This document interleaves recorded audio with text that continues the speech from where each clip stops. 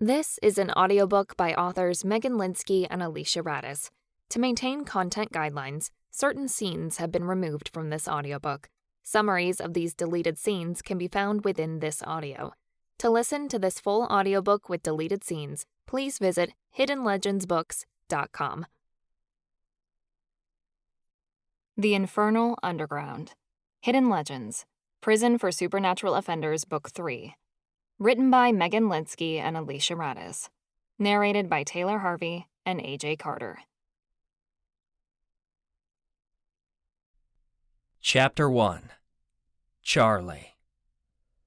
A year ago, I had hope of getting out of this prison alive. Now, I had nothing. No hope, no fear, nothing. I had too much time to think these days, so I just didn't. I shut down. It was all too easy to go into autopilot while labeling boxes during my work-study hours. The warden obviously didn't want me working in the mines anymore, not after the stunt the Villains Club pulled last semester, when my friends and I had exposed forevermore. I'd been reassigned to a packaging facility located in the prison wing furthest from the classrooms. The guards had shoved a label gun in my hand and had me labeling boxes 8 hours a day, every day. Box, label, box, label, box, label. That's all I let go through my head. It was easier to focus on the process than ponder any real problems, like how to save the elves, or how to get over her. Tonight, though, my thoughts raced.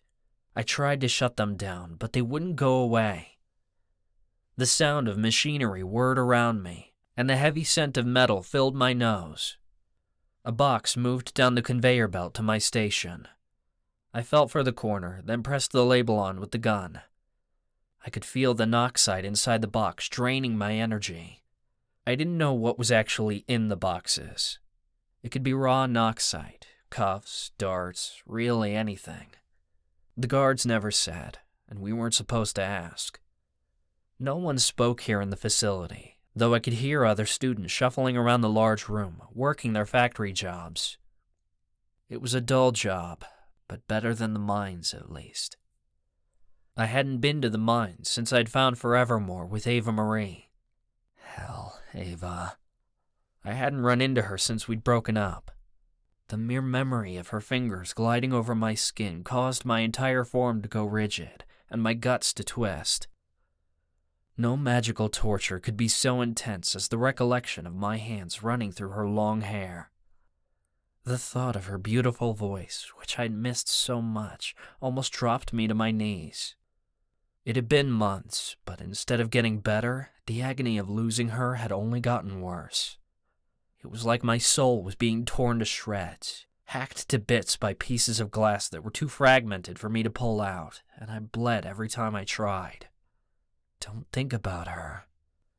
Iron bars came down as I shut the ever-encompassing thought of her out of my mind. I wouldn't allow myself to go down that pit to hell. No thanks.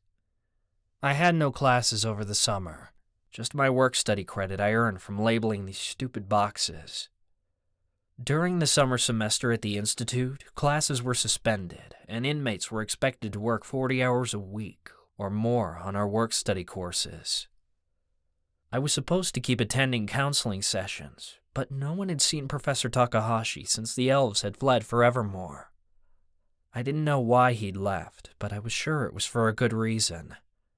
Whatever it was certainly more important than counseling a couple of college-aged criminals. I took it as a blessing. The Institute hadn't found anyone to replace Takahashi, so I hadn't been forced to go to counseling and talk to her all summer. I'd been avoiding her as much as possible, for reasons too painful to consider. When I wasn't labeling boxes, I was training for the fight club. I didn't really want to do it anymore. What was the point? I'd only been doing it to save money to provide for my girl when we got out of this hellhole, and she was gone now. Although Fight Club certainly paid better than my garbage work-study job, if you could call it a job. I was pretty sure I made less than 10 cents an hour, though no one had ever given me an official number. Prisoner wages were shit. But I didn't need the money anymore, not now that she and I had split. Money just didn't matter. I'd lived without it before. I could do it again. But I couldn't get out of Fight Club, even if I wanted to. When I'd hinted I wanted to quit, Captain had yanked a punching bag off its chains and threw it at me. He wasn't the kind of vampire you wanted to mess with. It was easier to fight my peers than it was to fight him. So I just took the beatings, because at least I felt something when I was being pummeled by a dragon shifter. The rest of the time, I was just numb. Don't think, don't feel, just breathe. Every breath I took felt suffocating. My bonded partner wasn't the only person I was avoiding. I avoided the guys at Fight Club as much as I could, too. I put in my training hours at night, when most students were in bed. The guards left my door unlocked so I could sneak down to the training center after my late work-study shift. I'd train all night, then sneak back into my room before her cell unlocked from beside mine. I'd sleep most of the day until my work-study shift started at 2 o'clock, and I repeated that over and over. Like I said, it had become too easy to fall into an autopilot routine. Any spare moment I had, I spent with Eddie searching for information about the keys to open the Elven Gate on Dark Island, but we hadn't found anything. I was prophesized to bring the elves into paradise by opening that Elven Gate using 7 keys, one from every supernatural race, and leading them on into heaven, the blessed haven, where the elves belonged. Though at this point it felt more like I was leading them to their doom.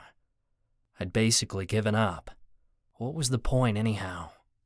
The Warden had won. Box, label, box, label. A buzzer went off overhead, and I breathed a sigh of relief. That was the cue for the end of my shift. I shoved the label gun back in its holder at my station, and got the hell out of there, because I didn't want to stay a second longer than I had to. It was gross how the Institute used us for cheap labor under the guise of rehabilitating us. Rehabilitation, my ass. If anything, I'd gotten worse since I'd shown up here. I'd joined a freaking fight club for the ancestors' sake. She'd been right, and I should have never joined. They were using me. But there was no going back now. I was in this until I graduated, or until I fucking died here. Right now, dying felt like the better option. The good thing about Fight Club, besides the guards looking the other way when I did shit that should have earned me an infraction, was free reign to punch something whenever I wanted. After my work-study shift, I always needed a good punching bag to beat the shit out of. I swear, it was the only thing that kept me sane in this place. The quickest way to get to the secret training room from the packaging facility was to cut through the prison yard, near the Siren Lake, rather than weave through the maze of hallways. I could always navigate the outdoors better anyway, because of my magic. Better than that, she was hardly ever outside, and it helped me to avoid her. I could tell it was late when I left the building, because the air was cool and the bugs that only came out at night sang their mating calls loudly. I counted my steps as I left the building and paid attention to landmarks throughout the prison yard, listening for the sound of my footsteps echoing off the obstacles around me. It's how I navigated the Institute as a blind guy when my familiar, Obrai, wasn't here to guide me. Not far from me, I could hear the waves of the lake lapping against the shore. I reached out with my magic to sense a large tree up ahead. As I approached it, I grazed my fingers against the rough bark, which was a habit now. I liked to touch my landmarks to confirm I was headed in the right direction. Screech! My heart lurched as a high-pitched alarm filled the prison yard. Voices began shouting and the wind whipped around me. It wasn't my magic, it was someone else's. Instinctually, I ducked behind the tree to conceal myself from whatever the hell was going on. Get him! Someone shouted. The voice was rough and belonged to a guard for sure. They were coming straight toward me. For a second, I thought they were talking about me, but curfew wasn't for another few minutes. I'd done nothing wrong. Get back here! Another guard shouted. Don't let him get away! Someone screamed. Hell, I realized. Someone was making a break for it. Good for them, I thought. They were braver than I. No one got out of the Institute, and if you tried, you were sent to cell block 9. Marcus and Callie had tried to escape once, but they'd gotten lucky. Professor Warbright had talked down the guards for them. I wouldn't want to risk it, not after what we'd discovered about the Warden last semester. We discovered that he'd been running experiments on students, trying to find a demigod for some nefarious purpose. We hadn't gotten any evidence, but I knew it was true. Any sorry sucker who got dragged off to cell block 9 was a victim of those experiments. I was sure of it. There were so many footsteps racing around the prison yard that I couldn't make out how many guards were in pursuit. They were closing in fast, coming closer and closer to my hiding spot. "Take him down by any means necessary!" One guard screamed to the others. "My magic's gone!" Another yelled back. "Then shoot him! He's an elf!" The guard spat back. I held my breath. One of the elves was trying to escape, and if he'd managed to take a guard's magic, he was going to make it. I hoped he did. It was the first time in forever I felt any kind of hope. Elves were immune to Noxite. The darts wouldn't slow him down, but the fence around the property did. It was the only thing keeping the elves prisoner. I'd asked Eddie about it once, why he and his friends couldn't just steal the guard's magic and get the hell out of here. Hell, he could break us all out if he wanted. But Eddie had assured me that stealing someone else's magic was difficult, something none of the elves at the Institute had mastered yet. At least, not until tonight. As Eddie had put it, we may be immune to Noxite, but there's still barbed wire keeping us from jumping that fence. There was hope. If an elf had figured out how to overpower the guards, they could steal someone else's magic and fly out, or break straight through the gates with vampire strength. Hell, I hoped it was Eddie, but I knew he wouldn't attempt to leave without me. He was born to protect me. The elf prince. I was the grandson of the elven emperor. Still hadn't quite wrapped my head around it myself, and to be honest, I was still feeling a little bitter about the whole thing. I'd found my family, but then I'd lost them again. Even worse, finding my heritage had cost me the love of my life. Nothing good ever happened to me, and if it did, it always came with a cost too high to bear. My heart hammered as I listened closely. It felt good to feel something. The wind picked up around me, whipping my long hair around my face. I could hardly hear the conversation between the guards anymore. I tried to calm the wind with my elemental magic so I could figure out what the hell was going on, but it barely died down. That meant whoever was whipping up the windstorm was nearly as strong as I was. It was the elf. I just knew it.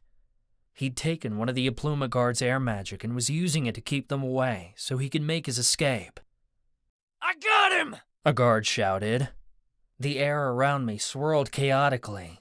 It was as if two elementi were warring against one another. A guard against the elf, I was sure. "You're not going anywhere!" A guard growled across the prison yard. The elf laughed maniacally. "You want to bet?" He must have given up on the air magic because the wind died down. The next thing I knew, a deafening screech filled the yard. I threw my hands over my ears and curled against the tree I hid behind. It was louder than the alarm blaring overhead and made it feel as if my brain was rattling around in my skull. When I thought it was over, I dropped my hands from my ears.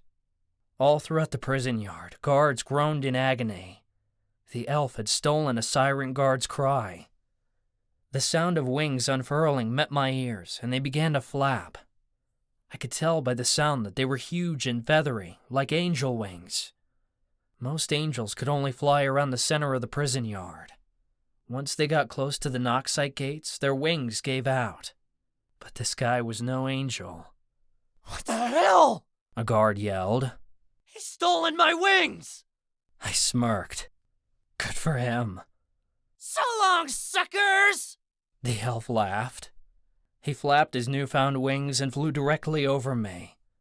My jaw hung slack as I listened to him fly away, far above the barbed wire fence and into the forest beyond. Holy ancestors, he'd done it. He'd escaped the Institute. I beamed. If this elf could escape, then it meant others could as well. I could get out of here. I pressed my back to the tree where the guards couldn't see me. I was still trying to catch my breath because I was so shocked by it all. I couldn't believe someone had gotten away. This was a big fucking deal. You bastard! A guard screamed. You're the one who let him steal your wings! If you were stronger, he wouldn't have escaped! This is your fault! Another accused. Oh yeah? You wanna fight about it? I'll give you a fight! The guard must have shifted mid-sentence, because the next thing I knew, a dragon's roar filled the prison yard. One of the guards laughed. What do you think you're gonna do with those dull dragon claws? Half of us are vampires. I'd rip your head off and suck you dry. I don't care how filthy your blood tastes. Hell, the guards could be worse than the inmates sometimes. Stop screwing around and go after him! Another guard growled. He's on an island, for fuck's sake! He can't go far! The guards were pissed. They hurried off in pursuit of the elf, but they had to go out the gate because even the guards couldn't get past the Noxite fence. The elf had a major head start, though. I didn't think the guards would find him, even on Dark Island. If the elf got past the wards surrounding the island somehow, he'd be home free. I sat behind my tree a while longer, listening to the fading sounds of the guards' footsteps. When I was confident they were gone, I rushed out from behind my hiding spot and hurried into the building. I was still reeling over what I'd just witnessed, that I wasn't quite paying attention to where I was going. I quickly got lost in the maze of hallways. Hell, where was I? I stopped to take in my surroundings. It had to be minutes from curfew by now. The halls were dead silent. Then I heard the sound of paws padding down the hallway. My heart surged when I felt Oberei's presence through our bond. "Hey, boy," I greeted. I knelt down and scratched him behind the ears. I frowned when I noticed his fur was matted and felt a bit rough. It seemed Oberei hadn't been brushed all summer, which made me sad, because it meant she was sad. Oberei didn't ask to be groomed when my other half was feeling down. Oberei barked and panted happily. Usually he didn't visit me until after I got back from training. It was unusual for him to find me this late at night, since he usually spent the night with her. He must have noticed something felt off. "It's okay, boy," I told him. "I'm safe." "I noticed your lost ass needed saving," Oberei cracked. I frowned. He could get sassy when he wanted to. "I need to find Eddie. Can you lead me to him?" Oberei barked. I placed my hand on his back, and he guided me through the halls. I heard voices ahead, and I figured we'd entered one of the cell blocks. Oberei slowed and guided me into what I figured had to be one of the cells. "Charlie?" Eddie asked, sounding surprised.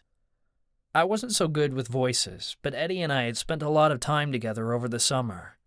I learned to recognize his voice easily. "What are you doing in my dorm? Curfew's in 2 minutes." "Something's happened," I said breathlessly. Eddie's bed spring squeaked as he jumped up from his bed and shut the door. He spoke in a hushed tone. "What is it? Have you found something on the keys?" I scoffed. At this point, I wasn't sure we'd ever find anything.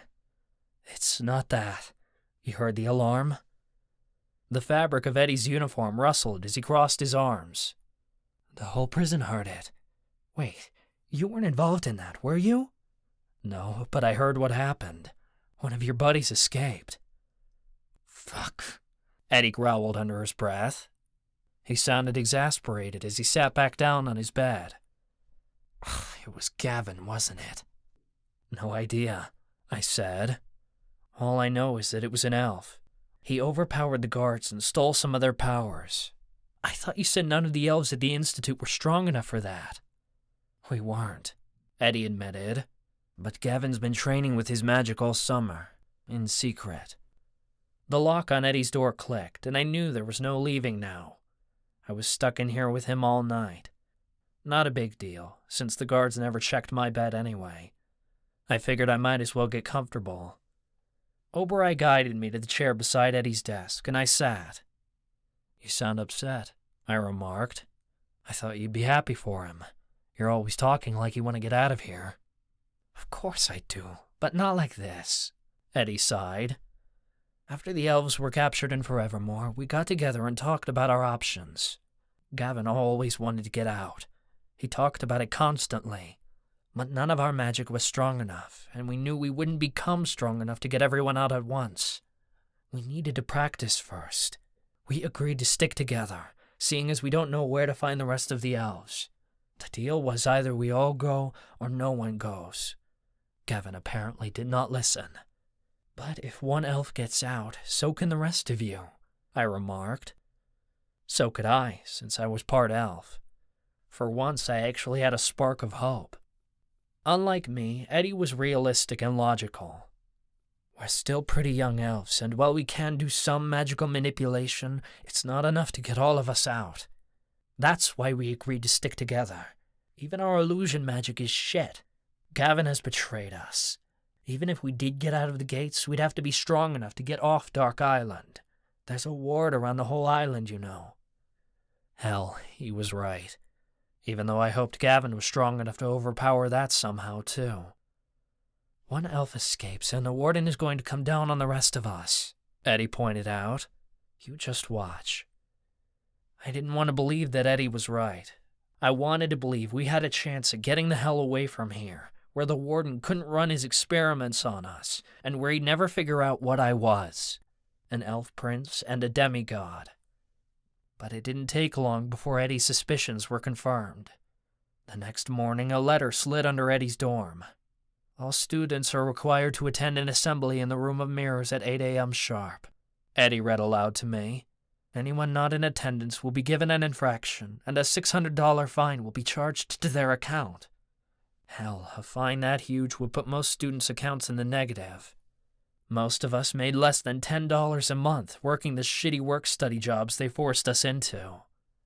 "Can the Warden do that?" I questioned. "Charge a fine?" "I don't want to find out," Eddie remarked.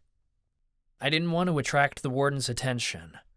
Once Eddie's door unlocked, we went to the cafeteria to get some food, then headed to the Room of Mirrors. It was the same room where the Warden had hosted his welcome speech my first day here, and where the Villains' Ball was held after the Dark Games every year. The vast room was used for various school functions, but it got quite crowded when the whole student body was packed inside. Bodies pressed in on me from all angles.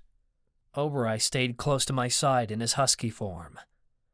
He seemed calm and relaxed, which worried me because he hadn't been this way since before she and I had broken up. I realized it probably meant she was nearby, and he was happy we were finally in the same room together again. I listened closely to the voices around me, but I couldn't pick her out of the crowd.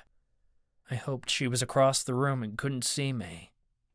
I wouldn't be able to know she was approaching until she was right on top of me, as our bond had weakened considerably since we'd been apart. The magic between us was almost gone. "Ava's 3 rows up," Oberei mentioned. "You should go talk to her." I scowled. How many times are we going to have this conversation? "As many as it takes." I huffed. Oberei had been trying to talk me into getting back together with Ava all summer. Every fucking day of the week, actually. It was never going to happen. We were bad for each other. We had made the right decision. Or so I told myself.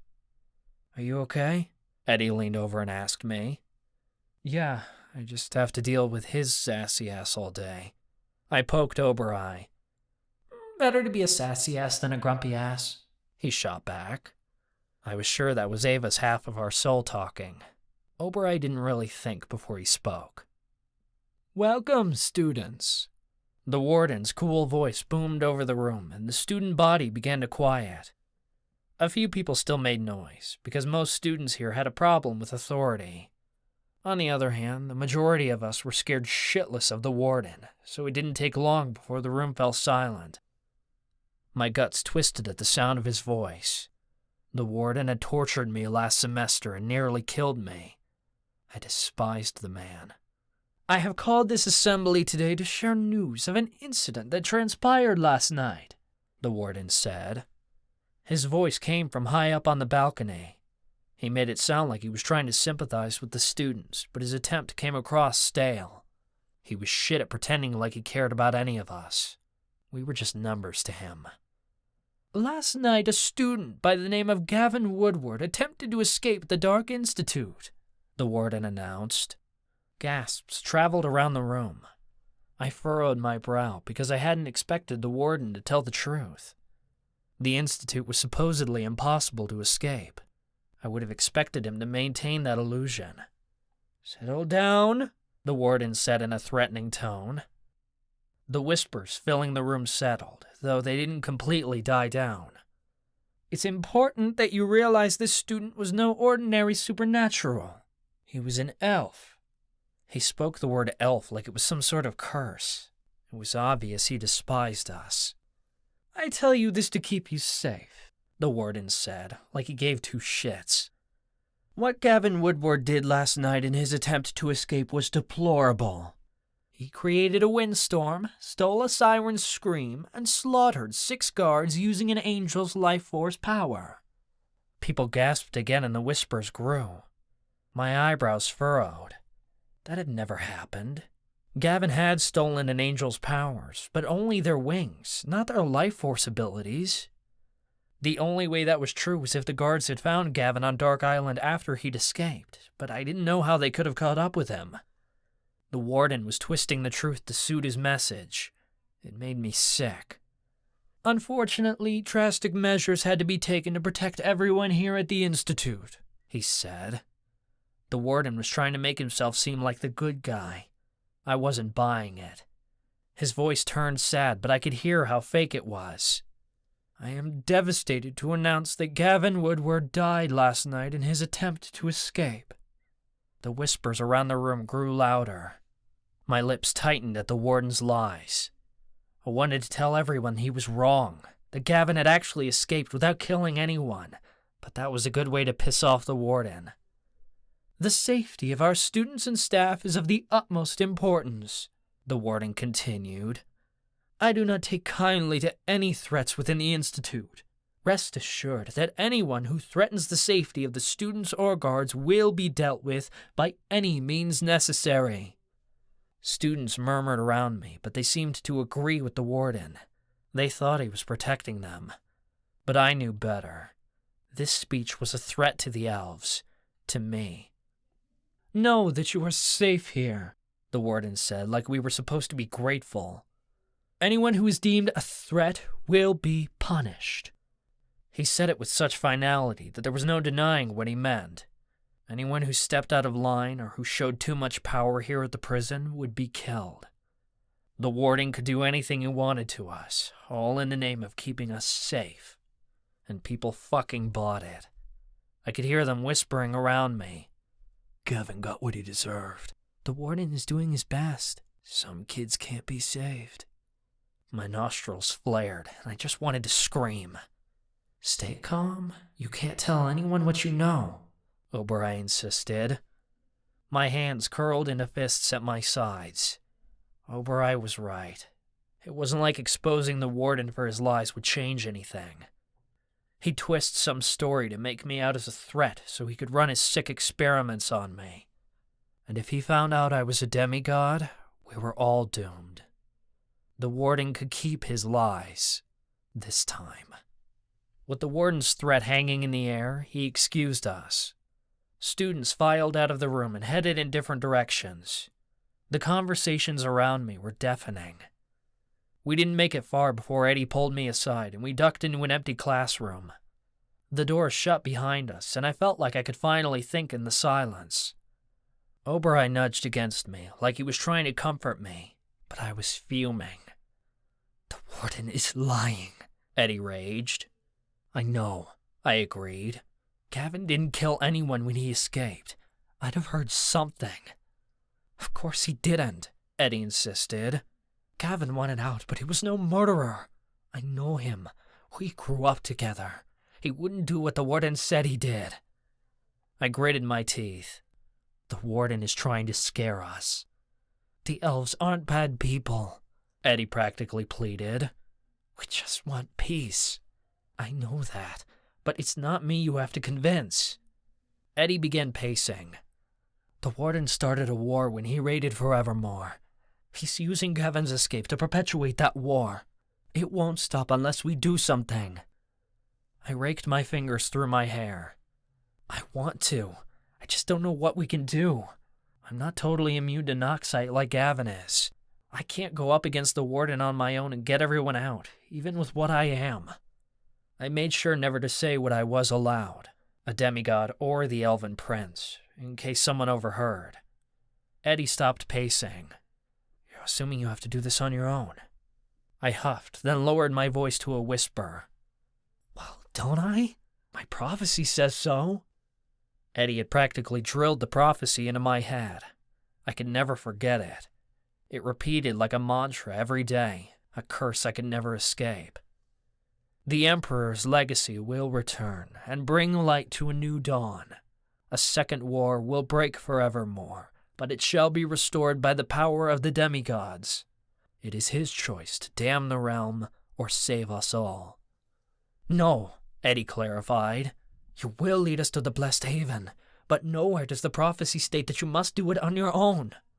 I was so frustrated I could break something. I held myself back. Who's going to help? I demanded.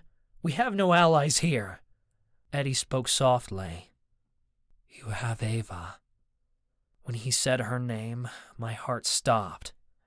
I didn't talk about Ava, not even to Oberoi. I'd barely heard her name in months. It was too much to hear. I could feel my chest ripping apart, as if a wolven shifter was digging inside of it to devour my heart.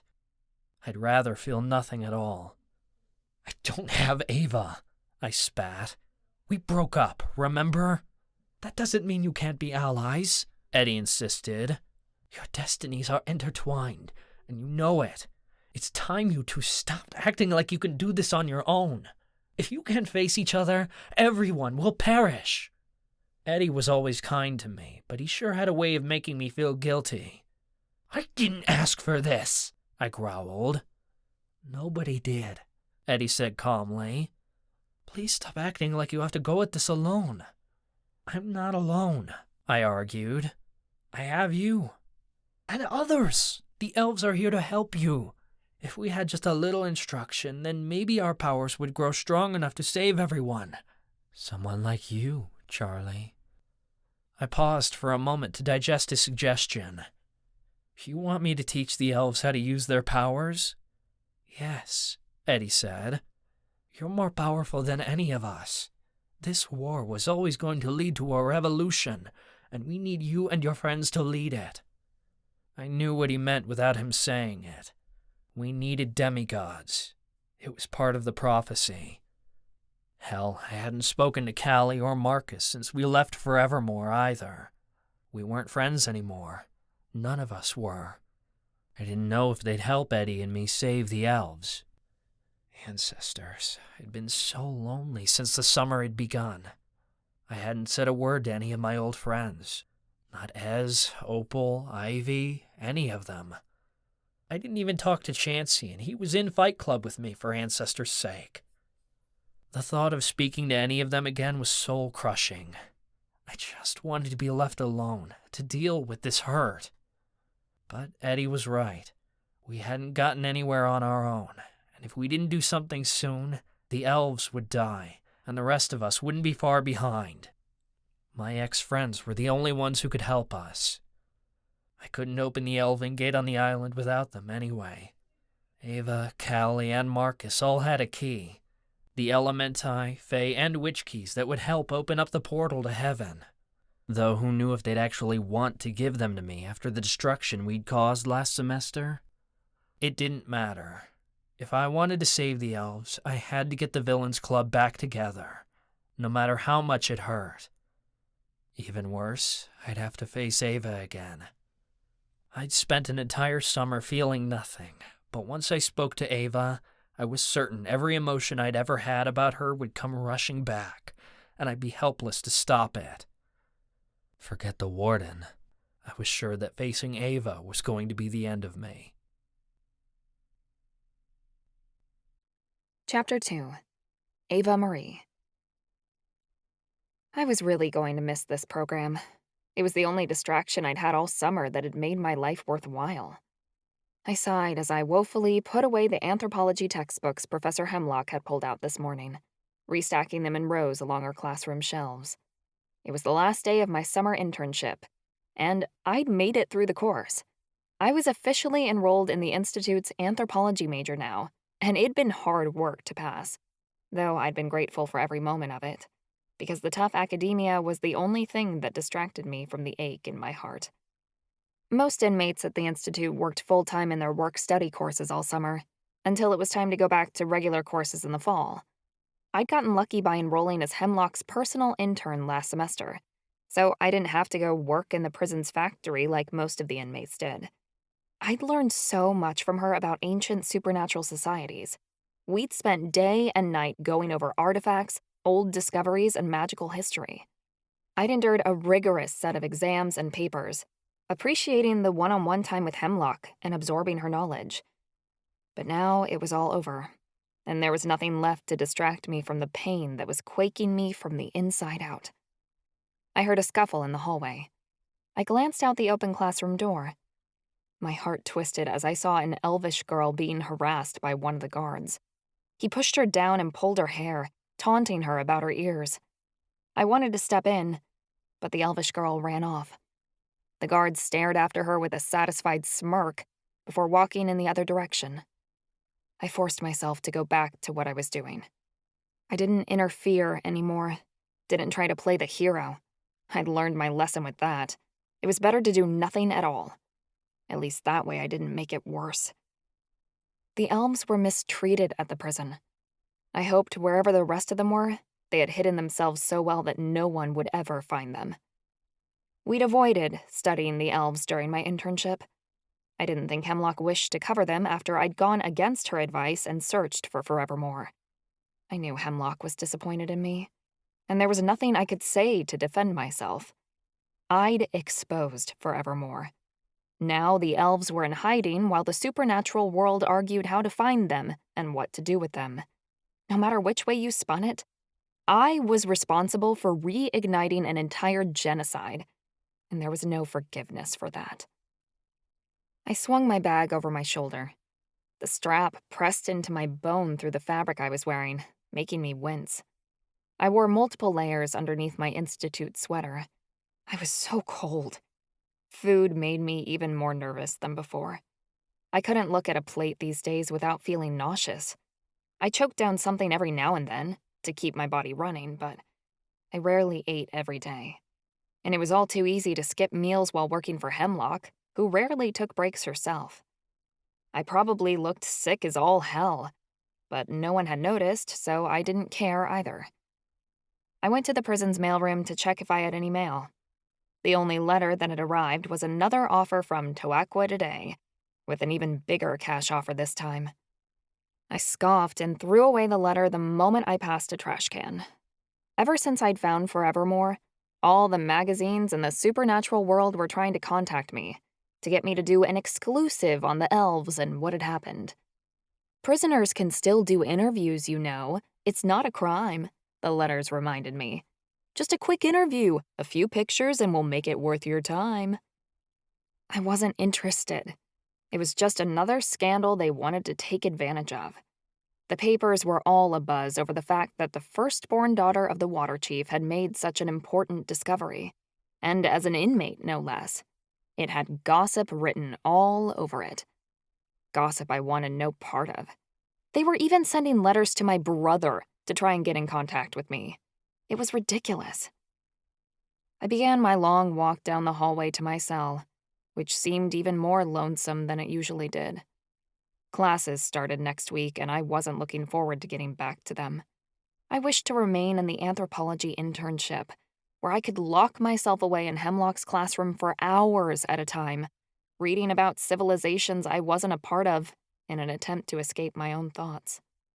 I worried that once classes struck up again, I'd be forced to face, well, everyone. I'd used the intensity of the anthropology program as an excuse, but to be honest, I'd been avoiding the people I used to consider my friends ever since the Warden had ceased forevermore. My brother was the one person I'd talked to all summer, and I'd barely said 10 sentences to him in 3 months. I knew. I'd counted. I missed my friends. I missed Callie, Marcus, Opal, and Ivy. But no matter how much I missed them, I didn't allow myself to speak to them. I'd condemned a city with my most recent screw-up, and was wary of what else I could do to ruin people's lives. I'd already hurt Charlie enough. I shook my head and forced a confident smile onto my face, though it hurt to hold. Charlie who? I didn't know why he'd crossed my mind. I didn't care about him. I didn't need an elf prince cutie with a quirky smile and a sculpted ass. I needed a big bank account, a shopping day, and a trip to the spa. Who wanted men, anyhow? Certainly not me. I could be a confident, badass bitch all on my own.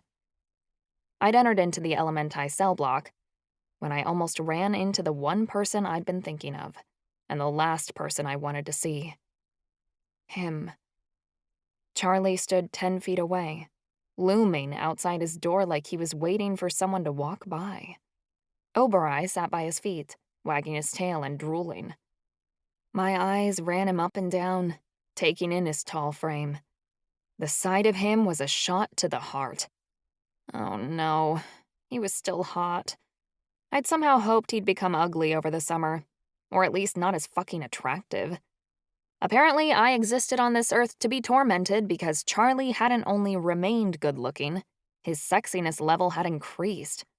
His hair was longer, and he had this gorgeous beard that was only slightly longer than 5 o'clock shadow, scruffy and oh so delicious. Wow. Did he just not care to shave, or was he trying to make my panties wet? The self-righteous bastard, how dare he? Butterflies welled in my stomach until I felt like I should be puking out insect wings. The horrifying feelings bubbled past my middle and overfilled my heart as his presence drew near. Reluctantly, I had to admit, I knew all too well what the hated feelings were. Damn it! I was still in love with him. Fuck. I hoped to the ancestors he'd turn around and leave me alone. But the butterflies flew up from my stomach and started choking me as his steps grew closer, Oberai leading us together. Shit, he was coming this way. No, no, no! Charlie stopped in front of me. Oberai barked, but I waved my hand to tell him to shut up. I kept my mouth closed and remained frozen. I struck a pose like a statue, refusing to move a single muscle. If I didn't say anything, maybe he wouldn't know I was here. Our bond was weak now. It wasn't like we could feel each other's presence like we used to. That was my plan. He couldn't see me, so I just shut up and acted like I wasn't around. Maybe if I kept it up. We should talk, Charlie started, and my heart sank. I held my breath, and Charlie ground his teeth. Ava, I know you're there. Stop acting like you're invisible. I'm sure you look stupid. My temper flared. I dropped my pose and sneered, You don't tell me what to do. Charlie gave a harsh laugh under his breath. Yeah, you've made that clear as hell. Screw you, I spat. I hated him more now than I did back then. His mere presence irritated me. The fact that we had a history now made him even more nauseating. I couldn't believe I screwed around with this loser. And kissed him. And gave him a lap dance. And, oh, ancestors. Ava, are you paying attention? Charlie asked roughly. I need to speak with you. It's important. Why? I asked. You haven't spoken to me all summer. What's the rush? Things are different, he began, but I cut him off. Nothing's changed, I stated. I'm sure you want some help with your little elf thing, but I've got my own problems, so don't let the ass hit you in the door on the way. Don't let the door fuck you in the ass. Damn it, you know what I mean. Does me being here offend you? Charlie seethed. Because right now it seems like I'm annoying you just by breathing. You are, so go away, I huffed, and turned my back on Charlie. But he reached out and nabbed me by the shoulder. Unhand me, you ruffian, I screeched, and I batted at his arm. Ruffian? Are you 100 fucking years old? He growled. He tugged on my arm and I yanked back. We waged a tug-of-war that didn't do anything but stretch out my ugly-ass institute sweater. Obereye barked madly around us and grabbed Charlie's pant leg, pulling at it like he thought this was a game. Ouch! Obereye, cut it out! Charlie said, as the husky nearly yanked him off his feet with a giddy growl. Get him, Obereye! Good boy! I cheered. Charlie shook Obereye off, then grabbed my wrists. He pushed me into the wall roughly, though not as roughly as I would have liked, pinning my hands above my head. Finally, we were getting somewhere. Wait, no, fuck, Ava, make up your mind. I was all over the place. Right now my heart was split between choking this bastard or letting him screw me against the wall. Both, please? Charlie blocked me in, so I had nowhere to go. His hands were so firm. I knew any attempt to push him away would be absolutely futile. He was so close that I could feel his breath on my skin and the heat of our bodies as they pressed together. Unlike when we'd first met, he was fed up with taking my shit and knew how to deal with me now. I was momentarily terrified that Charlie would realize how much weight I'd lost. But he must have not noticed my bony frame through all the layers I was wearing, so at least I was spared from one lecture. Or maybe he didn't care. Who knew? I didn't really mean to, but for some reason or another, I pushed my boobs up. My breasts crushed against his chest, and Charlie breathed raggedly. Hell, one of these days, I'm going to make you listen. It's not going to be today, I sneered. So piss off. God damn you, Pidge, Charlie growled. But as he said it, he hitched a breath. With that one word, both of our walls came crashing down in a moment of vulnerability, and a second was all it took. Everything we'd shared, everything we'd felt, the connection we had came rushing back. A well of love opened up inside of me, overflowing into an ocean that I couldn't hold back. The effect broke me and healed me all at once. I'd forgotten what it was like to feel our bond. It'd been blocked off on both ends for so long. I never reached out to feel Charlie's consciousness anymore. But when I did out of habit, I always hit resistance. Now that way was open, and I could feel the half of Charlie's soul reaching out for my own, like it was lonely. Through our bond, I experienced Charlie's feelings. Ancestors. He was so torn up inside. His heart was shattered. I didn't think. After all this time, he still... This was too painful. I immediately shut the bond off, and I felt Charlie do the same on his end. The effect was similar to crashing into a brick wall full speed, and nearly as fatal. He let go of my wrists and took a few steps back, widening the gap between us. My half of our soul wept in sorrow at failing to be reunited with its twin, curling up and dying in my chest. Charlie scratched the back of his head and said quietly, If you don't want to come, fine. But to be honest, I need you. I can't do this without you. So are you in or what? All my earlier reservations were thrown out the window when he said he needed me. I couldn't deny him, not when he asked me like that. Let's just get this over with. Where are we going? The chapel. He said nothing more, just let Obereye lead him onward. I followed at a distance, keeping my head down.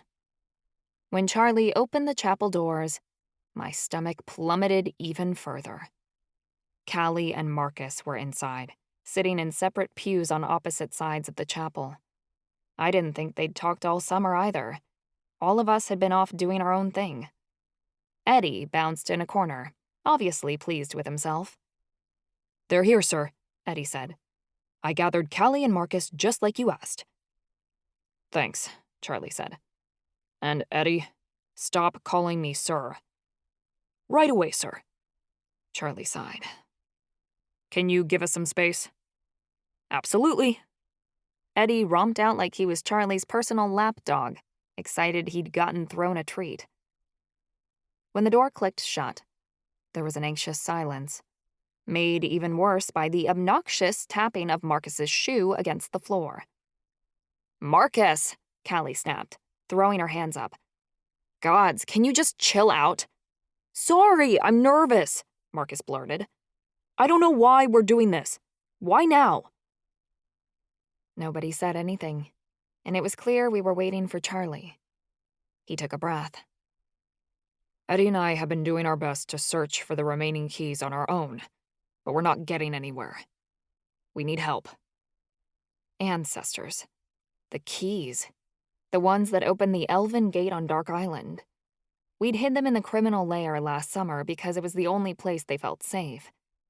It was the last time I spoke to Callie or Marcus. I hadn't given them a thought since, because the last time we'd gone looking for a key, my entire life had imploded. I honestly thought we were done with this.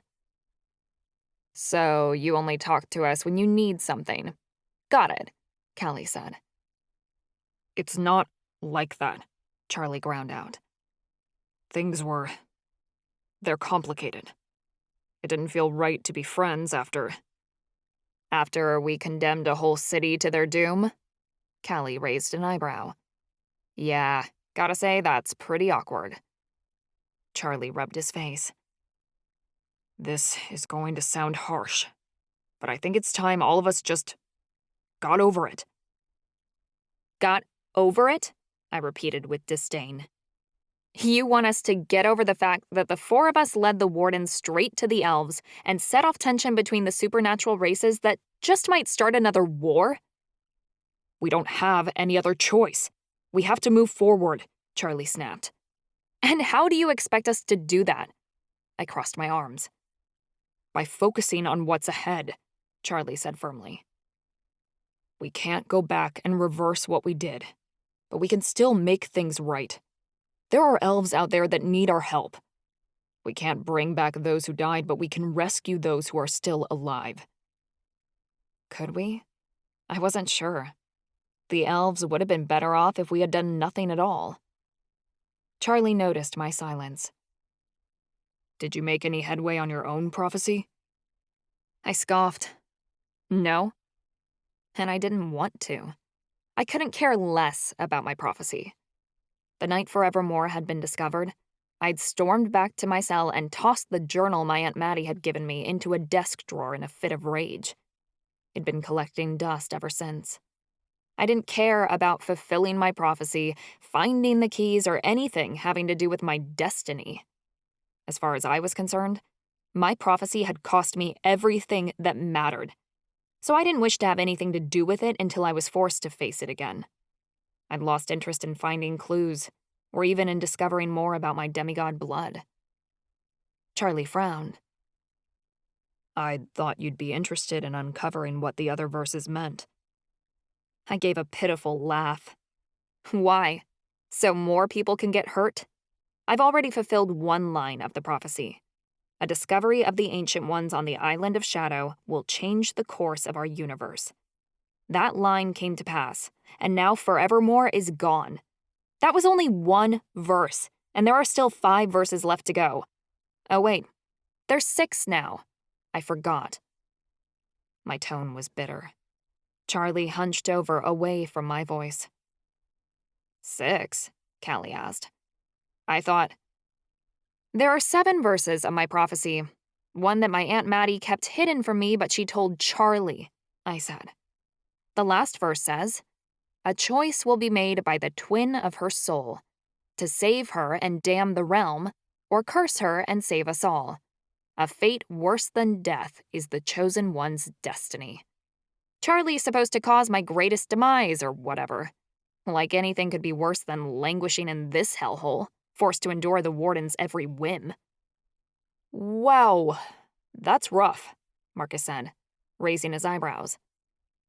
Yeah, so excuse me if I don't exactly want to push forward with my own prophecy.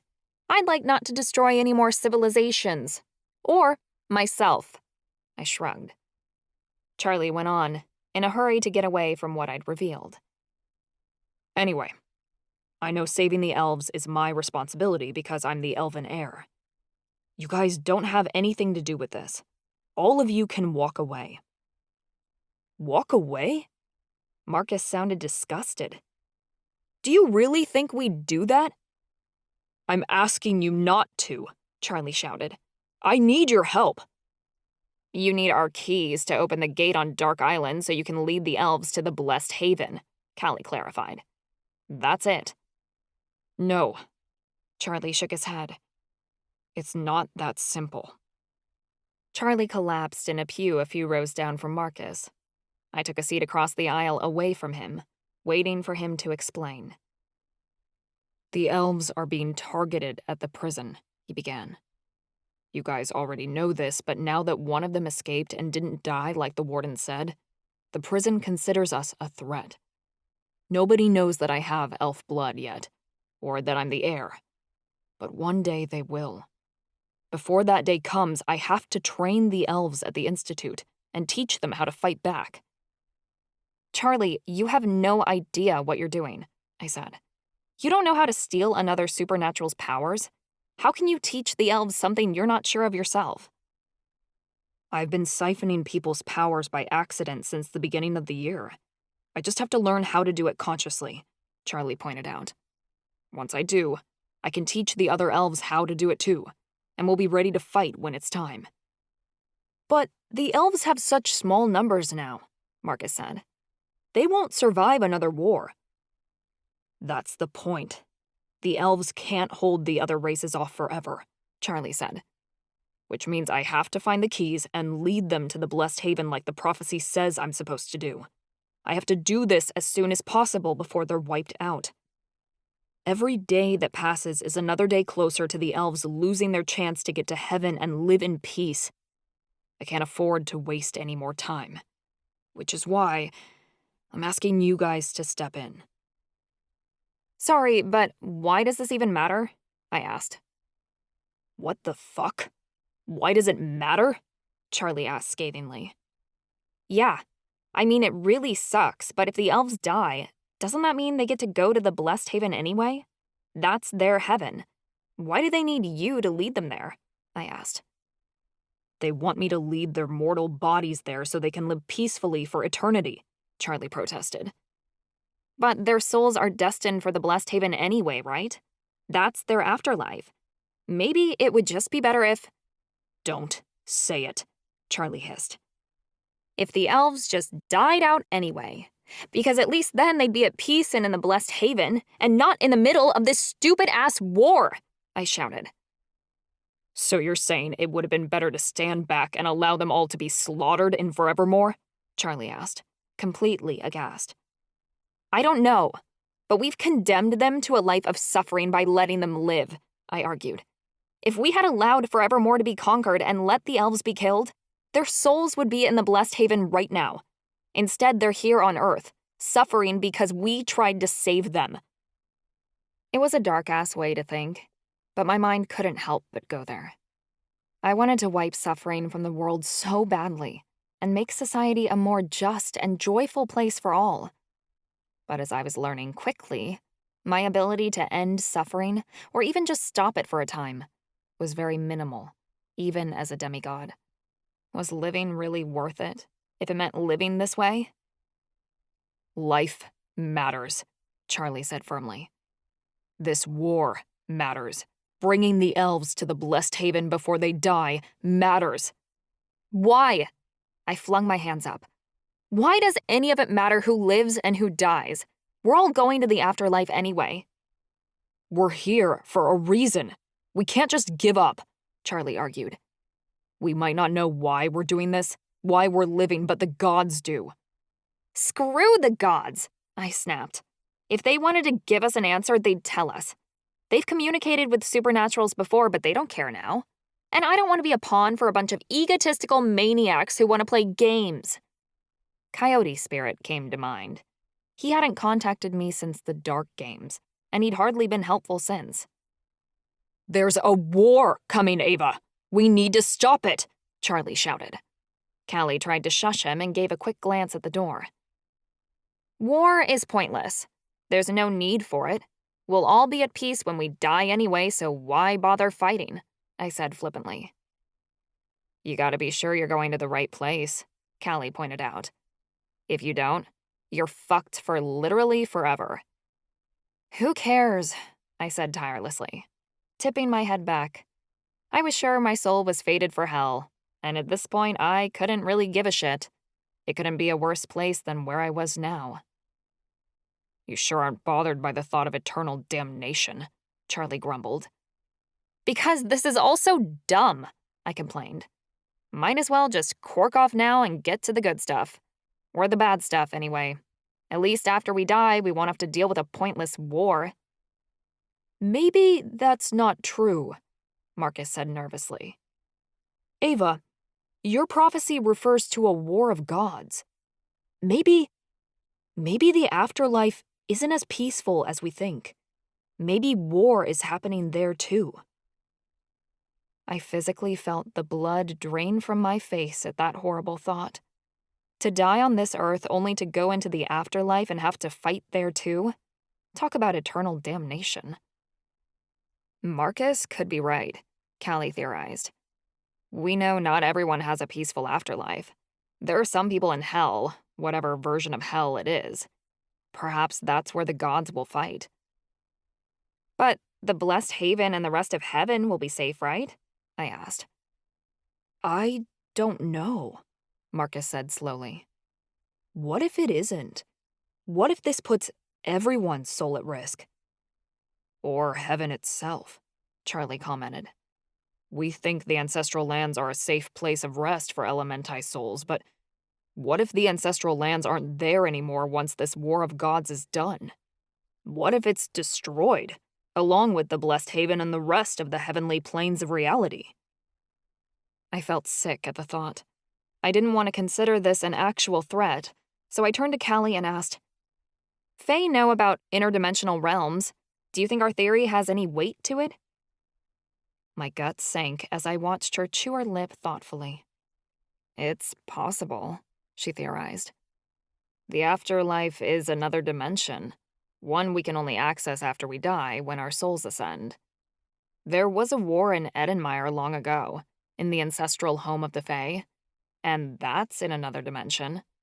The Fae afterlife exists in a part of Edenmire itself, though one that's inaccessible to those who haven't yet died. Why can't war exist in the heavens too?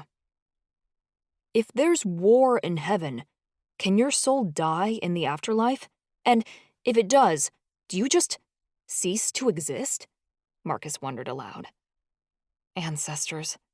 Nobody wanted to consider that. The chapel went deathly silent at the idea. I couldn't take the quiet, so I blurted, What are the gods fighting about? It's gotta be something big to put the afterlife at risk, Marcus worried. Yes, but why? Why are we here? I said desperately. I needed an answer, some sort of direction that explained what my life meant and why it mattered, and leaving the answer up to fate wasn't good enough. It doesn't matter what the meaning of life is. It's useless to sit here and debate about it when there's people out there that need us, Charlie insisted. If we don't do something to stop this, we're just as bad as the Warden. And I swear to the ancestors, I'm not going to lose myself because of this. I won't become a monster because I've lost hope and don't understand what any of this means. I'll be damned before I become the Warden, I snarled. I hated him. I despised him so badly with every inch of my being. Then help me, Charlie pleaded. This isn't just about the elves. This is a multi-realm war on Earth and possibly in the afterlife. Just dying doesn't solve anyone's problem, especially if the war is still going on in heaven, too. I can't give up. We can't give up. So don't turn your back on me now, Ava, because I don't think I can take it. My form went completely rigid, and a coldness crept over my skin as I heard him beg. Callie shivered while Marcus looked away. Charlie was right.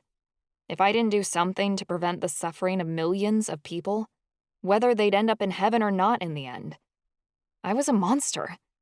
I might as well start calling myself Dr. Taurus, and I'd rather be in hell before I ended up like the Warden. Or let Charlie down. That was a stupid consequence of being in love with somebody you couldn't have. Charlie's jaw tightened. Either way, this all begins with the elves. We have to start somewhere if we're going to stop this. Only question is, where do we begin?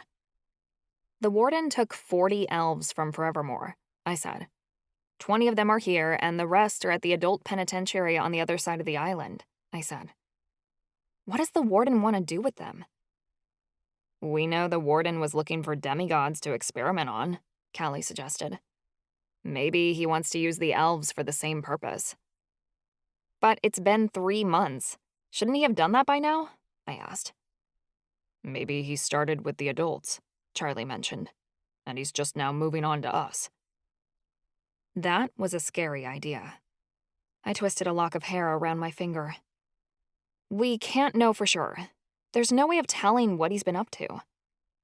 We know what he's been up to, Callie murmured, and I glanced up at her. She and Marcus shared a gaze that seemed private in a way. Before you guys showed up, Callie and I had a minute to talk, Marcus said. All summer, the Warden was pillaging Forevermore, looking for intel on demigods. He didn't get far. The elves burned the records they had before they left the city. But from what I found out, the Warden is a big deal with the Celestials. The angels love him. He's a big part of the Celestial Church. He's even one of their deacons on their ruling council. If that's true and he has so much power with the angels, why did he take a job at a reform school for supernaturals? Seems below his pay grade, I questioned. Because he's looking for demigods, and he knows if they exist, they'll end up here, Marcus said firmly.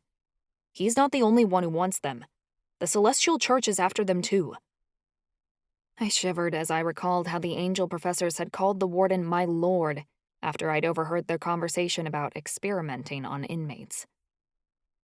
And how'd you manage to get access to this information? I asked suspiciously. Doesn't matter, Marcus said shortly. Doesn't matter? Callie asked. It's safer if you don't know. Trust me, Marcus said. I scowled. Marcus was hiding something. Like we needed any more secrets around here. Marcus sighed. Point is, he's one of the top deacons in the angel hierarchy, which means he's pulling the shots with the Celestials. Whatever he wants, the angels are going to give him. We know the Warden is looking for demigods because he wants to use their powers for his own will, probably to gain control of the other supernatural races and open the portal to the blessed haven that's on Dark Island, Callie said. I bet he wants to make the angels the overlords of everyone, with him at the top, and he needs demigods to do it. Seems really extreme, even for him, I remarked. I found out he was a soldier during the first great supernatural war. He was angry the angels were humiliated in defeat, and wants his second shot to prove the angels deserve to be our overlords, Marcus said. Really? I asked. The Warden seemed so young. The great supernatural war was 100 years ago. Angels are immortal, like the elves, Callie reminded me. He might be young for an angel, but not to us. We thought on this for a moment, before I suggested, we should assassinate the Warden. Ava, Charlie said tiredly. Why not? Kill him and it solves all our problems, I said. And how do you expect to murder a powerful angel? They're hard to kill even with magic, Charlie said. I hate to say this, but Charlie is right, Callie admitted reluctantly. Their mastery over life force manipulation makes them invulnerable to most attacks. The strong ones can heal themselves, and we know the Warden is strong. Even with my experience as an assassin during my vigilante days in Malovia, that's one job I wouldn't take on. Plus, we'd get caught, Marcus pointed out. No way we'd get away with it. Not at the prison. Without a means of escape, the guards would trace it right back to us. Wouldn't it be worth it if it meant stopping the war and saving the elves? I asked. Not when there are easier ways to fight back that won't get us killed, Charlie said. I huffed. I sure thought taking out the warden was the easy way. Charlie rubbed his hands together. You guys can do what you want. I know this isn't your fight. No, Charlie. This is our fight, Callie said quietly. Saving the elves involves everyone. If we have another great supernatural war, Malovia will step in, and the Fae are already feared and hated all around the world. The other races would jump at the chance to try and take us out too. And the Miriamic Coven, Marcus added. Some supernaturals think witches and warlocks are weak. I could see both the vampires and the angels attacking us to claim Octavia Falls for themselves. They'd want to enslave us like they did the elves, but we won't go down without one hell of a fight. The Elementi won't be safe within our borders for long, I mused. The tribe won't be able to stay out of it this time, and if our allies have already been conquered, it won't be long until we're next. The angels and the vampires will definitely team up, Marcus pointed out. They hated elves back then and they still hate them now. Look at how the Warden talks about them. He wants to use them, then dispose of them when they no longer serve his purpose. And together, the vampires and the angels aren't anything to mess with. Who will the Fae side with? I asked Callie. Callie shrugged. I don't know. Malovia's history suggests they'd side with the angels, but my family is in charge now, and my dad will soon pass the throne on to my brother next spring. My entire family wants to make reparations with the other supernatural races for what we did during the last war. But not all Fae see it that way. My parents could be overruled by the Circle, but at the same time, Malovia's views on the other races have somewhat changed. Maybe they'd want to help the elves. That would mean the Fae would have to side with the witches, Marcus pointed out. Yeah, I know. Callie sighed and dropped her head. It's never been done. Whatever the case, I don't want to live in a world where the Warden makes the rules, and that's going to happen if we don't get the elves to safety and stop this war before it happens, Charlie said. The angels and the vampires can't see an opportunity to strike before we're ready. If they do, we're all in big trouble. Charlie held a breath. Either way, the only way for me to protect the elves in the meantime is to teach them how to defend themselves. But it's not enough. We need to start looking for those keys again. So, are you guys with me? Marcus stood. I'm always with you, man. Count me in. He shook Charlie's hand, and Callie got up. She tossed her hair over her shoulder and said, We wasted time by not talking over the summer. Whatever happened back then is in the past. It's over now. I'll be here for whatever you need. Callie and Marcus looked at me. Charlie leaned on the edge of his seat, awaiting my answer. I stuck out my lip. Guess I can't really say no, can I? The elves are depending on us. Charlie's shoulders sagged in relief. If we're in agreement, why don't we just break out now? Callie asked.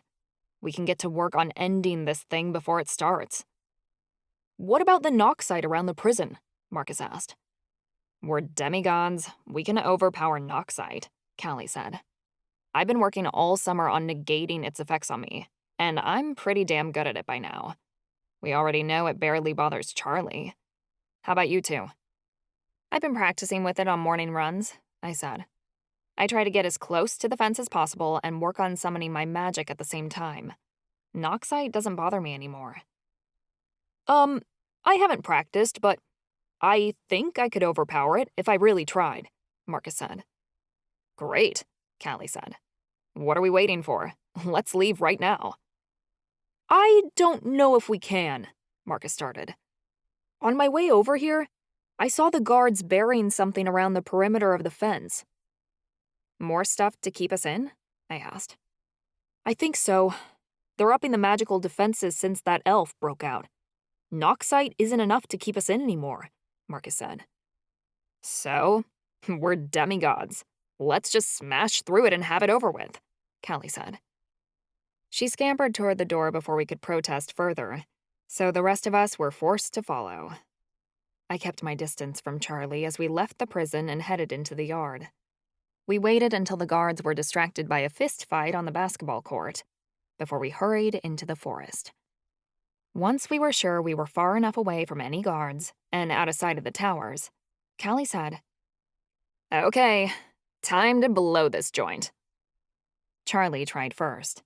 He created a tunnel out of the earth and used it to try and dig underneath the fence.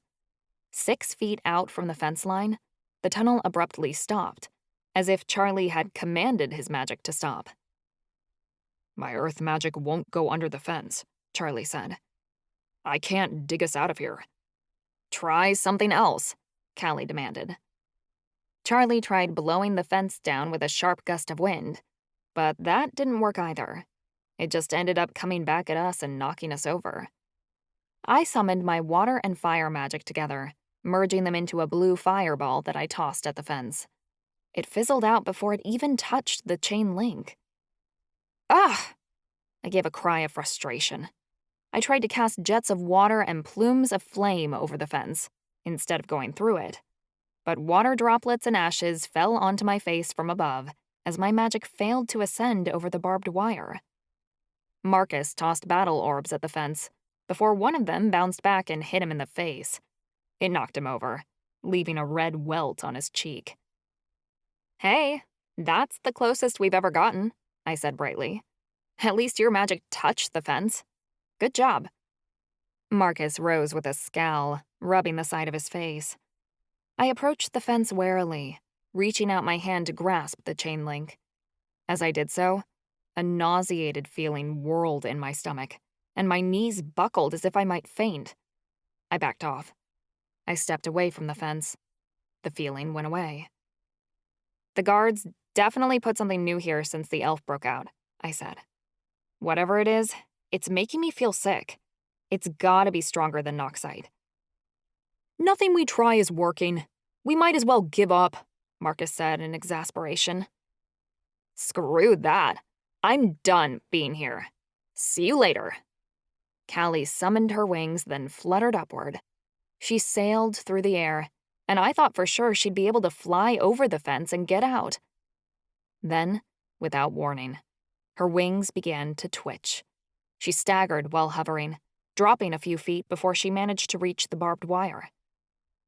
"Callie, you okay?" I called. "My wings aren't working," she cried out, before they ceased to beat at all. She gave a scream as she began to tumble through the air. "Charlie, help her!" I shouted. "I can't," he replied as he flailed his hands uselessly. "My magic doesn't work this close to the fence." "Callie!" Marcus yelped. He scampered below her, feebly holding his arms out. She crash-landed into him, and they both fell to the ground. He let out an oof when he caught her. The two of them laid in a tangled pile of limbs, moaning in pain. "Guess that didn't work," Charlie said dryly. "Our god's damn powers aren't working," Callie snapped as she rolled off Marcus. "I don't get it. Our demigod abilities should be able to overpower this fence easy." "Whatever the Warden buried under the fence affects us," I mused. "Ancestors. I hope he doesn't know." "If he knew, we would already be in deep shit," Charlie pointed out. "But this is a sign that he suspects somebody at the prison is a demigod, even if he's not looking at us." "Oh, he's looking," I stated. "Trust me." "I guess running away is out," Marcus groaned, holding his stomach. "We're still trapped here." "For now," Callie growled. I shook my head. "If we can't get out, I think we're done here. You guys want to reach out to me about prophecy stuff? You know where to find me." I left it at that, hoping they'd assume I didn't want anything to do with them otherwise. Even though I did. I wanted my friends back. I was so lonely. but being lonely meant being safe, and I'd rather be alone than keep getting hurt. I rushed past Charlie. I didn't shake his hand or touch him in any way. I didn't think I could do that without breaking down. Instead, I ran out of the forest without a goodbye. Oberei followed me, giving a few quick barks as he chased me back to the Institute and into the coldness of its halls. I ran all the way back to my cell, because I didn't think I could face anyone at the moment. Oberei slipped in through the door as I closed it behind me. I took a few deep breaths before I sank against the ground, telling myself to keep it together. With every gasp I took, it felt like my chest was being torn in two. The thought of Charlie broke into my mind again, and I swear it nearly did me in. I wasn't the kind of girl to throw herself on the bed and weep. I wouldn't allow myself to cry over a guy for the ancestors' sake. Not after this long. Oberei gave a whine beside me, and my feelings twisted. Who was I fooling? This sucked. It still sucked. 3 months had done nothing to dull the hurt between Charlie and me. If anything, I only wanted him more. And I hated how weak that made me feel. We were broken up. It was time for me to stop having feelings for him. "What am I going to do, boy?" I asked, and I stroked Oberei's ears. "He despises me." Oberei let out a groan, like that wasn't true. I scratched his chin and said, "Well, at least we're fixing our mistake. We're going to save the elves. Or at least we're going to try. There's a chance, isn't there?" Oberei gave me a surly glance, and I knew what it meant. Whatever we tried, Oberei didn't think it would work unless Charlie and I were together. Fat chance. The hope of us reconciling was less than zero. We couldn't even be friends. But at the very least, we had to be enemies who agreed to work together. For the world's sake. What other option was there? Chapter 3. Charlie. When I died, I figured Ava-Marie would be right there in hell with me. Not the true Ava. She'd made mistakes, yeah, but her heart was in the right place. She'd end up with the ancestors for sure. No, my hell would have some copy of her, like that illusion I'd seen in the mines on our way to Forevermore. The sole purpose of this fake Ava would be to torture me. That's what it felt like to be near her again, like hell on earth. Touching her felt like tearing my soul in half all over again. It physically hurt, as if the flesh was being torn from my bones, layer after layer. Hearing her voice was agonizing. It was as beautiful as ever. That soft, yet snarky tone ate away at me bit by bit.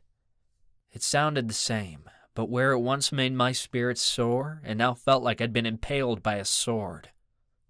It hurt too much to be near her again.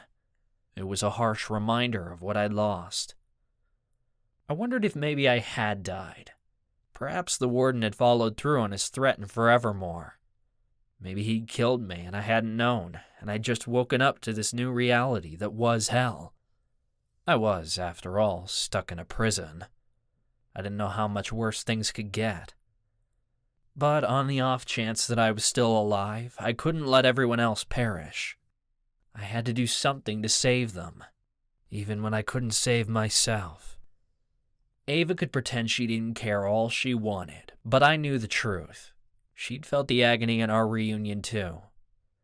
It was obvious in the way her shoulders felt under my hands. She was nothing but skin and bones. But hell, she had to eat something.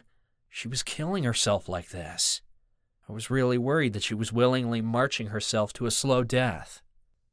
If she didn't start eating soon, she was going to hear about it. I wouldn't stand by while she starved herself. "Charlie, you with us?" Marcus asked, nudging my shoulder. I swayed a little in my seat, then snapped back to attention. "I'm here." Barely. "I asked what you think of the spell," he said. "Right, the spell." I trailed off. Marcus had some sort of tracking magic he wanted to show me. He'd said it might help us find the keys. We sat in an alchemy room at the top of a tower near the chapel. All sorts of scents wafted from the potions' ingredients lined along the shelves. Marcus had accidentally knocked a couple over while gathering ingredients. This was one of the specialty rooms on campus, designed for witches and warlocks to study in.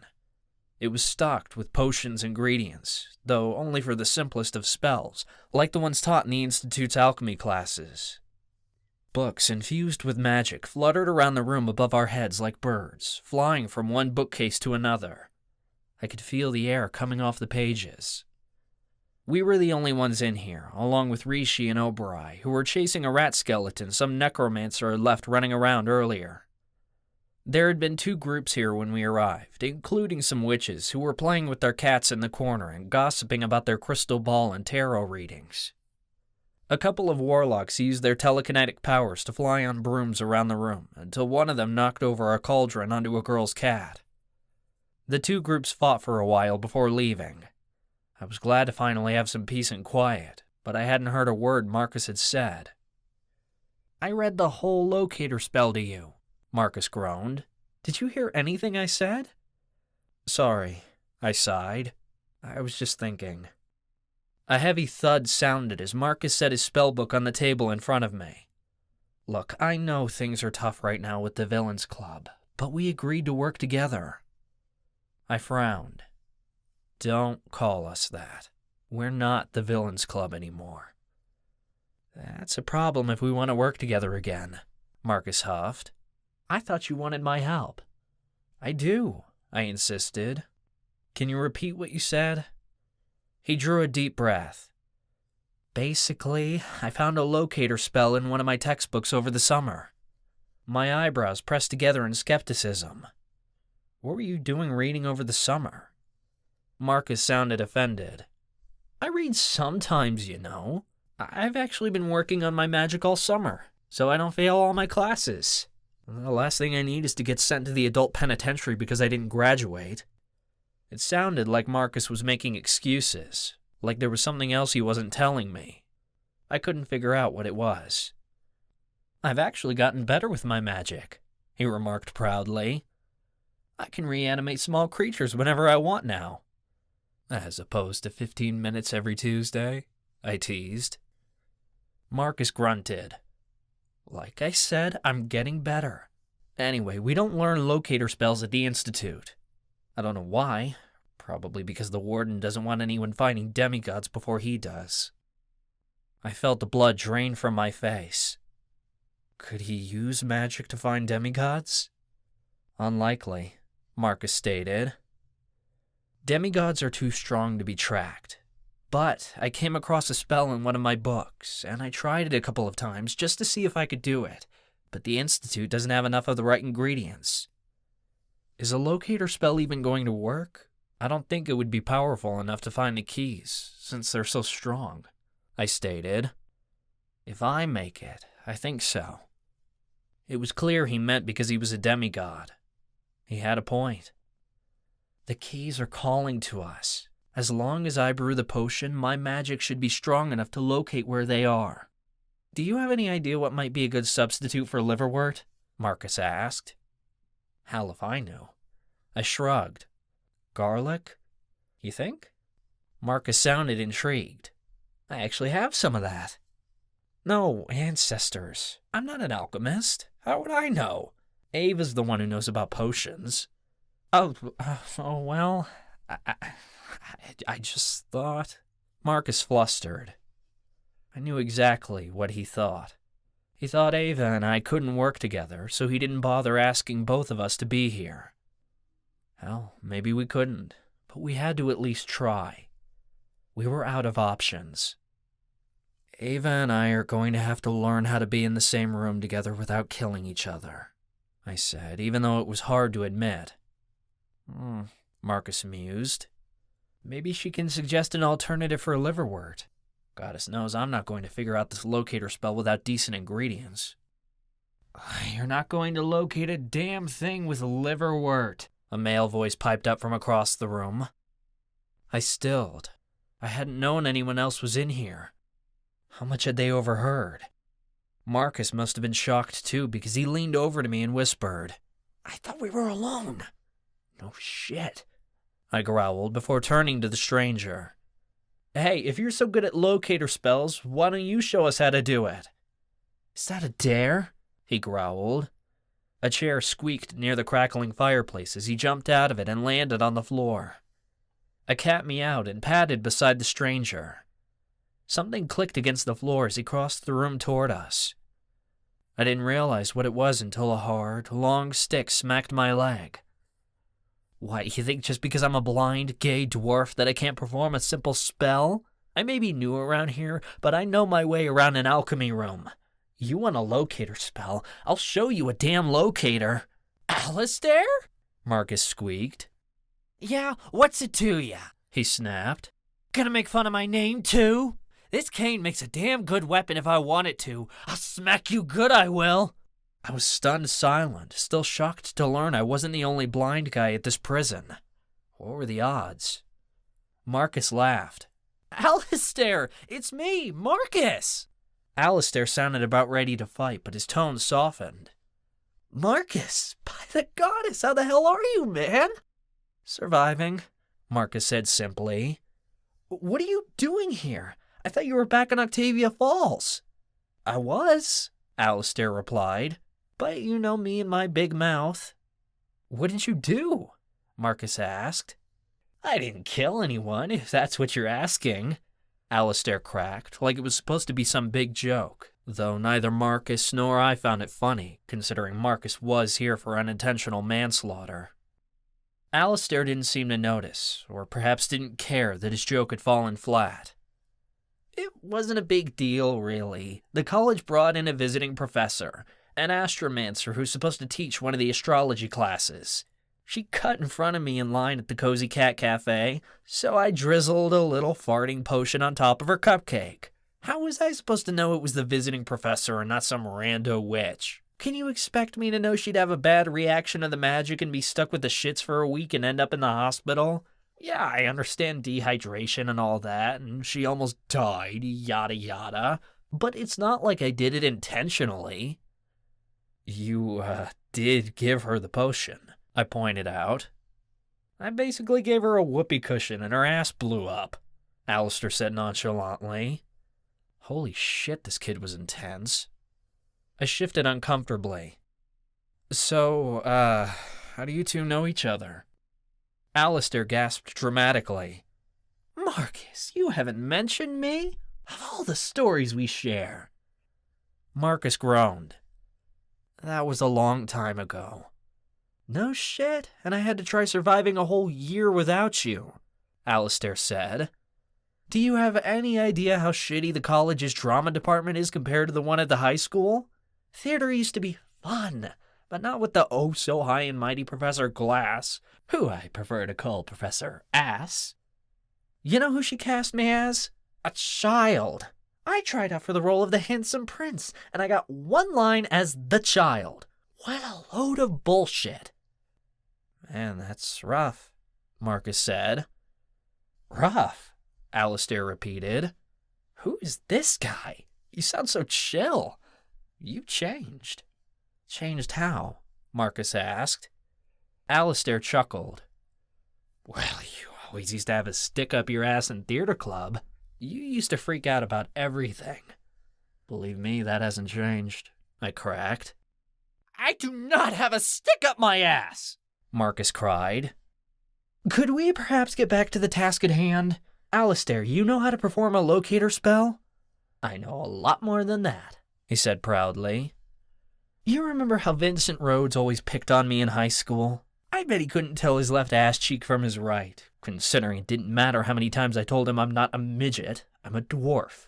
The M-word is a demeaning slur, but even after I told him that time and time again, he still insisted on calling me names. He deliberately chose not to use my preferred terms. Call me a little person or a person with dwarfism. Hell, you can even call me a dwarf, but don't use the M-word. Well, I tell ya, the second I got my powers, I learned defensive magic and shield magic, so I could finally stick up for myself against that asshole." "As a freshman?" Marcus squeaked. That's pretty advanced magic. You saying I can't perform advanced magic? Alistair demanded. No, it's just, Marcus stammered. I didn't spend my childhood in and out of the hospital just to be bullied by assholes like Vincent Rhodes, Alistair said. I try not to care about what Vincent says, Marcus advised. He's not very bright. Alistair scoffed.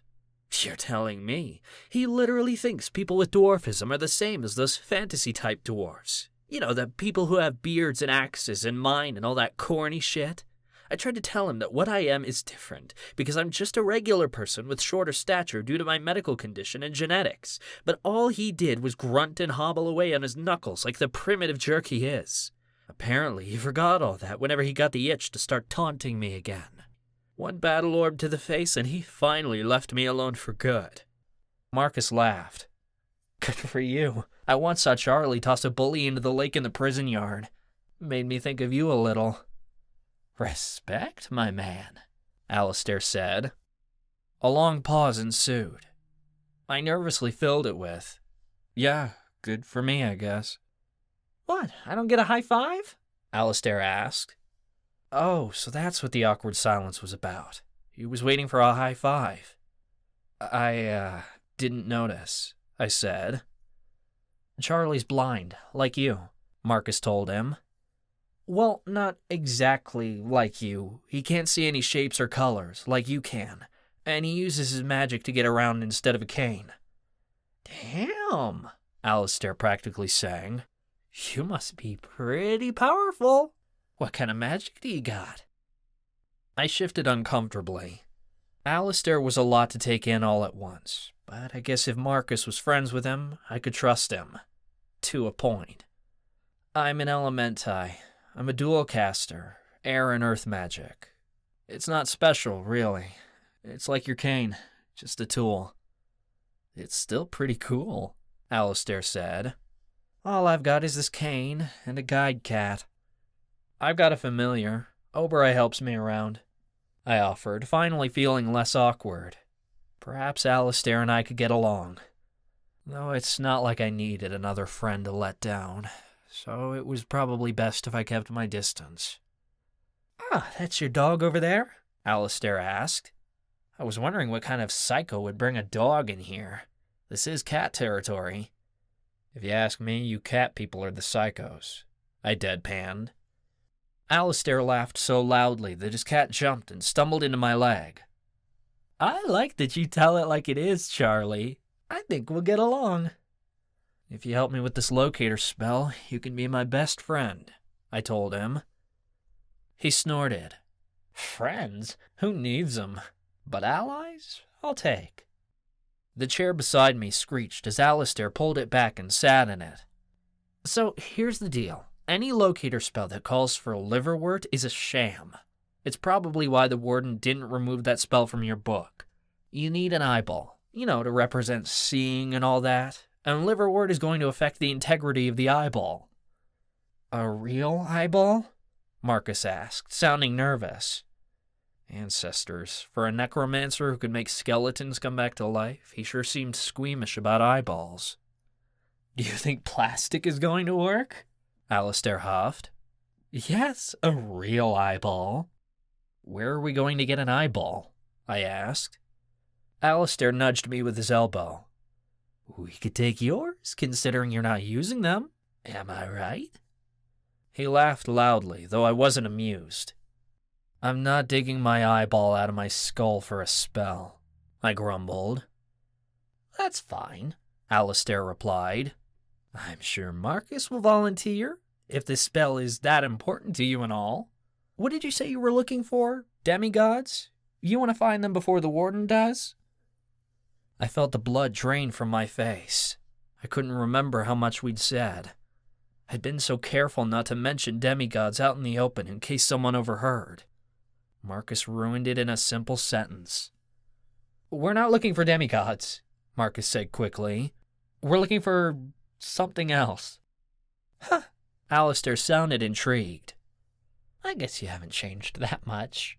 You still lie like shit. I'm not lying, Marcus said, though his voice was several pitches higher than normal. Alistair wasn't buying it. And you were such a good actor in theater club. I don't get it. Look, I said, you want to be our ally? You're going to have to stop asking questions. Alistair sighed. Fine, but I'm only doing this because Marcus is an old friend. I thought we were allies, not friends, Marcus pointed out. It's whatever, Alistair replied nonchalantly. We're going to need some ingredients. Milk, honey, sea salt, pomegranates, a mirror, and an eye of a newt. Marcus raced around the room, gathering the ingredients. Hey, I found them all.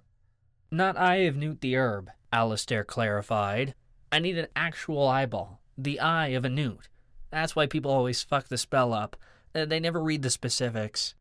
Oh, here we go, Marcus said, sounding flustered. He placed the ingredients on the table. I heard one roll away, but Oberai rushed over and caught it before it could shatter on the ground. I winced as Oberai placed the jar in my hand. Try to be a little more careful next time, Marcus. With the limited resources at the Institute, we may not have many chances to perform this spell. I'm being careful, Marcus insisted. Okay, what's next? Alistair began giving instructions on how to mix the ingredients. Simmer the brew for 15 minutes exactly, he emphasized. 1 second too soon or too late could change the whole potion. The room got quiet as Marcus turned on a burner and began stirring the cauldron, making scratching noises on the side of it with his spoon. So, you're an alchemist? Marcus asked. Alistair chuckled. Hell no. I just like to experiment with stuff every now and then. I'm a mentalist. That's the witch caste known for telekinesis and mind powers, Marcus explained to me. Remember Eliza Truman? Alistair asked. Sure, Marcus replied. She played the pumpkin in Cinderella freshman year. Yeah, she's an alchemist now, Alistair told him. We came up with this potion together when I lost Pig last semester. Pig? I asked. My cat, he clarified. Named for her tendency to pig out. I've got to be careful in the cafeteria. She'll eat anything.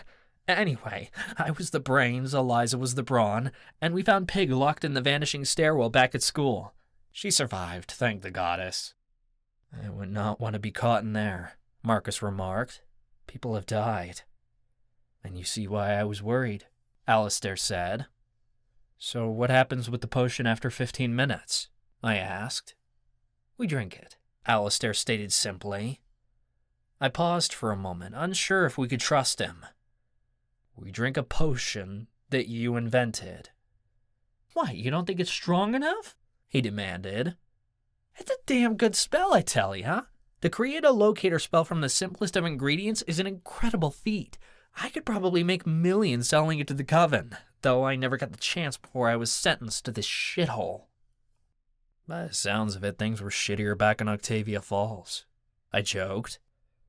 Alistair laughed. With the shit coming out of that astromancer's rear end, you might be right. We all shared a laugh.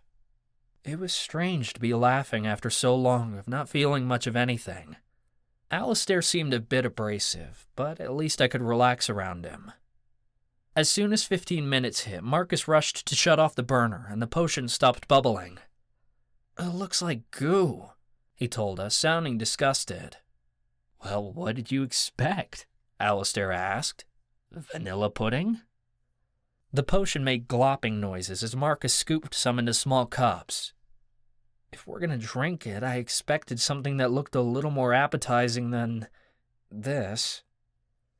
If you're desperate enough to find whatever you're looking for, you'll do anything, Alistair said.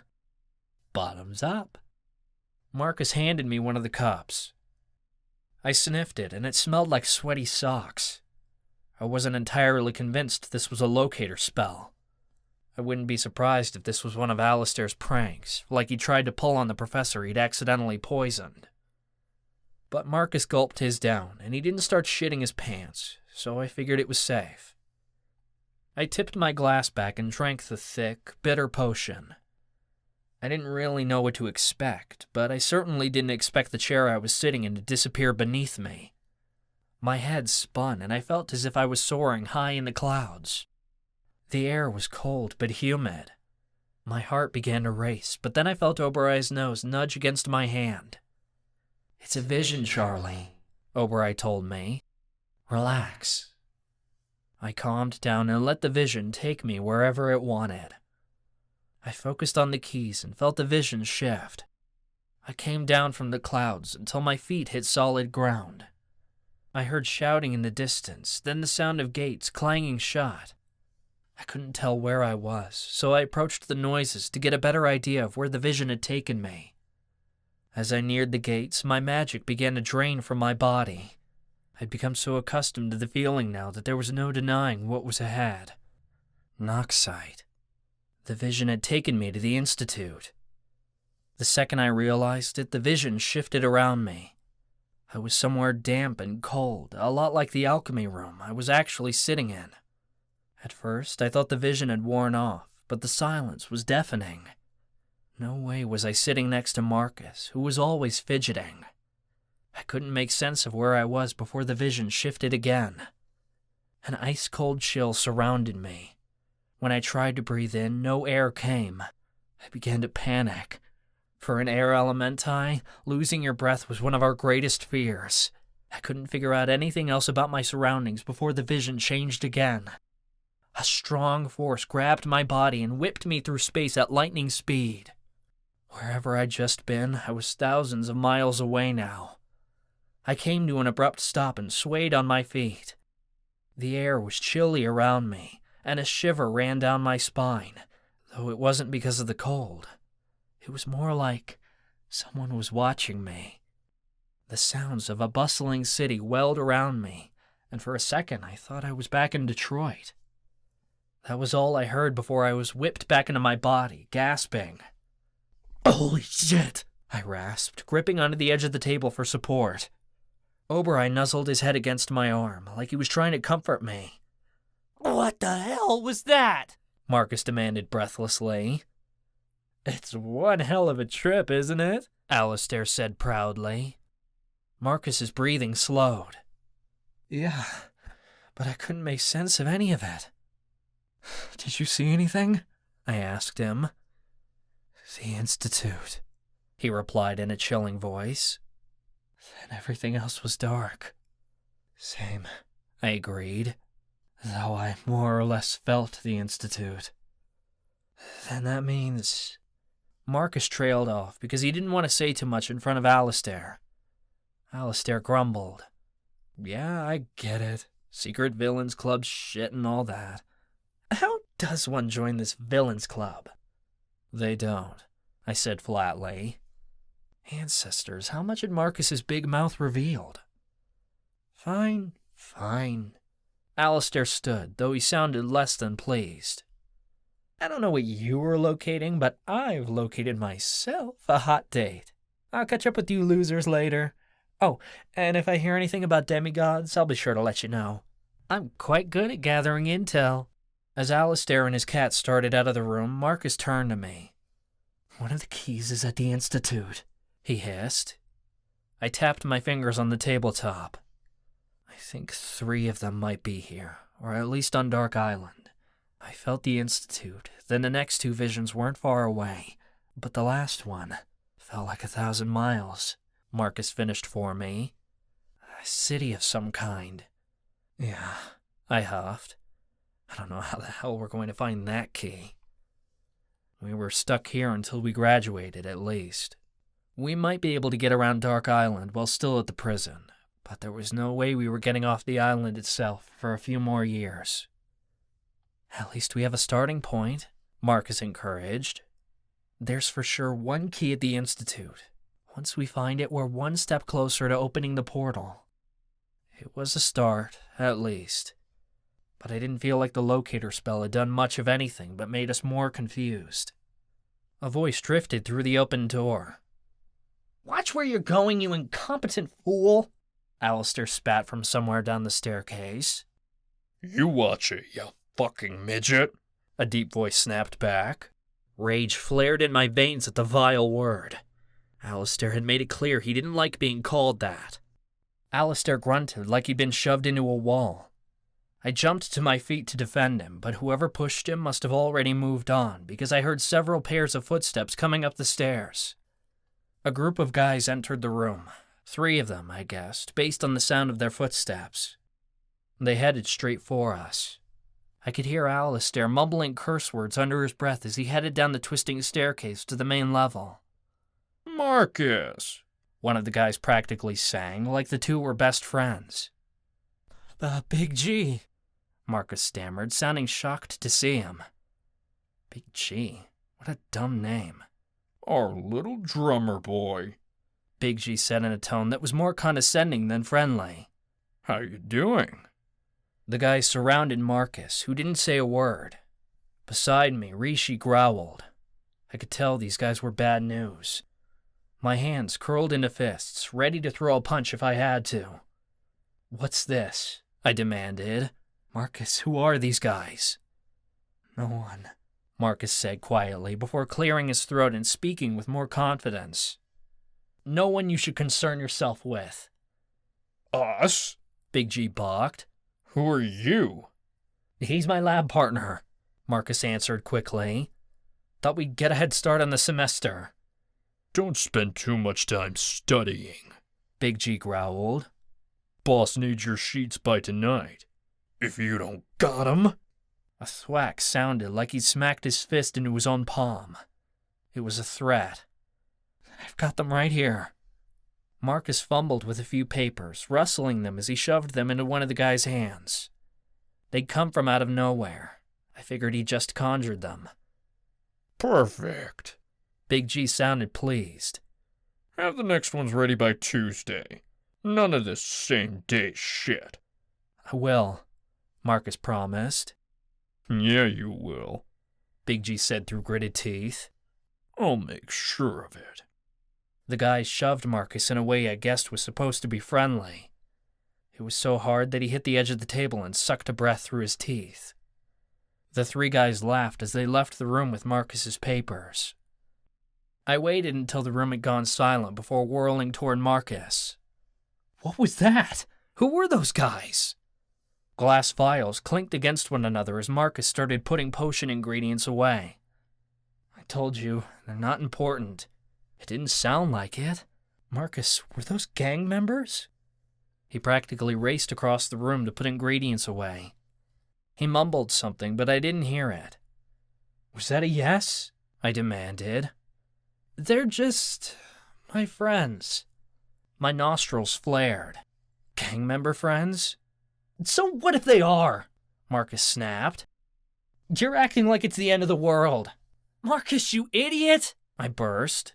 Those guys aren't your friends. They're using you. They are not.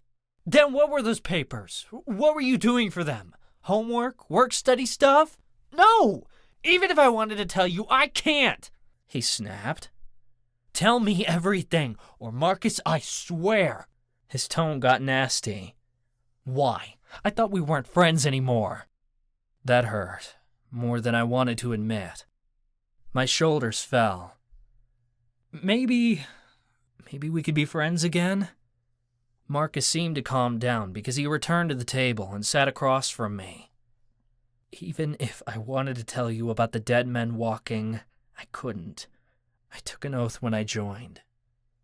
I'd heard about the dead men walking.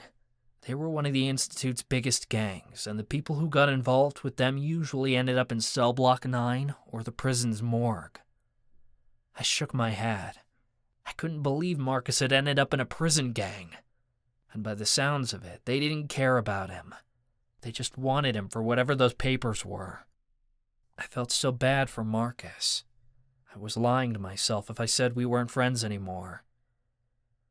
You know why they call themselves the Dead Men Walking, don't you?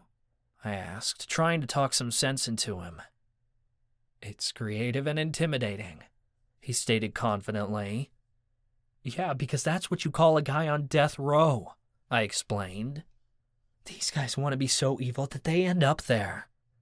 That's ridiculous, Marcus countered. I pressed my hands to the side of my face.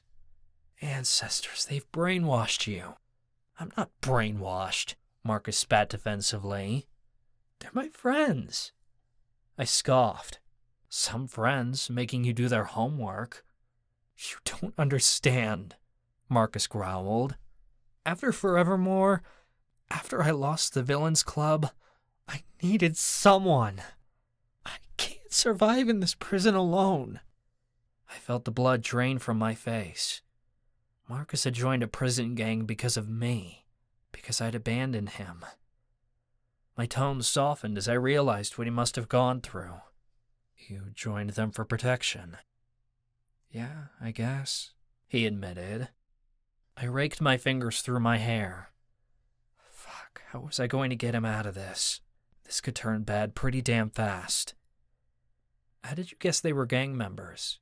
Marcus asked after a beat. I shrugged.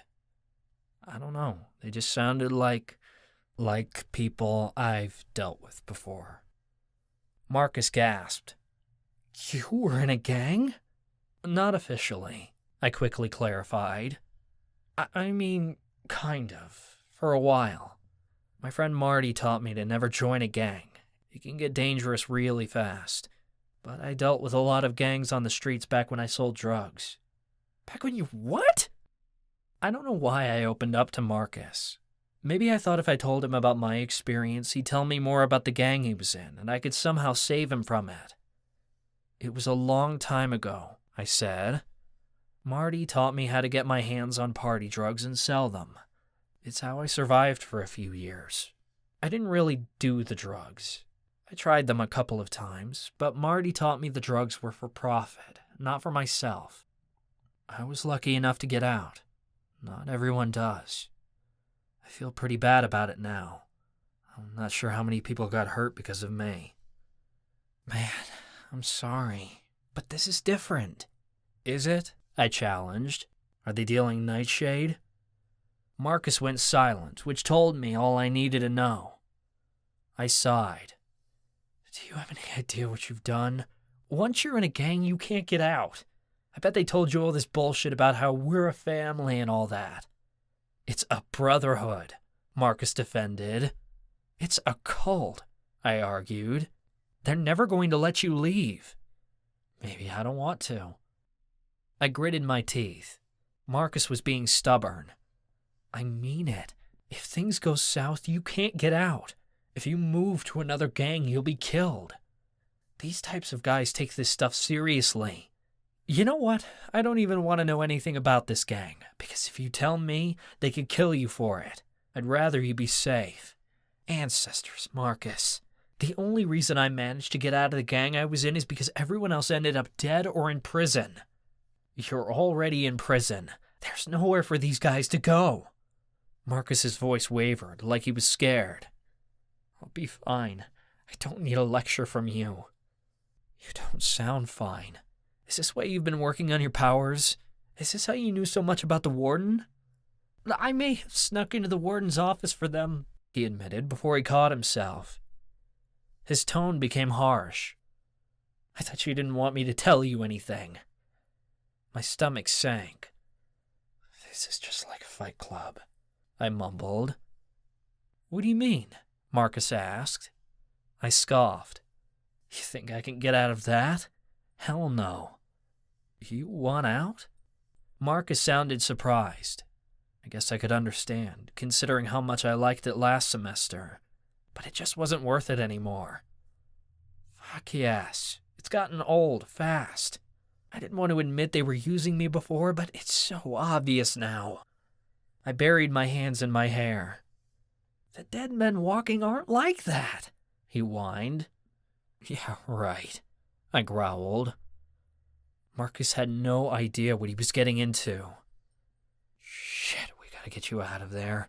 If they're already making you their errand boy, it won't be long until they have you running Nightshade. If you're caught, you'll be sent to cell block 9. Then the Warden will find out what you are, and we're all fucked. Marcus drew a sharp breath, like he hadn't considered that before. He fumbled for words. That's not gonna happen to me. You don't know that. These guys aren't your friends, and you know it. You need to get out as soon as you can. How? Marcus sounded scared. Leverage or something. I don't know. I don't think they won't use whatever they can to manipulate you. What do you mean? Marcus's voice wavered. The time will come when they ask you to do something you don't want to do. I guarantee it. And if you try to say no, they'll threaten Rishi to get you to do it. Not Rishi! Marcus scooped up his cat, who purred against him. I can't lose him again. I tilted my head. The way he said it suggested there was a deeper story there. Again? Did the gang go after him to get you to join? No, he said quickly. I meant... You meant what? I demanded. Marcus was avoiding the story, which worried me. Look, I get that we all have secrets around here, but I never thought you would keep a secret from me. If we're going to be friends again, we have to be honest with each other.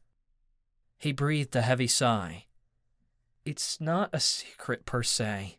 It's just never come up. Well, you sound pretty hurt by it, I pointed out.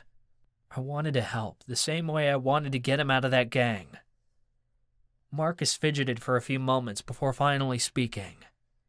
You might not know this, but the reason cats are so special to the Miriamic Coven is because we believe our cats are reincarnations of our deceased loved ones. They return to support us on our life journey. Rishi was someone you loved? I asked carefully. Marcus's chair squeaked as he shifted uncomfortably. You know how an elementized soul resides within their familiar? I stroked the top of Oberai's head. Yeah, I'm aware. Well, in my culture, we believe twins are two parts of the same soul, he continued. If one twin dies, the other can survive. It's not like if a familiar dies, but you lose a piece of yourself. It's rough. So when one twin dies and comes back as a cat, you kind of share a soul. It's as deep of a bond as you and your familiar. My stomach dropped. Marcus, are you a twin? Yeah, he said sheepishly. I had an identical twin brother. I reeled back. I didn't know what to say to that. All I could manage to spit out was, What happened? Marcus didn't answer the question directly, like it was too hard. His name was Dean, not Rishi. We give our cats different names than they had in their old life. Dean died a long time ago. I don't really want to talk about it. Every time I do, I don't know why he died and I lived. I felt so bad for him that I didn't push it. He didn't need to tell me for me to know Dean's death had messed him up. Rishi's been with me my whole life, Marcus rambled. He'll probably live just as long as me. Cats in the Miriamic Coven live longer than other animals. I can't imagine losing him again. I just can't. Hey, I said gently, we'll make sure he stays safe. We'll get you out of the gang. I can't, he argued. I'm already a part of it. I couldn't tell if Marcus actually wanted to stay or if he was just too scared to leave. It didn't matter. I knew a prison gang was nothing but bad news. One way or another, I was going to get Marcus out. I just had to figure out how. It doesn't matter, Marcus said, changing the subject. We should probably start looking for those keys. I mean, if they're at the Institute and all. Even though we had narrowed it down, it seemed finding these keys was still impossible. The Institute is pretty big. It could take years of searching this place before we found one. There's gotta be a way to narrow it down further. Maybe Ava or Callie know a spell that could help, Marcus suggested as we rose from our chairs. Maybe. At the very least, we should probably tell them what we found. And stop talking about this shit out in the open, or someone worse than Alistair might overhear. Use code words or something. Okay, Marcus agreed as we headed out of the room. What's a good word for keys? I don't know. What's something that wouldn't raise suspicion? Penises, Marcus deadpanned. Are you freaking kidding me? Ava and Callie talk about dicks all the time, he defended. No one would suspect a thing. He's not wrong, Oberoi cut in.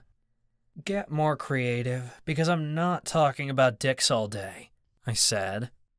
I'll think of something, he replied thoughtfully. We reached the bottom of the tower. I turned the corner and nearly ran into someone. His shoulder slammed into mine, and I stumbled to the side. Watch where you're going, I growled.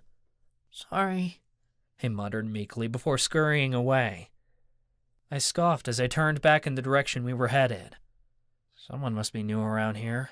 No one apologizes at the Institute. Marcus lowered his voice.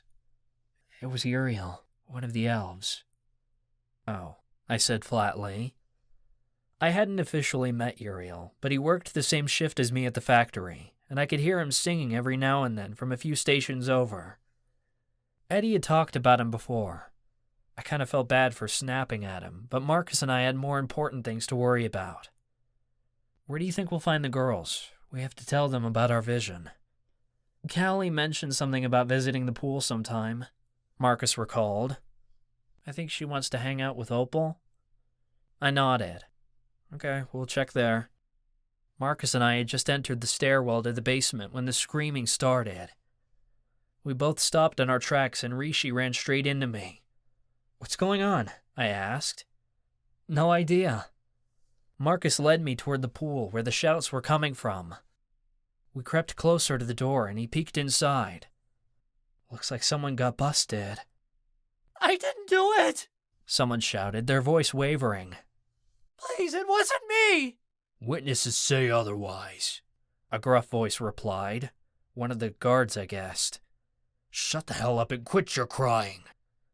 We snuck inside, but the second we entered, Marcus gasped. Goddess! I could hear the chatter around us. Whispers traveled all around the room, though I couldn't hear anything beyond the guards shouting. What's going on? I whispered. There's a merman. Floating in the pool. Marcus gagged a little. He's not moving. There's so much blood coming out of his fins. It's staining the whole pool red. I felt the blood drain from my face. A murder?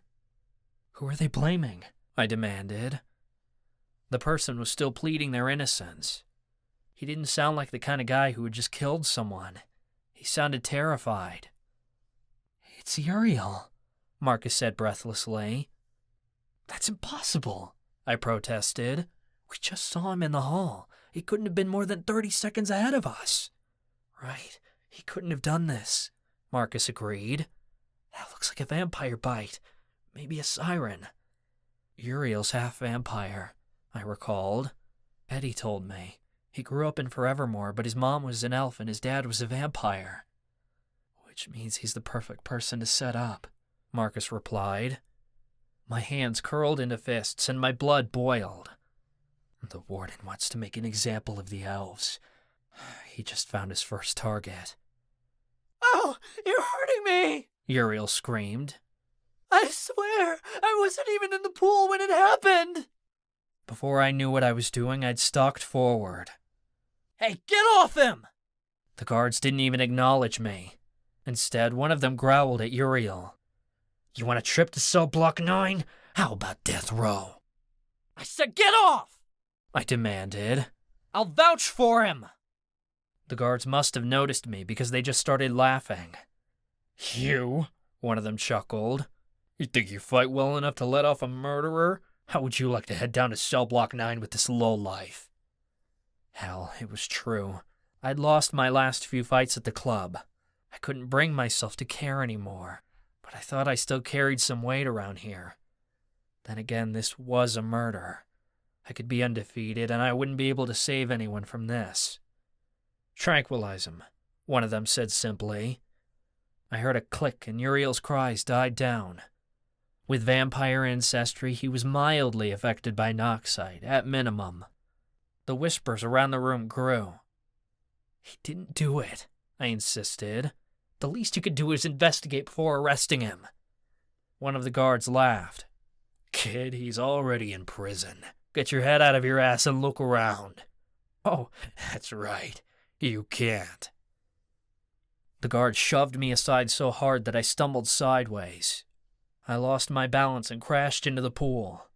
Cold water surrounded me, and shock riveted through my body. My head surfaced, and I gasped for air. I flailed my arms. They smacked straight into something solid. I found my footing, then felt for what I'd hit. My fingers touched something smooth, and I realized with horror it was the scales of the merman who'd died. A pair of hands landed on me and yanked me out of the pool. "You okay?" Marcus asked. "Fine," I said, wiping the water from my eyes. "Very graceful," Oberai deadpanned. "Not now, Oberai," I growled. "Move aside," a guard snapped. Marcus grabbed my shirt and yanked me to the edge of the room. "They're fishing the merman from the pool," he said lowly. "I can't believe someone would do this. Those fang marks are just—" He didn't finish, and I really didn't want to know. I could only imagine what a vampire in this prison might do. And if they'd gone underwater where no one else could see them, they could easily get away with it. "That filthy hybrid got what he deserved, if you ask me," a deep voice boomed from nearby. "Absolutely," his friend agreed. I recognized the deep voice. It was hard to miss. Mad Dog. Wind swirled around me, and I started toward him. Marcus tried to hold me back, but I shook him off. "It was you, wasn't it?" I demanded, shoving Mad Dog. "What, you get your kicks out of drinking Atlantean blood and blaming it on someone else? You set Uriel up." "What are you gonna do about it?" Mad Dog snarled. Marcus grabbed my shoulder and whispered in my ear. "You're outnumbered by a lot. Back down or you'll be killed next." I didn't care. Uriel was innocent. Of that I was certain. I couldn't stand by and let the real murderer get away with this. "Uriel wasn't in here long enough to do anything!" I screamed. "I just saw him in the hall!" Mad Dog laughed. "With what eyes, dickhead?" That really pissed me off. I reacted without thinking about it. Magic swelled within me. I didn't know how I did it, but I siphoned Mad Dog's super strength from him and swung my fist. The impact was satisfying as hell. I'd hit him so hard that he stumbled into his friends. Several of them grunted as they caught him. He scrambled back to his feet and several pairs of footsteps closed in on me. "No!" Mad Dog boomed, stopping his cronies. "He's mine!" I heard the snapping of knuckles, then before I knew it, something hard cracked against the side of my face. I stumbled to the ground, my ears ringing. Beside me, Marcus gasped, and Oberai barked loudly. "You better watch what you accuse me of," Mad Dog threatened. Damn, he had one hell of a swing. I swear my jaw dislocated for a second there. I thought Mad Dog was going to beat me up, but a guard grabbed me by the back of the shirt and yanked me to my feet. "Save your fights for the club, bandit," the guard growled in my ear. "That's an infraction for you. Have fun putting in double time at the factory." Ah, fuck. Like I needed a fucking infraction. The guard shoved me toward the door, then shouted, "Ouch! Everybody out!" Mad Dog knew he won this fight, and he was smug about it. He spat at my feet and walked away laughing, his cronies following behind him. Marcus helped me into the hall. "Anything broken?" I stretched out my face to test my muscles. Mad Dog had a good swing, but my face seemed intact. "Just my pride," I answered. "Let's get out of here," Marcus suggested. "We'll find the girls another time." We didn't really know where we were going, just away. We didn't stop until we'd entered the villain's den. I collapsed into one of the couches, but there were other people in here, so I kept my voice low. "Uriel didn't do it."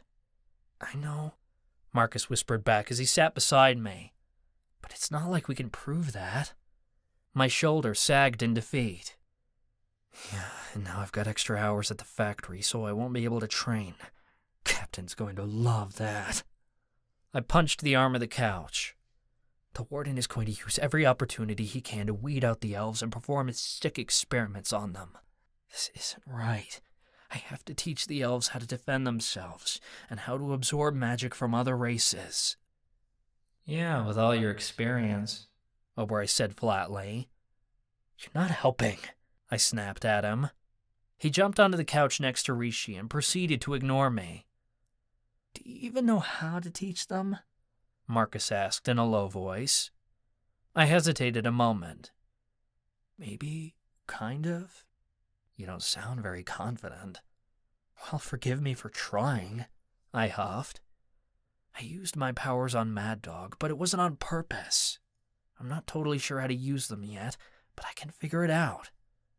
I'll be your guinea pig, Marcus offered. I calmed a little. You will? Yeah, it's part of fulfilling the prophecy, right? And I agreed to help you with that. Plus, I'm kind of curious how it feels. I thought of the other times I'd taken magic from other people. When I'd calmed Ava down outside commissary last semester, I'd been holding her by her shoulders. I thought maybe I should start by touching Marcus, because maybe that would be easier to steal his magic. I placed a hand on his shoulder, but I didn't really know what I was doing. I felt nothing. We sat there for several long minutes before Marcus said, I don't feel anything. That's because I'm not doing anything, I stated. With Ava, I could feel her magic. I don't feel anything with you. Maybe I'm too weak, he theorized. I snorted. You've got to get over that. You've got magic for days, and you've proven it. Now get your head on straight, and maybe we can do this. Marcus hummed for a moment. I did a little bit of work with magic manipulation over the summer to help me understand my curse-breaking powers. It's not quite the same as elf magic, not nearly as strong, but I bet the technique is similar. What's the technique? I asked. At first, you have to reach out with your own magic, Marcus instructed. You kind of have to weave it in with the other person's, and then you can yank it backward. Think of it like a rope. You've got to tie your end of the rope to mine before you can pull it away from me. Okay. I started with air, manipulating the particles around him so that I could feel the resistance of his body against my powers. I didn't feel any magic, though. Maybe if I pushed my magic toward you so you could feel it easier, Marcus suggested. That way you can see what it feels like. You can try. I don't know what Marcus did, but after a moment, I felt a tingle against my air magic. I couldn't describe it because it wasn't like I felt it in my body. It was a different type of sensation, tied deep into my soul, wherever the hell my magic resided. It was like my magic surged for a moment, but in a way that didn't feel like my own. I felt it, I remarked. Keep going. The tingle of magic grew more intense, but when I tried to take it from him, all I did was draw my own magic back, breaking the connection. Let me try again, I said. Marcus took a deep breath and relaxed, like he was willing to give me all the time in the world to figure this out. I sat there for a while, just trying to get a feel for his magic. It felt chaotic, but was somewhat soothing. I waited until the feeling became familiar to me, until I could imagine it as my own. This time, when I drew back, Marcus's magic came with mine. I was filled with a high-frequency buzz that seemed to rattle around in my chest. This is boring as fuck. Marcus's voice sounded in my head. Oh, shit. I know who I'd like to fuck. But, not in a fucking way. I'd love her tenderly. I'd respect her. I think she'd like that. Hey, I did it! I cried. I'd heard Marcus's thoughts and taken his mind-reading abilities, if only for a second. Although Marcus had told me before he could only read dirty thoughts, so I wasn't sure how useful that was going to be. You did? Marcus sounded proud. Oh yeah, I can kind of feel it. My magic is weak. Can you cast a spell? What's a good thing to start with? Marcus shifted as if looking around the room. No one's looking. Try a battle orb. I don't know what I'm doing, but okay. I lifted my hand and searched for that magic that wasn't quite my own. I felt it travel down my arm like a tiny electric current. Then pain shot through my fingers like I'd just touched a hot stove. Hell, that hurt. I yanked my hand back on instinct, then shook it out. You made a spark! Marcus cried. I can't do this in front of everyone. It could expose us. Also, that hurt like hell. I'm not trying that again. It must take some getting used to, he said thoughtfully. We could try reading thoughts. No one will know. I smirked. I already can. You'd like to love Callie tenderly? Shit. Marcus sounded embarrassed. Meanwhile, Oberei snickered in my mind. Never mind that. Try it on someone else, Marcus suggested.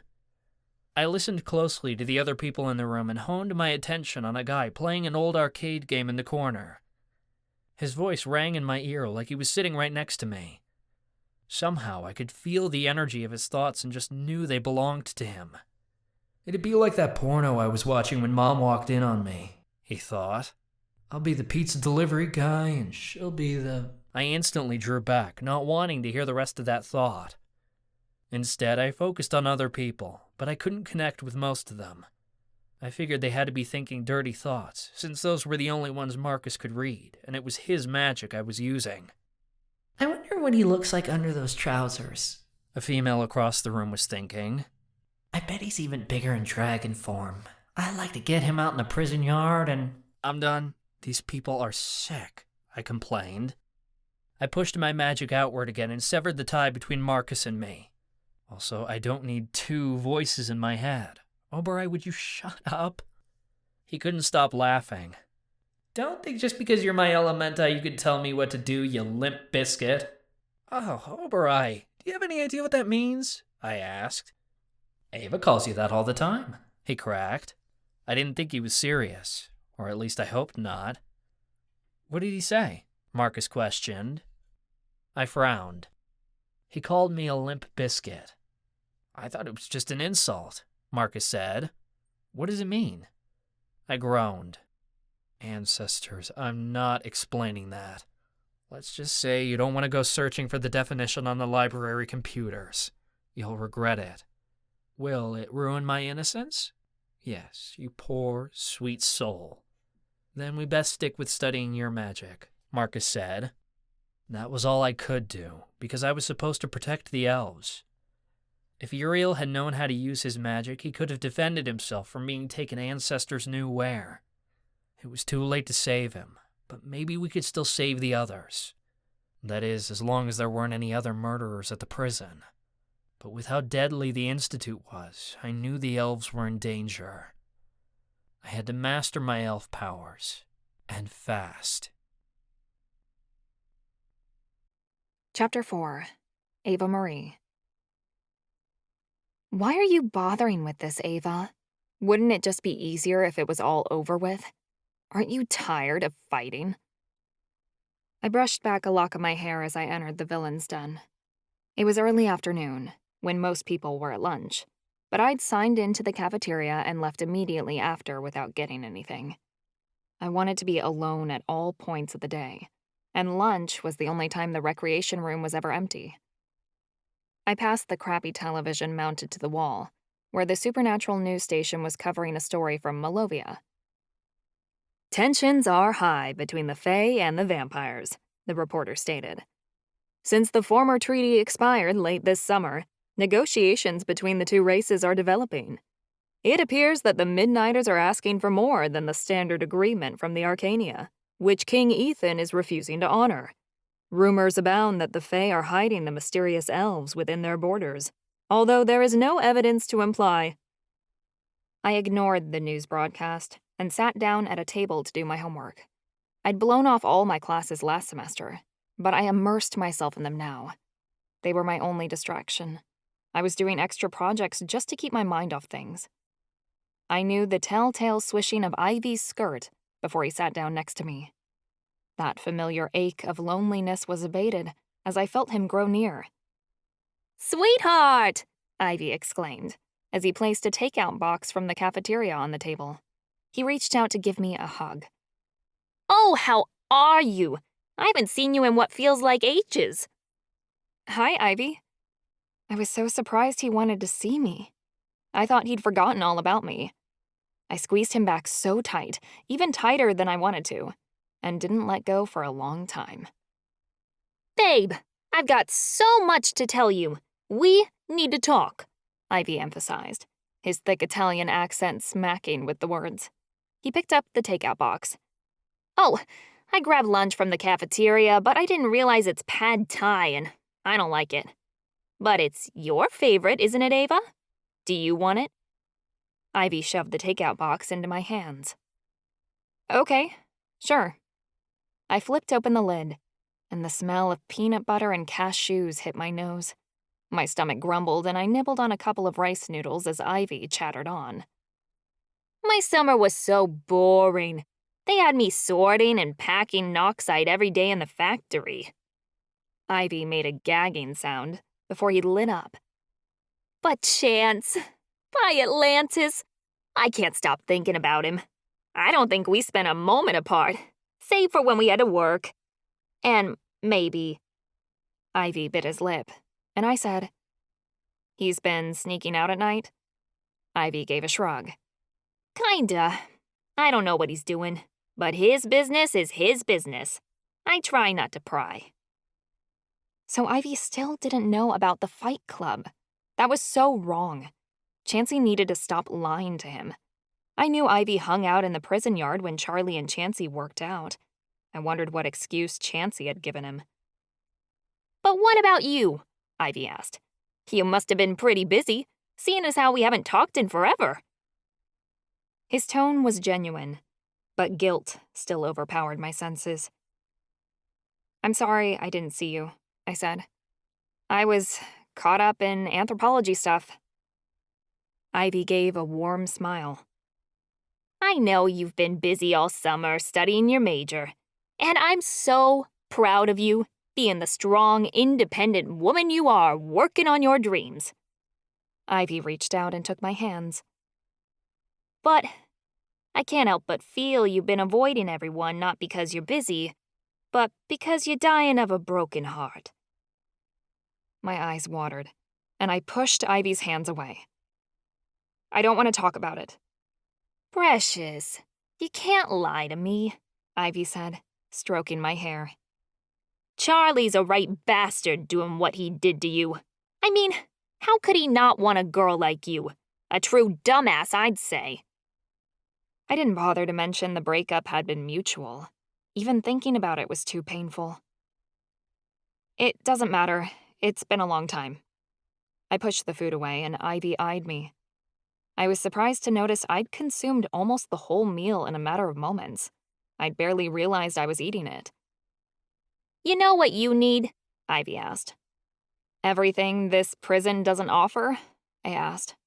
A trip to the mall would cheer me right up. Yes, but also some fresh air. Come on. Ivy tossed the remainder of my food away, then hooked my arm in his. We walked outside to the prison yard, where people were taking a short walk after lunch. As we passed, I noticed a guard was snatching magazines out of the hands of inmates and shoving them into a trash bag, looking surly. Girls whined and complained, until the guard gave a sneer. Chansey leaned against a wall, watching people as they passed. He always acted like someone was going to jump him, though his cold expression immediately changed when he noticed Ivy approaching. Ancestors. I missed when someone lit up when they realized I was nearby. Vampires weren't allowed to drink from other inmates, but Ivy and Chansey clearly hadn't been following that rule, as Chansey's neck was bruised from the base to his chin. Chansey caught me staring and gave a wink. His New York accent drawled as he said, Ives is a messy eater. I am not, Ivy said indignantly. The girls' squeals grew, and I looked around. A bunch of women had collected near the basketball court, gossiping loudly. What's everyone talking about? I asked. The girls noticed me and ran over in a herd before I had a chance to react. They surrounded me on all sides, talking nonstop. None of them had ever spoken to me before, so I found it all very weird. Velma was a vampire girl. I knew her because she was in some of my classes. She pressed herself to the front and gushed. By the gods, Ava, your brother is such a cutie. He looks amazing, you know, since he bulked up and lost his baby weight. Sure, I said. I mean, I guess my brother had gotten some muscle since he'd been working in the mines, but I hadn't noticed. "Can you introduce me?" Velma pleaded. The rest of the girls pressed in, all shouting, "And me!" So many girls were clamoring in my space, I couldn't focus. I pushed through the crowd and said, "Maybe later. I need a minute." Ivy and Chansey followed me back into the prison before I turned around and asked, "What's going on?" "Oh, you didn't see?" Chansey asked slyly. He reached into his back pocket and handed me a rolled-up magazine. I unfurled it and my jaw dropped. On the cover of the latest edition of Tawakwa Today was my brother, in his underwear.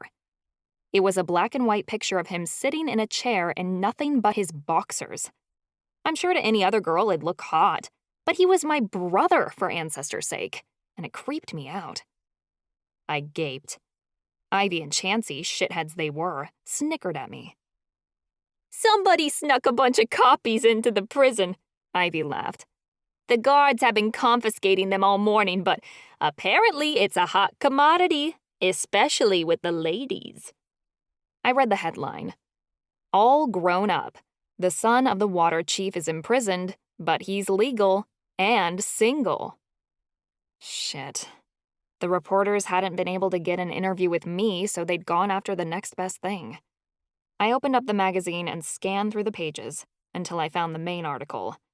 And oh my ancestors, it got even worse. Within the magazine, there were so many photos of Ez in a variety of very promiscuous positions.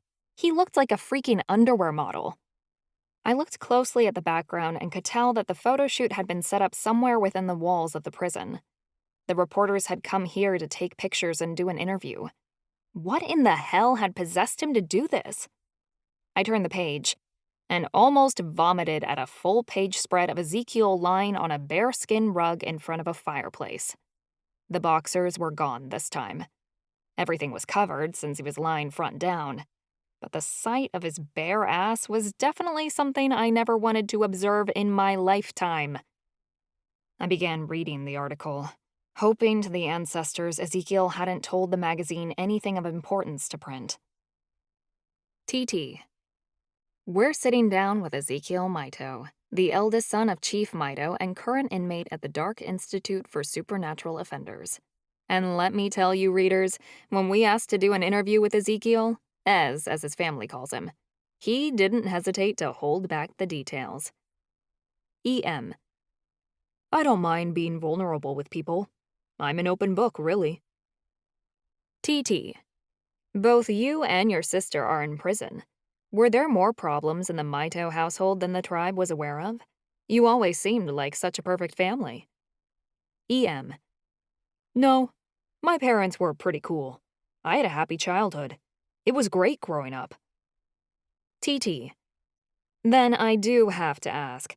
You're in the Institute for an attempted murder charge, but sitting across from you, I must say you don't seem like the type. EM. All of us have a dark side. It only takes the wrong thing to make it come out. TT. Are you admitting you have no remorse for your crime? EM. Not in the slightest. We all want to protect the people we love. That's all I'll say about what I did. TT. Well, I think our readers will agree that from your photos, you should receive Tawakwa Today's annual Rear of the Year award. EM. Thanks, I guess. TT. So we're all dying to ask, is there a special lady in your life? Perhaps someone who has caught your eye? EM. Not really. I haven't noticed anyone, but I'm open for anything. I rolled my eyes, then scanned the rest of the article. I found that the rest of the questions were just asking about stuff Ez liked, or trying to poke into his sex life. Gross. I smacked the magazine into Chansey's chest. I'm off to kill Ez. Any idea where he might be? Probably getting his dick sucked by some horny girl, Ivy cracked. I flipped Ivy off, then hurried down the hall. I didn't think Ez had a class right now, so he had to be somewhere roaming the grounds. I stopped into the arts and crafts room where I saw Opal washing dishes. She was cleaning up after she'd burned a batch of cookies. She washed the dishes with force, jaw clenched, and broke one while polishing off a bit of peanut butter. Callie was with her, chewing on a couple of cookies that hadn't been burnt. They must have been making them together. The Fae eyed me with a knowing, gloaty glance, which was vastly annoying. I took a breath. "Opal, have you seen—" "No," she said shortly, throwing the broken dish onto the counter where it cracked. Okay, someone was in a mood. "I'd really like to talk to him." "You're going to have to fight through a horde of sirens to get to him," Opal seethed, "now that he's famous and all." "You should be happy for Az. He looks really great," Callie said. "He looked fine before," Opal hissed under her breath. "I think I saw him down at the mermaid pool," Callie said. "He went for a swim after lunch." "Thanks," I told Callie. I left Opal to her warpath of destruction and hurried in that direction. Opal wasn't exaggerating. My brother was surrounded by a literal horde of sirens who had cornered him on a pool chair. Sirens were hideous monsters when they were in the water, but when they were outside of it, they were beautiful, with long, gossamer hair, flawless skin, and perfect bodies. They were all over him, sitting on his lap and rubbing his chest, and ancestors knew whatever gross shit. His hair was mussed, and he had this dazed look in his eyes that was clearly the result of siren seduction. I'm sure this was a wet dream of his, but I was putting an end to it. "Family meeting, ladies," I told them, putting my hands on my hips. "Hit the road."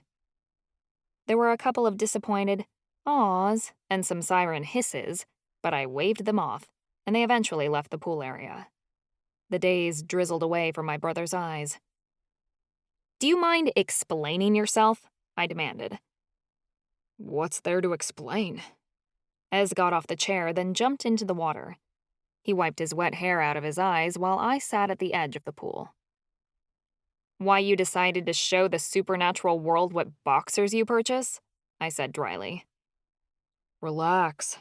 I made the reporters promise they wouldn't ask any questions about you or the elves," Ezekiel insisted.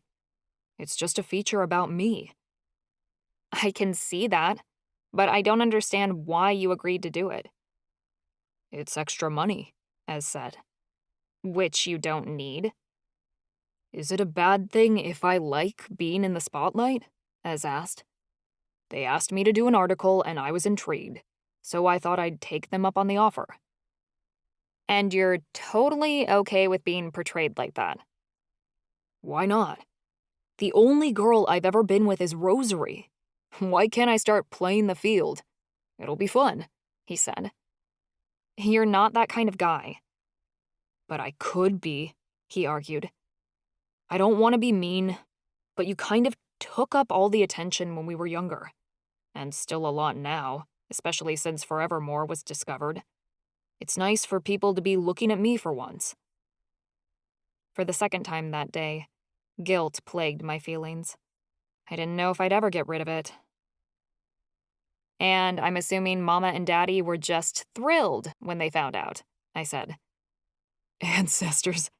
Mom was on the phone the minute the prison opened up calls," Ezekiel laughed. "She ran to every store in town and bought up as many magazines as she could. But it backfired because now they're making so much money, they're doing a second printing. I guess Dad thought it was funny. She's so mad at him, you should have heard her. Everyone in town has naughty pictures of my baby boy." He grinned and I said, "You'd think you'd feel worse about it, seeing as you're such a mommy's boy." "I am not," he yelped. I used my magic to toss a wave at him. It pushed him under before he came back up, spitting a stream of water at me. I waved my hand and it turned around to smack him in the face. He shook the water out of his eyes. "Anyway, it's a good thing. All those long hours in the mines finally paid off." "I know you're happy about being in shape now, but it's not like you're a different person." "Yeah, but People obviously like me like this, he said. So it's better. You don't have to change who you are to be liked, I insisted. Yes, I do, he snapped. Nobody noticed me before, but since I lost weight, everyone compliments me and thinks I'm awesome. So what's the harm? I'm probably healthier like this anyway. I scowled and stood up. Whatever makes you happy, Ez. Try not to sleep with every girl in the prison, okay? He smirked and ducked underwater. I left the pool and wandered back to my dorm. I'd given up on trying to help people. It only made things worse. I felt my heart stutter when I saw Oberai standing outside of my cell in her unicorn form. Her head hung low, and the flames on her mane and tail barely simmered. They were only an inch high, making her look bald. Her eyes were dull, and cracks ran through her hooves. What's going on, girl? I ran a hand through her mane, and the flames barely licked at my fingers. Why is your fire going out? She gave a low nicker, and I desperately worried. I pushed open my cell door and she changed into a husky. Oberai's usually bright coat was nearly void of color. I gave him a pat, and to my horror, a chunk of fur drifted to the floor. You're sick. I knelt by Oberai's side and examined him for any wounds, but he didn't have any. He gagged when I checked his mouth and gave me a resentful look. Maybe it was something he ate. He slumped to the floor and tossed a loose sock I had lying around between his paws, appearing listless. I know it's hard that you have to go back and forth all the time, I told him, and I stroked his ears. You like it when Charlie and I are together. He gave a harsh snuff, but I said, We can't be together, though. It's hard for Charlie and I to be in the same room. This is just how it has to be. Oberai hacked on the floor. I was sure him puking was a way of getting back at me for making that statement. I sighed and cleaned it up. A knock came at my door. To my surprise, I found Callie waiting outside. I thought I'd let Opal be, Callie said. She's having somewhat of a tantrum right now. I can imagine. I let Callie inside and we sat on my bed. She's as upset over Ez as you are about... Well, Callie gave me an awkward look. I barely allowed myself to blink. Charlie who? I'm out here living my best life without him. Sure. Callie shook out her hair. Anyway, I came by because I thought we could take a look at that journal. The one my Aunt Maddie left me? Yes. I know you've read it 1,000,000 times, but we've never gone over it as a group, Callie said. I figured you could show me and I could tell the guys, so it'd be less weird between you and you-know-who. I scoffed. Charlie might as well be Voldemort in my opinion. Let's check it out. I opened my desk drawer and dusted off a bit of dirt that had gathered over the journal. I set it on the bed, and we began turning pages. Most of the journal is just a lot of phrases and words jumbled around drawings, I explained. I pointed to a drawing on the page of a girl walking towards a tunnel of light. The words scrawled around it said, Ancestral Lands and Destined Meeting. That looks like you, Callie said, peering closer. It has to be me because I'm who the prophecy is about. Then, if you look here, you'll see the two drawings are connected. I pointed to the next page, where my aunt had sketched a drawing of a phoenix. It's a message of death and rebirth. Are you supposed to meet someone from the ancestral lands? Callie asked. Or perhaps another Hawkeye god? You've already seen Coyote and Whale Spirit. I think so. The Hawkeye can summon their ancestors and we can speak with them, but I'm not sure what the phoenix has to do with it. It's some sort of clue, I said. Then, once you turn the page... I did so, and Callie gasped. On both of the next pages was a depiction of a building aflame, bodies gathered around it. Smoke was rising over the horizon and blocking out the sky.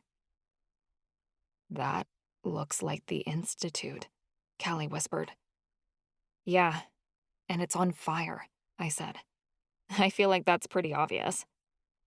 Okay, so we know something is going to happen to the school at some point, but what? Callie asked. I think it's a timeline.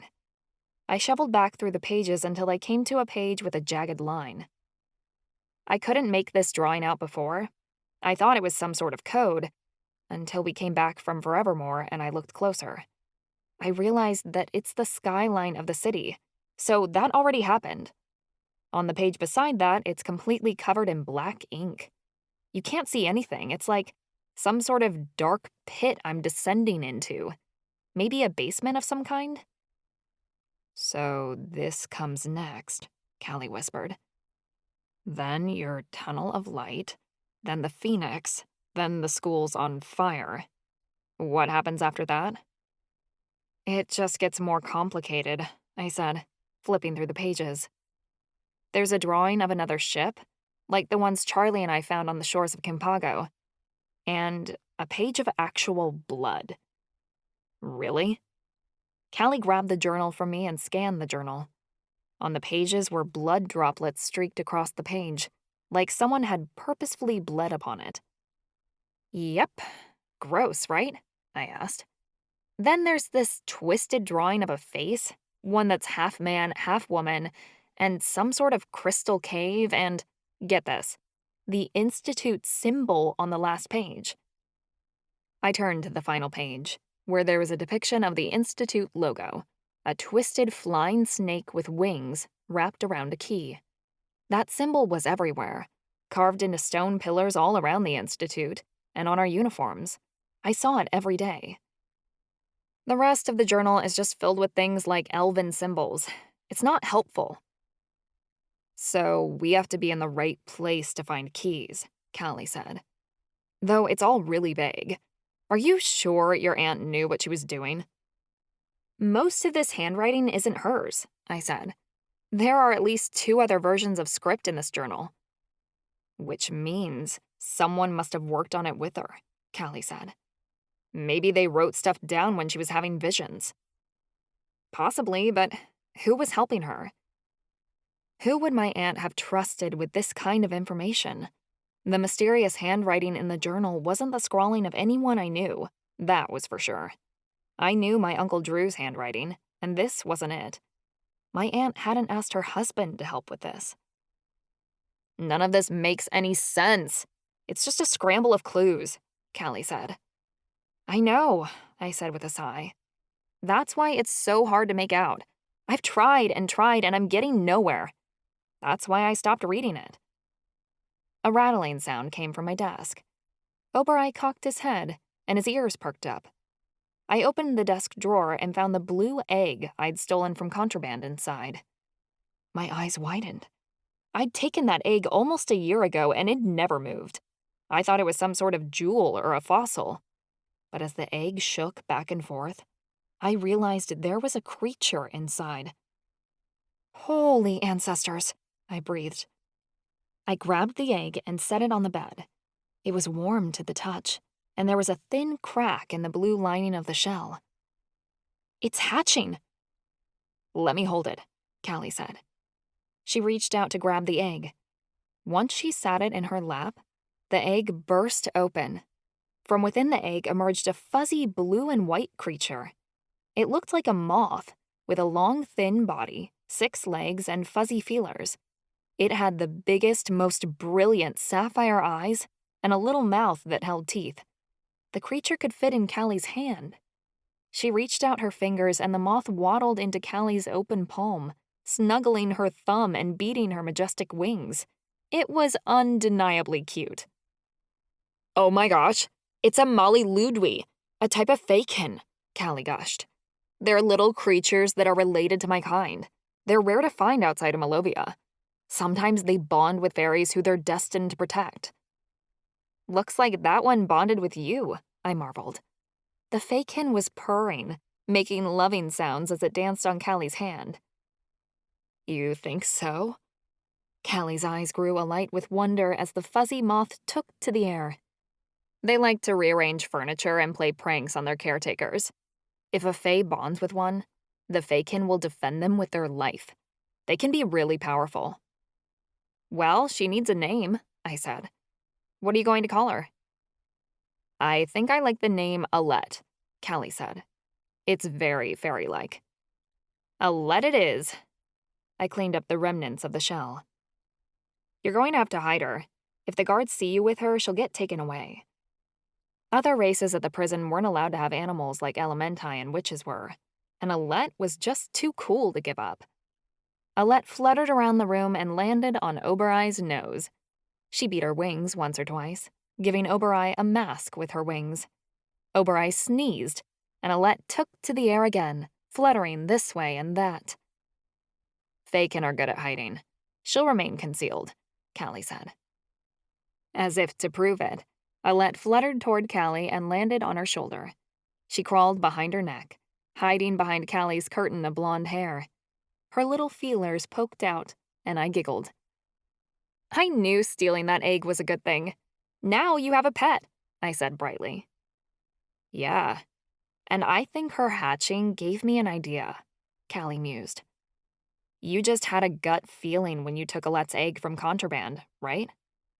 Yeah, I felt like we were just meant to have it, I said. That's intuition. We've been talking about it in Hemlock's class. Do you know how to use it? I've heard of it, but I didn't really pay attention, I confessed. Hemlock had been lecturing on intuition last semester, but since I'd been going through a major bipolar episode at the time, I hadn't been able to concentrate on what she said. Intuition helps a supernatural on their life path, connecting us to our true purpose, Callie said. Intuition can be harnessed to help us discover which path to take or where to go next. Why don't we use intuition to figure out what we should do next with your prophecy? That's a great idea. How's it done? I asked. Hemlock said intuition can be accessed in a lot of different ways, but meditation is the easiest. Let's go down to the Elementi Arboretum and meditate by the waterfall. I bet we'll get somewhere. Brilliant. Come on. Callie and I hurried to the special Elementi room, and Obereye followed. Alette remained hidden in Callie's hair so no one would notice her. When we entered the greenhouse, I took a deep breath of fresh air. The Arboretum was beautiful, full of all kinds of incredible plants, a waterfall, and a trickling stream. It reminded me of nature and of home. Inwardly, I ached for Kinpago. We trained for the dark games here, but I hadn't returned since. Looks like they'd fixed the broken window my friends and I had smashed when we'd collapsed a flaming, walking tree during our training. We sat by the waterfall. Obereye leapt and changed into a narwhal mid-jump. She landed in the pool below the waterfall and swam around, splashing water upward with her tail. I perched on a rock. Any instructions? Just ask your intuition a question, and maybe it'll give us the answer, Callie said. I don't know how long it's supposed to take. This seemed really open-ended, but we didn't have any other ideas. I closed my eyes and focused on the sound of the rushing waterfall, taking deep breaths in order to clear my mind. At first, it was really hard to concentrate.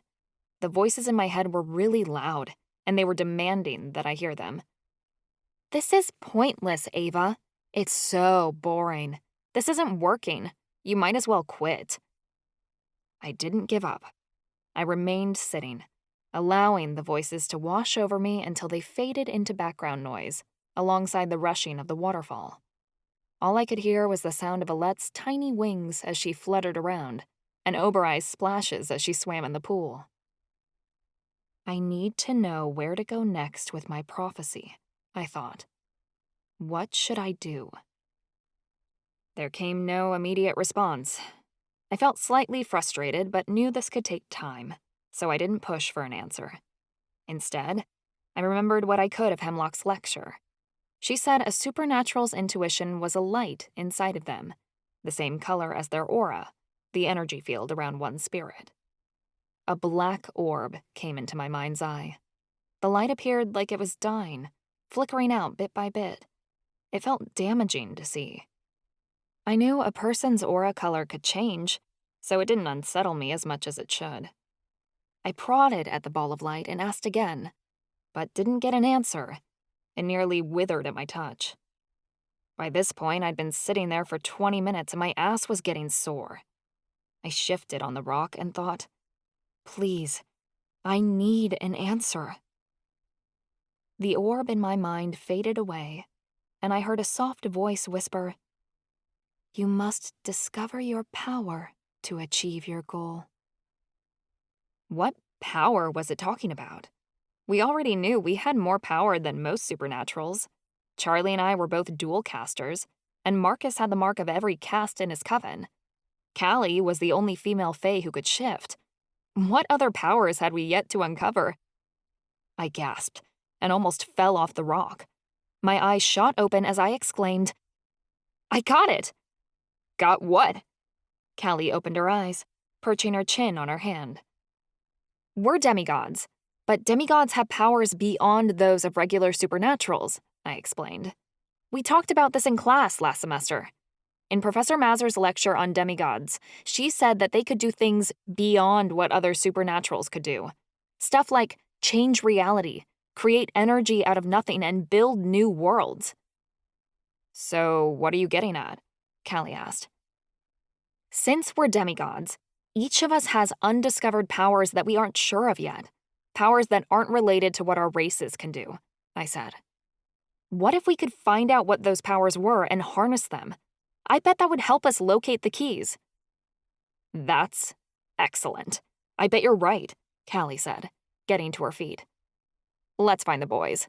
It's time to put these powers to the test. Callie ran off to find the others while I waited in the arboretum for them to arrive. She found Marcus first and sent him to the waterfall. He perched on a rock and scowled. A book sat on his lap, while Rishi batted at fish in the water. Callie was still searching for Charlie. With every moment that passed, I got more and more nervous. I didn't want to see him. It made my stomach churn whenever he was in my line of sight. I had to settle my anxiety, so I tried distracting myself by talking to Marcus. You seem like you're in a bad mood, I noted. Callie put a stupid hex on my warlock textbook. Every time you open it or turn a page, it makes a sex noise, Marcus bitched. I had to use it for my exam in my Miriam Expels class, and it was moaning all hour. He handed me the book. I opened it to see, and sure enough, it let out a gasp that definitely sounded sexual. I snickered and handed him back the book. That's hilarious. Not when everyone in class thinks you're a pervert. I got an infraction for being inappropriate. People thought I was making the noises, Marcus huffed. You're a curse breaker. You can break fey magic, I pointed out. Just remove the spell from the book. I don't know how, Marcus grumbled. I've been working on breaking wards and it's hard. As I can see from my book, Callie noted as she returned. It was a mean fey trick, Marcus complained. One of my specialties, Callie said proudly. Charlie followed behind her. The sight of him caused my insides to plummet beneath the floor of the prison. Ancestors. I felt like vomiting. I was allergic to his very presence. Ava-Marie, who was splashing in the pool, blew a spout of water out of her blowhole. It sputtered out of the pool and landed on Charlie's shoes. Thanks, he said sourly. She let out a high-pitched whistle, and the narwhal waved her horn in the water. You didn't have to do that, Callie. You could have played a nicer prank, Marcus complained. It would have been less fun, she argued. You're my bully, Marcus shot back at her. And I'm proud of it, Callie said. You're so ridiculous! The book flopped out of Marcus's lap as he stood. It landed on its spine, opening wide between Charlie and me. The book gave a particularly loud moan, and Charlie and I both cringed. Something involuntarily flared through our bond that I didn't like, and I instantly shut it off. Charlie felt it and he scowled. You should be grateful. That hex is the closest to being laid you're ever going to get. I bet you don't even know what a vagina looks like, Callie teased. I know what it looks like, Marcus grumbled. I took sex ed. Can we focus? Charlie complained. We're wasting time being here in the first place. Good to know you think saving the world is wasting time, I growled under my breath. The sound of his voice was grating on my nerves. If you have better things to do, there's the door. In the meantime, I'm going to be saving as many lives as I can. What is it with you and saving people? Charlie scathed. No one's buying the self-righteous act you put on. Oh, I'm sorry. I thought that's what we were doing, I shot back. Charlie's voice grew louder. It wasn't that long ago you wanted to give up on this whole thing. Last time we talked, you wanted to let all the elves die. Today, you want to save everyone? You're being Charlie cut himself off at the last second, and I seethed. I'm being bipolar? Is that right? I spat back. Charlie took a short breath. Look, we can't save everyone. That's naive and childish. We need to save the people we can and forget about the rest. I forgot what a positive outlook you have on life. I'm a realist. I don't fool myself with fairy tales, unlike some people. Charlie spat. He was really trying to piss me off. Apparently, the things he'd found endearing about me before were just aggravating to him now, and vice versa. I wasn't the only one who harbored resentment.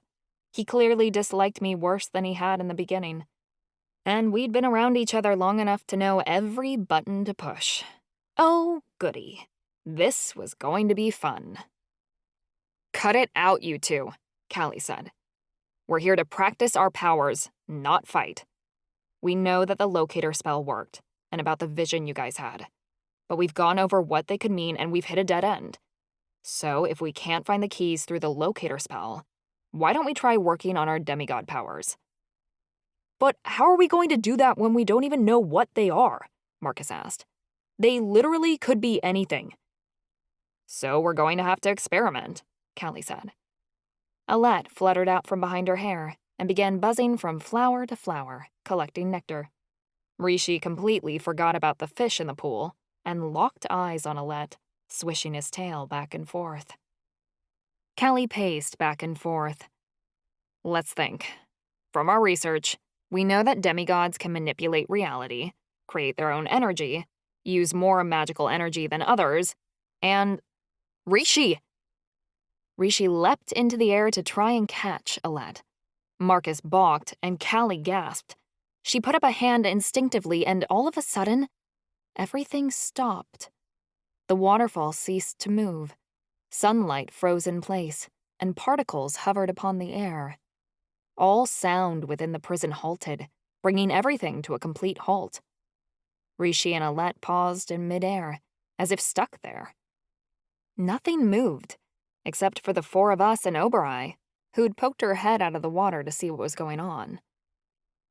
What the hell? Charlie asked. He'd noticed the abrupt halt of sound. He knelt by the edge of the pool and stuck his hand into the waterfall. It didn't rush over his hand, merely rippled around it. The water particles drifted into the air, hovering for a moment before they halted in place. Callie, did you just freeze time? Marcus strolled around. Callie's look was so shocked she didn't say anything. Abruptly, everything went back to the way it was. Time began moving again. The waterfall resumed, and noise abounded at the prison. Rishi fell out of the air, and Alette zoomed back to the safety of Callie's shoulder. I think she did, I said in awe. She stopped time. How's that possible? Callie asked in wonder. Professor Mazur said demigods could influence time. It was one of their powers, I said. But I don't think all of us could do it. The way I understand it, demigod powers are like elven abilities. You only get one special power per demigod, beyond the magic your race already provides, Charlie said. Can you do it again? Marcus asked. Callie snapped her fingers, and just like that, time froze. Everything halted, although the four of us, along with Oberai, could move around just fine. Rishi and Alette remained frozen, Rishi on the ground and Alette in Callie's hair. Demigods must not be affected by it, I said. We must be outside the boundaries of time. That's wicked. What about Oberoi? Charlie said, kneeling by the edge of the pool and stroking her smooth skin. She's not frozen either. Oberoi's a Mutabicha. They're spiritual creatures from the afterlife, much stronger than your average familiar, I pointed out. It makes sense she's not affected. Time resumed again, and Marcus stated, I want to do an experiment. I'm going to walk out of the room and see if time freezes in the rest of the prison, or if Callie only affects time around her. Good idea, Callie said. She froze time again. This time, her shoulders slumped, as if she was getting tired. I could understand why. This was extraordinary magic, beyond the bounds of what any supernatural alive could do. Marcus hurried out of the arboretum. He was gone for several moments, then came rushing back in when time resumed. When Callie stops time, it looks like it freezes everywhere, Marcus said. Wherever I walked in the prison, time wasn't moving. Time is a concept, an idea. In reality, time isn't a straightforward line. It's happening all at once, Callie said. It's very similar to illusion magic, which is why I think I can do it. Do you think once you enhance your powers, we could time travel? My heartbeat picked up at the possibilities. Maybe, if we could reverse time, we could go back and stop the Warden from finding forevermore. I don't know. I can't hold it for more than a few seconds without feeling exhausted, Callie said. Traveling through time itself, if it's even possible, might kill me. We don't know that yet, Charlie said. But what we can figure out is how long you can hold it for. Let's try again, Callie suggested. Marcus, go back into the hallway. I want to see if you have to be close to me to be affected or if time will stop for all demigods anywhere. He wandered back out again. Oberoi hopped out of the pool and changed into a husky, picking up Rishi by the scruff so he didn't try to chase Alette again. Callie stopped time, and we followed her as she maneuvered through the arboretum. A couple of students in the hallway were completely frozen, mouths open, still in the middle of conversation. Callie wandered throughout the hall and experimented, shifting paintings from one wall to another. Nothing was truly stuck. She could grab and move objects just as she could in real time. We spotted Marcus up ahead with his back to us, bouncing on his toes and waiting for us to find him. Callie snuck up behind Marcus and grabbed his waistband to yank it down and pants him. Marcus gave a yelp when he felt her hands around his hips. Hey! Marcus shouted, scrambling to hold up his pants. Callie snickered, and time resumed again. The students, who had paused with the halt of time, resumed their walk, acting as if nothing had happened. It looks like you can influence things while time is frozen, I remarked quietly. But demigods anywhere experience the time anomaly too. Marcus bit his lower lip. This could be dangerous. If there are other demigods out there, they'll realize someone else is manipulating time. We have to be careful. We don't know if other demigods will be allies or enemies. Callie nodded. I'll be careful. I'll only use it when necessary. Charlie wore a puzzled look, like he was thinking hard. The expression was endearing to me, and I found it painful to witness, so I forced myself to look down. We could use this, Charlie said. What if Callie can freeze time long enough for us to break into the Warden's office? I can only hold it for 10 seconds, Callie said. That's not enough time for us to search. There's also a ward on his office, which won't be easy to get around, Marcus said. Stopping time won't be enough. The Warden thinks other demigods are here. Why don't we use Callie's powers to find out for ourselves? Charlie asked. How? Callie asked. It's close to dinner. Most of the inmates are going to be in the cafeteria, Charlie said. If we freeze time there and someone's not affected, we know they have demigod blood. But that's risky. Someone could be a demigod that's our enemy, and they could tell the Warden once they realize Callie has stopped time, I said. Plus, we just agreed Callie would only use her power when necessary. This is necessary, Charlie said harshly. We have to take risks. We can't keep sitting back hoping things will pan out on their own, because it's never worked before. Let's see if we can find any demigods before they figure out what's happening. Before I could argue further, Callie said, I think we should do it. Let's go. The cafeteria was full when we got there. I was a jumble of nerves when we snuck in. But the moment Callie stopped time, everyone in the cafeteria froze in place. It was strange, seeing so many familiar faces frozen like statues. Marcus, Callie, and I scanned the area quickly, but no one moved except us. I spotted our friends at a table nearby. Opal's features froze in admiration as she stared across the table at Ez. Chansey's hand lay on Ivy's leg underneath the table. He obviously thought he was being discreet about it. I spotted Eddie in the lunch line, eyeing a short warlock with a cane who must have been new here. None of our friends moved.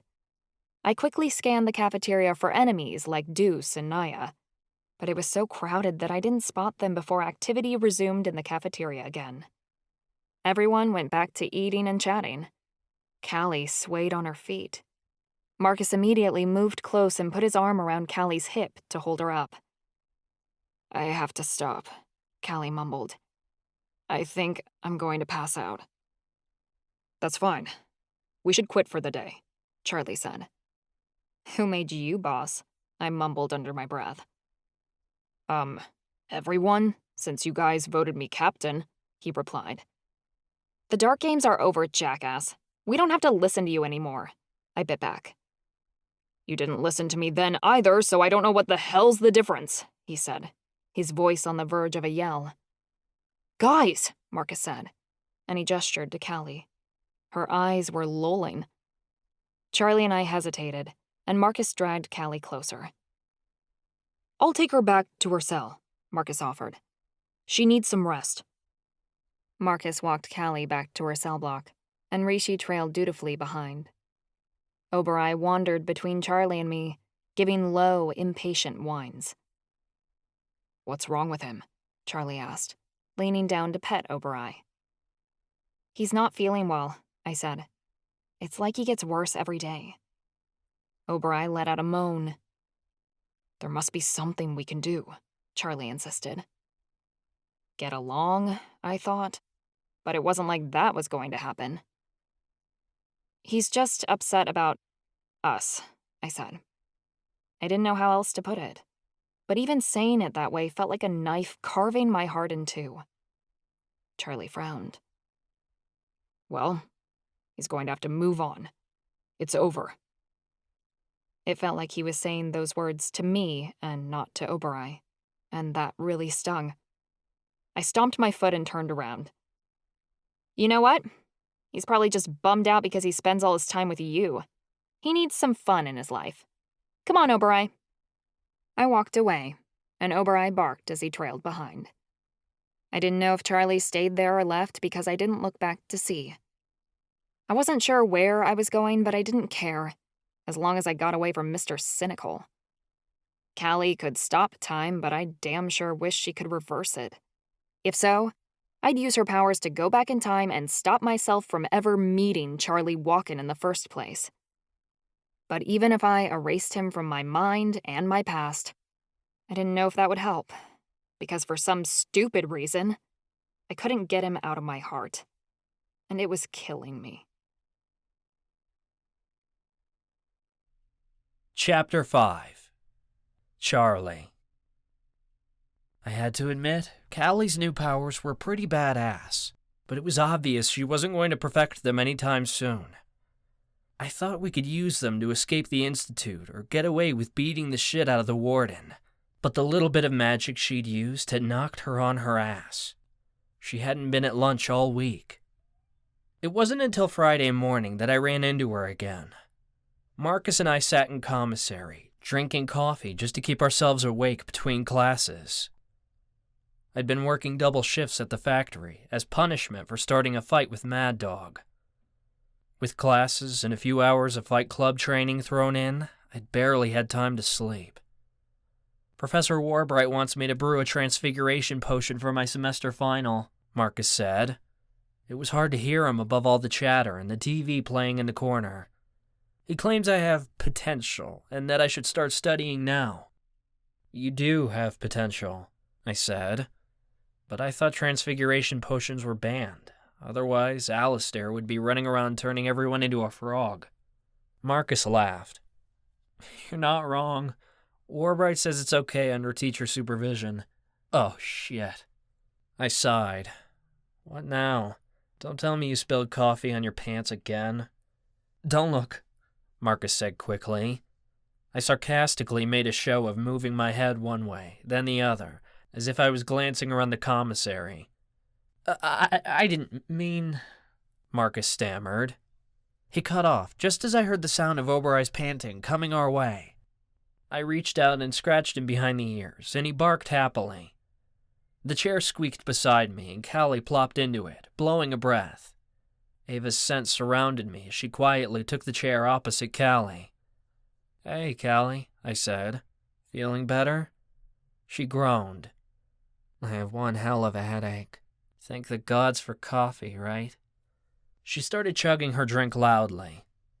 Beside me, Ava didn't make a sound. She hadn't brought any breakfast with her. She wasn't eating again, which concerned me and kind of pissed me off. I rested my hand on the table, and my fingers brushed against hers. My heart pitter-pattered, and she drew back quickly. I hadn't meant to touch her. Or maybe I had, subconsciously. Oh my gods, Callie gasped. What? Marcus sounded concerned. Did you guys hear what the newscaster just said? She asked. Listen. The chatter around the commissary turned to whispers. It seemed everyone was watching the newscast, coming from the TV in the corner. There are rumors of discord within the United Supernatural Union. Reports say the Union is divided on how to handle the controversy surrounding the elves, the newscaster said. Angel, vampire, and mermaid representatives agree that drastic measures must be taken to track down the remaining elves. Elementals, witches, and fae suggest waiting for the elves to reveal themselves. The astromancers have refused to comment on their stance at this time. The tone of the newscast shifted, as if the program had changed to a round-table discussion. I think we could all agree that the angels have a point, a man said. The elves must be found at all costs. Why, though? A woman asked. The elves were doing just fine for years while they were in hiding. What's the rush? We don't know what they're planning, the man insisted. We don't know that they're planning anything, she replied. We must approach the elves peacefully and diplomatically. We can't be flushing them out with tear gas and explosives. It will only incite another war. My stomach twisted. If another war is coming, then we must prepare, the man suggested. The elves wanted this war. Otherwise, why would they reveal themselves now? We must be ready to strike before they do. This is bullshit, I growled under my breath. I couldn't listen to any more of this. I snatched my coffee and shot out of my chair, grabbing Oberai's scruff. I didn't care that it was Ava's turn with him. He led me out of commissary. I paced up and down the hall until I heard my friend's footsteps behind me. You okay, Charlie? Marcus asked, sounding concerned. No, I'm not okay, I snapped. And you shouldn't be either. There's no question about whether there's going to be another war or not. It's already started. Even the United Supernatural Union is divided. The elves are fucked, and it's all our fault. I started pacing again, one hand fisting at my side, while the other tightened on my coffee. Marcus grabbed my shoulder to stop me. I know you have people you care about caught in the middle of this. He was talking about my father and grandfather. I'd barely met them, and I'd already lost my chance at building a relationship with them. But there were more people I cared about caught in the middle of this. Everyone I loved was a part of this. No one was immune to this war. But didn't you hear the witches and the fae agree on something? Marcus pointed out. This is a step in the right direction for the entire supernatural community. I shrugged him off. Your optimism is more depressing than anything. We could use some optimism, Callie said, coming to Marcus's defense. The fact is, we can't keep rehashing what's already happened. We can only figure out what to do moving forward. How can you be so sure? I asked, referencing her newfound powers. Because I've tried, Callie emphasized. She couldn't say it out in the open, but I knew what she meant. She'd been practicing her time-bending powers, trying to turn back time so we could reverse what we'd done. It wasn't any wonder why she'd been so sick all week. I can keep practicing, but I really don't think it's going to happen overnight. How often are you practicing? I wondered. I haven't noticed any time anomalies. I tried to choose my words carefully, but I didn't know how else to put it. Callie kept her voice low. I think you only notice when I stop time. Trying to turn it back is different. I think I need portal magic to do it, though. Sort of like simultension. If I combine my powers with something else, I might be able to portal back in time. But my portal powers are blocked on campus. There are too many wards, and I don't know how far back I'd be able to go, even if I could do it. I don't know if this is really going to work, I said. Figuring out how to use our demigod powers could take too long. If you don't want to help us, you don't have to, Ava told me sternly. You know I want to. I was offended that she'd suggest otherwise. Then you need to get your shit together, she demanded. I scoffed. I thought we weren't allowed to tell each other what to do. Ava huffed. Don't you have a class to get to? I didn't move. I might. Why do you care? Oh, shit, Marcus said, like he just realized something.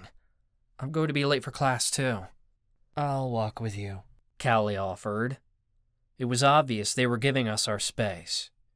I was sure everyone could feel the rising tension between Ava and me, and they wanted to get the hell away from us.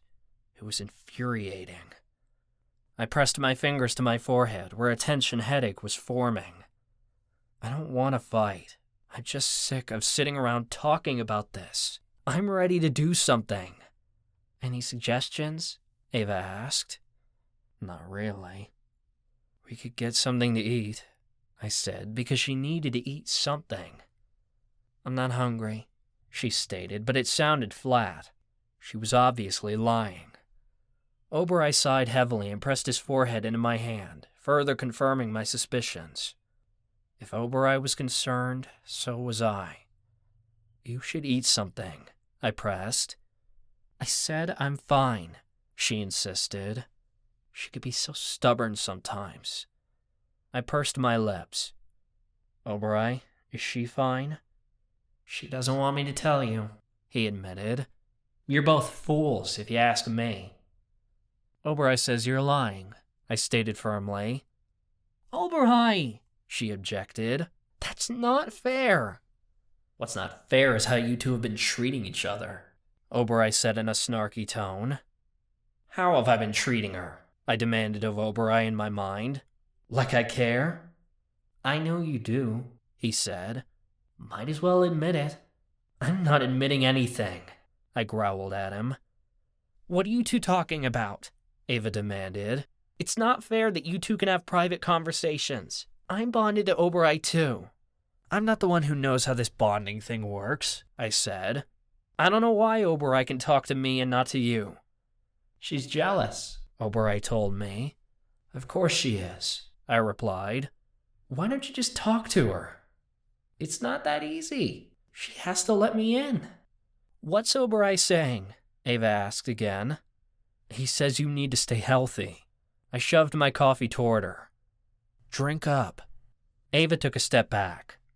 You know I can't drink anything from commissary. You remember what happened last time I did? Yeah, Naya had fucked up Ava's drink on purpose, and it had messed with her meds. Naya wasn't working the counter today, though, and there was nothing magical about the drink I'd ordered. It's plain coffee. Just drink it, I said. Ava huffed. You can't tell me what to do. You'd rather starve to death? I challenged. As the other half of your soul, I think I get a say in whether you kill yourself or not. Just because we're working together again doesn't mean you know a damn thing about me, Ava spat. I huffed. It was like I cared more about her than she cared herself, and that drove me nuts. All I wanted was for her to eat something, and she took it as some sort of attack. I was getting irritated with her pretty quickly. I know you're not eating. You're wasting away. You just happen to know that because we share a plate every meal, Ava said sarcastically. Something twinged through our bond, and I wasn't sure if it had come from me or from her. She'd hit a nerve without realizing it, because that's exactly what we used to do, back when we were together. Maybe we need to share, so you don't starve to death, I shot at her. I felt it when I touched you. You've lost weight. Now you're analyzing my body? She sounded offended. Ancestors, no. I'm just watching out for you. You don't have to, Ava huffed. You want me to drink your coffee? Here's what I think of it. She grabbed the coffee from my hands, then stomped over to a nearby trash can. A thud sounded as she tossed the remainder of the coffee into the trash. I gaped at her. Are you serious right now? No one tells me what to do, she said proudly. Especially not you, Charlie Walken.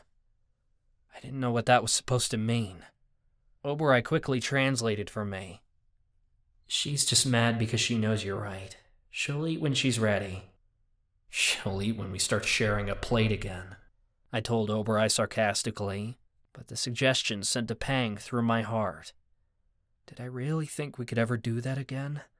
Sharing food had been our special thing before, and we hadn't done it in months. I'll get you to eat one way or another, I threatened. I'd like to see you try, she challenged. I raked my hands through my hair. It was obvious Ava wasn't going to do a damn thing she didn't want to do. Fighting was the last way to get through to her. I had to try another way. My tone softened as I suggested, "Can we compromise?" She hesitated a moment. My sudden shift in tone must have caught her off guard. What did you have in mind? I wasn't entirely sure. All I knew was that I couldn't keep having these fights. They were killing both of us. I caved. Just tell me how I can support you. I'm worried about you. I care. Please, let me help. Ava tapped her foot, like she was thinking hard. I guess we could sit together at lunch again, she offered. I'm sick of sitting alone. My heart surged. And we can share food? I questioned. I want to eat off my own plate, she said hastily. It was obvious why, so that I couldn't tell as easily how much she actually ate. But at least it was something. I can agree to that, I said. But you have to have something in front of you. You can't just sit there with an empty plate. That's agreeable, I guess, she said. So, I'll see you at lunch tomorrow? I'll be there, I promised. You really should get to class, Ava suggested gently. You're going to be late. I left, feeling like Ava and I were actually getting somewhere. We may not be any closer to the keys, but we were on track to solve one problem, at least. Oberoi led me to supernatural government, where I slid into a seat beside Eddie. Chatter buzzed around the room, though I ignored it. Something's bothering you, Eddie stated. It wasn't a question. I slumped in my chair. Ava-Marie and I just had a weird encounter. Good or bad? He asked. Both, I answered. Women, Eddie said nonchalantly.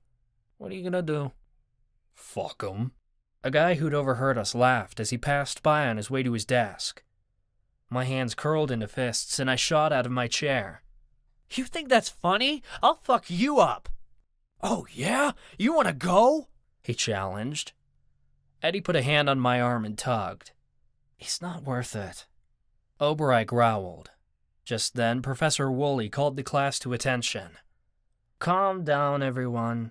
Mr. Walken, Mr. Perry, I suggest you take a seat, or I'll have the guards escort you out of my classroom." "We'll finish this another time," the guy growled. "And I'm not going to tell you again, old man. The name's Bones." Bones. I hadn't had the pleasure of fighting him in the ring yet, but I'd heard his stats were pretty amazing. He was a warlock with one hell of a temper. Rumor had it he killed his first opponent when he joined the fight club last semester. I hadn't seen the fight, thank the ancestors. "Ah yes, Mr. Bones," Professor Woolley said coolly. "Have a seat and pay attention." Professor Woolley was kind and gentle at times, but he knew how to keep the class in order. He didn't take anyone's shit. He paced at the front of the room and began his lecture. "Based on last week's essay questions, I see that we need to review the structure of the supernatural union. For some reason, quite a few of you thought that gods were members of the supernatural union. I believe one of you even listed your cat as a representative. A few people mentioned angelic deacons and the Arcanian king." "Yeah, and you marked the answer wrong, too," someone at the front of the room said, sounding upset.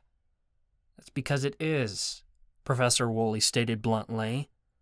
"The United Supernatural Union is a level of government that deals with interracial treaties and laws. These laws are put in place and enforced by a council, which is made up of a representative from each of the major supernatural races.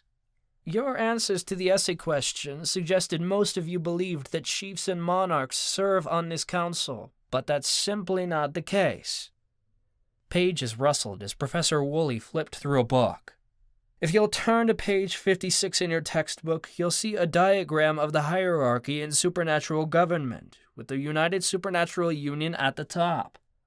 Chiefs, priestesses, monarchs, and the like are at the top of their government, as you can see in the chart, but their power lies only among their own people. They, of course, do have some influence as advisors to the union representatives, but since participating on the Union Council is a full-time job, no chief or king could run the Union and their own race." "So who runs it then?" a girl asked. "That's exactly what I wanted to discuss," Professor Woolley said. "Each member of the Union Council is appointed by his or her people. In some cultures, the decision is left up to the highest reigning monarch, such as in Fey culture. Others, like the Elementi, vote on their representatives. There is, of course, a process to undergo, background checks and the like, before a new representative can join the Union Council. It's important for you to know who your representatives are." Professor Woolley began listing out all the representatives. "Remember these names, as you'll be tested on them. Amber Lee, Elemental. Onyx Fox, Witch. Theodore Antov, Fey. Lazarus Gray, Angel. Vilas Blackwell, Vampire. Merida Sharp, Mermaid. And Orion Themis, Astromancer." I noticed he hadn't mentioned an elf representative. I bet they weren't even thinking of having one on the council. That was shitty and unfair. We'll be diving into their background and qualifications over the next 2 class periods. We'll cover representatives for the Elementals, Witches, and Fae today, and follow up with the others on... Professor Woolley's lecture stopped dead when heavy footsteps came into the room. It sounded like the heavy boots of a guard. I instantly froze, sensing something wasn't right. "May I help you?" Professor Woolley asked. The guard began listing off names. "Brianna Thomas, Kane Flores, and Eugene Perry. You're all to come with me to the infirmary." "Ha! Eugene!" someone cracked. "The name's Bones!" He snapped. "Call me that again and I'll rip your head off!" "What's wrong?" The girl sitting ahead of me squeaked. Her fey wings fluttered. "You've been randomly selected for a blood test," the guard said. "Let's get a move on." "What lame-ass test is this?" Bones demanded. "I haven't been doing drugs. Who told you I had? Was it Big G?" The guard must have grabbed Bones because he yelled. "Get your goddamn hands off me! I don't go anywhere I don't want to!" "It's not a drug test," the guard growled. "But I'll make sure they test you for every drug on the list if you don't come with me now." That must have scared Bones because he didn't protest any further. The guard dragged the students out of the room, though Bones could still be heard muttering curses under his breath as he left. The room fell silent. Everyone was in complete shock. As I was saying, Professor Woolley started, but a girl cut him off. Professor, if I can ask, what are they blood testing for? She asked. I can't say for sure. He sounded a bit apprehensive. If they're testing at random, we deserve to know, she insisted. Professor Woolley sighed. He was one of the few professors who actually cared about our rehabilitation. He was willing to get real with us and treat us like adults. I guess you're right, considering it's likely you'll all be tested eventually. My mouth went dry. Did this have something to do with the Warden's experiments? Tested for what? The girl pressed. It's a DNA test ordered by the Warden, Professor Woolley admitted. Several incidents have occurred this semester involving the elves and elf hybrids. The Warden just wants to make sure everyone's magical ancestry is well documented to ensure the safety of the students at the Institute. My stomach dropped from my abdomen. I couldn't believe the injustice. Beside me, Eddie shifted in his chair and his shoes squeaked against the floor. The elves haven't done anything wrong, I blurted. My hands shook. I couldn't get tested. The Warden would find out what I was. Well, that depends which side of the story you've heard, Professor Woolley said, dismissing my comment. Rest assured you all have nothing to worry about. It is simply procedure and will improve security on campus. Even Professor Woolley didn't sound like he believed it. It was more like he was repeating whatever speech the Warden had given to the professors. I was fuming by the time class let out. This has to be a violation of our rights, I said to Eddie. Why didn't you say anything? Why didn't you stick up for yourself? Eddie stammered. I didn't know what to say. It's not like the elves can fight back. Not yet. I raked my fingers through my hair as Oberoi guided me through the halls. I lowered my voice and hissed. You know what this means, don't you? I'm going to get tested. We'll figure it out, Eddie assured me, but I wasn't confident. Oberoi led us out into the prison yard. He must have sensed I needed to get the hell out of the building. My magic was starting to get away from me, and the ground shook beneath us. I gritted my teeth. That's not good enough. We can't sit around passively like we've been doing for months. We have to do something. What do you want me to do, Charlie? Eddie practically begged. Just tell me, and it's done. Hell if I know. I'd just like to see you stand up for yourself every now and then. Truth was, Eddie was a quiet guy. He'd kept his head down ever since he came to the Institute. He might have been born to defend me, but I wasn't sure he actually knew how to face conflict. He'd grown up in Forevermore, a paradise on Earth. I'd be surprised to hear an insult come off his tongue, let alone witness him in a brawl. My shoulders dropped. It's not your fault. I'm just pissed at the Warden, and I'm taking it out on you. It's unfair. I get it, Eddie said kindly. Things are tough right now. You have every right to be mad. I needed to take it easy on him. Eddie may not be able to speak up in class, but he was a good friend. I was still walking across the prison yard when my foot caught a branch and I went tumbling into the grass. A cat screeched as I landed on top of it, and Eddie gasped. Hey, watch it! Someone growled. The voice had a unique twang to it, so it was easy to recognize. Alistair? I asked. I realized then that I hadn't tripped over a branch. It had been Alistair's cane. Who's asking? He demanded. I stood and dusted myself off. It's Charlie. Alistair's tone became friendly. Ah, Charlie. Sorry, didn't see you there. I snickered at the lame joke. Same. Eddie or Oberoi could have warned me. Oberoi huffed. Someone needs to knock you on your ass every once in a while. Eddie, huh?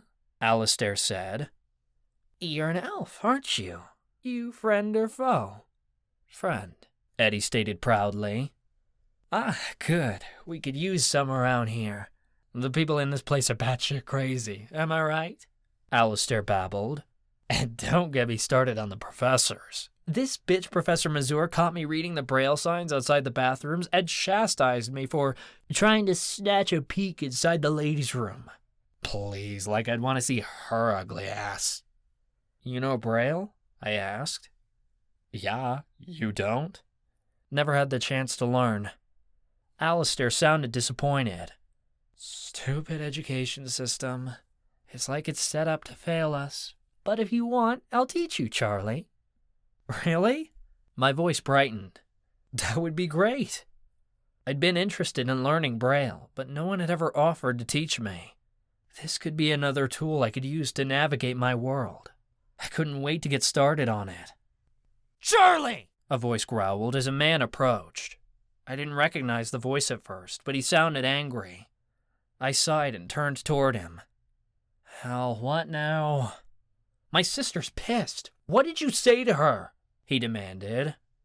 I realized then that it was Ezekiel. Great, more drama to deal with. Nothing, I said. What happened? I don't know. You tell me, he demanded. I walked in on her crying. Ouch. If that didn't twist me up inside, nothing did. We just talked about her eating, I confessed, but Ez apparently didn't like that.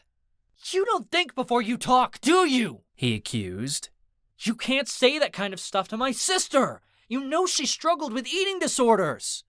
Yeah, and I was trying to help, I emphasized. Ava doesn't want your help, he spat. I gaped. Did she say that? She won't say it, but I know the truth, he accused. She's not eating because of you. You broke my sister's heart. My hands curled into fists. He didn't know shit. If he didn't know I was broken up about this, too, he was clueless. I was about to give Ez a piece of my mind and tell him the breakup was mutual, but he got up in my face and spat. You don't get a say in anything she does. I think it's time someone teaches you a lesson. What are you gonna do, Ez? Beat me up? Oberoi panted happily, like he was encouraging the fight. He thought this was funny. Look, we're friends, and I don't want to hurt you, but I've got to fight for my sister's honor. Ez rocked his weight between his feet, and I felt it with my earth magic. Put him up! I groaned. Are you serious, man? Ez, I could knock you out in under 2 seconds. You don't want to fight me. He looks pretty serious, Eddie mentioned. Do you want me to fight him for you?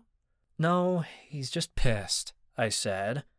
Ez is the furthest thing from a threat. You're just scared, Ez accused. Beside me, Alistair tried to hold back a laugh. I've bulked up, Ez pointed out. You don't know what I'm capable of. Look, I'll even make it fair. I'll close my eyes. That statement pissed me the fuck off. This is ridiculous, I protested. I'm not making negotiations, and I'm certainly not fighting you. Ez didn't know a thing about Fight Club. He had no idea what I could actually do to him.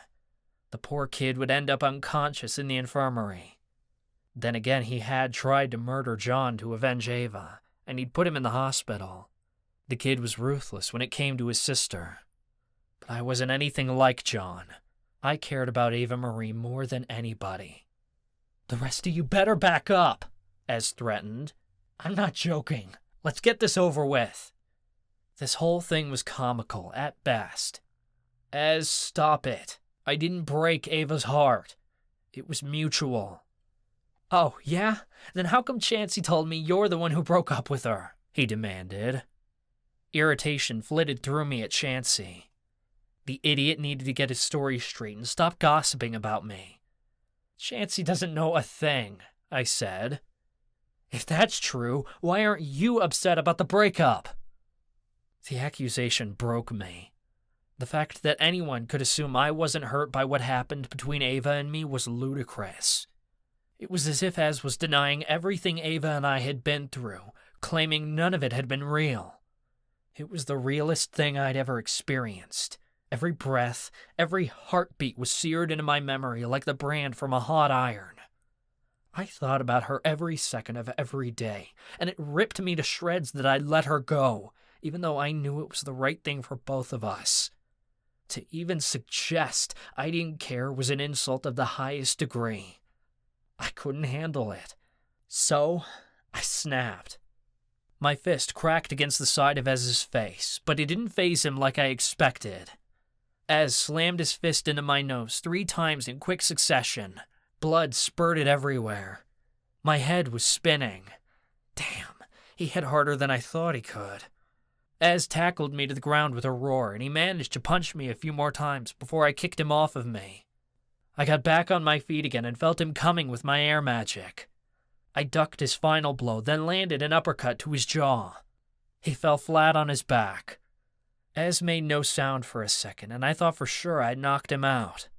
Alistair roared in laughter, but he wasn't the only one. We caught the attention of other groups around the yard. A moment later, Ez came to. His words were slurred, like he'd bit his tongue. You're gonna pay for that! Ez jumped to his feet and swung his fist in my direction. I ducked, and the air whooshed above me as he missed. The laughter around the yard grew. "Stop, Ez," I said. "You're making a fool out of yourself." "I'd rather be a fool than stand around doing nothing," he shot back before taking another swing at me. I dodged that one, too. Nearby, someone laughed loudly. What a pathetic loser! The bandit's blind and Ez can't even hit him! My hands curled into fists and I whirled toward the asshole. Even though he was being a jackass right now, nobody made fun of Ez. He was Ava's brother and my buddy on top of it, despite him acting really stupid at the moment. What did you say? I growled. You think you can fight me? Come on, let's go! Leave the kid out of this! The guy cracked his knuckles. Hell yeah, I could beat you. I've been dying to get in the ring with you, bandit. Oh, so you've heard of me? I snapped. Charlie, it's Bones, Eddie said under his breath. Great, this loser. Ah, fuck, I groaned. I thought he was getting blood tested. He must be finished, Eddie said. Alistair pushed past us. His cat meowed and followed dutifully behind him. If any of you pieces of shit want to fight someone, you've got to go through me, Alistair said. So, what's it gonna be? You gonna fight or walk? I suggest you walk. Holy mushrooms, Eddie squeaked. Alistair is quite bold. Bones laughed so loudly I bet he could be heard all the way across the prison yard. His band of cronies chuckled alongside him. You think I'm scared of you, Munchkin? You're like 3 feet tall. 4'2", thank you very much, Alistair said proudly. Maybe get creative with your insults. I've heard the Munchkin one before. Oh, I've got plenty for you, you little... Bones started, but he never got a chance to finish. A blast sounded throughout the prison yard, and I felt the electric sizzle of magic as something exploded through the air. Bones and his cronies screamed, their yells echoing through the yard as they were sent flying several feet away from where they'd just been. Hey! The deep voices of several guards sounded across the yard. My jaw dropped. Did Alistair just attack with a battle orb? Eddie finished for me. He sounded totally shocked and a little starstruck. That was so badass. You're gonna die, you filthy motherfucker! Bones roared. Another blast sounded, and I could only guess Bones had conjured a battle orb of his own.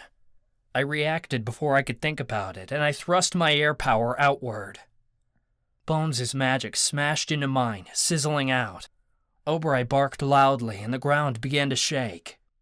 Noxite darts flew toward us, but my magic threw them off course. Guards shouted as they raced in our direction. You call that a battle orb? Alistair teased Bones. We gotta run, Ez said at the same time. A little late, kid, Obrai grumbled. You're all gonna die! Bones screamed. Get him!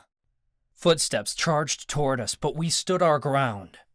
I didn't know how many guys Bones had on his side, but there had to be nearly a half dozen of them. We were outnumbered. I shoved Ez. Go! He had to get out of here before he got hurt. I wasn't giving him a choice. Ez scurried behind me toward the trees. I threw my arms upward, controlling the dirt in the prison yard. Chunks of gravel flew upward, knocking Bones' men on their ass. That's the best you got? Oberei teased me. I could feel the ground move as he created miniature hills to slow the gang down. Beside me, Eddie breathed heavily, like he was pissed. He grabbed my arm and yanked me backward, throwing himself in front of me like a shield. Stand back, Charlie. I'll protect you. Before I could protest, Eddie sprinted forward. I heard the thud as he slammed into Bones, tackling him to the ground. Thud! Thwack! Crack! The sounds of Eddie's fist smashing in Bones' face was both sickening and satisfying. I raced after him, intent on doing some damage myself, but I didn't reach Bones or his friends before the guards got to us. Someone grabbed my arm before I even realized he was there. He grabbed so hard and fast that it nearly yanked my arm out of the socket. Judging by the strength of the grip, it was a vampire. You're all coming with us! The guard growled. Captain's orders! My shoulders sagged. If I didn't want to get in trouble, I had to follow them. Answering to Captain was a hell of a lot better than facing the Warden. Oberei, go find Ez. Make sure he's okay, I instructed. I'm going with you, he objected. No, you're not, I snapped in my mind. I hadn't let Oberei get involved with the fight club yet. I wasn't about to start inviting him along. Oberei huffed, but he raced off before the guards could grab hold of him.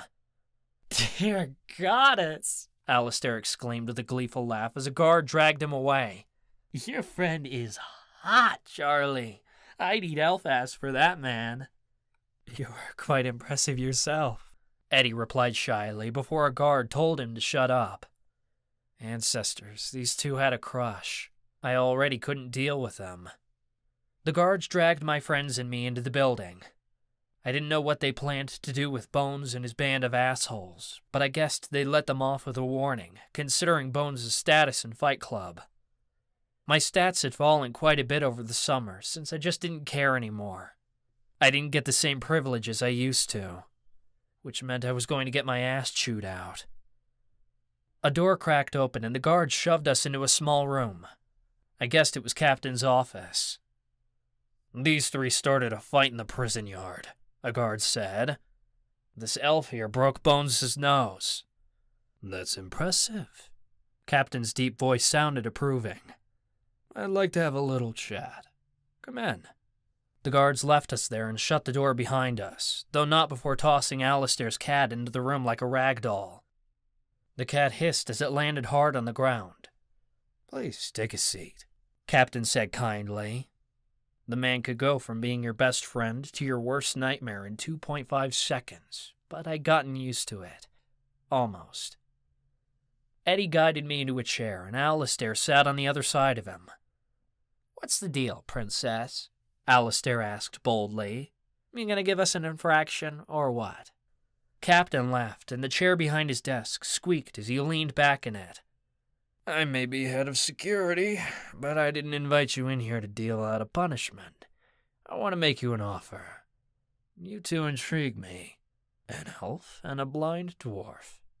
It'd be a great show. Oh, fuck. The last thing I wanted was for Eddie and Alistair to get wrapped up in Fight Club. You're offering us a place in the Fight Club? Alistair gasped. My jaw fell. How'd you know about Fight Club? Alistair had barely been here a month. He said. I've got my ways. There's a Fight Club? Eddie squeaked, pretending like he had no idea. Of course, I'd been obligated to tell him after he'd seen all the bruises on me. Yes, and I want you two on board, Captain said. You can't take that deal, I blurted. Why not? This sounds great, Alistair protested. Just trust me, I insisted. Fight Club isn't a place for either of you. Oh, come on now, Charlie, Captain practically sang. You can't truly believe it's that bad. You love it. My lips tightened. Captain didn't take well to requests to leave the fight club. I'd really liked him at first, but I was starting to see him for the manipulative bastard he was. He'd made it pretty clear that nothing I said would get me out, and he'd pit me up against the toughest guys in the league if I said anything more. It could literally get me killed to keep pushing him. So I said the only thing I could to save my friends. To be honest, Captain, I don't think they have what it takes. Hey, Alistair protested. you want to see what I've got? I'll show you what I've got. Captain laughed, like my attempt to save my friends was comical. That's up to them, Bandit. Should you two take this offer, you'll be provided extra privileges on campus and be rewarded monetarily. And if we don't? Eddie asked warily. I already knew he wouldn't join, not if I told him so. You'll receive a memory-wiping potion and forget this meeting ever happened, Captain said. But should you get into a second fight, you won't get another opportunity to join. You'll answer to the Warden next time. This is your one and only chance. I can do it, Alistair stated confidently. Let me at those jerks, and I'll show them what my battle orbs are made of. That's the thing, Alistair, I told him. You can't use magic in Fight Club. What? He balked. No magic? You expect me to fight with just my fists? No thank you, old man. Those vampires will turn me into a pretzel. Captain huffed. He was trying to hide his emotions, but it was obvious he was very displeased with the answer. And you, elf? Eddie hesitated, then turned to me. If I was in the Fight Club with you, we could train together. I could learn how to defend myself here. No, I stated. Take the potion, Eddie. I wasn't giving him a choice. As my guard, he was magically bound to do what I said. Okay, I'll take the potion, Eddie agreed automatically. His answer was a little too bright for Captain's taste, and I heard him make a dangerous noise. Are you sure? Captain pressed. This is your one and only shot. Perhaps I can convince you with numbers. They said no, I snapped. Give them the potion and be done with it. Captain drummed his fingers on his desk, as if waiting for one of them to change their mind. Nobody spoke. Finally, Captain drew a breath and said, Very well. Slowly, he stood from his desk and opened the door. He called one of his guards outside. Enter! Get in here! What is it, Cap? Captain sounded less than pleased. Take these boys and get them the memory-wiping potion. We're done here. Very well, Captain. Eddie and Alistair stood, and I started to follow. Before I got out of the room, though, Captain shoved an arm in front of me, nearly clotheslining me. Not you, Bandit. Let's chat. My stomach dropped from my abdomen as Captain swung the door shut, leaving only the two of us in the room. I'll meet you in your cell block, Eddie called before the door shut. I wasn't sure if he'd remember after he took the potion. My knees quivered as Captain took a step toward me. I retreated until my back was pressed against the wall. The ex-military head of security loomed over me, his hot, angry breath brushing against my cheek. I thought for sure the vampire was going to pummel me, but he just stood there, letting the adrenaline pump through my blood. I wasn't scared of most people in this prison, but this man was intimidating as hell. Captain must have had enough with the silence because he smacked me upside the head, which fucking hurt. Ow! I cried, resisting the urge to cradle the side of my head because he couldn't show weakness around Captain. What the hell is your problem, Bandit? He roared. His nose was barely an inch from mine, and spittle flew into my face. You just cost me 2 fighters! Those bets could have bought you a mansion if you wanted it, with the recruitment commission! To hell with it. I wouldn't let my friends join for all the money on Dark Island. Maybe if you let people leave, I'd have encouraged them to join, I snapped. They're already prisoners in this place. I'm not letting them become your prisoner too. I was too pissed to hold it all back. I didn't care how badly Captain punished me for talking back to him. It felt pretty damn good, considering how hard he'd been pushing me these past few months. I hated that I ever fell for his charm and joined the Fight Club in the first place. Captain grabbed me by the shirt and shoved me against the wall so hard it knocked the wind out of me. You think you're so cool, don't you, bandit? He taunted. You think you're in control? Well, get it out of your head right now! He smacked me again and I gritted my teeth. You knew what you were getting into when you joined my team, he growled. I can't have you running off spreading rumors about the club, and I sure as hell can't wipe your memory of the past 6 months. If you let me out, I won't say a damn thing, I promised. It seemed like a fair trade. It don't work like that, bandit. You want out, you're gonna have to prove yourself. Then tell me what to do, because I'm done. Captain scoffed, then dropped me. That's been obvious for months. Is that why you didn't fill your hours this week? I'm working extra shifts at the factory, I reminded him. I told you that when I got the infraction. That's your own damn fault, he snapped. If I didn't know better, I'd say you were rigging the fights just to piss me off.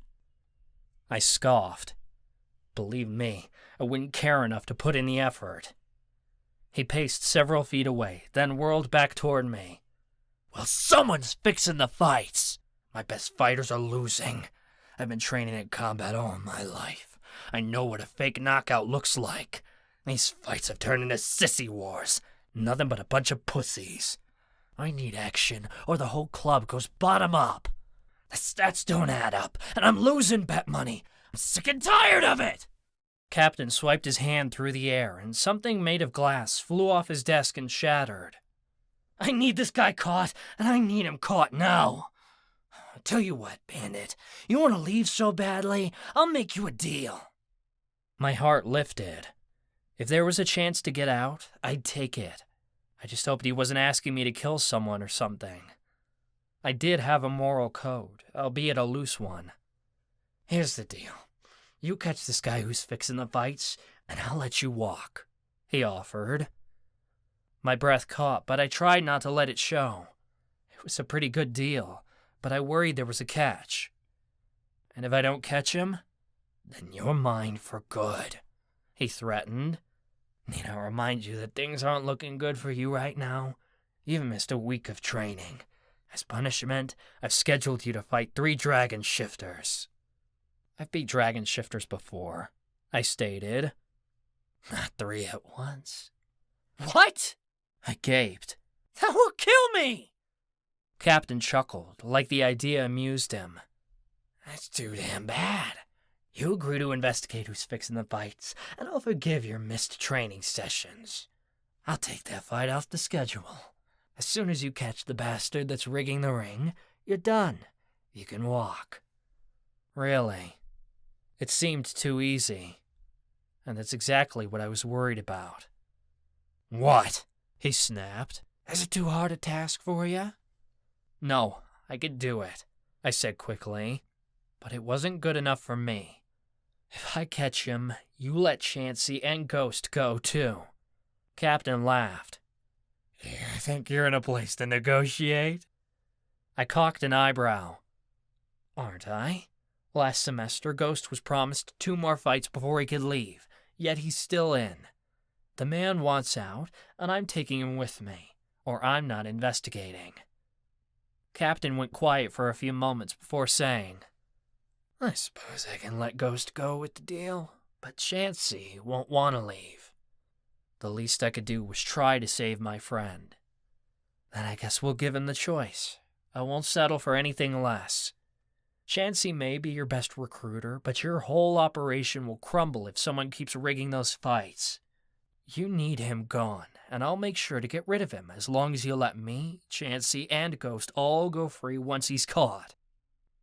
My heart hammered as I awaited Captain's response. Certainly, I was asking for too much. I was shocked when Captain finally answered. You've got yourself a deal, bandit, but you'd better deliver results.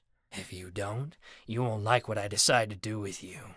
So figure out exactly what's going on here. Otherwise, you're mine. Chapter 6. Ava-Marie. I scowled as I read the newest comments on my vlogging page. which had been posted only a few days ago. The quiet sounds of the prison library rattled in my ears as I scanned the computer screen, feeling worse with each word. Where'd she go? She ditched us again, I bet. We want more songs! I hadn't made any new content on my vlog since we'd found Forevermore, and my fans had clearly noticed. I thought they'd give up and find someone else to follow, but apparently they really liked my music and wanted to know what the holdup was in making another video. They weren't the only ones. "You need to get back to producing," Ezekiel said, and he leaned closer to me. 3 months is a long time without something new. He dragged me down here and forced me to check my vlog, which I'd all but ignored in the past 3 months.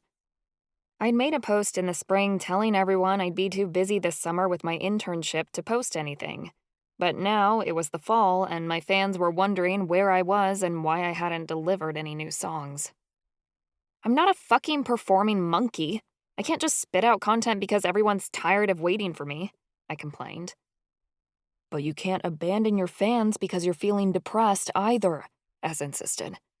It's bad for your brand, and you aren't the kind of person that doesn't keep promises to their subscribers. This could be an option for you after you graduate, Ava. Don't throw it away because of Charlie. I wrinkled my nose. I'm not depressed, especially not because of that dick. I'm just not feeling creatively inclined. And, by the way, I'm very thankful that you punched Charlie for me, but not at the expense of possibly getting thrown into cell block 9. Overall, I thought the fight was pretty stupid once I'd heard about it, but I was still sad I hadn't been there, because I bet it had been entertaining. Look, Charlie had it coming, and now everyone's even. Now we can get back to being friends, right? Ez was pretty much begging me to come back and hang with the entire group again like we used to. He didn't get that wasn't going to happen. I opened my mouth to make up some excuse, but before I could, Ez unexpectedly lolled forward. He nearly toppled out of his chair, and I had to reach out to keep him upright. "Whoa," I said, pushing him back in his seat. He looked dizzy. Panic flooded through me as I realized that he was warm underneath my hands. "Ez, you're burning up." "I don't have a fever," he said, somewhat out of it. Because immunocompromised people can't get them, I thought angrily. Ez reached for a cup from commissary he'd placed on the desk and drank deeply from it. As he did, a sharp, sweet scent rose past my nose. I knew it because I'd used the root quite a few times in my alchemy class. "That's a magical drink," I accused. I recognized the recipe. It was a smoothie with all kinds of magical ingredients that were supposed to help boost your immune system. Ez wasn't fooling anybody. "So, they don't affect me like they do you," Ez said before he took another drink. "They give me energy." "You're trying to supplement what you don't have. You can't keep self-medicating. They'll help in the short term, but overall they're just going to make you sicker," I insisted. "Who said anything about self-medicating? I feel better than ever." He took a deep breath as if it hurt to breathe. "Getting in shape has nothing to do with how well your body actually functions," I argued. "You can look fine on the outside and be wasting away on the inside." Ez scoffed. "I thought we were talking about you, not me." I sensed this conversation was quickly going to revert to me not eating, and I didn't want to go there. I sighed and hefted my bag onto my shoulder. "I'll make another video next week. I promise. You'll be on guitar. I wrote a couple of songs over the summer. We'll film something this Friday." "Okay." Ez swept a couple of black strands out of his eyes. He looked so tired. Worry tumbled through my gut as I left the library. My brother couldn't keep doing this to himself. It'd kill him. What could I do to stop it? Absolutely nothing.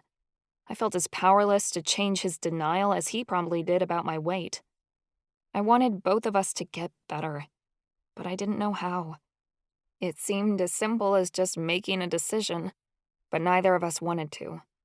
I felt as helpless over my own condition as I did Ezekiel's. At some point, everything was going to boil over. On my way to the lunchroom, I saw Ivy, Opal, and Callie sitting in commissary. Ivy waved me over and I sat beside him.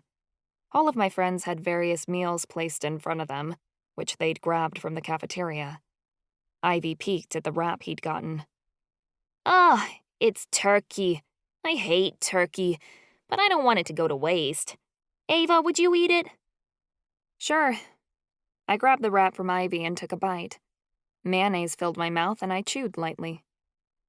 We have to go to therapy this afternoon, Callie said. I heard we have a new counselor. Disgust churned in my gut at the thought of going to a therapy session with my ex. Sounded about as pleasurable as a cactus up the ass. I didn't want or trust a new therapist. No one was as good as Professor Takahashi.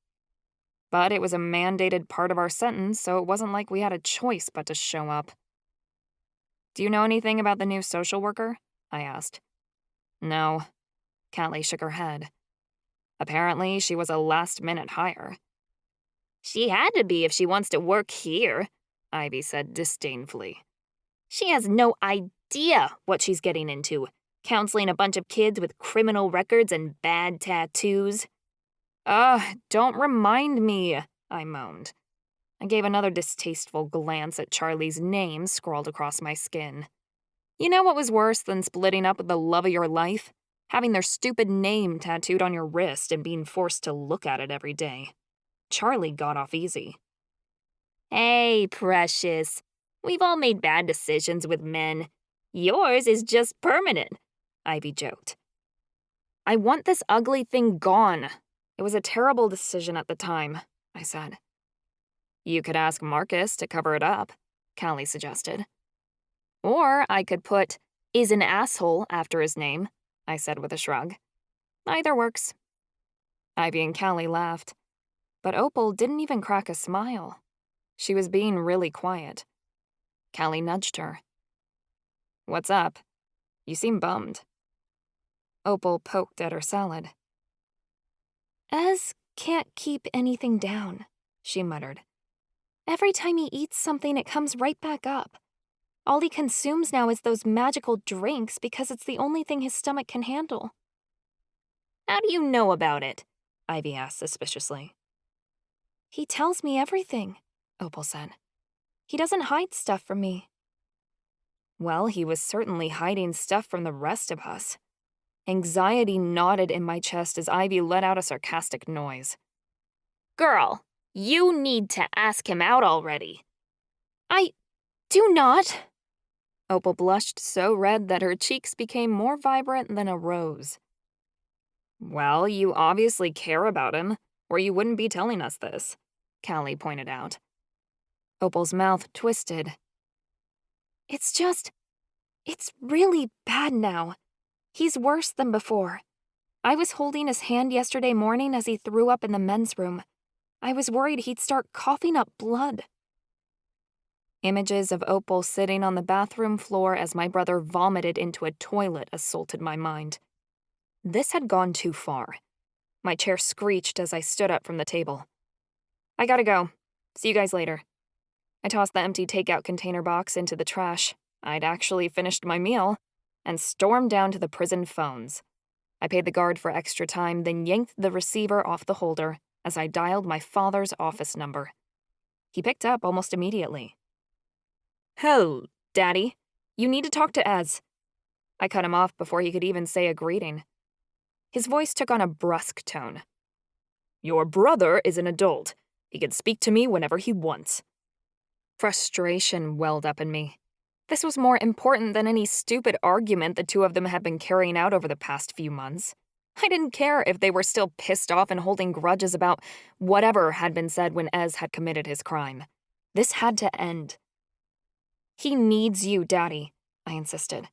He's really sick. The other end went silent, and I continued on. He's been throwing up every day and he's really weak. He's always getting some kind of infection. He nearly passed out this morning. He's not getting any better. Daddy's voice was sad. There isn't much I can do. You have to convince him to go get help, I burst. He'll listen to you. He's not ready, Daddy said gently. And he needs to be if he's going to face this. He's going to die. I sniffed and rubbed my face. Fuck, I was so tired of crying all the time. It was really getting old. We all accept our illness in our own time. You can drag him to the doctor, but you can't force him to get treatment, Daddy said. As terrible as this disease is, it's his. His to deal with. His to decide how to handle. All we can do is support him. It was the same conversation I'd had with Opal last semester, and nothing had changed. I wanted things to be different. But you know how bad it can be, I insisted. How can you just watch him go through this and accept it? Because I know how it feels. And it's hell, Ava, to put it bluntly, Daddy said. Forcing him to face the obvious is just going to put him through more pain, and his body isn't giving him a choice, so we have to. This denial is going to make his condition worse unless we do something, I said. He doesn't want to admit it, and I understand why. Daddy's voice was heavy with guilt. Don't blame yourself. It's not your fault. I tugged on the phone cord anxiously. All you can do is convince him what he's doing is stupid and could get him killed. I'll try to intercede, but I don't know if he'll take my call. We haven't spoken in months, really. What about Mama? She can do something, I pleaded. I don't know, Ava. Ez is scared. We all are. I shared his fear, yet I wasn't about to give in. I knew this was terrifying, but we had better treatment options for combined magical suppression syndrome now than we did for my dad when he was young. If we caught it early, we could deter some of the damage that the condition did to Ezekiel's body before it was too late. He didn't have to live with the same pain that Daddy did, but he had to start treatment now. I was silent for too long, and Daddy said, Peanut, are you doing okay? My lip wobbled. Damn me. I don't want to get into it. You know you can always talk to me. What's there to talk about? I broke up with him. Wasn't exactly truthful, but admitting the alternative was too agonizing, so I didn't. Breakups still hurt, even if you're the one who made the call, Daddy said. Even your mother and I have disagreements sometimes. I scoffed. I didn't want to be reminded of my parents' incredible love story. I bet they'd never broken up. It made me feel bitter. Sure you do.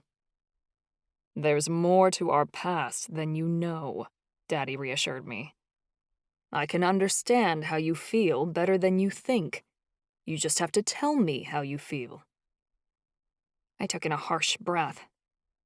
The truth is, I'm angry, and I hate him, and I never want to see him again, but I'm stuck here, so I'm forced to.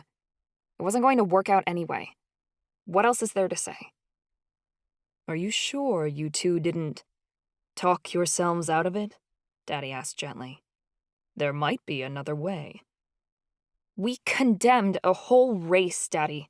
We started a genocide all over again. I rubbed my temple. You can't blame yourself for what happened to the elves, Peanut. Prophecy stuff is hard, and destiny would have led you there whether you wanted it to or not. Sometimes things happen and you don't have any control over it. But I promise, even with the bad things, it all works out for a greater purpose. You have to trust in that. I bet, I mumbled. I didn't believe him. Not right now. The line pinged, telling me my time was up. Before I hung up, Daddy said, Just don't deny your feelings, Peanut. Stuffing it down isn't going to help you feel better. And if it gets really bad, I want you to call me straight away, do you understand? I bit my lip. Okay. Bye, Daddy. I hung up the phone, then turned on my heel, feeling like the conversation hadn't gone anywhere. I resolved to deal with this myself. I wasn't giving Ez any more time. If he didn't recover soon, I'd drag him to the infirmary myself. I couldn't stand aside and watch my brother suffer, not when there could be a way to stop it. By the time I got done with the conversation, it was time for my much-dreaded therapy session. I dragged my ass to the counseling tower and hoped this wouldn't turn into a major shit show. When I got there, I had to stop to look around. The room had been totally redecorated. Takahashi kept things clean, straightforward, and minimalist. But now there were all kinds of motivational posters decorating the walls, as well as a variety of plants such as Venus flytraps. I passed a type of plant we grew in Kimpago that only ate meat, and recoiled when the petals snapped out at me like jaws. The others were already here, sitting in our usual circle and seeming wary. Oberai didn't bark like he usually did when I arrived. His dark eyes lingered on the woman at the head of the group, and he let out a low, subdued growl. I observed our new therapist. She was a small woman with a long blonde braid that fell down her back, large, obnoxious eyeglasses that perched on a thin nose, hiding green eyes. She looked to be a little older than my parents. Something about her seemed oddly familiar, but I couldn't place what. I was sure I hadn't met her before, so I didn't know where the connection came from. I shook it off to coincidence and took a cautious seat beside Charlie. "Where were you at lunch? I waited for you," Charlie asked. "I didn't break my promise," I said. "I ate with Ivy, a whole turkey wrap." Charlie nodded, as if he thought that was an acceptable trade. The counselor observed me with a greedy gaze, as if she'd been excited for my arrival. The blonde gave a big, annoying smile. "Hello, students. My name is Jamin Vengier, but you may call me Professor Jamin. Unlike the other teachers here at this school, I think it's very important that we get to know each other on a first-name basis, as I want you to see me as your friend, not someone in authority," she cooed. "I am an elementi of the Earth House, like you, Charlie." Her attempt to connect with Charlie fell flat, and he said nothing. Professor Jamin wriggled in her chair and said, "I've taken a look at your files, and I must say, what bright students you all are. Each of you is very talented, and I'm honored to be your new counselor. I'm sure we all have a lot to share." We still didn't talk. It was hard enough getting us to open up to Professor Takahashi, and he'd been kind. This lady seemed faker than a spray tan. She cleared her throat. "Since this is the group that discovered Forevermore, I thought we might talk about your methods of investigation. Mainly, how you found the city in the first place. I understand this isn't a subject that's been breached by any of your teachers or even the warden. But this is a therapy session, and I think it's a good idea for the four of you to talk about your experiences last semester, perhaps to alleviate the guilt." Callie completely blanched, and Marcus hunched his shoulders. "I'm sorry, Professor Vengier—" "Professor Jamin," she snapped, nearly in irritation. "This is a casual gathering, Marcus. I am your ally, after all."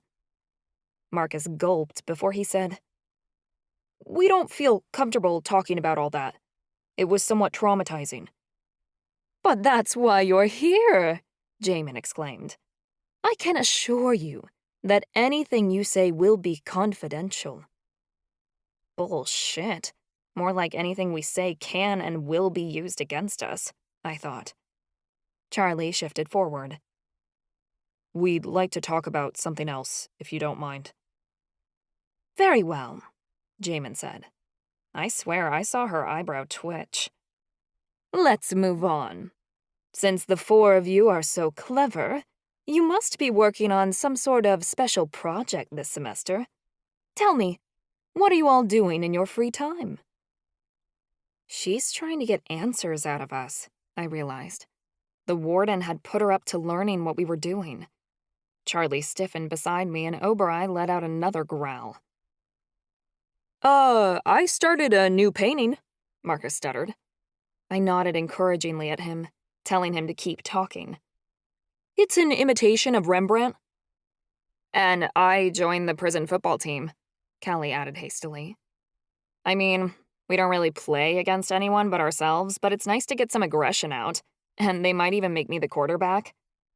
I see, Jamin said blandly, cutting Callie off. Clearly, those weren't the answers she was looking for. Her attention rounded on me like a venomous snake. What about you, Ava? I've heard so much about you from the Warden and others. You must be researching something new. You always are. If this bitch found out about my journal, she'd tell the Warden and I'd lose it immediately. She wouldn't accept that I wasn't researching anything, so I lied. I'm investigating Atlantean shipwrecks, I bluffed. It's fascinating. Jamin scribbled something down on her clipboard. Very interesting. Yeah, go ahead and research that dead end. Hopefully it would mislead her and the Warden for a few weeks at least. What have you learned? Jamin asked, breaking me out of my relief. Anything useful? I started. I was a bit rusty on mermaid lore. I tried to gather my thoughts, but Jamin cut me off. You're the subject of a prophecy, aren't you? A chosen one. The Warden told me about that, Jamin said cheerily. You must be doing something to investigate what it means. My entire body went cold, and I forced an impassive look on my face. I've been leaving it up to fate, mostly. I don't care to keep looking into it, seeing as how it caused an entire city to go up in smoke. Jamin gave a bemused smile. But there must be something you know. One tiny piece you've worked out? This woman wasn't going to stop pressing. I tried to think up excuses, but Charlie broke in before I had to come up with another lie. Aren't we supposed to be talking about our feelings? He asked. I mean, that's what therapy is, right? Therapy is whatever you want it to be, Charlie, Jamin said, scribbling more down on her clipboard. She was ignoring Charlie entirely, like she didn't think he mattered. It was ableist, but her discrimination was also a benefit. She didn't think a blind person was capable of anything extraordinary, and thought the only avenues worth pursuing were the three of us. Her ignorance would help disguise the fact that Charlie had elf blood that much longer, buying us time. Rishi meowed. He crawled toward Jamin's high heel, sniffing it like he smelled something rotten. He batted at the toe, yowling at Marcus. Jamin reached down to try and shove Rishi off her, but the cat didn't move. The point of these sessions is... Ugh!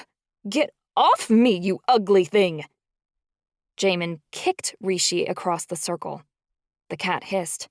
Marcus bent down to pick him up, looking horrified. Jamin took a quick breath. As I was saying, the point of these sessions is to lift the burden from your shoulders. You know you've done wrong, and that you deserve to be here. Think of me as a diary, one you can tell your deepest, darkest thoughts to without any fear of consequences. Gods, lady, we're criminals. That doesn't mean we have to feel bad about everything we do, Callie said. She'd let her thoughts slip. Callie immediately flattened her lips together once she'd realized her mistake. Jamin blinked. Her voice was cool as she replied, Be that as it may, you all know deep down that your punishment is justified. I think you may even want it. And maybe, just maybe, we can turn you into a good person again, one whom people can love and accept. That is, if you're willing to confess to whatever bad you might still be doing. With a little hard work, anything's possible, The guilt trip wasn't going to work with this group. Most of us already figured we were too far gone, and those that hadn't didn't care for acceptance either way, because we knew we weren't going to get it. We didn't owe this woman anything. I think Jamin realized that because she switched tactics. I'm sure, like the other inmates, the integration of the elves into the student body has uprooted your lives. Is there anyone acting strangely among you? Someone who just might sympathize with these new arrivals?" "Why does that matter?" Charlie spat. He crossed his arms, clearly losing his temper. As painful as it was, I reached across our bond and nudged him, telling him to calm down. "Because the elves are a lower supernatural race who need to be taught how to integrate into modern society," Jamin replied, as if she was explaining something simple to a child. "They've been gone for 100 years. They don't understand the ways of civilized culture. It's up to us to teach them. We don't need anyone telling them that their ways of being are acceptable in today's supernatural world." "What are you talking about? The elves are the most powerful supernatural race there is. They can take magic from others and break bonds. They had the most valuable city in the world until the Warden took it over," Charlie responded. He was dangerously close to exposing himself. Callie, Marcus, and I looked between each other, not knowing what to do, before Jamin responded, "The elves earned their wealth and power through criminal ways. They stole everything they gained and manipulated others to do it. They have to be trained." "Trained?" Charlie asked, disgusted. "Of course. Everyone knows that the average elf brain is much smaller than any other supernaturals, even a mer-person's," Jamin replied. "It's common knowledge." Charlie's mouth had fallen open in shock, and Jamin took that as an excuse to keep talking. "The most highly spiritual and powerful individuals were able to be masters over the elves because the Great Spirit and the other gods made it so. Their sin is even shown in their ears, which are pointed like the devil's and different from all the rest." Marcus put a hand over his mouth, like he couldn't believe how offensive Jamin was being. Callie had ducked her head, as if she was embarrassed the Fae had treated elves so poorly. I could feel the rage pouring off Charlie as he fumed. "That's a lie." "You can't ignore history, Charlie. When the elves were enslaved during the Great Supernatural War 100 years ago, it was a good economic stabilizer. It created wealth for the other races to share. Slavery is a just punishment for lower supernatural life forms, which the elves are," Jamin replied. "There's no excuse for slavery ever," Charlie argued. Jamin gave a tittering, cruel laugh. "Elves cannot take care of themselves. They're inferior beings who will always resort to crime if they are not controlled. They're happier if their lives are run by someone else. This is the way of things in nature. Weaker beings serve the higher ones. It is the order of the universe." "That was the same premise the Hawkeye Civil War was fought on," I said. "My parents fought against the idea that the weak have to serve the strong, and it shouldn't apply here." "The Hawkeye are different," Jamin said, as if she was insulted I'd compare an elementai to an elf. "It doesn't matter. Slavery in the supernatural world is illegal. It was outlawed after the Great Supernatural War," Marcus said nervously. Jamin lifted an eyebrow and said coolly, "For now."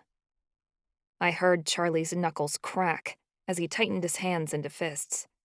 He was going to explode any moment. I had to do something before Charlie lost his shit and said something that put us all in jeopardy. This was a therapy session. She had to talk about our mental health if we asked for help, right? It had to be a legal requirement of the job or something. Anything to get us off the topic of the elves. "My bipolar is getting unmanageable," I blurted. Callie and Marcus glanced at me, and Charlie went still. "Really? How so?" Jamin crossed her legs and stared at me. I swallowed. "I'm not happy. My condition is contributing to that." "That's odd," Jamin said.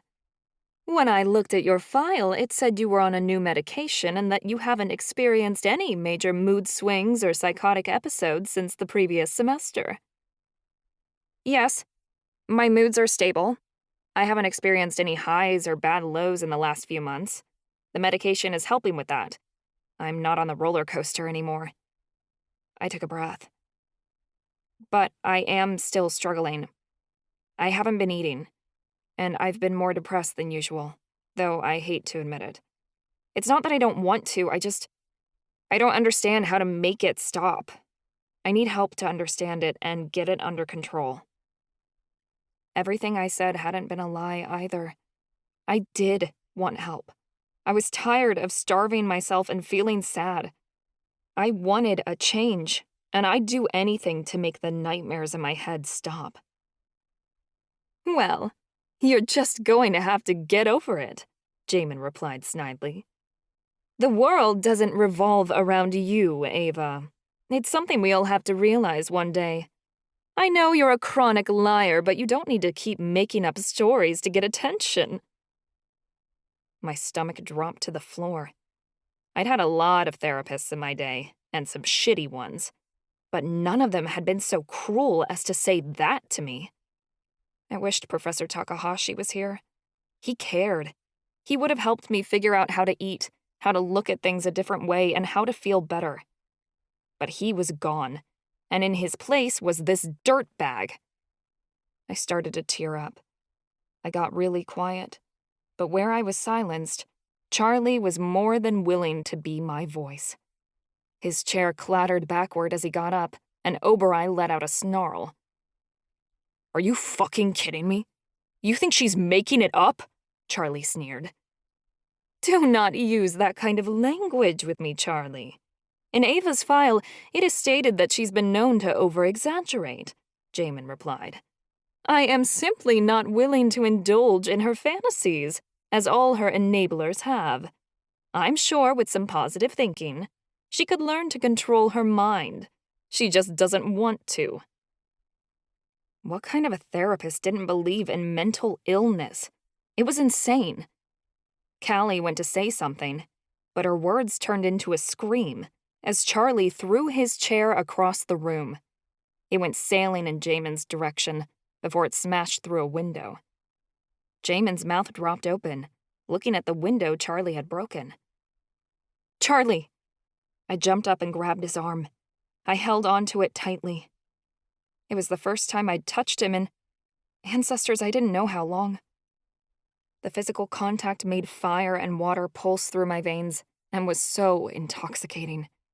But I couldn't let myself be distracted, because we were in big trouble if more wasn't coming. Oberoi jumped to all fours, ready to pounce on Jamin at Charlie's say-so. I'm giving you an infraction for attacking a professor, Jamin screeched. If you don't want to be taken to cell block 9 this instant, I suggest you back down. Don't, I whimpered. Charlie's body slackened as my grip tightened on his arm. Marcus got up and grabbed his other elbow. Charlie let us lead him away, although I could feel his body shake under my hand. Jamin rose, her lip in a snarl. It's clear our session is over for today. You children obviously don't want to divulge your nasty little secrets. But we'll try again next time. I pray next week you'll be more cooperative. I didn't know what she would do if we weren't. The four of us hurried to the staircase, our animals following behind. Charlie's face was still stone cold. I was sure if some asshole decided to try his patience, he wouldn't hesitate to pummel their face in. And now that he had one infraction on his record, he couldn't get another. We need to go somewhere private, I said. Callie and Marcus nodded. We hadn't dared to go to the lair since we'd found Forevermore. We were too worried with the Warden following us around. It'd be discovered. But it was the only place I knew where Charlie could let off some steam without consequence. I'll make sure nobody follows, Callie suggested. Meet you there in a minute. Callie changed into a wolf and took off. Marcus and I kept hold of Charlie and didn't let him go until we were a good way into the woods. Charlie was still fuming. He punched and kicked boulders that were in our path, and at his earth magic, they burst into rubble. Oberoi changed into a fire unicorn and led the way, until we came to the massive stone monument. The sight of it was nearly comforting, like coming home after a time spent too long away. We walked into the lair, which I saw with disappointment was covered with dust. We'd abandoned this place like we had everything else. The discarded elven bow lay in the corner, and all the extra stuff we'd brought to hide lay in discarded piles. Once we entered, the ground started shaking. Oberai stomped her hoof on the floor and tossed her head, as Charlie trembled just like the earth did. "Dude, don't bring this place down," Marcus said. "Chill out for a second." Charlie took a few long, deep breaths. "Don't listen to her, Pidge." My heart twisted at the old name, but I knew Charlie only said it as a show of comfort. "It doesn't mean anything," I said quietly. "People have accused me of worse." "Well, fuck them and fuck her," Charlie said. "You're not lying about that shit." "Of course I'm not, Charlie." I'd say anything to calm him down right now. He was seconds away from causing an earthquake and sinking us down with it. I heard a shifter morphing in the stone hallway. Callie came into view, Alette hovering on her shoulder. "All clear," Callie said. "No strange scents or followers. We're still safe here." "Thank the ancestors," I muttered. I couldn't stand losing this place, too. "She's a joke," Charlie said hatefully, clearly referring to Jamin. "No shit! She's like the worst therapist ever," Marcus exclaimed. "And now we're stuck with her," Callie said glumly. "Great." "If she's an elemental like us, where's her familiar? I didn't see one," I said. "She has to be hiding it somewhere," Callie replied. "Well, she must hate animals because she kicked Rishi," Marcus said. Rishi gave another yowl and Marcus bent down to pet him. "What do you think Rishi was smelling on her?" I asked. Charlie paused for a moment before he said, "I don't know. But Oberai said she smelled it too. Said it resembled a corpse." Oberai bobbed her head. Callie's face twisted in confusion. "I couldn't smell it. My shifter senses should have enabled me to." "She has to be under some kind of ward then, or a spell masking it, so students don't notice," Marcus said. "Why is she here?" She was asking a lot of weird questions during that counseling session, Callie asked. "I bet the warden hired her to help root out anyone who's got elf blood," Charlie said, "along with figuring out what we're up to." "I don't know why she's working for the warden. She's an elementai like us," I said. "Wouldn't she want to be on the elves' side?"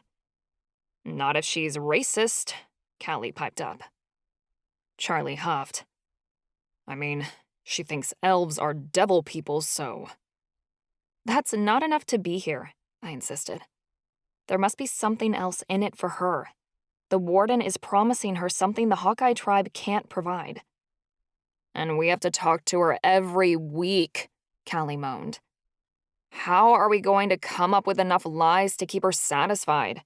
She's just gonna feed whatever we say straight back to the warden."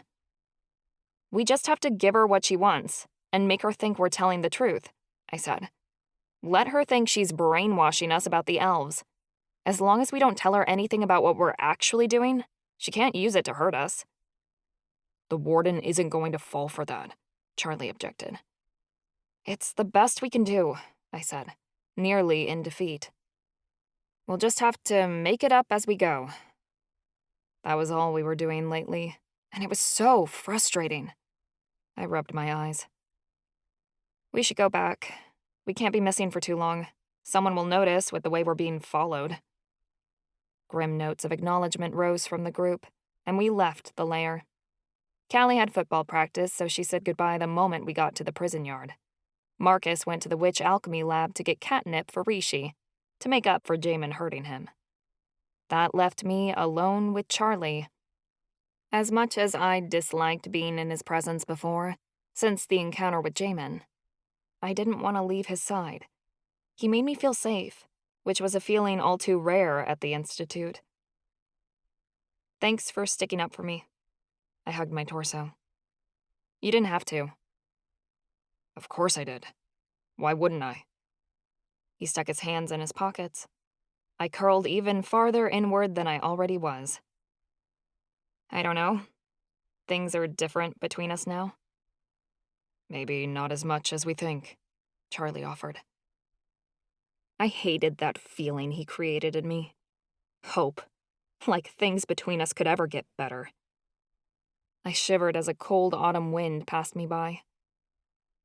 I hate it here, I said, looking around the prison yard. Too many people. Oberai nudged Charlie with her nose, and he said, Let's go to the chapel. It's quiet there. I wandered after Charlie and Oberai. I expected us to go into the pews, but instead, he took us to the loft, where the organ was. The dusty old instrument hadn't been touched since the last time Charlie and I had been up here, which felt like forever ago. We'd confessed our deepest, darkest secrets in this loft. Even now, the place held a sort of reverence for us. It was better than the balcony above the prison, which was tainted now with the memory of what had happened there. Charlie sat down at the bench and began to play. Dust particles rose off the keys as he made the organ sing, and it made a smile come to my face. He played when he got nervous. The music helped the both of us relax. I disliked the close quarters, but Oberai pushed me forward, and I stumbled onto the bench beside Charlie. Ez told me you were making a new video next week, Charlie said. I scowled. My brother and his big mouth. I was sure he had ulterior motives. Yeah, what about it? Do you want me in it? What? I nearly fell off the bench. Why? Charlie scowled. I sensed he was going to yell at me before he changed tactics and said, Maybe we could make music together again. I mean, what's the harm, right? Your subscribers are going to expect me to be there. I was about to say no, before I realized we'd never really clarified in any of the videos what Charlie and I were. It wasn't like we had to announce our breakup. My fans wouldn't know any better. As far as they knew, he was just the guy who played piano. Why would you want to? I asked. I didn't get him. He'd all but implied that we shouldn't hang out unless it was about prophecy stuff. Now he wanted to spend time with me? What was his deal? I wanted him to make up his mind. Because... Charlie sighed. He stopped playing and shifted on the bench so he was closer to me. I think it's pretty obvious that avoiding each other isn't working. We've got Oberai who isn't healthy or happy unless we're getting along. And we're trying to save the world together, which makes things pretty awkward as it is. I think it'd be easier if we at least tried to do friend stuff. Clearly, we can't have a clean break. No, we couldn't. Things were too complicated. Because of Oberai and our prophecies, Charlie would always be in my life, and in a big way. We shared a soul bond. It wasn't like I could forget about him like every other guy. A bit of my unease slipped through our bond, and Charlie balked. Never mind. It was a stupid idea. It's not, I said. We should make a music video again. It'll help things feel normal, I guess. Whatever the hell normal was anyway. Charlie went to put his fingers on the keys again, but I grabbed his wrist when I heard the doors of the chapel open behind us. I wasn't sure who it was, but I had a gut feeling whoever was coming in wasn't up to any good. I'd been working on my intuition lately, and I wasn't about to doubt it now. Get down, I hissed. I dragged Charlie to the floor and we scampered past the balcony and behind a wall. Oberai scrambled behind us, ducking into cover just as the door slammed shut. On the floor below, I could hear several footsteps. I dared to peek around the banister. A lump rose in my throat as I caught sight of the Warden marching into the chapel, Professor Cusack trailing nervously behind. What do you mean the girl's mother is investigating? I told you to get rid of her, the Warden hissed. Cusack's voice trembled as he replied, She's been difficult to exterminate. A strong succubus like her isn't easy to destroy. I don't care what methods you employ, just do it, the Warden demanded. We can't have this going public. But, my lord, the other parents are already asking questions. Then get rid of them as well, the warden replied coolly. You have a variety of resources at your disposal to make them seem like accidents. We can't have these families discovering the truth. It'll be a catastrophe for the Institute. I shivered. Oberon's breath across my cheek was hot as she listened closely to what the warden had to say. They'll want answers, Cusack whimpered. If they learn of the Infernal Underground and our plans. My eyes widened. The Infernal Underground? What was that? A slapping noise echoed throughout the chapel, and I realized with horror the warden had hit Professor Cusack. I've told you never to whisper that name, the warden seethed. It's forbidden. I'm sorry, my lord, Professor Cusack replied. It's only the inmates in cell block 9. We've all but exhausted our resources there. We know there isn't a demigod in cell block 9. We've already tried to find one, the warden replied. Those degenerates are useless. What we're looking for is within the student body. Why not take the ones you've already suspected? Cusack asked meekly. The Mito girl, perhaps, or the people she associates herself with. I nearly choked when he said my name. Charlie slapped a hand over his mouth to keep from crying out. Do you think it is that easy? The warden thundered. Ava-Marie Mito, though a chosen one and extremely promising, is the daughter of a chieftain who will certainly raise war if she goes missing. Her little friends are no different. The Fae girl is the daughter of a king, and the warlock boy comes from one of the most powerful families in the Miriamic Coven. Use your head, Cusack. We cannot ignite a war before we are prepared to fight it. We'll take the Mito girl once we've perfected the spell and not before. Spell? What spell was he talking about? This was getting worse by the second. What about the blind one? We could try him, Cusack offered. He has no family, no one who will speak out. There was a long silence, and I knew the warden was greedily considering the idea. I trembled with fear as I thought of Charlie being taken. Charlie sank down against the wall nearly to the floor. Then the warden spoke. I already have Jamin Vengier investigating. We make our move at the proper time. Cusack gave a tiny mew of fear, and the warden said, You've disappointed me, Cusack. You need to be punished. I heard a gargling sound, then an array of terrifying screams. The cries of agony grew in intensity, nearly shaking the walls. Oh, my ancestors! He was torturing Professor Cusack. Charlie grabbed me and dragged me close, like he thought he could protect me from whatever was going on down there. I felt Charlie's heartbeat quicken as Cusack's screams rose throughout the chapel. Involuntarily, I buried my head in Charlie's sweater, trying to block out the noise. A thump sounded as Cusack's body fell to the floor, and the warden sneered. You don't want to disappoint me again. You are all too easily replaced, and I have no trouble disposing of you in order to find someone who can do the job. You have until the end of the year to correct this, Cusack. Otherwise, you force my hand. The warden walked out, his sharp shoes slapping against the hard floor. A few moments afterward, we heard Cusack give a couple of sobs. I dared to peek out again, and saw that Cusack had used a couple of the pews to drag himself to his feet. He shuffled warily out of the chapel, head bowed and looking meek. Charlie and I didn't dare to speak until both of them were long gone. He was still holding on to me, and I didn't want him to let me go. This was fucked up. They're doing everything they can to trap us, Charlie said. Yes, but we have our parents, so we're safe for now, I insisted. I don't, Charlie said hollowly. They'll come for me first.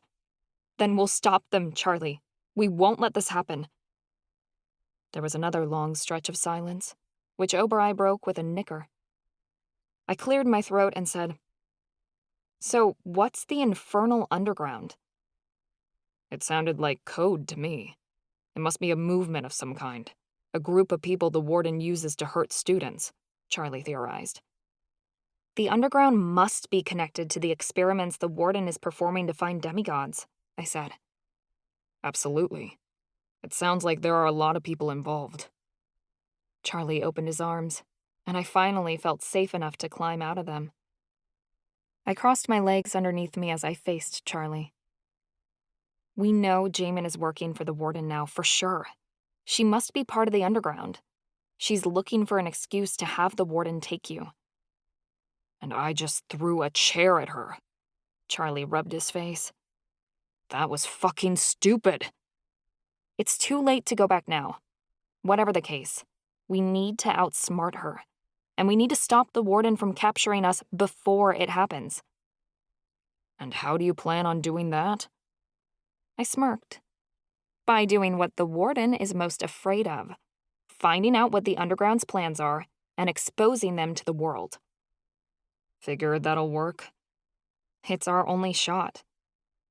My endless curiosity overwhelmed my fear as I considered all the questions before me.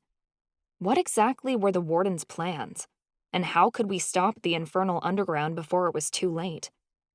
I was determined to find out. Chapter 7. Charlie. The Infernal Underground. The phrase repeated in my mind long after we'd overheard the Warden speak it. What exactly was this secret society hiding? Our friends didn't seem to have any clue, and no one had overheard anything since we told them about it. I remained alert in the following weeks, waiting for a guard to jump me and cart me off to cell block 9 for something I didn't do, just like they'd done to Uriel. I kept my head down during my factory shifts, and I didn't speak to anyone during Fight Club. I was so on edge that I barely processed anything in my classes. I thought the guards might kidnap me when I was alone, mopping the cafeteria floors as my second infraction punishment. But every night was more silent than the last. In my dorm, I lay in bed, practicing my elven magic when no one was around. I thought they might burst in at any moment, but the door remained untouched. Nothing happened, which was almost even more terrifying. It meant the Warden was waiting for something. But waiting for what? He spoke of a spell, but what kind of magic was he planning on using? How many can you get, Charlie? Alistair asked, snapping me back to attention. What? I'd spaced out again. We sat in the library after lunch. It was one of the rare moments of free time I got these days. Alistair sat beside me, and Eddie wasn't far, perusing the books in the aisle next to us. He claimed he'd tagged along to make sure I stayed safe, but I knew it was just to check out Alistair. The warlock pushed a sheet of braille paper toward me. Pig, his pet cat, laid on the paper before he shooed him off. Pop quiz, Alistair announced. How many letters do you know? I ran my fingers over the bumps and frowned. Easy. They're in alphabetical order. Ah, so you have been paying attention, Alistair said snidely. I thought I lost you there for a minute. I pressed my fingers to the side of my head. I'm sorry. You've taught me a lot in our lessons, but I just can't process any of it today. Stressed out? He asked, taking the braille paper back. I hear ya. I've got some relationship problems of my own. It's not relationship problems. Not this time, at least. I didn't want to talk about my issues, but Alistair could be a good distraction at times, so I asked, What relationship problems are you dealing with? He lowered his voice. There's this guy I like, but I don't know how to tell him. It's Eddie, I stated bluntly. What? Alistair squeaked. No! It's... Yeah, it's Eddie. How'd you know? You two shared a moment. I said before realizing Alistair's memory of our fight in the prison yard must have been a bit fuzzy after he'd taken that memory-wiping potion. Eddie, on the other hand, had remembered the whole thing. Memory-wiping potions were apparently like Noxide, a supernatural restraint that didn't work on elves, because Eddie had met me at my dorm like he'd promised after my meeting with Captain. He remembered the whole thing, though he never let the guards catch on to that. What moment? Alistair demanded. Did Eddie say we shared a moment? Because if we did, I'm totally clueless, and I want in on it. I want a moment. I smirked. You'll have one. I'm sure of it. Alistair leaned forward and whispered, Eddie's gay, right? Has he said anything about me? I shrugged. Why did you ask him? Alistair squealed a little. Should I? I should, shouldn't I? I can't. He was practically begging for me to call Eddie over. I guess I could play along. Hey, Eddie. I whistled lowly, and Eddie slammed a book shut and hurried over to us. Yes, sir? I mean, Charlie? Beside me, Alistair practically bounced in his seat. He was so excited. Alistair has a question for you, I told him. Oh? Eddie sounded intrigued. Ask me anything. Alistair fidgeted with the edge of the table, making scratching noises with his fingernail. Do you like cats? Pig meowed and patted across the table toward Eddie. She started purring. I love cats, Eddie said kindly. They're gentle companions. Always wanted one myself. Really? Alistair squeaked a few pitches higher than normal. He was obviously starstruck. It was clear our Braille lesson was over, and to be honest, I wasn't into it today anyway. I had a lot on my mind, along with another fight tonight to prepare for. Not like I wanted to sit here and listen to these two flirt. I've got a class in a bit, I announced as I stood. You guys have fun. Neither of them heard me as I excused myself from the library. I really hoped it worked out between them, because as much as I enjoyed Eddie's company, I appreciated a moment to myself every now and then. If I wasn't with Oberoi, Eddie was following me around like a puppy, and he could really loosen up a bit. He was always so proper with the sir and everything. I thought Alistair would be good for him. It was the one good thing that happened all day. It was nice to know that somewhere in the Institute, something was going right for someone, because it certainly wasn't me. I sat in the locker room at the fight club that night, my shoulders slumped. Chansey bounced on his toes across the room, grunting as he threw practice punches into the air. Crowds cheered from outside, but I barely heard them. It was the only way to deal with Fight Club these days, to deal with anything, really. I had to disassociate. My body was here, but my mind wasn't. What you sitting there for, Charlie? Chansey asked, pulling my attention to the present. You're in the ring next. You've got to warm up. I sighed. What's the point? I'm sure Captain's gonna pit me against one of the toughest guys in the league. I'll lose anyway. Don't say that, Chansey insisted. You're gonna go out there and win this fight, no matter who you're up against, you hear? I'm sick of fighting, I admitted. And not just in the ring, either. Every day of my life is one battle after another. I don't know how much longer I can go on like this. Chansey froze. You're not saying that you want to? No, I don't want to kill myself, I practically growled. I want to live. I'm just sick of fighting for the chance to survive, you know? It gets fucking old. Don't you ever want to get out of here? Chansey sighed and sat beside me on the bench. Yeah, of course I do. I'm sick of lying about Fight Club to Ives. I can't keep going behind his back like this. I'm going to help you find who's rigging the fights, and we'll both get out of here. Chansey knew about my deal with Captain, because he'd been the first person I'd approached about it. Chansey took bets for the league, so if anyone had heard whispers of who was behind it, I figured Chansey would be the first to know. Unfortunately, Chansey knew as much about the rigging as I did. But until we catch this guy, Do you want to tell me what's really going on? Chansey asked. I'm pretty sure the warden wants to harvest my organs, I said flatly. Chansey chuckled. Everything but your eyes. I smirked. Of course. His laughter died and his tone turned serious. How can I help? You haven't heard any whispers about the rigged fight since I last asked, have you? I haven't heard a damn thing, he said regrettably. If I do, you'll be the first to know. I hate seeing you get your ass kicked. I nudged him in the side. You just want me out because my bets are shit. Chansey didn't sound amused. Your bets are shit because Captain's punishing you. He never would have pitched you against that vamp last week under normal circumstances. I pressed my fingers to the tender bruises I still had above my eye. The vampire I'd fought had pummeled me so freaking hard I'd gone unconscious. No kidding. I'm not looking forward to whatever flavor of poison he's cooked up for me tonight.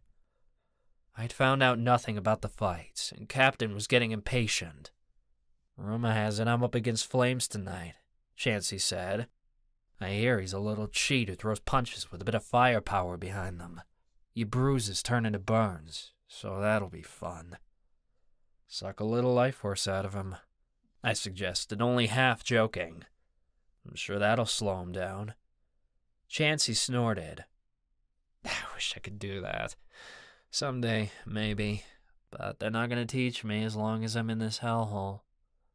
Chansey couldn't fool me. He loved the Institute. He'd once let it slip that it was the only place that had ever felt like home. If he didn't end up in the adult penitentiary after he left here, it was only because he was smart and cunning, not because he changed his ways. He was a criminal through and through. Though maybe that was changing now that he was with Ivy. His boyfriend was the only reason he wanted out of Fight Club, I was sure. The crowd erupted outside, and an announcement boomed over the speakers. Chansey clapped me on the shoulder. Sounds like you're up. Good luck out there. I hope to see you win. Even though the bets are stacked against me? I asked. It's nice to keep things interesting. The door to the locker room burst open, and the last two fighters stormed inside, cursing up a storm at each other. Chansey! Bandit! You're up! Captain growled. Chansey shot to his feet when his name was called, but he froze beside me. Both of us? I gaped. I thought Chansey was up against flames. Captain didn't sound happy at all. There's been a change to the roster. You two are in the ring. Now! For a moment, I couldn't think. I couldn't move. I realized this was a punishment, to get back at me for not figuring out who was rigging the fights. Captain expected answers by now, and because I didn't have them, he was making me fight my friend, as if that was supposed to motivate me. The asshole was going to punish me in every possible way until I caught this guy. Charlie, come on, Chansey prodded. He grabbed my arm and tried dragging me to my feet, but my legs felt like noodles. I'm not fighting you, I protested, jerking my arm away. Chansey leaned down and hissed. Would you rather he put Sharptooth and Steel in the ring to beat you 2-on-1? Because you know he will. Oh, fuck. I knew he was right. If I refused to fight Chansey, Captain would put me in a worse fight, where I'd be outnumbered. I'd be beaten to a pulp for sure. That is, if I made it out of the fight alive. And yet that almost sounded like a better option than punching my buddy. Get your asses out here now, or you'll be cleaning blood off the ring with your tongue at the end of the night, Captain threatened. Chansey yanked on my arm and dragged me toward the door. He spoke in rushed whispers. Don't hold back on me, all right? Captain will punish you if you take it easy on me. I don't want to do this, I hissed. Doesn't matter. You have to, Chansey insisted. And you have to win. If you don't, Captain will put you up against someone that'll kill you next time. He's not fucking around anymore. This proves it, and I ain't letting a good friend die. I'm not, I started to say, but Chansey shoved me out of the locker room. The screams from the crowd drowned everything else out. Chansey! Chansey! The crowd shouted. He was a real fan favorite. Chansey wasn't allowed to take bets on his own fights, but I knew where I'd put my money on this fight. An announcement boomed through the room, but I barely heard what it said because my ears were ringing. I could handle a scuffle with my friends, but these people weren't here for that. They wanted blood. One of us had to give it to them. Someone's hands landed on me. I didn't know whose, and they shoved me into the ring. I fumbled over the ropes, but found my footing a second before the bell rang. Chansey bounced from foot to foot, circling me in the ring. His footsteps were loud, and his heavy breaths even louder. It was like he was deliberately making it easy to track his movements. You're going down, bandit! Kick him in the head! He's blind, for crying out loud! This wasn't fun anymore. I didn't feel the rush of adrenaline or the excitement of the crowd. I hadn't in weeks. This was pure torture. Chansey threw a punch, but it was sloppy. I instinctually blocked it. I realized why he'd gone for the sloppy approach. He was warming me up, trying to get my instincts to kick in. Come on, bandit! Chansey yelled. Fight me! Don't talk to me like we're enemies! I snapped. We need to be right now, he growled. Fight back! Make me, I said. It wasn't a threat. It was a request. Chansey knew how to make hard decisions. It was one of the reasons I liked him. Even though we were friends, he had to hit me where it hurt. Fuck you! You're nothing! Chansey shouted. You're only in this prison because no one else wanted you. Your parents abandoned your orphan ass because they didn't want you! I swung my fist and caught his jaw, but the strength needed to do any damage wasn't behind it. He barely staggered. Your punch is weak, just like your magic, Chansey accused. I held my fists up and circled him. You're gonna have to try harder than that. Chansey's foot connected with my ribs, and I grunted as the air whooshed from my chest. It was a good kick, but I recovered quickly. He could have caused a lot more damage if he wanted to, which meant Chansey was trying hard not to hurt me. I swung my arm out, but Chansey dodged it, and I stumbled forward into the ropes. This fight was pathetic, and the crowd knew it too. They were getting bored. I want to see some blood! Show him what you've got, Chansey! Captain's voice broke through the roaring crowd. Knock him down, damn it! Chansey jumped me from behind, tackling me to the ground. He punched me between the shoulders, conveniently between two bruises. He sat on top of me, pressing the side of my face into the floor. I bucked him off as quickly as I could, then kicked him square in the gut before he could get to his feet. The crowd cheered. We both jumped to opposite sides of the ring as we scrambled upright. You're right, Chansey said. Your magic doesn't make you weak. You know what does? Your hopeless attachment to Ava-Marie. My temper flared immediately. Don't cross the line, I warned him. Maybe I need to! He spat over the roar of the crowd. You need to take this fight seriously! I scoffed as I rocked my weight between my feet. Your lame attempt at trash talk is starting to piss me off. Good, he said. Then I'm succeeding. I jumped at Chansey. I aimed for his face, but my fist landed on his shoulder. He cried out, but I suspected it was more for the crowd's benefit than anything. I hadn't hit him very hard. You're a pathetic little child who needs a woman to give you purpose, Chansey accused. You're devastated about Ava because you're afraid no one will ever love you again. You have no idea who you truly are because everything that was ever good about you is part of Ava now. I lowered my shoulder and threw myself at Chansey. My shoulder landed on his gut and we went flying into the ropes. We bounced off of them and he rolled across the ground, landing on his stomach.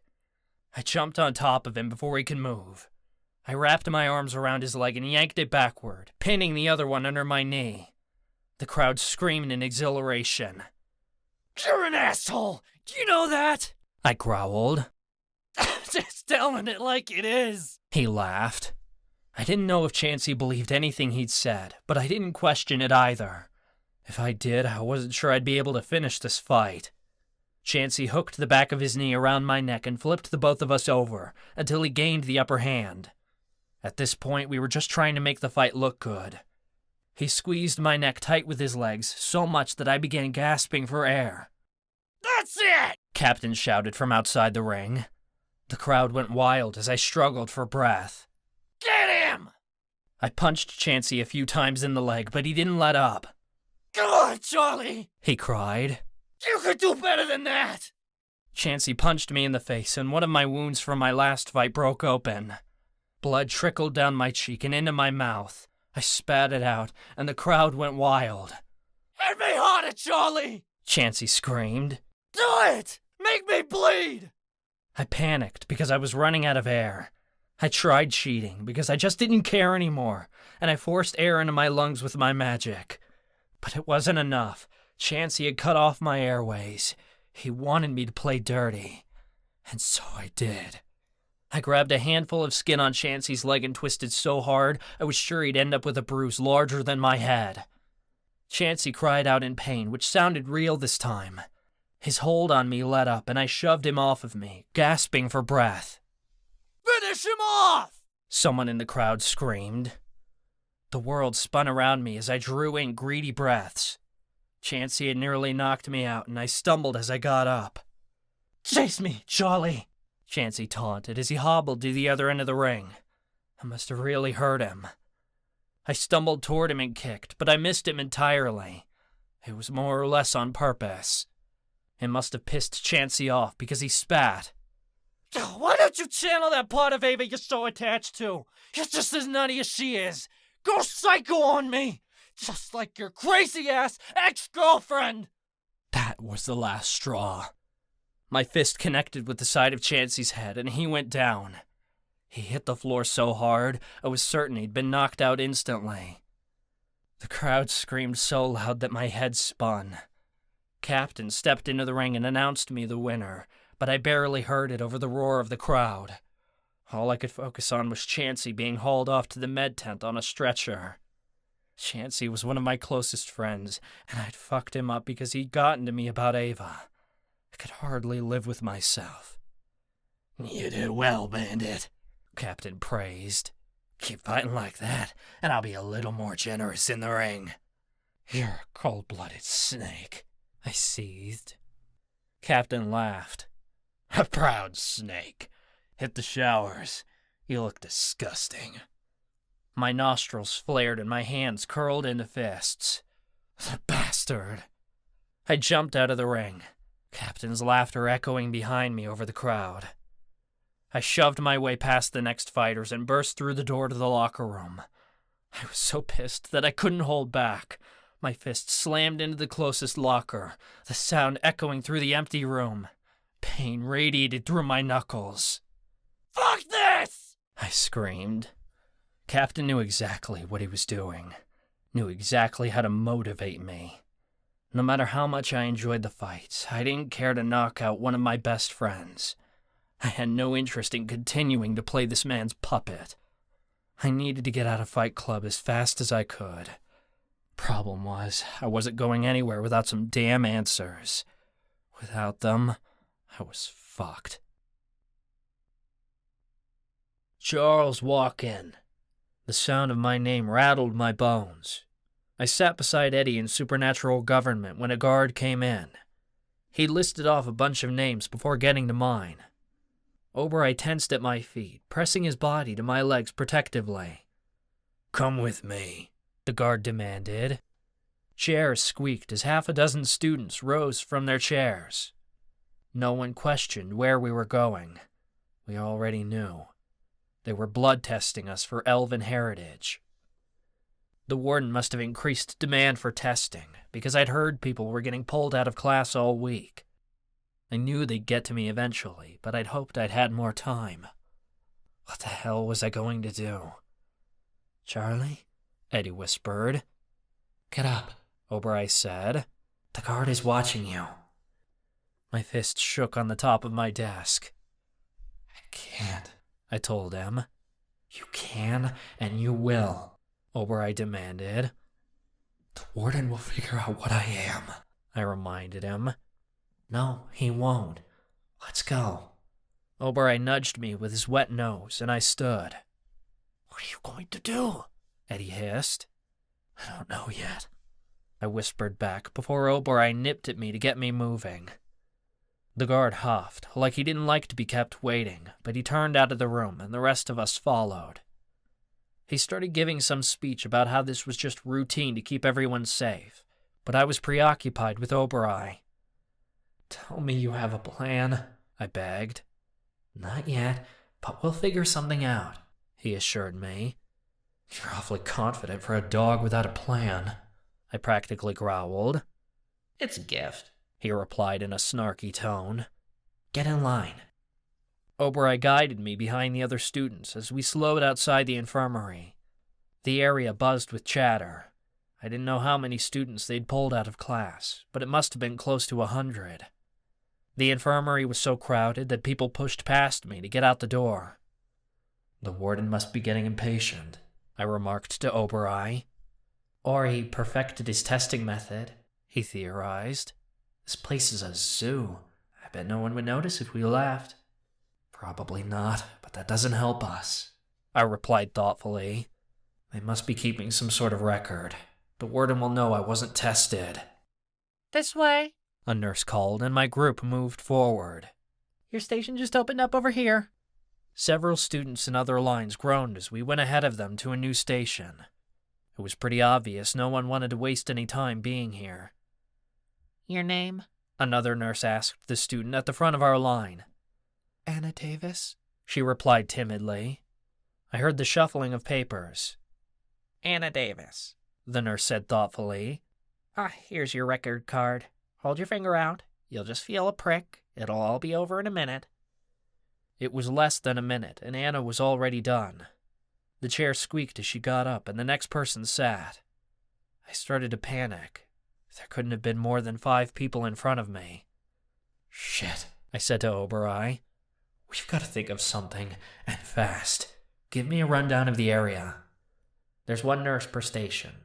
They're pricking fingers and placing drops of blood into a solution. All the solutions are turning blue." "That must be a negative test," I said to Oberai. "Mine won't be blue." "They're marking the results on a clipboard with a stamp," Oberai observed.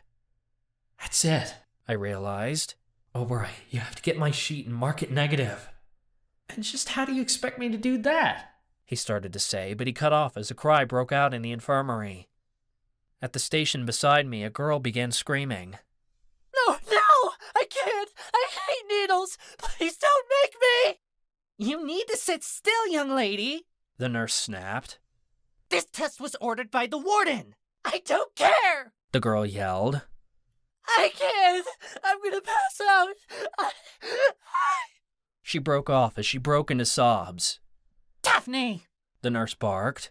"I need help with this one." "I'll be right there," the nurse at my station replied hastily. A beat passed, then she rushed over to help hold the girl down. I heard the sound of a clipboard land on the ground, then noticed the flutter of pages scattering. I shoved Oberai. "That's your cue! Go!" Oberai darted away from me, and my heart slammed against my ribcage. I held my breath, despite my fear of ever being without air. I was so nervous. "How's it going?" I asked Oberai in my mind. "Don't pressure me," he shot back. "The nurse will be back any moment. Hurry up." "I've got the stamp. I'm just looking for... Aha!" Oberai didn't say anything else. Several beats passed before I heard the nurse snap. "Just what do you think you're doing?" My heart lurched. "Oberai!" A second later, he was at my side, panting. "It wasn't me." The nurse exploded. "You think you can steal needles from my station? I'm reporting you to the warden." I didn't!" Some idiot ahead of me stammered. He'd been trying to steal syringes in order to do drugs. What a moron. "I just saw you!" the nurse snapped. "I caught you red-handed! Guards!"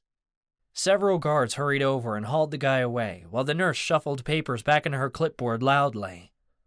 Oberai shoved something that felt like paper into my hand. It was wet with slobber, but I grabbed it tightly. "Put this on your middle finger," Oberai instructed. I realized it was a bandage. I worked as quickly and discreetly as I could, peeling back the layers and shoving them in my pocket, then wrapping it around the end of my finger. My shoulders relaxed the second it was done. Oberoi nudged me. "You're up." I felt for the edge of the chair and sat, giving an annoyed breath. "Name?" the nurse asked. "Charlie Walken," I told her. "But I don't get why I have to get my finger pricked again." "What do you mean, again?" she asked skeptically. "I already got tested this morning," I lied, holding up my hand to show her the bandage. "What, was one negative test not good enough for you people? I'm an elementai with air magic. I don't know how many tests I have to take to prove that." Just to drive my point home, I moved my hand through the air and sent a soft breeze through her hair. She huffed, sounding displeased. "I don't know why they called you down here again." "Huh, that's weird." I swallowed the lump in my throat. "What's that?" "Your test results are in my incomplete file," she said, sounding confused. "I don't know how that got there, since your results have already been recorded. No wonder they called you down here." "Great," I groaned. "Of all the mix-ups there could be, I'm the one whose paperwork gets put in the wrong pile. To think if it got lost and I had to do this all over again? It's bullshit." "It's a waste of my time and resources is what it is," she said impatiently. "Either way, it's sorted now. You can get back to class." Thank the ancestors, I thought. I scrambled out of the chair and into the hall faster than I'd ever moved before. As soon as Oberoi and I were outside the infirmary, I breathed a sigh of relief. "That was lucky," Oberoi remarked. "No shit," I agreed. I put my hand on Oberoi's back and he led me away from the infirmary. It wasn't until we turned several corners that I realized I didn't know where we were going. "Shouldn't we be headed back to class?" I asked him. "Class is over by now," he pointed out. "Where are you taking me?" "You'll see," he replied simply. "Oberoi," I groaned internally. "Tell me where we're going or I'll..." "You'll what?" he challenged.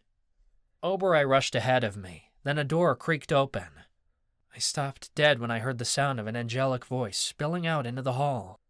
She sang a beautiful tune that warmed my heart.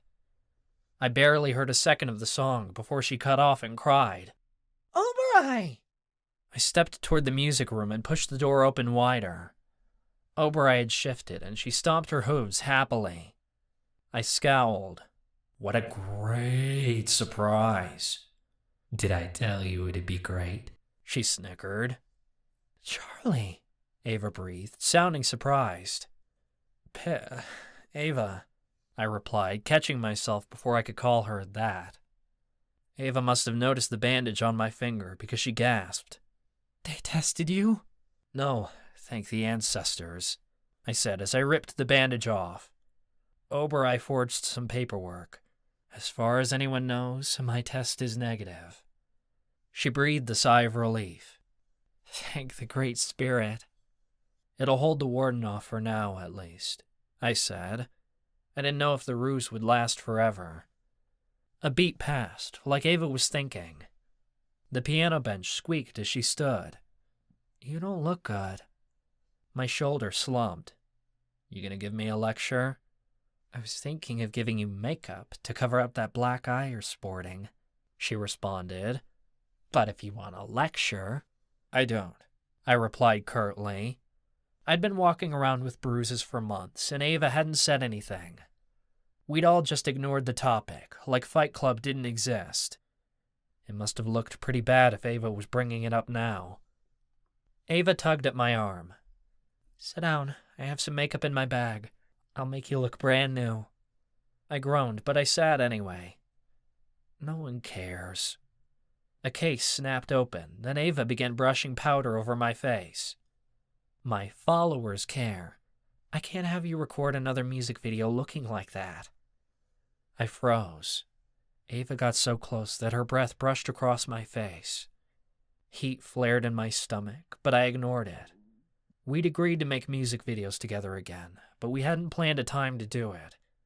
I thought for sure it'd be one of those things we said we were going to do, but never actually got around to doing. "Did you post anything new yet?" I asked, trying to keep my tone steady. "One thing," she admitted as she dabbed makeup over my bruises. Her tone was casual, like we were old friends catching up. It hurt a little, to be honest. Ez played guitar while I sang, but I think my followers were disappointed. They wanted to see you on piano. You were quite popular with them. I was? I asked, loosening up. I've never been popular with anyone. That's not true, she protested. After we came in second in the games, all the girls wanted to fuck you. Maybe even some guys. I chuckled lightly. Oh, there was only one girl I wanted. I cut off before the full confession came out, but we both knew what I was going to say. Ava's brush paused on the end of my nose, then she drew away suddenly. She fumbled with the makeup in her bag as she spoke. I promised them you'd be back this week, she said sheepishly. I don't know why I said it. I never asked you when you wanted to, and... I reached out for Ava's wrists because I could hear that she was getting flustered. Her skin was hot, but welcoming. Electricity surged between us when we touched, making my heart come alive in my chest. I should have drawn away, but I couldn't bring myself to. I was so entranced by her presence. Ava didn't pull away either. At least, not right away. Her breath hitched. We just sat there for a moment, as if we were addicted to the sweet tenderness of each other's touch. Neither of us wanted it to end, and so we held on a beat longer than we should have. Eventually, Ava dropped her hands. A chill rushed over my fingers where her skin had just been. All I wanted was to touch her again. The woman was like a drug. One hit, and I was done for. I'm sorry, I stammered. I shouldn't have... It's okay, she said softly. I'm almost done. Ava dabbed more powder on my face, and neither of us spoke. Oberoi didn't make a sound either. She was probably sitting over in the corner cheering us on, the little shit. I was deeply aware of every movement Ava made and every breath she took. It was like I had to drink her in when she was this close, because I didn't know if it'd be the last time. Thank the ancestors she couldn't hear my heart racing in my chest. There, she announced proudly when she'd finished. You look hot. My cheeks flamed, but Ava quickly corrected herself. For my fans, I mean. Well, they're the ones who care, I pointed out, but it came out sounding lame. To break the tension, I spun around on the piano bench and faced the keys, running my fingers over them lightly. What are we playing? I asked. Have you written anything new lately? A few things, she said as she sat beside me. Her proximity was intoxicating. Most of it I'm still working on, but I'm almost finished with this one. A few papers rustled as she set them on the piano. I just can't get the last verse right. Maybe you can help me with the chords. Sing it for me, I suggested. Ava began singing, and I nearly fell off the bench. It was so beautiful. When her voice filled the room, it was like nothing else existed but that incredible tune. I hardly knew up from down. The scent of magic fills the air. This is my ancestry, bound up in my hair. I rediscover what was me, reclaiming all I once had, and who I am to be.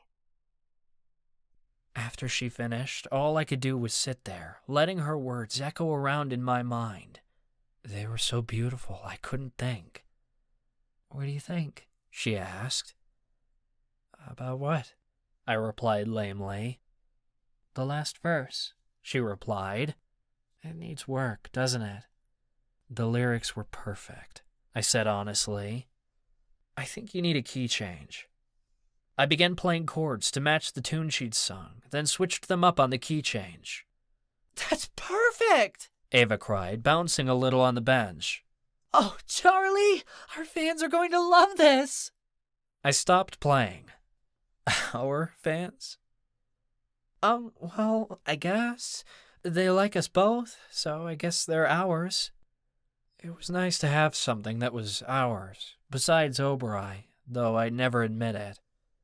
I think I've got a good handle on the chord progression, I said. It repeats the same 4 chords until that key change. How does this sound? I played the chord progression a few times, throwing in an arpeggio to make it interesting. That sounds really good, Ava remarked. Keep going. I continued playing, and Ava started singing. I couldn't get over how amazing the song was, even after half an hour passed, and I must have heard it a dozen times. I think we're ready to record something, Ava said. I'm set if you are, I agreed. Let me just get the camera set up. Ava's words halted as both of us felt the shift. Silence dominated the prison. The only sound I heard was our ragged breathing. It was like that for nearly 10 seconds before sound resumed in the prison again, and the air ceased to be fragile. She grabbed my hand and squeezed it. Did you notice that? Yes, Callie stopped time, I said. Why? Ava asked. We agreed she wouldn't unless... Ava cut off as the door to the music room burst open. Several people stumbled inside before the door slammed shut behind them. Behind the piano! Callie barked. A moment later, the sound of a light switch clicked. She must have turned the lights off. I heard the sound of Alette's wings flutter as she crossed the room. Marcus whimpered and scurried behind the piano. He must have stepped on Rishi's tail because the cat yowled. Oberei stomped her hooves like she was worried. Ancestors! Ava cried, shooting up from her seat. What's going on? I demanded. Everybody quiet, Callie hissed. Get down! Ava yanked on my shirt. We both ducked behind the piano beside Callie and Marcus. I slipped on something wet when I went to hide, and I fell onto my knees. Oberei shifted into a husky and ducked beneath the bench. Outside, I heard people shouting, which was saying something because the music room was supposed to be soundproof. Where'd that motherfucker go? Someone screamed. This way! Someone else called. Marcus, what happened to your face? Ava hissed in a low whisper. A chill rippled through my stomach when I realized I'd slipped in blood. Shh, Callie snapped. Nobody moved. I didn't think we breathed for a good 30 seconds. Even after the voices faded down the hall, we waited. After at least a minute, Callie finally stood. I think the coast is clear. Ava groaned as she crawled out from behind the cramped quarters. Do you mind telling us what the hell is going on? Callie walked to the other end of the room, and the light switch clicked again. Yeah, Marcus, she said sternly. Want to tell them what happened? Marcus sighed and plopped down on the piano bench. Oberei and I stood in the corner, awaiting an explanation. Some guys jumped me outside the cafeteria, he admitted, though his words were slurred. Ow!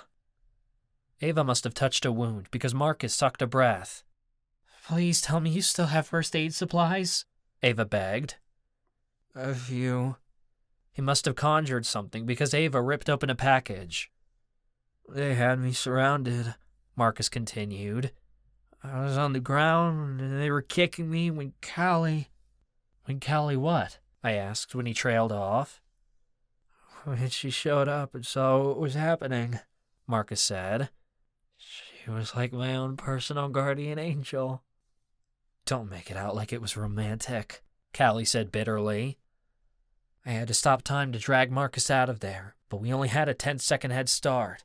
I almost exposed myself to save your ass. Those assholes aren't going to question it, Marcus promised. What if someone saw? She retorted, and her voice cracked. We have to be extra careful. I can't do that if I have to stop time to protect you. Callie made it sound like she was mad at Marcus, but it was obvious what was clearly going on. She was more upset that Marcus had the shit beat out of him. Anyone with a brain could see that. Charlie, can you help me? Ava requested. I went over to her and she handed me a few pieces of medical tape to hold while she worked on bandaging up Marcus. What I want to know is why they were saying that stuff about you, Callie demanded. What stuff? I asked, my gut sinking. Callie made it sound like this wasn't a random attack, which only meant one thing. Callie breathed heavy, angry breaths. You and your friends are gonna pay. You're a dead man walking. Marcus, they were going to kill you. It's not... Ow! It's not like that, he insisted. Ava took the last bits of tape from my hands, and I crossed my arms. Marcus still hadn't told the girls about what he'd been up to all summer, and it was starting to piss me off. Then what is it like? Callie demanded. Silence stretched between the group, and I couldn't take it. Tell them, Marcus, I pressed. Tell them, or I will. Tell us what? Ava asked, sounding worried. Marcus didn't say anything. We agreed to work together, and we can't keep secrets like this anymore, I said. It could put us all in danger. Callie stomped her foot. Tell us what's going on, or so help me, Marcus. Fine, Marcus sighed in defeat. Ava must have finished bandaging him up, because she stepped back. Marcus drummed his fingers on the piano bench nervously. The truth is, those guys were rivals. Last summer, I joined a gang, Marcus spat out. You what? Callie cried. Ancestors! Ava gasped at the same time. Do you have any idea how stupid that is? Callie screamed. Yeah, I know! Marcus shot back. Just think I'm a stupid, pathetic loser! I don't think that, Callie started, but Marcus cut her off. Yes, you do! Marcus yelled. You tell me that all the time! Because you are stupid! She screamed. Marcus shot to his feet. I joined the Dead Men Walking because I had no one else! You all stopped caring about me, and I had nowhere else to go! I don't need your fucking lecture, Callie! I need your support! A small bout of silence stretched through the room. Callie hiccuped before she broke into sobs. I nearly stumbled backward in shock. Callie wasn't the kind of person to let other people see her cry. It made the tears that much more surprising. I care! Callie cried. I've always cared! I'm a shifter, and shifters are supposed to defend their mates, regardless of whether we're together or not. You joined a gang because I wasn't there, and I... Callie gasped, and ancestors. The tension was unbearable. Callie never brought up that she and Marcus were bonded. Marcus didn't either. They never talked about it, since they'd both agreed not to date. But what she just said was everything. Callie still saw Marcus as her mate, whether she admitted it or not, and it was killing her that they weren't together. What she'd said was so similar to how I felt about Ava, and hell, it ached. Marcus sighed heavily. It was obvious he felt really bad about upsetting her. His tone softened. I know it was dumb to join a gang, and I'm sorry. I wish I could go back and change it, but I can't. It doesn't matter. We need to get you out, Callie said. It hasn't been a total waste, he offered. The Dead Men Walking know how to get through wards. I've been trying to learn how to break wards myself. With my Cursebreaker powers, I should be able to do it, but I haven't figured it out yet, and my mind-reading powers are getting me nowhere. I've been trying to use them on the Warden to uncover his secrets, but he must have some sort of protection spell blocking his mind, because I haven't heard anything from him.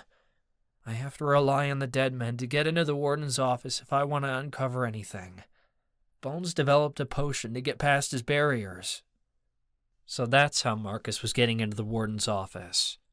I knew the dead men had something to do with it, but I didn't know Bones had created a potion. I thought Bones was an idiot, I said. He's smarter than you think, Marcus replied. The Warden's office? Callie exploded. Don't tell me you went in there! So what if I did? Marcus challenged. God, Marcus! Callie cried. The Warden is the most dangerous man in the world, and you're just strolling into his office like it's your grandma's house. My grandma's house is... Marcus started, but Callie cut him off. I thought we agreed to lie low, she continued. This is a far cry from lying low. If you get caught, it jeopardizes everything. Well, I haven't been caught yet, Marcus snapped. How does this potion work? Ava asked, steering the conversation away from their argument. Callie sniffled in the corner. Marcus sank back down onto the piano bench. I'm not sure exactly. Bones is an alchemist. He developed it himself. When I drink it, it confuses the ward. It thinks I'm the warden, so the alarm doesn't go off. It makes you look like the warden? Ava asked, sounding intrigued. No, Marcus said. It must change something energetically so the ward doesn't know the difference between him and me. It only lasts a few minutes, though, and it's not very strong. I don't think it would work on a ward bigger than one room. I have to be really quick when I go in. What are they sending you in there for? I asked, worry nodding in my gut. Bones sent me in to dig up dirt on the warden, Marcus admitted. He wants me to blackmail the warden to get the dead men walking pardoned. I haven't found anything useful to Bones, but I did find something you might all be interested in. I leaned forward, curious. What's that? Marcus drew a deep breath. The warden has figured out the wording to your prophecy, Charlie. My stomach dropped out of my abdomen. What? How? Ava demanded. Forevermore, of course, Marcus said, like it was obvious. His records indicate that the elves burned pretty much everything before they fled forevermore. But there must have been something left behind about the prophecy, because he has it written on a bulletin board in his office, with all these notes about the elf prince. I swayed on my feet. He doesn't know. Not yet, Marcus assured me. I couldn't find anything that suggests he knows you're the heir. He thinks he's looking for the Emperor's son, not his grandson. Records that showed Cameron was Cassiel's son must have been burned too, because there's nothing about your dad in there. Shh, I hissed. I know the music room is soundproof, but can we please be quiet when we talk about this shit? Marcus cleared his throat. Right. Anyway, the warden doesn't know who he's looking for. He's got pictures of all the elves at the Institute on his board. He must assume the heir grew up in Forevermore, but I don't think he's gotten anywhere with the elves. That's why he's blood testing everyone. So he must suspect the heir is here, Ava said thoughtfully. But why? I questioned. Thousands of elves escaped. Why wouldn't he assume the heir escaped with them? There are prophets in all types of supernatural religions, Callie cut in. Her voice shook like she was trying to keep the tears at bay. Marcus's whole coven is at least a quarter seer. I'm sure the warden would have tried to get answers from someone. They may not be able to see clearly who the heir is, but someone with strong psychic abilities could have told him the heir was at the Institute. Fuck, I growled under my breath. So all it takes is one prophet to lead him straight to us? Psychic visions tend to be very unclear, Marcus told me, but I think Callie's on the right track. Regardless of how he knows, the warden suspects the heir is here. Is there more? I asked. I've told you everything I've learned so far, Marcus said. Ava paced around the room, sounding thoughtful. We need some of that potion. We have to learn more. Marcus blew a breath. I can't just waltz up to Bones and get an endless supply of it. It's his own brew. He's not going to just hand it over. Then we'll brew it ourselves, Ava said simply. I don't know the recipe, Marcus said. So we get our hands on it, Ava suggested. No, Callie protested sharply. Marcus isn't going to do anything to get himself in trouble with these people. Marcus sighed. Even if I wanted to, I'm not sure I could. There are some potions that are unique to their creators. I've never seen Bones brew it, but I'm guessing this is one of them. It's too unique for just anyone to brew. They'll keep sending you in, though, right? Ava wondered aloud. Can we learn more about the warden that way? I'm sure of it, Marcus said, but I don't know what more I'll learn. The warden only leaves so much out in the open. Did you find out anything about the Infernal underground, like who might be part of it? I asked. No, Marcus sighed. That's one thing I haven't been able to figure out. The warden is keeping any information about the Infernal underground under tight wraps. Callie stepped forward. I don't like this. Whether this gang helps us get answers or not, it puts Marcus in danger. He has to leave. And how do you suggest I do that? He demanded.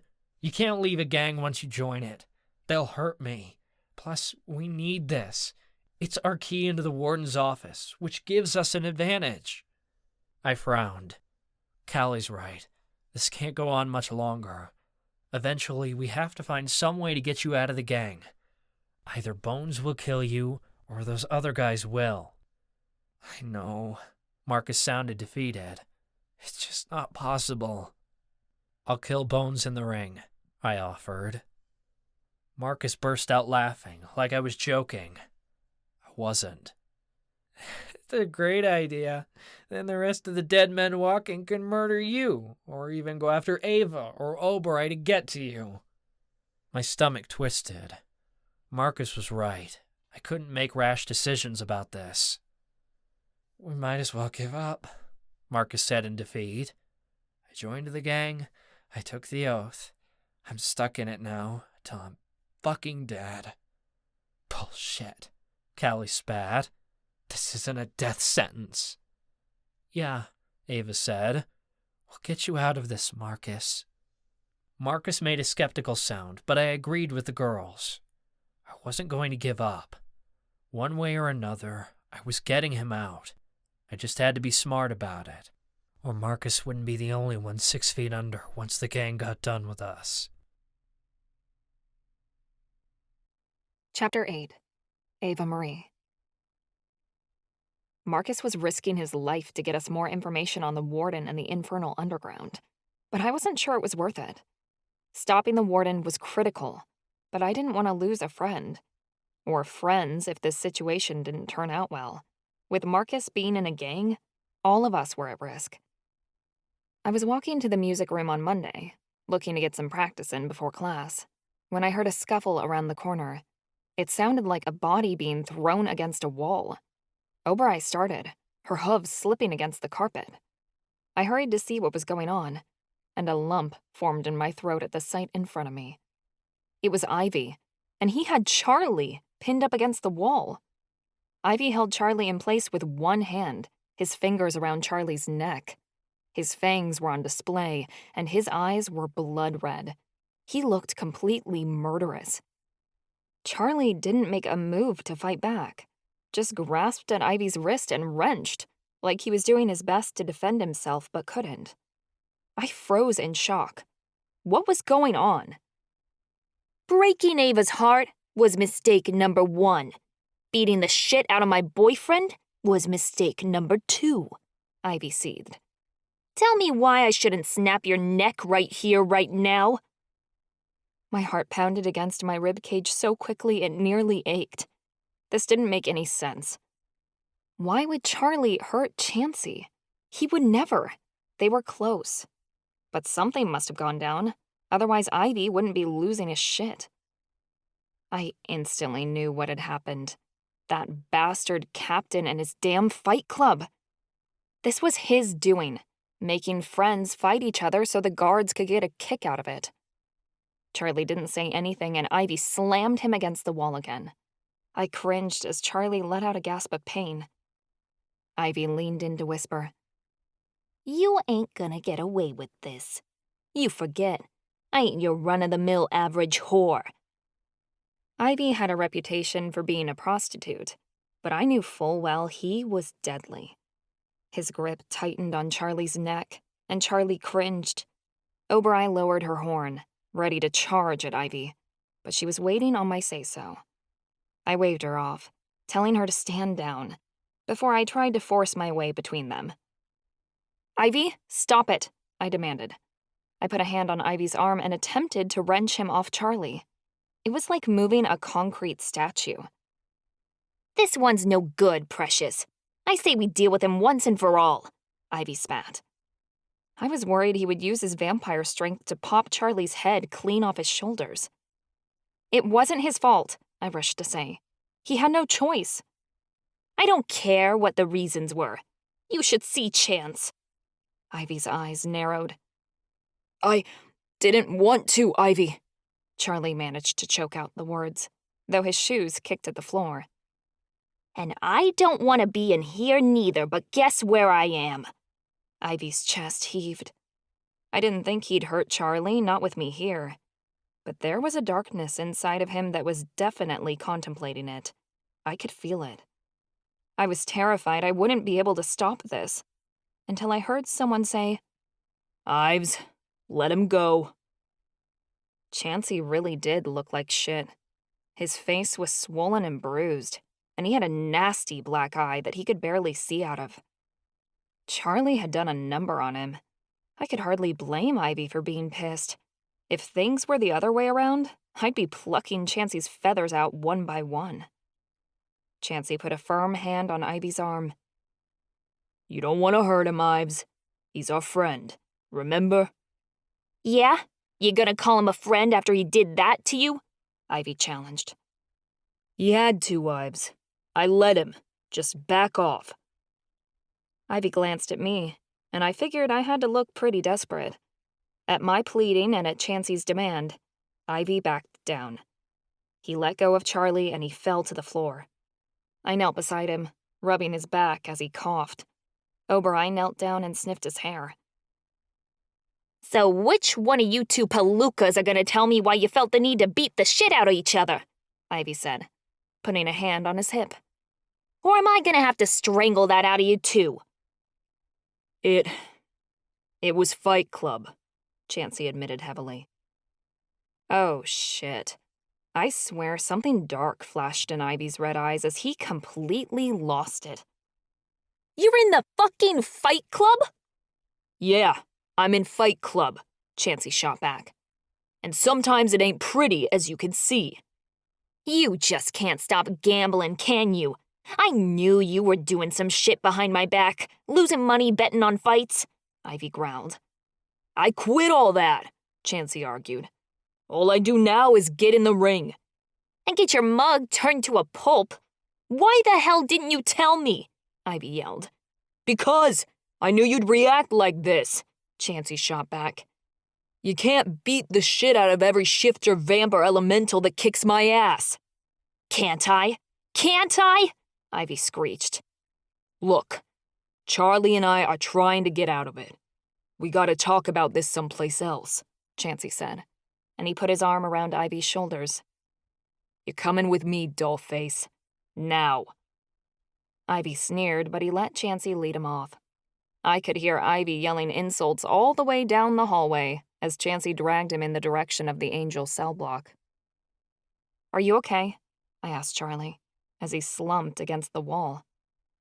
"I'm fine," he said, rubbing his neck. "Ivy's got one hell of a grip, though. You were right about him being strong." "Why didn't you defend yourself?" I demanded. "I couldn't hit him back. I already felt bad enough about Chansey. At this point, everyone I care about is getting hurt because of me. It felt justified to let Ivy do what he wanted." "You shouldn't be punishing yourself, or letting other people punish you." I looked closer at his neck. Ivy hadn't left any bruises, so maybe he hadn't wanted to hurt Charlie after all. "Why not? Maybe I'll stop fucking up." I shook my head.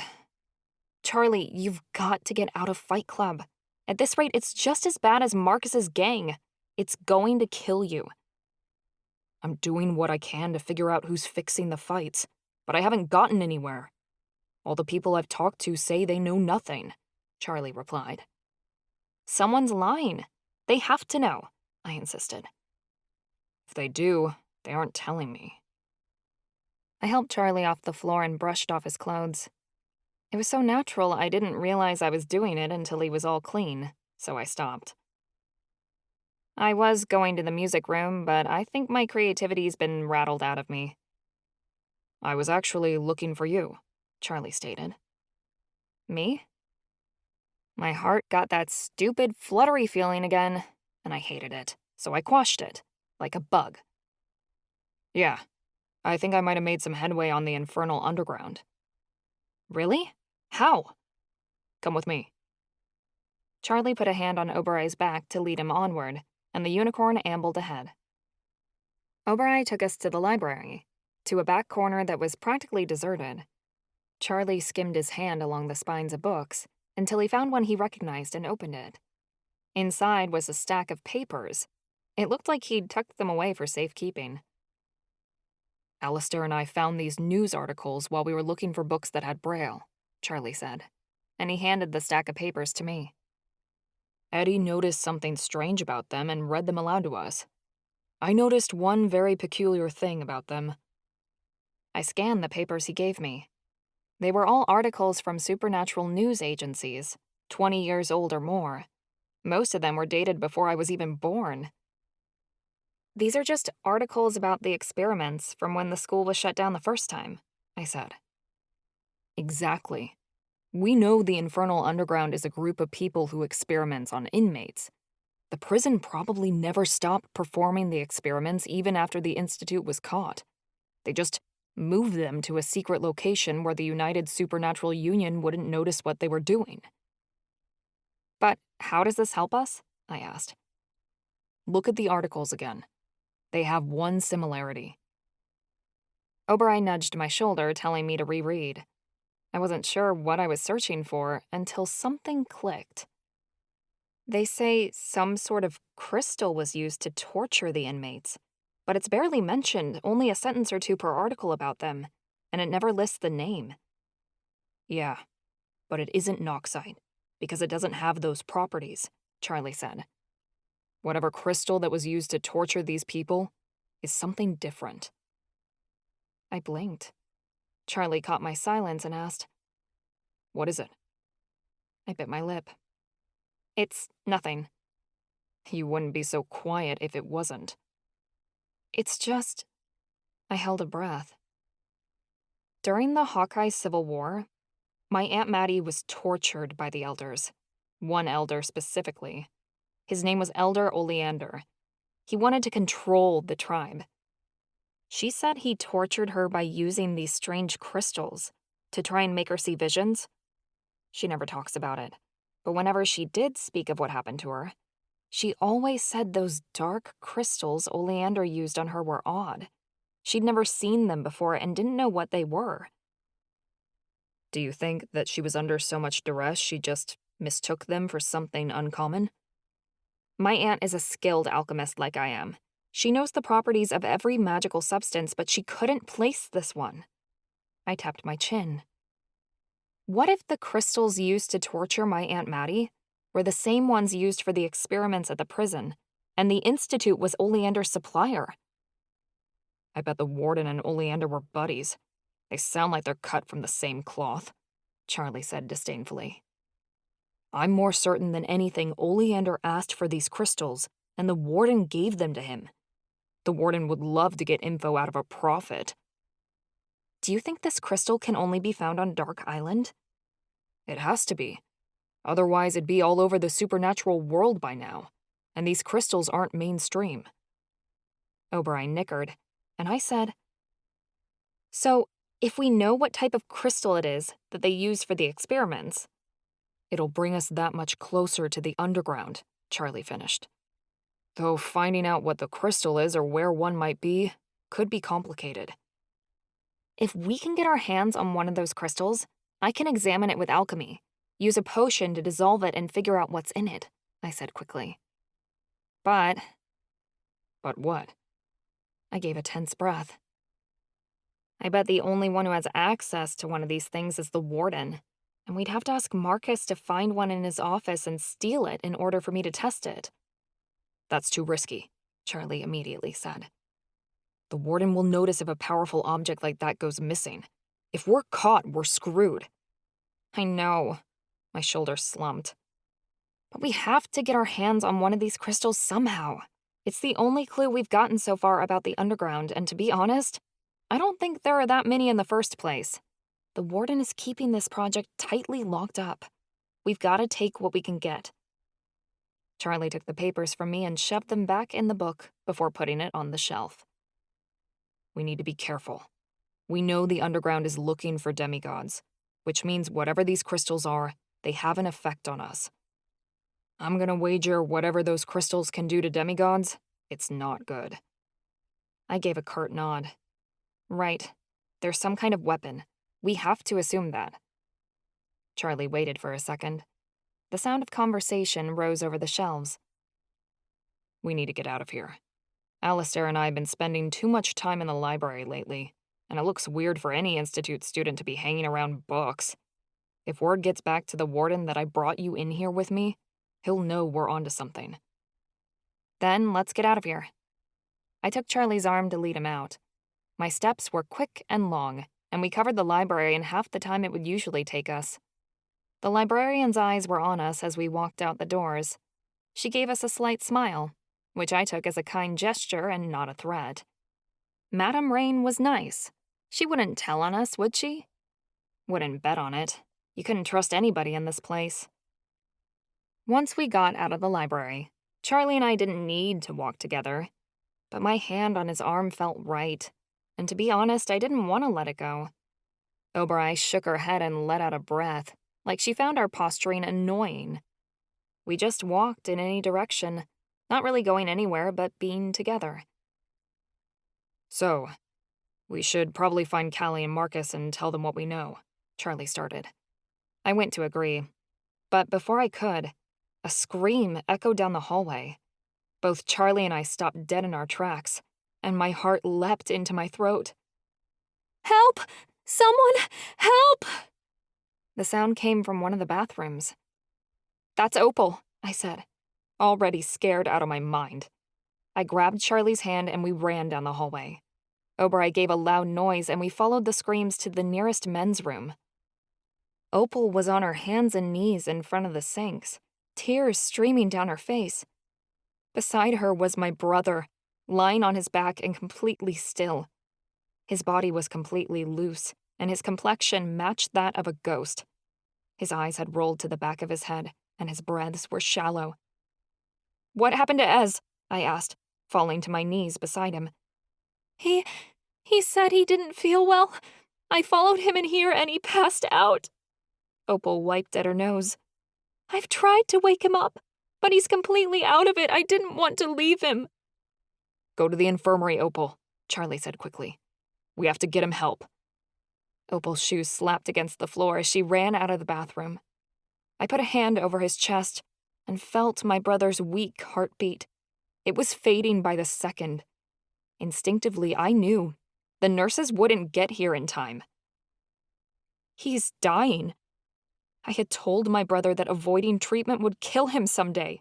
Why hadn't he listened? What are you talking about, Ava? How can you tell? Charlie demanded. I just can, I shouted. Don't you feel it? Feel what? I couldn't explain what was coursing through me right now except that I had an unknown certainty that my brother was dying. And if I didn't help him, he'd be dead in minutes or less. I grabbed Charlie's hand and put it onto Ezekiel's stomach. Take some power from me. Tell me you can't feel that, I shouted. I felt power ripple through our bond, and a bit of my magic left me to flood into Charlie. It only took moments, but the color drained from Charlie's face. He didn't understand what he was feeling, and neither did I. But he knew as well as I did that Ezekiel would be dead by the time Opal returned with help. I began hyperventilating as Charlie pulled his hand away. This was like losing Monica all over again, except that it was even worse, because I was watching my little brother die. I was sobbing so hard I couldn't see straight. The room wavered and spun around me, but I forced myself to keep conscious, because I didn't know how many seconds my brother had left of life, and I wanted to spend his last moments by his side. I pleaded with someone, anyone, to help me. There had to be a way to stop this. Ava, you need to calm down, a soothing voice said. Controlling your emotions is the only way to help your brother. I knew that voice. It resonated deep in my spirit. Charlie heard it too, and he stiffened beside me. Oberai calmly strode to my side and looked me in the eyes. Her dark pupils instantly connected with my soul, and I was certain the voice I heard in my mind was hers. I'd waited so long for Oberai to speak to me, but I couldn't enjoy the moment because my brother was dying. I don't know what's wrong with him, I wept. It's sepsis, Oberai replied. I can smell it in his blood. Can't your magic feel it? Was that what I was feeling? I put my hand over Ezekiel's body again and paid attention this time. The dark, foreboding presence I'd sensed there before was more prominent this time. It tasted like metal in my mouth and smelled like sour blood. Now that I knew what I was looking for, it wasn't hard to notice. The sepsis was pulsing through his veins like fire and shutting down his organs. He's had it for a few days, but it's progressed quickly because of his condition. If you don't help him, he will die, Oberai said firmly. I gave a loud wail, but Oberai shoved me with her head. Ava, now isn't the time to fall apart. You can heal him. You have your mother's strength inside of you. That's how you knew he was dying. You could sense the poison in his blood, and your magic told you so. My breath knotted in my throat. It's not possible. My mother has Anachi magic, but I'm only Coigni and Toaqua. I can only use fire and water. You aren't a dual caster, Ava. You're a tri-caster, the first of your kind.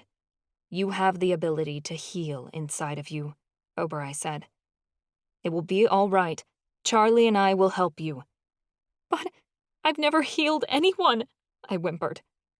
You've done this before. You just didn't know it. Trust me. Put your hands on his chest, Ava. I will teach you what to do. I wanted to panic, but Ezekiel's breaths were getting shallower by the moment, and there wasn't any time for hesitation. I put my hands over my brother's chest and tried to concentrate. This felt all too familiar, and it made me sick. Seek out the sepsis in his blood. Once you find it, destroy the bacteria that are causing it, Oberai instructed. But healing magic doesn't work that way. Anachi magic makes the body recover by forcing it to do what it naturally can on its own, I stuttered. Ezekiel's body doesn't have the potential to fight off an infection like this. His immune system is too weak. You are no average Anachi, and can do things others cannot. Use your Anachi magic like your fire. Find the infection and burn it, Oberai said sharply. Oberai nudged Charlie's shoulder. Charlie, you need to pull magic from me and funnel it into Ava. This is powerful magic bringing someone back from the point of death. She can't do both at once, and this will take all our strength, all three of us. I didn't have any time to object. Ez was fading away by the second. I put my hands over his heart and felt its slow beat as I sought out the sepsis. It flooded through his veins, and that sour taste filled my mouth again. It made me want to gag, but I pushed past the feeling and called my Anachi magic to the surface. I hadn't noticed it was ever there before, but now that I knew it was real, I couldn't believe I hadn't recognized it. It always sat inside me, like a quiet hum waiting to be summoned and serve. It was warm, like my fire, and needed to be directed. I flooded my healing magic through my fingers, and a white glow began to encompass my brother's chest as my Anachi power flowed through his body.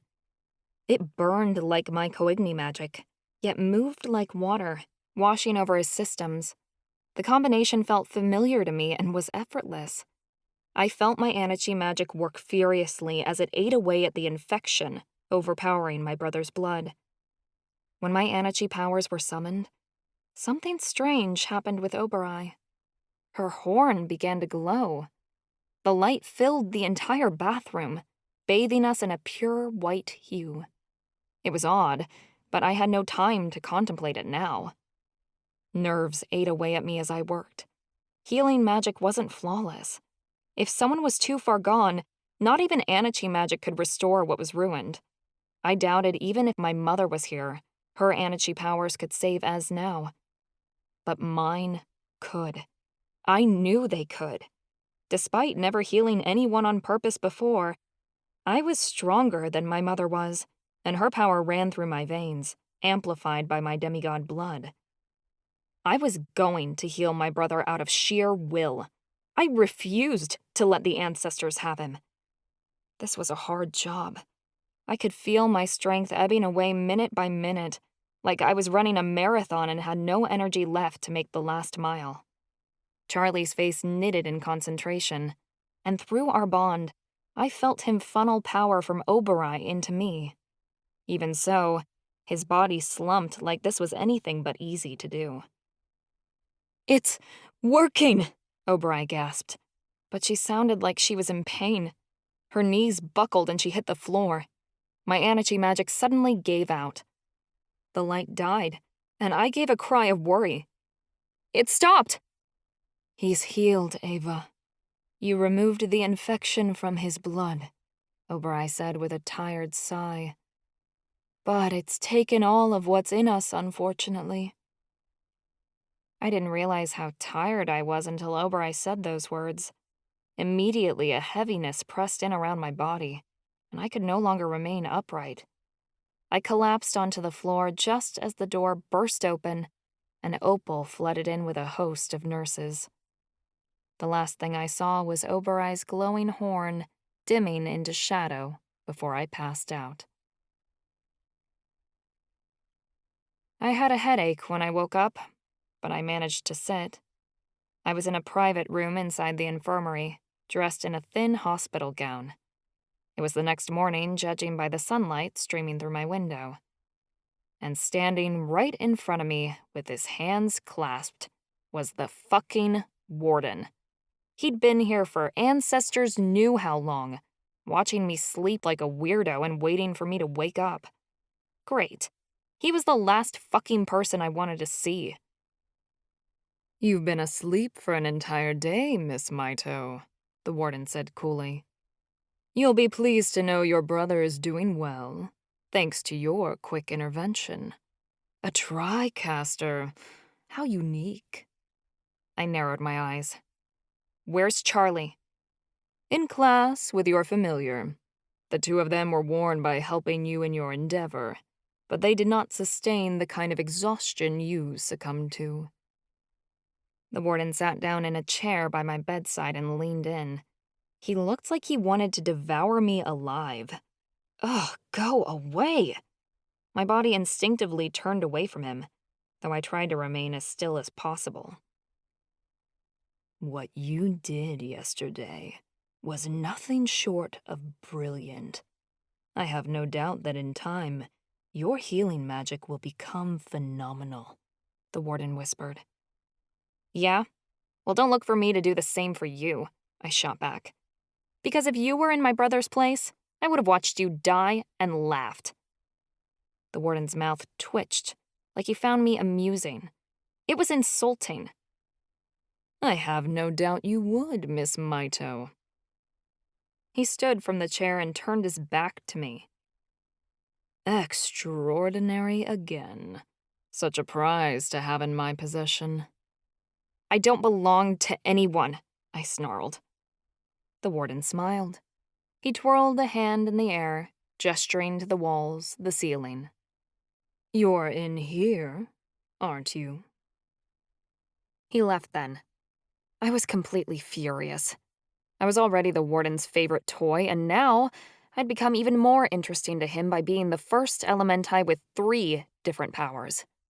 I'd hoped to keep my Anachi magic a secret, but the secret was already blown out of the water.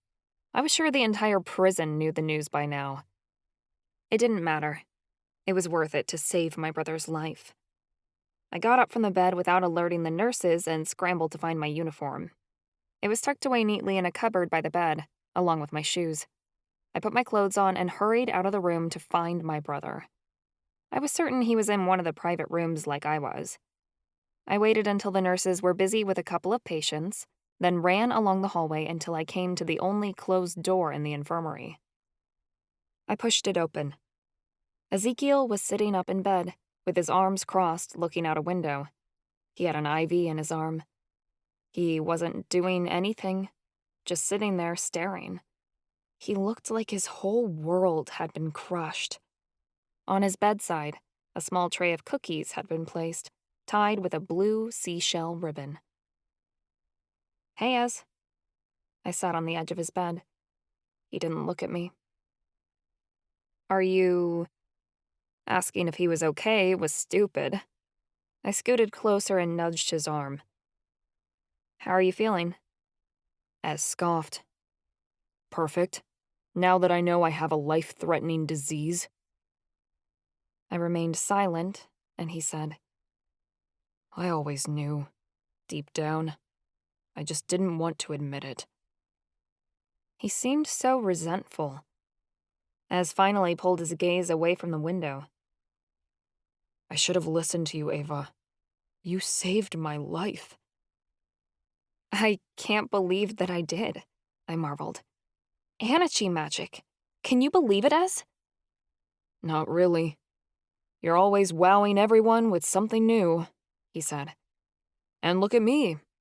I've got treatments scheduled every week for the rest of forever. I can do them, I offered. I'll heal you.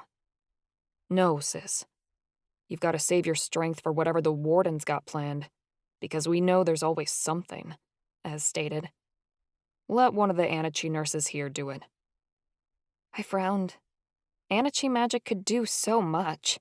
Heal infections, mend bones, even stop death in its tracks. But it couldn't cure most diseases, including my brother's. What are you feeling? I don't know. Dad was more in shock than anything when he got diagnosed. I'm just angry. I really hoped. My brother's eyes watered, and he slammed his fist against the mattress. He brought his knees up to his chin and curled his arms around his legs. He put his head down, and I felt like caving inward. I'm sorry. This is really hard, I said. I'm just not ready to be sick for the rest of my life, he whispered. You won't be, Ez. It'll be hard, and you'll have bad days, but you'll have good ones too, I said, rubbing his back. This for sure feels like the end of the world, but it's not. And you know why? Because now you can get treated and start feeling better. I never feel better. I always feel like shit. That doesn't mean it'll always be that way. I brushed back his hair and wiped a couple of tears from his eyes. I promise you that things are better now that you know and you can do something about it. Avoiding it wasn't solving the problem. In fact, it nearly killed you. So swear to me, this time you'll get help the next time you need it, and that you'll take care of yourself before your illness spirals out of control. Ez sniffed and nodded. He wiped his face with the back of his arm before his eyes gravitated to the tray on his bedside. In a small voice, he asked, Can I have a cookie? I laughed. Yes, you can have a cookie. I handed him one, and he chewed on it. Who brought them? Opal. One of the nurses told me she'd been here. He'd already devoured one cookie and had snagged another. I guess she snuck in last night and didn't leave until they found her here in the morning. They escorted her out before I even woke up.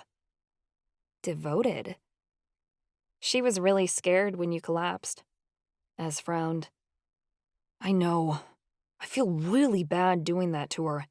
She told me to get help too. I guess I'm kind of stupid that way. Not just that way, I mumbled under my breath. But Ez didn't hear me. He shoved a third cookie in his mouth. I'm so lucky she decided to make some more cookies this week in arts and crafts. Peanut butter is my favorite. He shrugged. Though, I guess she hates them. Why she'd make peanut butter cookies if she's not going to eat them? I don't know. Wow, Ez. My voice was flat. What? Do you know something I don't? His face was blank. If he wasn't feeling like crap right now, I'd hit him. People like to joke that my mother and Grandpa Elliot could be oblivious. Clearly, Ez had inherited that gene. Miss Mito, what are you doing here?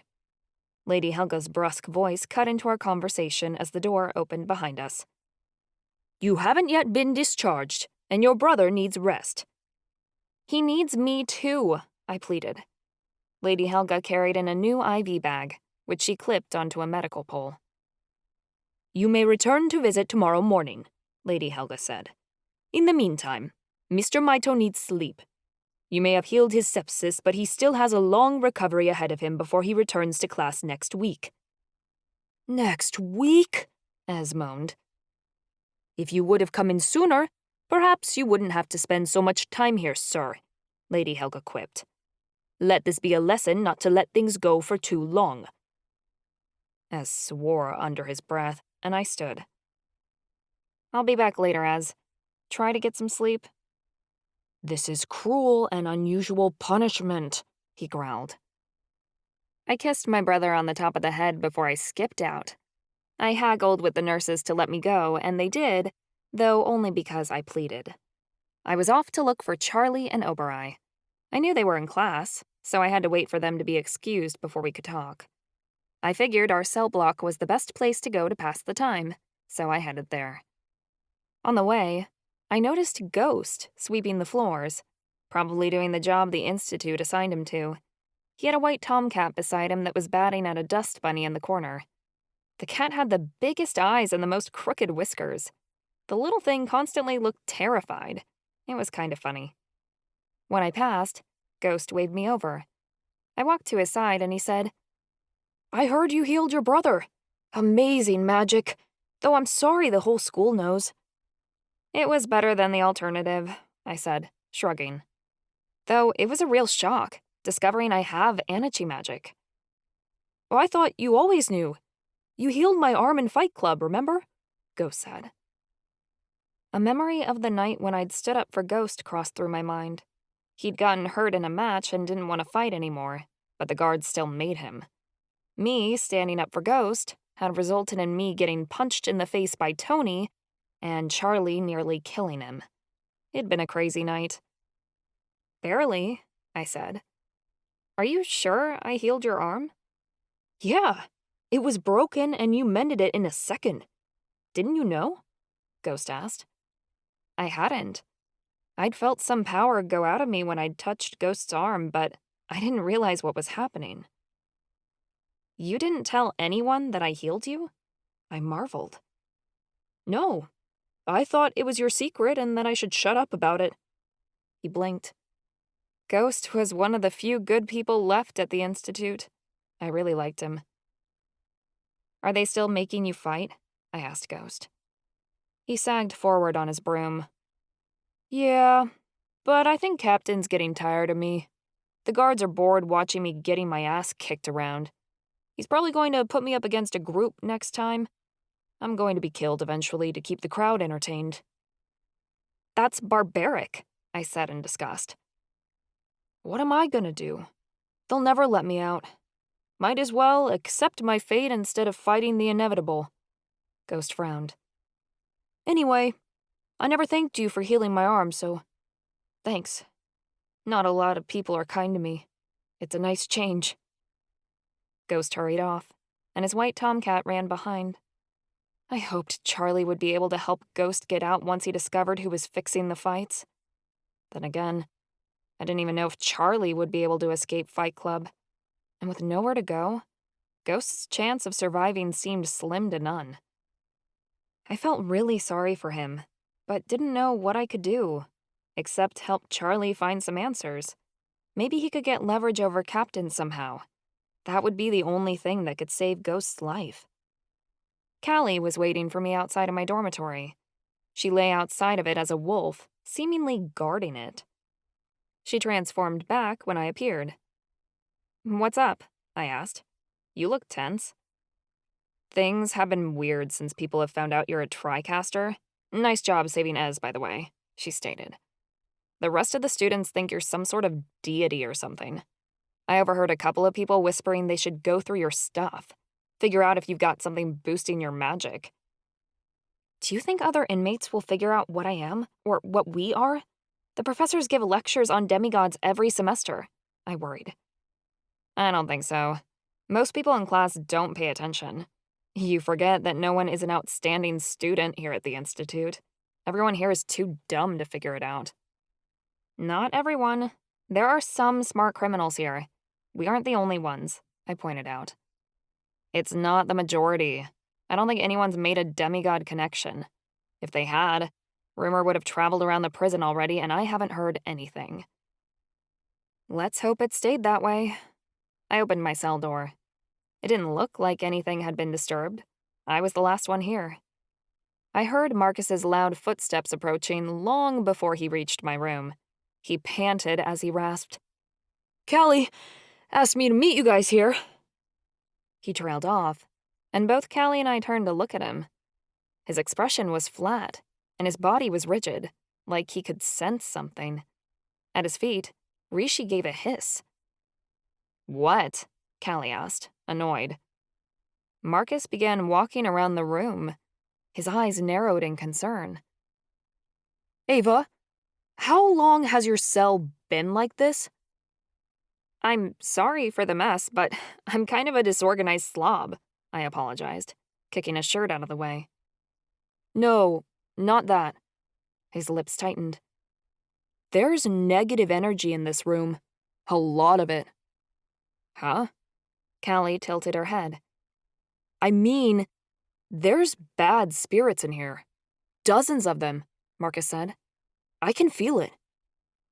"Bad spirits? Like dead people?" I yelped. "Kind of? I'm not sure.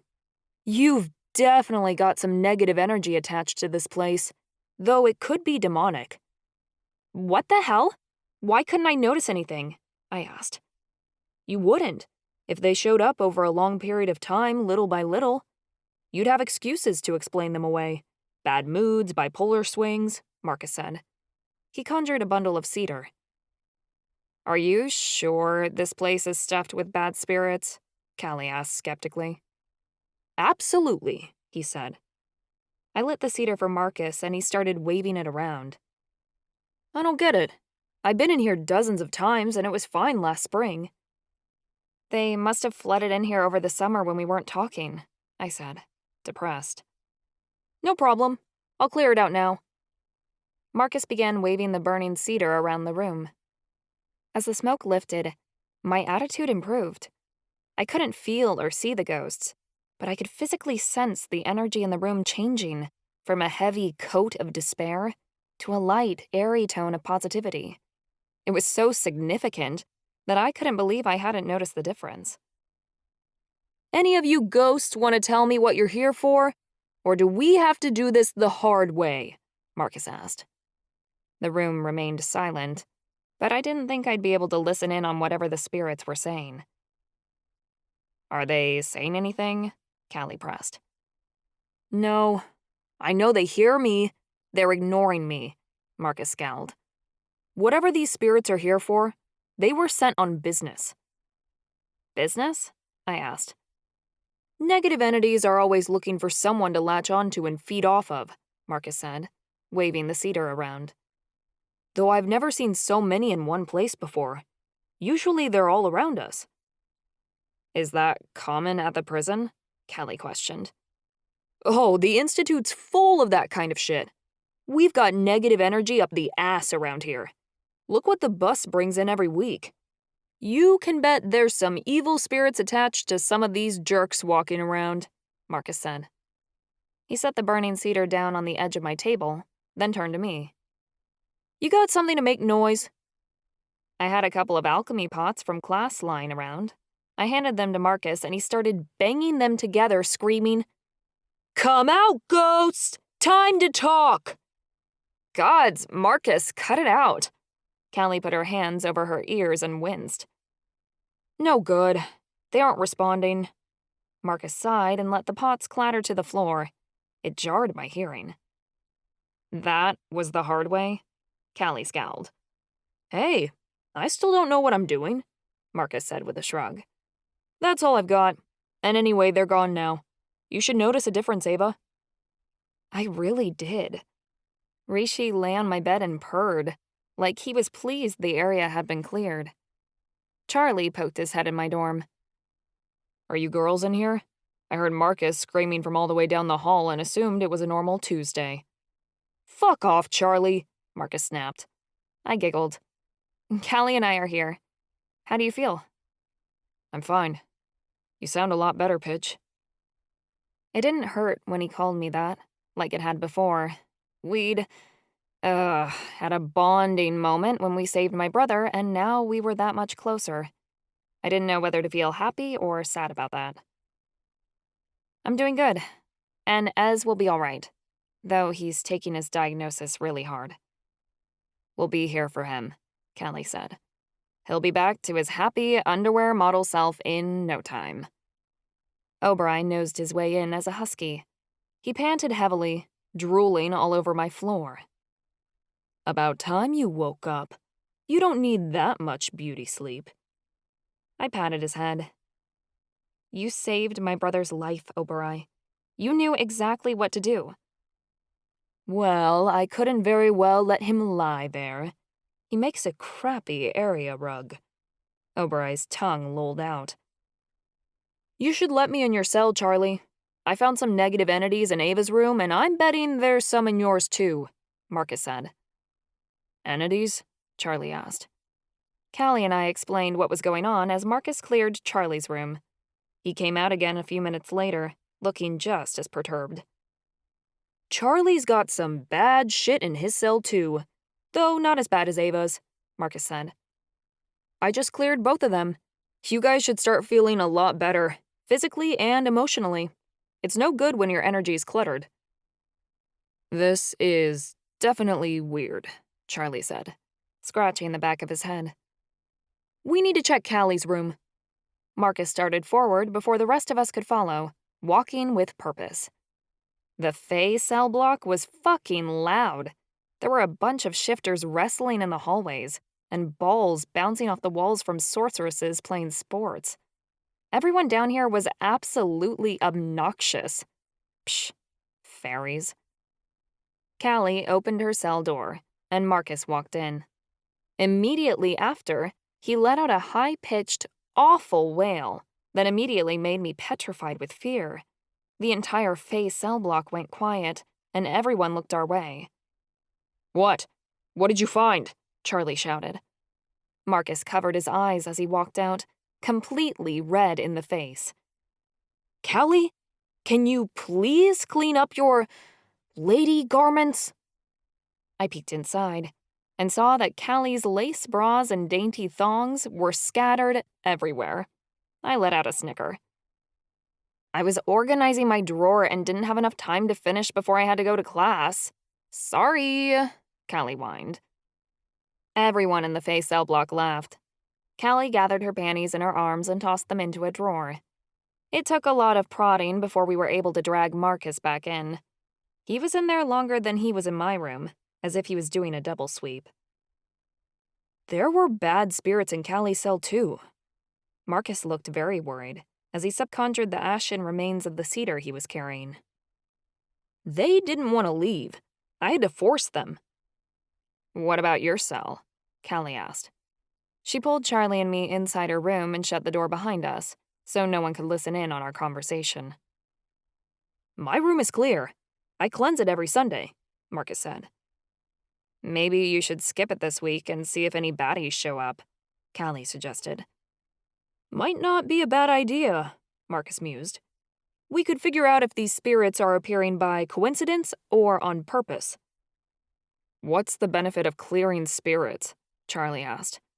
I mean, I can tell the difference in how I feel, but what do they show up to do? They can make you sick, but mostly they're around to make you depressed. They feed off energy, especially positive vibes. They literally suck the life out of you, Marcus explained. If these spirits were sent here by a big bad spiritual force, it's to weaken us. I'm sure the Warden sent them, I spat, and Oberai gave a growl. Marcus gave a skeptical sound.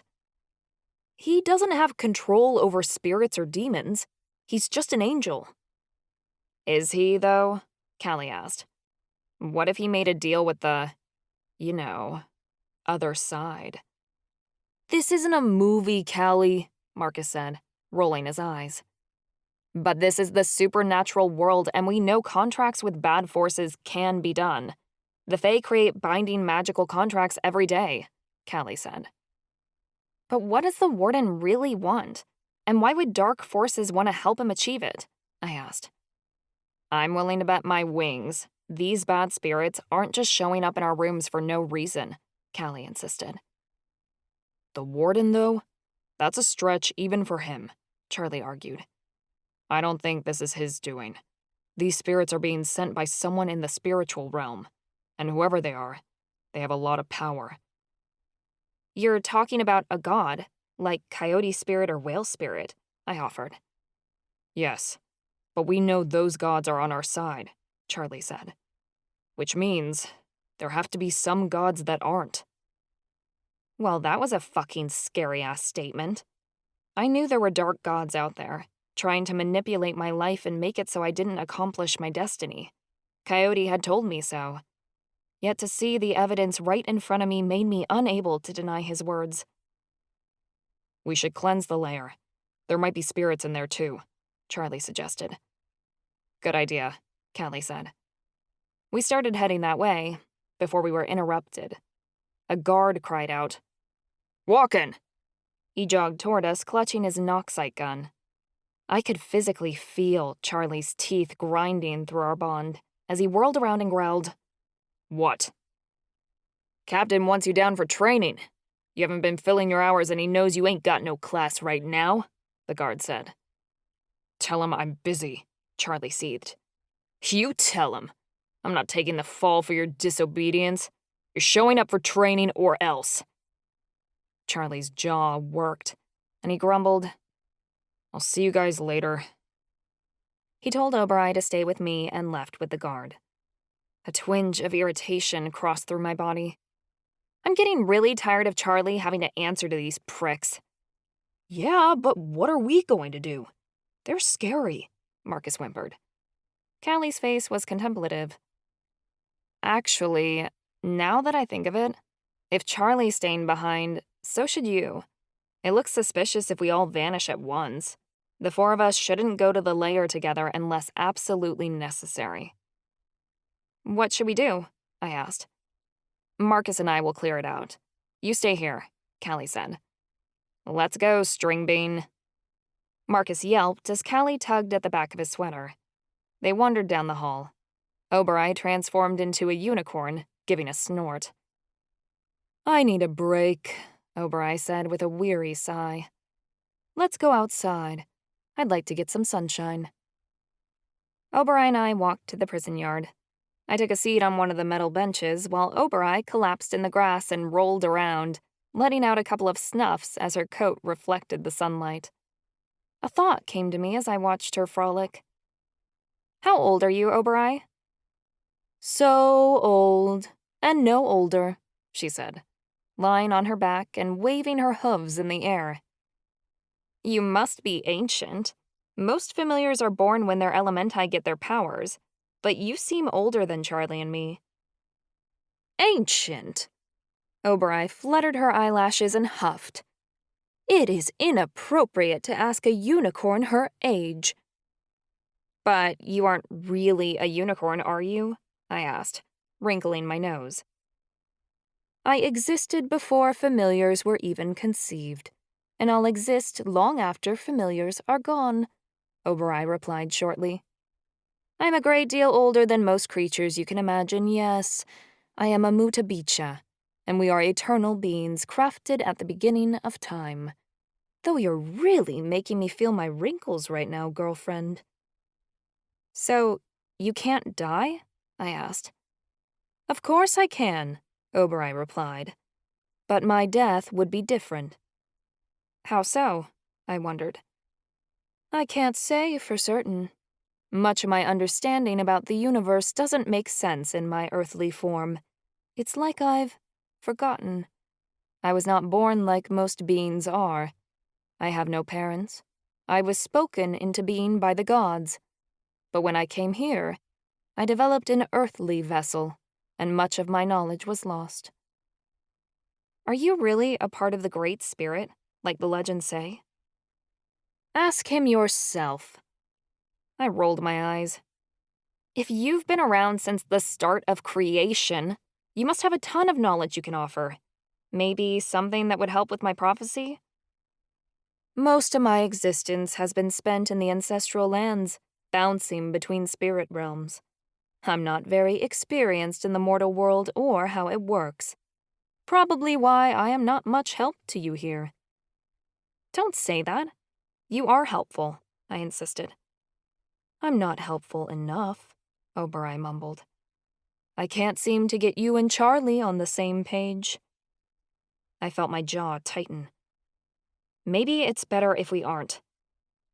You two are lying to yourselves, Oberai said, almost bored. Charlie holds back because he has a fear of getting hurt, and you are holding back because of an asinine sense of pride. I'd thought the two of you would have given up by now, but gods, both of you are stubborn. You can't make us get back together, so nah. I stuck my tongue out at her. That's fine. I'm not the only one suffering, she shot back at me. We'll all be in misery together. It's not all that bad, I said. And it wasn't so much a lie, because really it was terrible. I want my soul to be fused, Ava. I'm tired of being torn in half day by day. That can't happen until you and Charlie are truly one, Oberai said. I feel as if I'm in two different places, being stretched from one side to the other. I waited many years for the two of you to come together again, and now that you finally are, you're wasting it. Gods, the drama! What the hell are you talking about? I've said too much. Lessons you are not ready to learn, Oberai replied. Perhaps another time. Can you make more— Ow! I held my finger up. I'd gotten a small cut on my finger from a tear in the crappy metal bench. Blood leaked out of my finger. I tried to use my Anachi powers to mend it, summoning my powers and sending it to the cut. Nothing happened. It kept bleeding. I tried again, and the cut didn't mend this time either. I felt my brow furrow. How can I heal my brother from a deadly infection one day and not be able to heal a cut on my finger the next? You can't really limit what you can do to Anachi magic. Your healing powers go far beyond actual healing, if you catch my drift. Are my healing powers connected to my special abilities as a demigod? I asked Oberai. You're on to something, Oberai said with a nod. Though what you could be capable of, I'm not entirely sure. This will be difficult magic, Ava, and not easy to access. Like Callie's ability to halt time. Yes, remember that. I opened and closed my hand. The cut on my finger was still bleeding. I could do more than just heal. I wasn't sure where my abilities would lead me quite yet, but I had a feeling my power to heal was different from that of my tribe. It wasn't like my mother's Anachi magic, which showed up on command. It was a part of my demigod abilities. I wouldn't have been able to heal as if I was a normal Anachi. I knew that for certain. I hadn't manipulated Ez's body to heal itself like another healer would. It was like I commanded my own power to stop Ez's sickness and fixed him myself, out of my own will. My healing powers were different. They were the powers of a demigod, unstoppable, and able to do things other Anachi couldn't. But they were also turbulent and unreliable. Which means they could fail if I really needed them. I hoped to the ancestors that never happened. Though one day, it might. Chapter 9. Charlie. Adrenaline raced through my system as I rammed my fist into a punching bag over and over again. Sweat dripped down my forehead, and I wiped it from my skin. As much as I hated Fight Club, I loved the rush of the workout. I just wished it was under different circumstances. Grunts filled the room as people sparred, and someone screamed from inside the boxing ring. The smell of blood was unmistakable. Chansey slurped his water bottle loudly from beside me. Someone pissing you cereal this morning? I steadied the punching bag and turned to him. What are you on about? On about? What are you, British? Chansey teased. I'm talking about the way you punch in that bag. You're about to knock it off the chains. You're angry. Of Of course I'm angry. I have to deal with your snarky ass 5 times a week, I jabbed. You should be disappointed. You only see me 5 times a week, he replied with a full mouth. Energy bar? I'm good. Your form could use some work, he stated. I frowned. I don't give a shit about my form. If it does damage, that's all I care about. I thought his form looked great, a girl cut in. Velcro ripped as she yanked her gloves off. It's sexy watching you work out, Charlie. I gaped, but I didn't get a chance to say anything before Chansey spoke. Stop it, Scarlet. You're making Charlie uncomfortable. Or giving him a hard-on. Another girl laughed as she walked by. Fuck off, mistress, Scarlet snapped. The girl huffed, then walked away to another area of the gym. Scarlet turned back to us. I think the bandit can speak for himself. I didn't know what to say, honestly.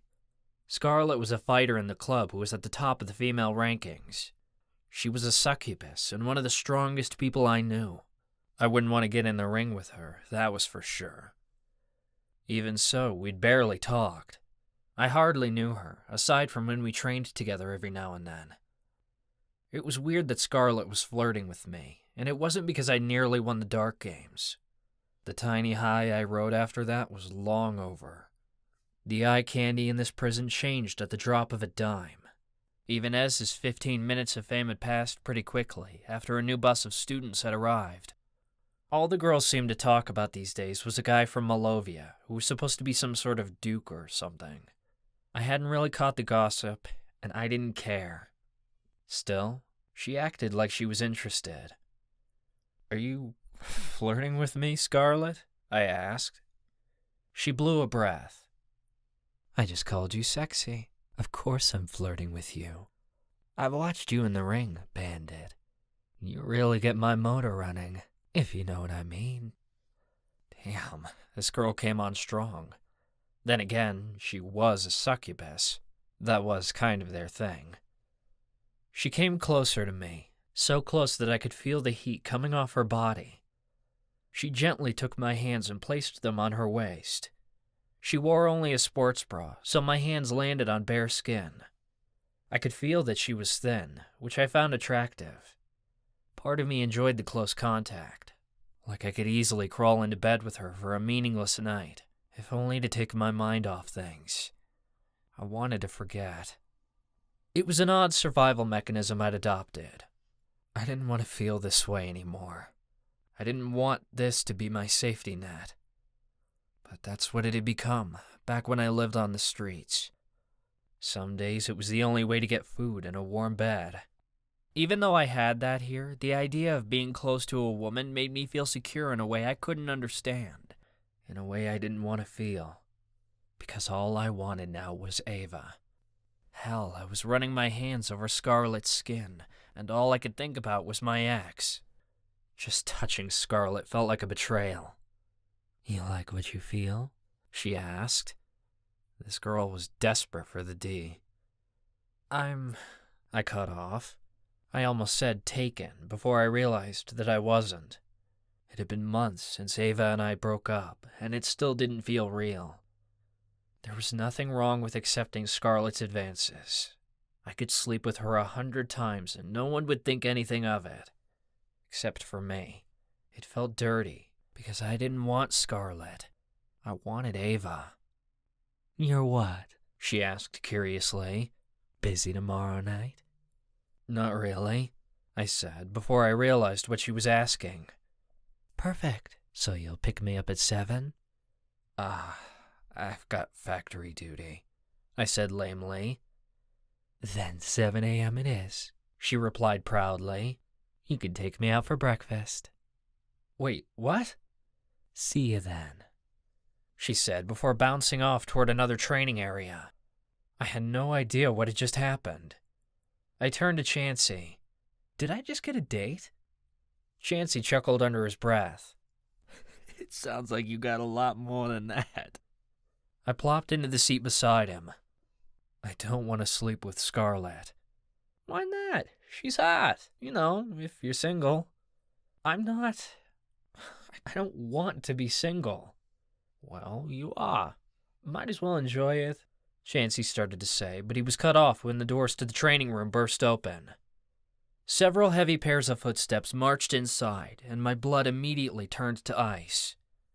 I'd learned the beat of those footsteps all too well during my time at the Institute.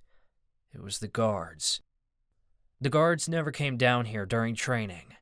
It was against Captain's policy, because he didn't want our training to influence their bets. The entire gym went silent. Hey! Captain snapped, abandoning the new recruit he'd been training. What do you think you're doing here? You know the rules. Warden's orders, one of the guards said. What orders? Captain barked. The Warden don't touch Fight Club. New test results have come in, the guard stated. There's an elf hybrid on your roster. If I thought my blood turned to ice a moment ago, it was nothing compared to the way I froze up then. My entire body might as well have been dumped in the Arctic. I couldn't move, couldn't even breathe.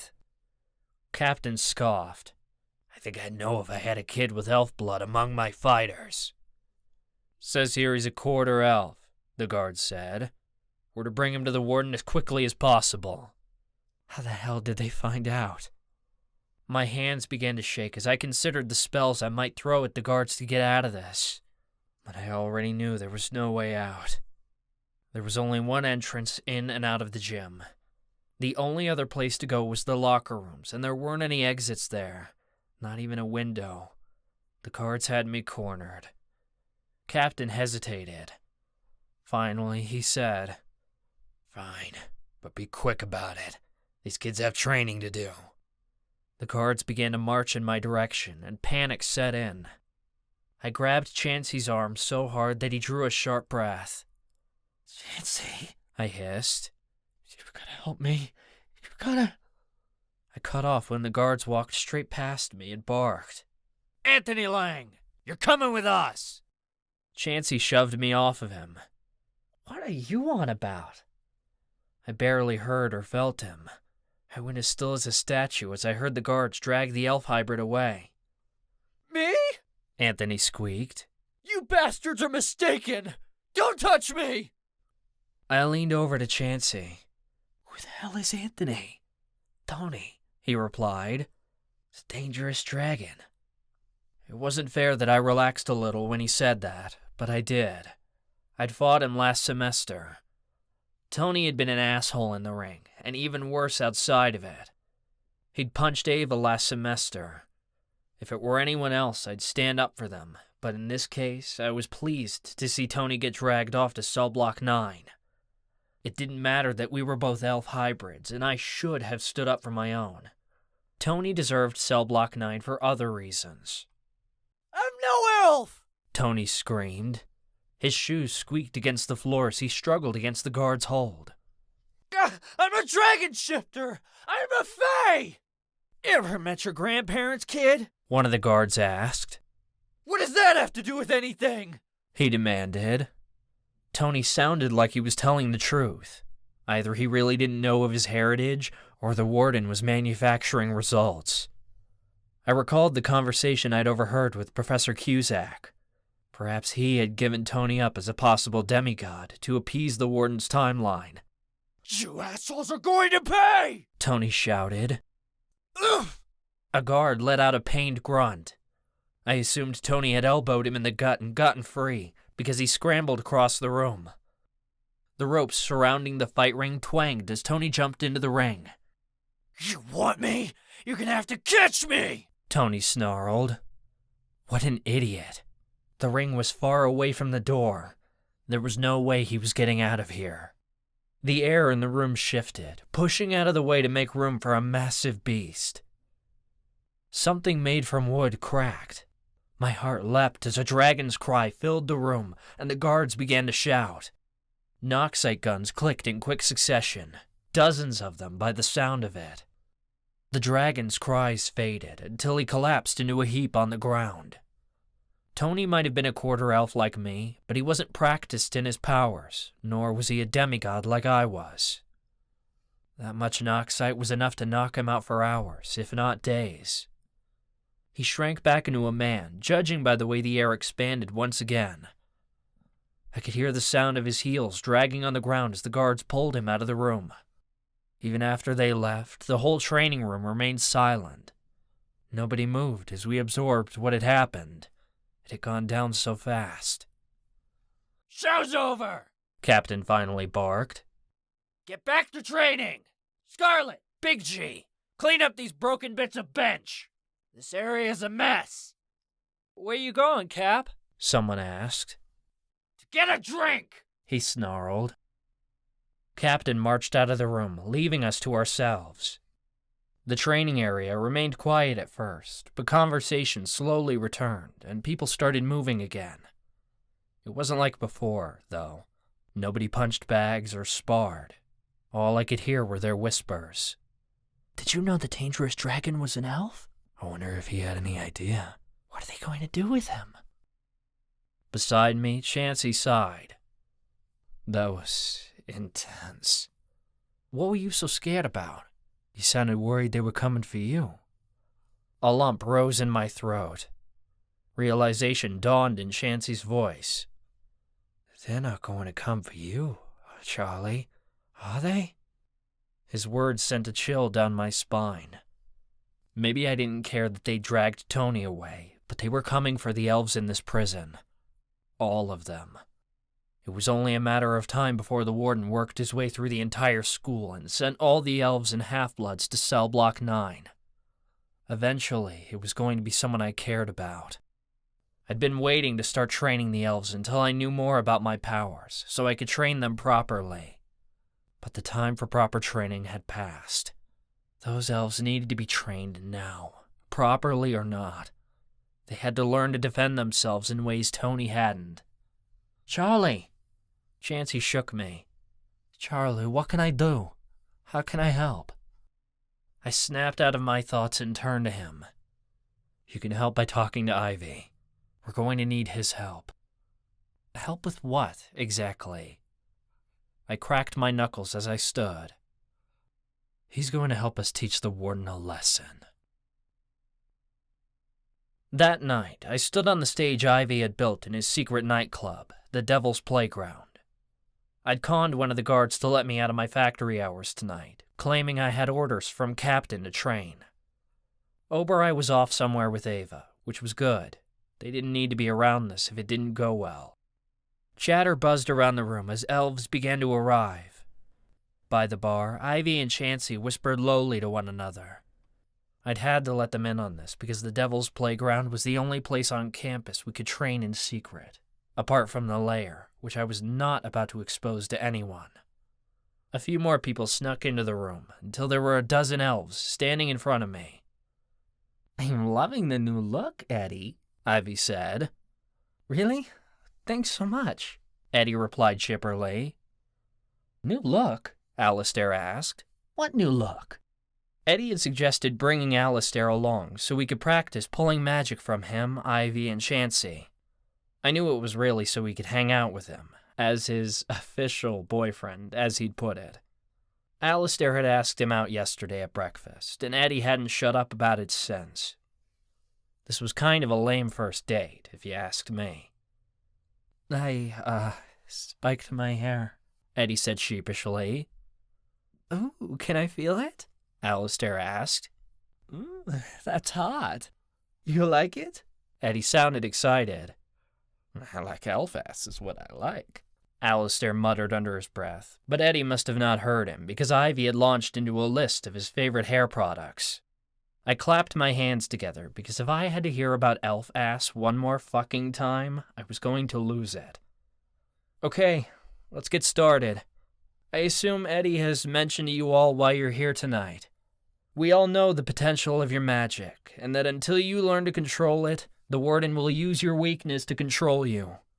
Gavin learned how to defend himself and escaped this prison. I believe that each and every one of you can do the same. That said, there are some disclaimers we need to discuss before we begin. Eddie, if you would. Eddie took center stage. He'd rehearsed a speech about how Gavin had betrayed the elves by escaping on his own and leaving the rest of them behind. "If we are going to do this, we must cooperate with each other," he said. "We've seen what happened since Gavin left. The Warden has begun blood testing people. They took Uriel away. If we must act, we act together, or the rest of us will suffer." "That also means no training outside of this room," I added. "Otherwise, we risk getting caught and deemed a threat by the Warden. The only reason he hasn't dragged any of you off yet is because he doesn't deem your powers worth his purposes yet. Once he learns how powerful you can be, he won't hesitate to hurt you." I paused for a moment, but everyone was dead silent. They knew how truthfully frightening that statement was.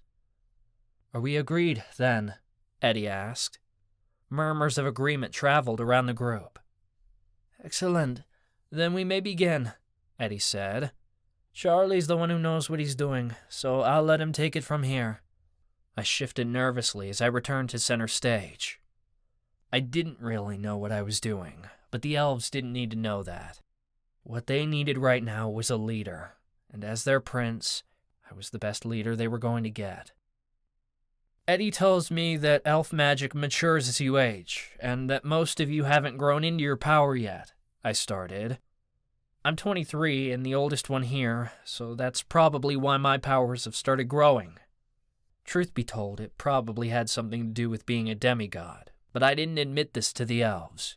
Not even Chansey was privy to that information, after I'd told him the truth about my heritage. Eddie had promised not to tell Alistair either, though he'd convinced me to let him tell him the rest. The thing is, Gavin wasn't much older than any of you," I continued. "I believe you all have what it takes to perform the magic he did. First, I'd like to assess where you all are at. Has anyone managed to siphon power from another supernatural yet?" I was met with nothing but silence, but I sensed someone shifting in the front row. "If you're raising your hand, I'm going to need you to speak up," I said. The kid cleared his throat, like he'd forgotten I was blind. "I've been working on it, and I managed to siphon woven magic in the cafeteria last week. It wasn't much, but I got my hand to grow some fur. I've been trying to make a complete shift into a wolf, but so far it hasn't worked." I nodded thoughtfully. "That's a good start, but you're starting too far up the pay scale. Shifter magic is more difficult to cast than, say, warlock magic. It's even more difficult if the supernatural isn't consciously sharing their magic with you." "Who would do that?" a girl wondered aloud. "It's unlikely in a real-life situation," I admitted. "But it's helpful in practice. That's why I've invited some friends here to help us. We'll be starting with simple magic among willing participants. As each of your magic grows, we'll start learning more complex techniques. Alistair, if you would assist me." Alistair walked on stage. Pig must have hung back by Eddie because I could hear her meowing softly. "What are we starting with?" he asked, sounding pumped and ready to help. "Battle orbs are your specialty?" I questioned. He clicked his tongue. "You betcha." I nodded firmly. "Then we'll start with that. When you feel me tug on your magic, let it flow into me, okay?" "Gotcha. I'm ready." I began to explain as I performed the magic. First, you must find the magic inside the other person. It will feel like an electric buzz permeating your heart or your stomach, depending on the type. Watch for magic that twists in your gut, as that will be more unpredictable and difficult to control. I frowned as I connected with Alistair's magic. In Alistair's case, that would be all his magic. Damn, you're one angry dude. Alistair chuckled lightly. "I've got some shit to work through. You want this magic or not?" "I want it. Let's go." I consciously grabbed hold of Alistair's magic. Taking someone else's magic is like reaching out an invisible arm and latching onto it. You should be able to feel it, the way you would if you were actually touching the person with your hand. It's like an extra sense that can't be put into words. You'll understand it once you experience it yourself. When I took hold of the magic, it didn't resist. Alistair's magic flowed into me, and I felt the buzz of defensive magic begging to escape. I lifted my hand, and a hot battle orb formed, warming my palm. The elves gasped. I tossed the battle orb into the air, and it exploded, sizzling like a firework over the elves. Wow, that was amazing! One of them cried. Do it again! Another begged. I cocked my head toward Chansey. Hey, you want to give it a try? Do I have a choice? He asked, but he was already making his way on stage as Alistair returned to the audience. He nudged me when he reached me, then whispered lowly, I still can't believe you part elf. You better start believing it, because after this, you won't be doubting me, I said. You've been using it in the ring, haven't you? I smirked. Just a bit. He cracked his knuckles. Show me your worst. I shrugged. You asked for it. Stand here, would you? I guided Chansey several feet away from me. Angels are considered to be quite strong, I told the elves. Their magic is trickier, but there are different levels to it. Stealing their wings, for example, will be as complicated as stealing a shifter's magic. Siphoning their super strength, on the other hand, is pretty easy, even if the supernatural resists. Chansey sounded intrigued. You want to play tug of war? I shrugged. You want to get your ass kicked? I want to see what you're capable of. Then by all means, hold back, I invited him. You're gonna regret this. Not a chance. I found Chansey's super strength with ease and tugged on it. He resisted me, but I'd grown accustomed to this magic after all my time in the ring, pulling strength from my opponents without even realizing it. I yanked on his magic, and it flowed into me. To show him just what I was made of, I spun and landed a heavy kick to his chest. Chansey went flying across the stage and landed on a chair in the crowd. By the sound of it, he'd crushed it to bits. Ivy gasped as he scurried over to him. Chance, you okay? Chansey didn't make a noise for a moment, and I feared I'd knocked him out. Then he burst into a fit of laughter, catching everyone off guard. God, that was incredible! Charlie, you've been holding back on me! Chance, you're bleeding! Ivy protested. Chansey didn't seem to care. He was more impressed than anything. It's fine. Oh, I heal fast. What's next? Let's split into 3 groups, I said. Chansey and Ivy will work on strength magic with their groups. Alistair will work on battle orbs. I'll come around to see how everyone's doing. Our goal today is to help everyone get a sense for what someone else's magic feels like. Let's get started. Everyone split off, and I walked around to observe. Wow, I feel really strong! A guy working with Chansey exclaimed. I thought it was the same kid who said he'd stolen Wolven magic. Want to test it out? Chansey asked. Lift me above your head. Easy, he replied. He grabbed Chansey and lifted him up so fast that Chansey's foot nearly caught the end of my nose. Chansey hollered in laughter. He was getting a real kick out of the elves. After he set Chansey down, I turned to the guy. What's your name? Reed, my prince. Call me Charlie, I told him. Reed, you seem to have a pretty good handle on this. Do you mind helping your group while I visit the others? No problem, I mean Charlie. I headed to Ivy's group next and listened in. I don't feel anything, a girl said. I don't really get it. Let me show you, Samara, her friend said. A few moments passed before the girl sighed. Never mind. Maybe I can help, I offered. Samara, right? Have you ever cast an illusion? Sure, a few, she said. Great. What does your magic feel like when you cast an illusion? It's hard to explain, she said. It's like a sixth sense. I can just feel it. It kind of feels like there's a vibration in my chest, like I just think about it, and it's there. I don't have to worry about conjuring it because I just know it'll happen. Right. You're looking for a similar feeling in Ivy, I told her. Take that vibration in your chest and reach it outward until it starts to change. When you feel something new, then you know you've connected with Ivy. Okay, she sounded unsure. I'll give it a try. It's okay, Cupcake, Ivy said. I don't bite. Hard. I frowned. Come on, Ivy. Don't scare the poor girl. You're right. I'm a friend. I promise, Ivy sang. Samara tried again. Several minutes of silence passed, and I was getting impatient, but I didn't say anything. Finally, she gasped. I think I feel something. I'm ready whenever you are, Ivy said. Samara drew a deep breath. I think I got some of your strength. I held up my palms. Test it out on me. Punch me. I don't want to hurt you, she said timidly. I've seen it all before. Show me what you've got. Samara punched me, but there was almost no strength behind it. It felt like being hit by a wad of paper.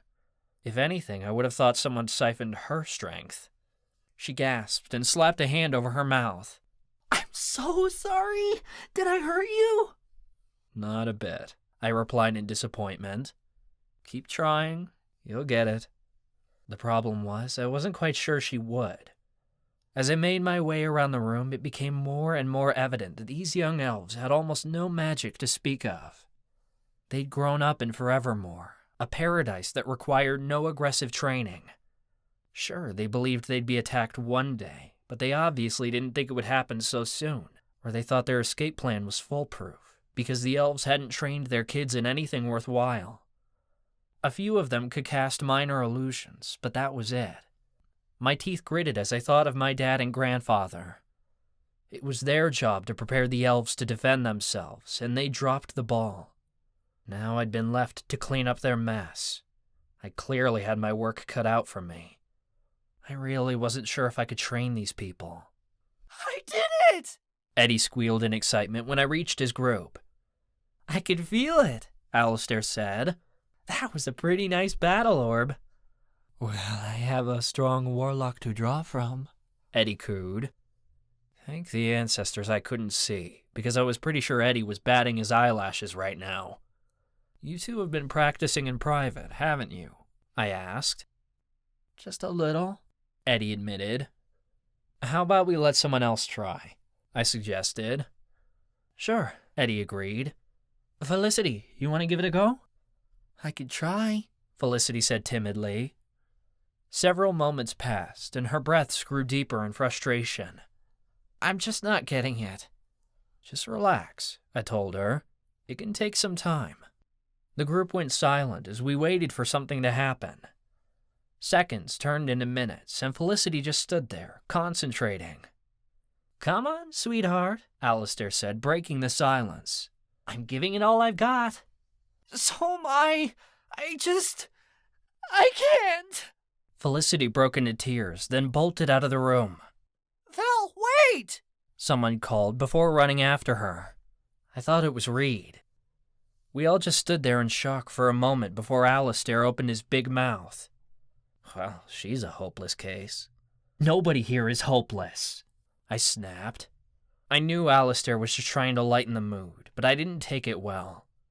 The problem was, I worried he might be right, and that put me on edge. Besides Reed and Eddie, nobody managed to perform elven magic all night. I knew it would take practice, but my ancestors, I was hoping for something. We were running out of time. Another hour of training passed. I repeated myself over and over again, but none of the elves seemed to get it. I was getting more frustrated by the moment. It wasn't until my hands curled into fists and I felt magic ripple through my arms, strength I was inadvertently drawing from Chansey, that I finally decided to call it quits. We'll try again another time, I announced. It's almost curfew anyway, and it's probably best if we don't all flood back to our dorms at the same time. We'll take turns leaving. You look defeated, Ivy pointed out as the elves began to leave. You need a drink? I sank into one of the stools at the bar. It was rickety, and though I was certain he was making deals with guards to get supplies for his nightclub, I was pretty sure he'd pulled this stool from the garbage. Nah, it's hard enough for you to get your hands on alcohol. Save it for paying customers. Eddie and Chansey approached. Alistair remained across the room, talking to an elvish girl about his cat. Eddie sat beside me, and Chansey leaned on the bar. "Is everything all right, Charlie?" Eddie asked. I blew a breath. Ancestors, do I have it written across my forehead or something? I'm fine. You don't sound fine, Chansey pointed out. I must have been using a harsher tone than I realized. My nostrils flared. Maybe I'm not, but you don't have to grill me about it. Someone needs a punching bag, Chansey mumbled. You want to volunteer? I growled. I didn't mean anything by it, Chansey said. You've been real moody lately.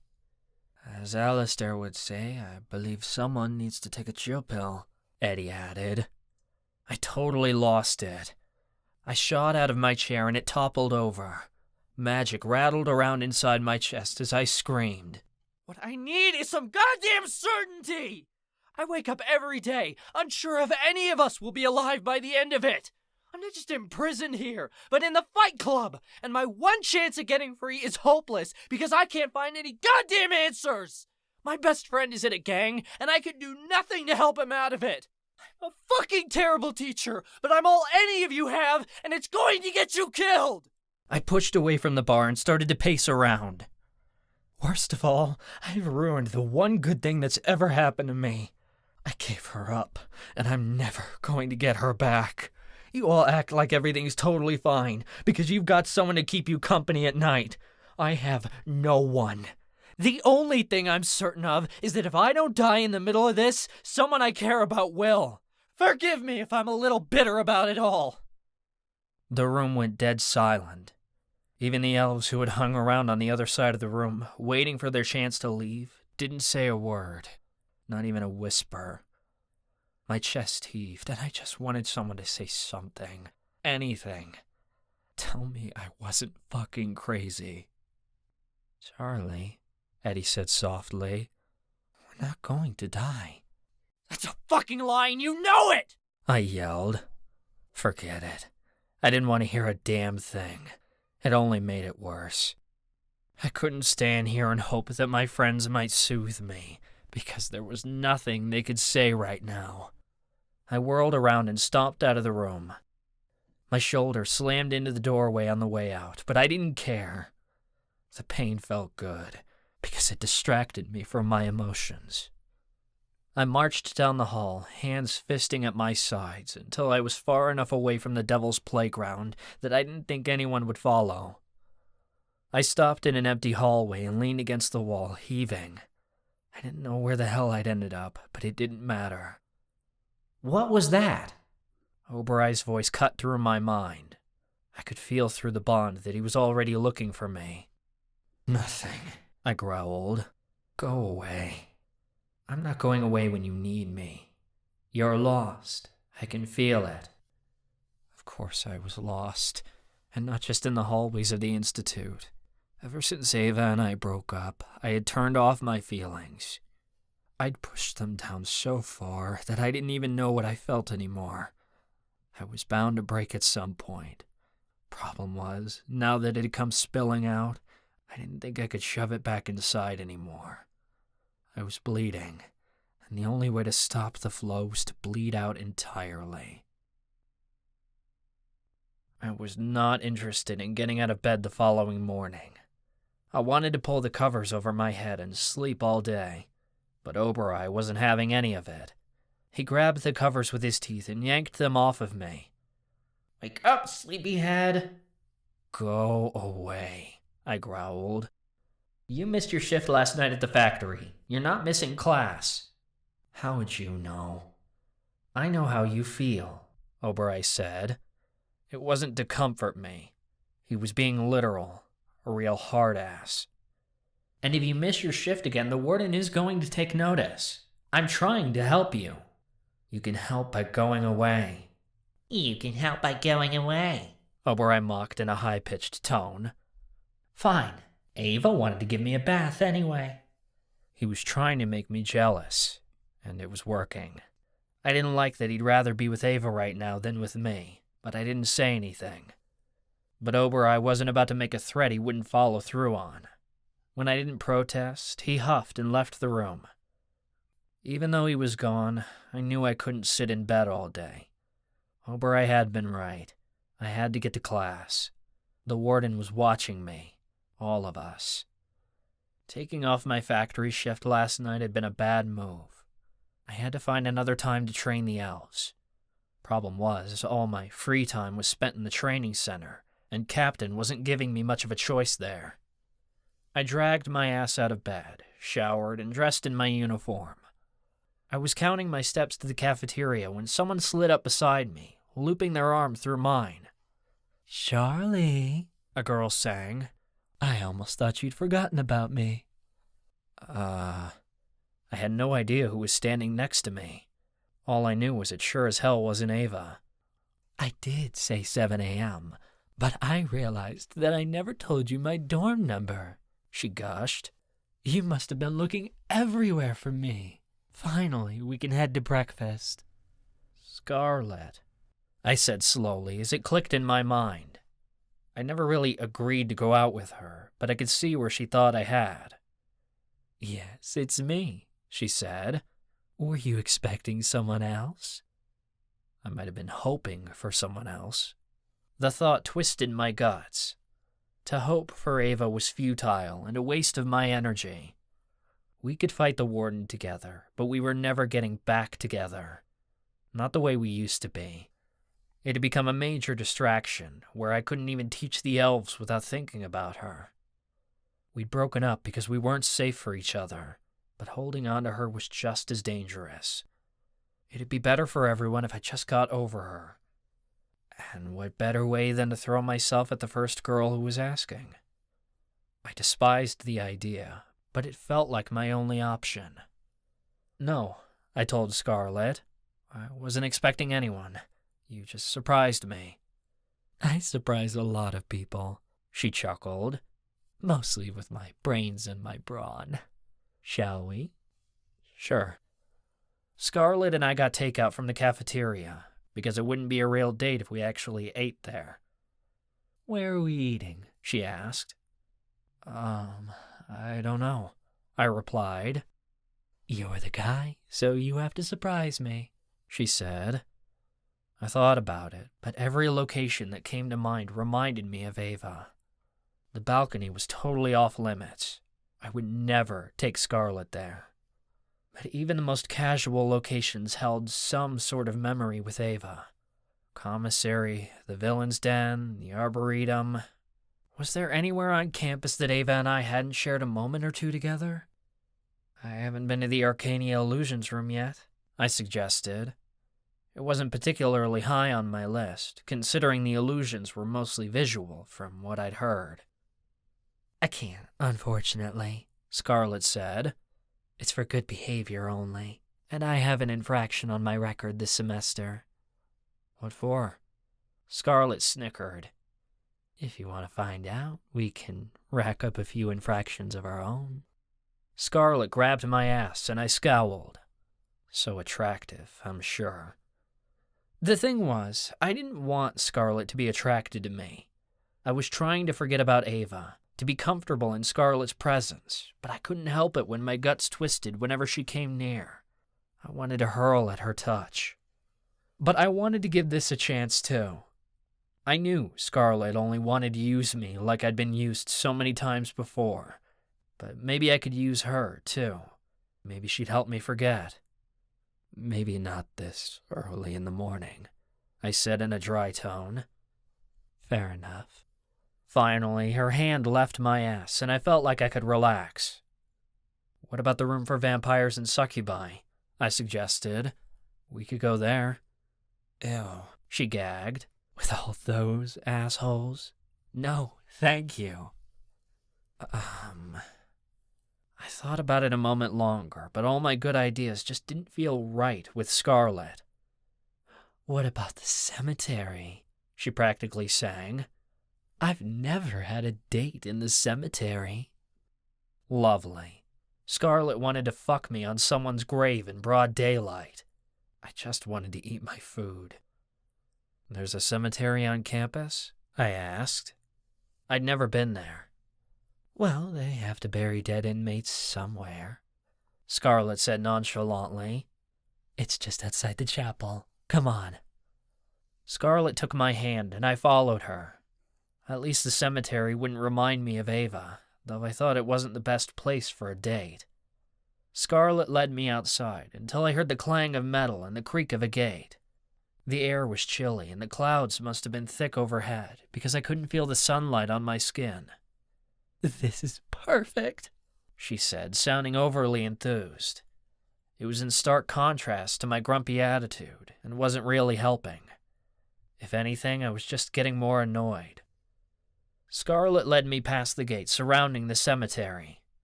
We walked over uneven ground, which really threw me off. I didn't know where to step to navigate through the graveyard. It was like the graves had just been forgotten. Scarlet dragged me forward, and my shin slammed into something hard. Fuck! I growled as I sucked a breath. I felt for what I'd walked into and realized it was a broken gravestone. The warden obviously didn't care about this cemetery. It was probably left over from when this place was a church.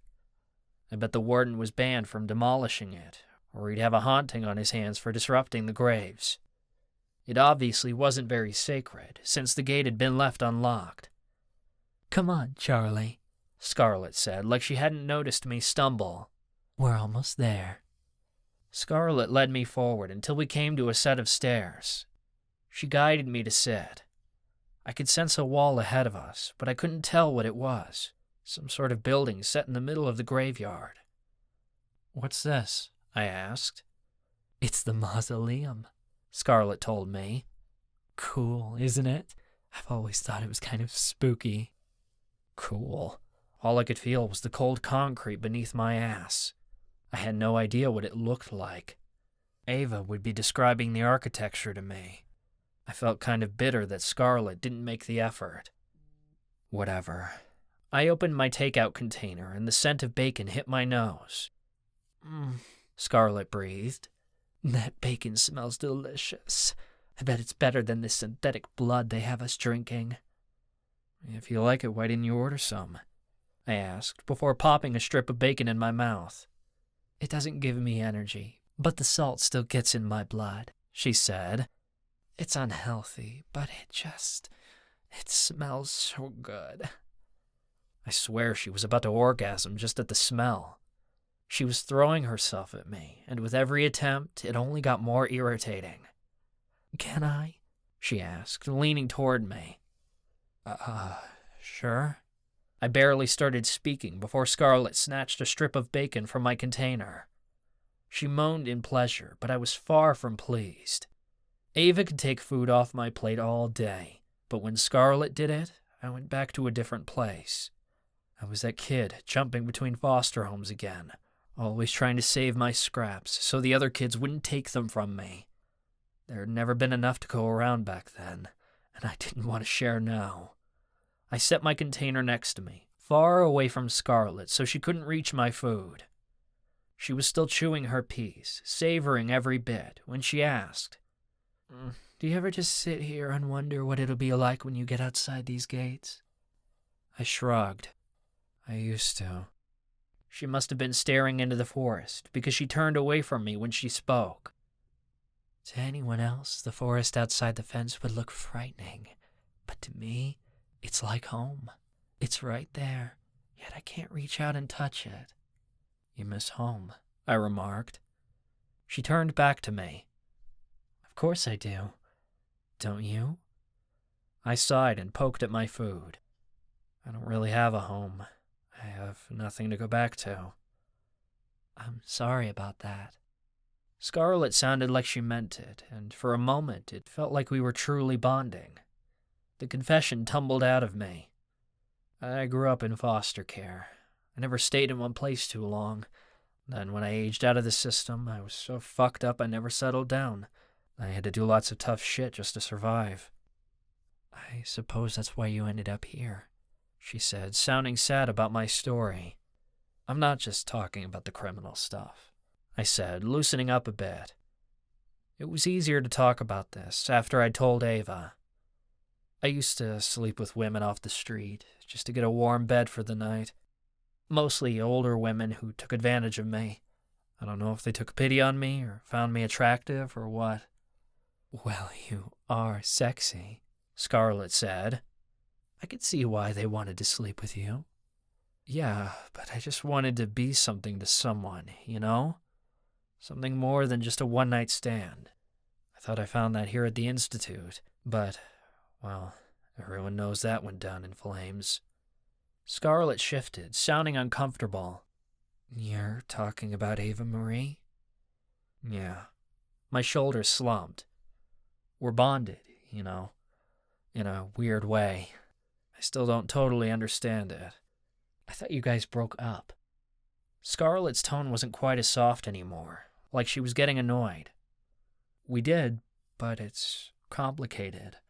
We're not together, but we're still bonded. Oh, that must be hard. Yeah, it can be, I admitted. Silence stretched between us for a moment. I was about to say something more, but Scarlet closed the distance between us in an instant, and her lips connected with mine. I was so shocked that I drew away just as quickly, but Scarlet must have thought it was an invitation. She jumped on top of me, pinning my body to the mausoleum staircase. The edges of the stairs dug into my back, and Scarlet's tongue slithered inside of my mouth.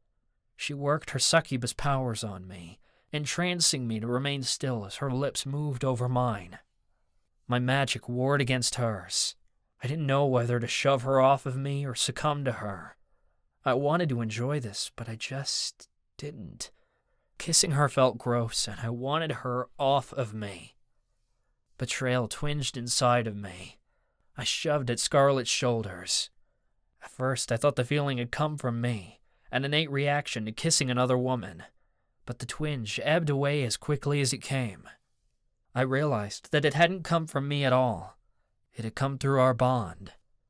Mortification swallowed me whole as I realized what had happened. Scarlet finally drew away from me. Whoops. Damn it. Ava saw, didn't she?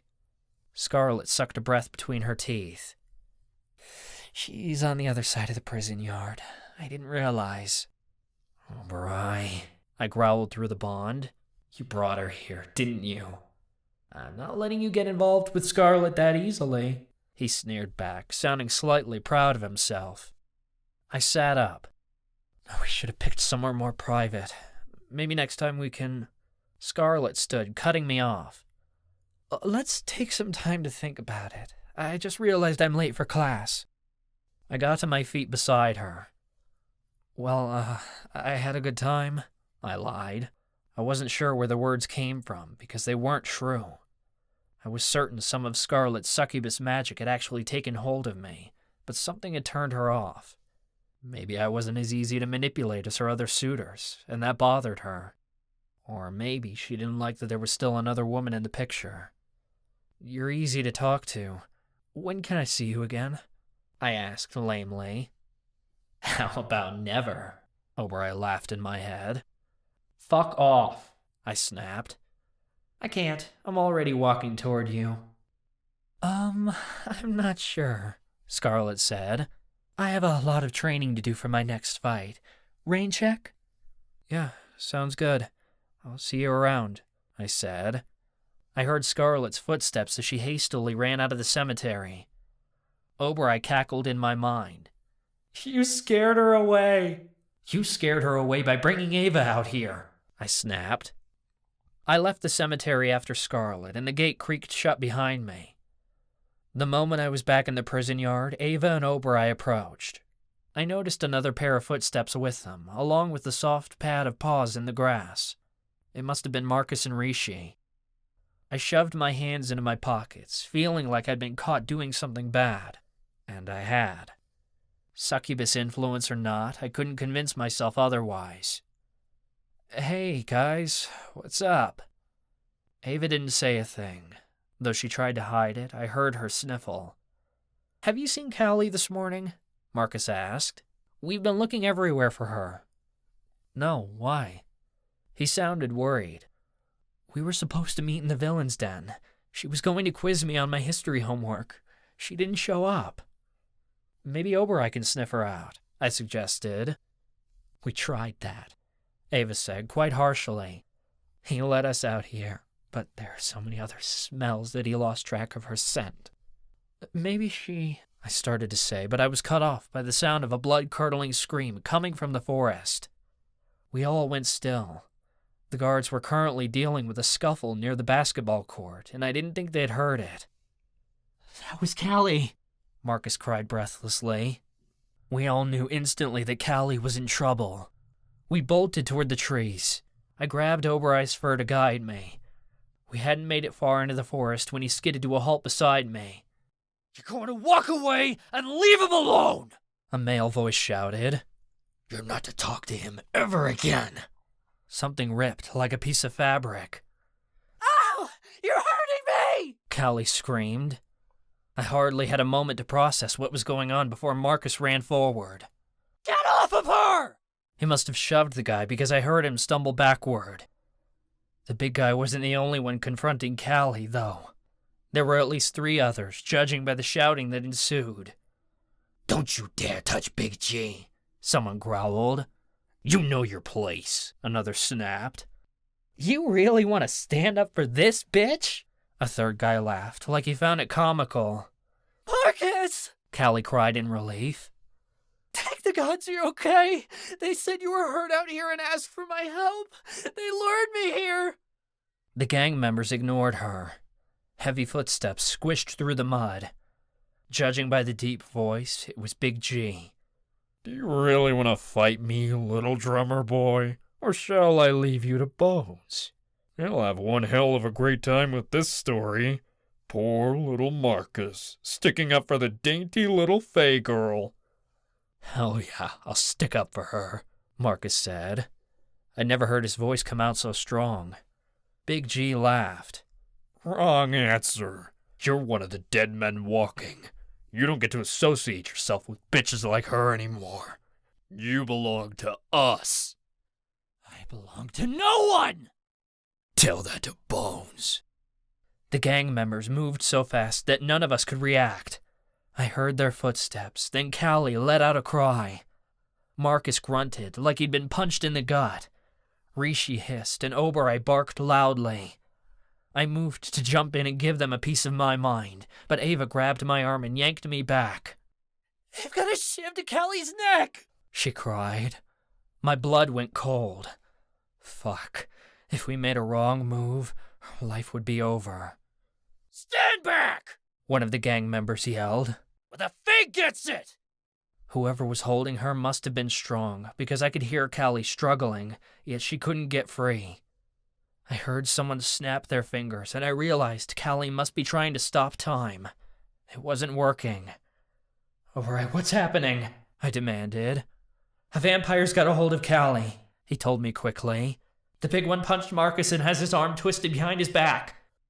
Fuck, they'd gained the upper hand. If Ava or I tried anything, they could slice Callie's throat right then. Ava's fingers trembled on my wrist. She still hadn't let me go. It's time to teach you a lesson, Big G growled at Marcus. I'm going to give you a choice right here, right now. It's the dead man walking or your girlfriend. But I'm warning you, if you choose her, she'll bleed out in under a minute. Why do you care? Marcus spat. She's done nothing to you! Because you took an oath! Big G yelled. We don't associate with people outside our own. She's nothing but a distraction. How many of our secrets have you shared with her? Or your loser friends over there, for that matter? None! Ow! How many? Big G roared. None! I swear! Just let her go! Marcus begged. If I let her go, you're choosing us, Big G told him. Is that what you want? A beat passed before Big G screamed. Is that what you want? Marcus's voice wavered. The vamp holding Callie must have pressed the shiv deeper into her neck to pressure Marcus, because she whimpered again. It was at that moment that something broke within Marcus. I want you to go to hell, Marcus growled. What did you just... Big G started. Charlie, Ava, get behind a tree, now! Marcus shouted. We didn't have to question it. Ava jumped behind one tree with Oberai, and I leapt behind another with Rishi. Boom! An explosion sounded, making my ears ring. Air whooshed by me so strong that I would have been knocked over if I didn't have the tree for protection. Magic sizzled in the air, and my ears rang. As my hearing returned, I noticed that the forest was silent. Slowly, Ava and I stepped out from behind our trees, and she gasped. He's killed them. All of them, Oberai said, sounding shocked. Including Callie. My stomach bottomed out. The story of what he'd done to get sentenced here came back to me. Marcus had lost control of his powers and killed a bunch of people, including his girlfriend. It happened again, except this time, he'd killed his mate. Ava took a cautious step forward. Are they? Marcus must have had a moment to absorb the shock, because he was rushing across the forest a second later. I heard him drop to his knees beside where I thought Callie had been.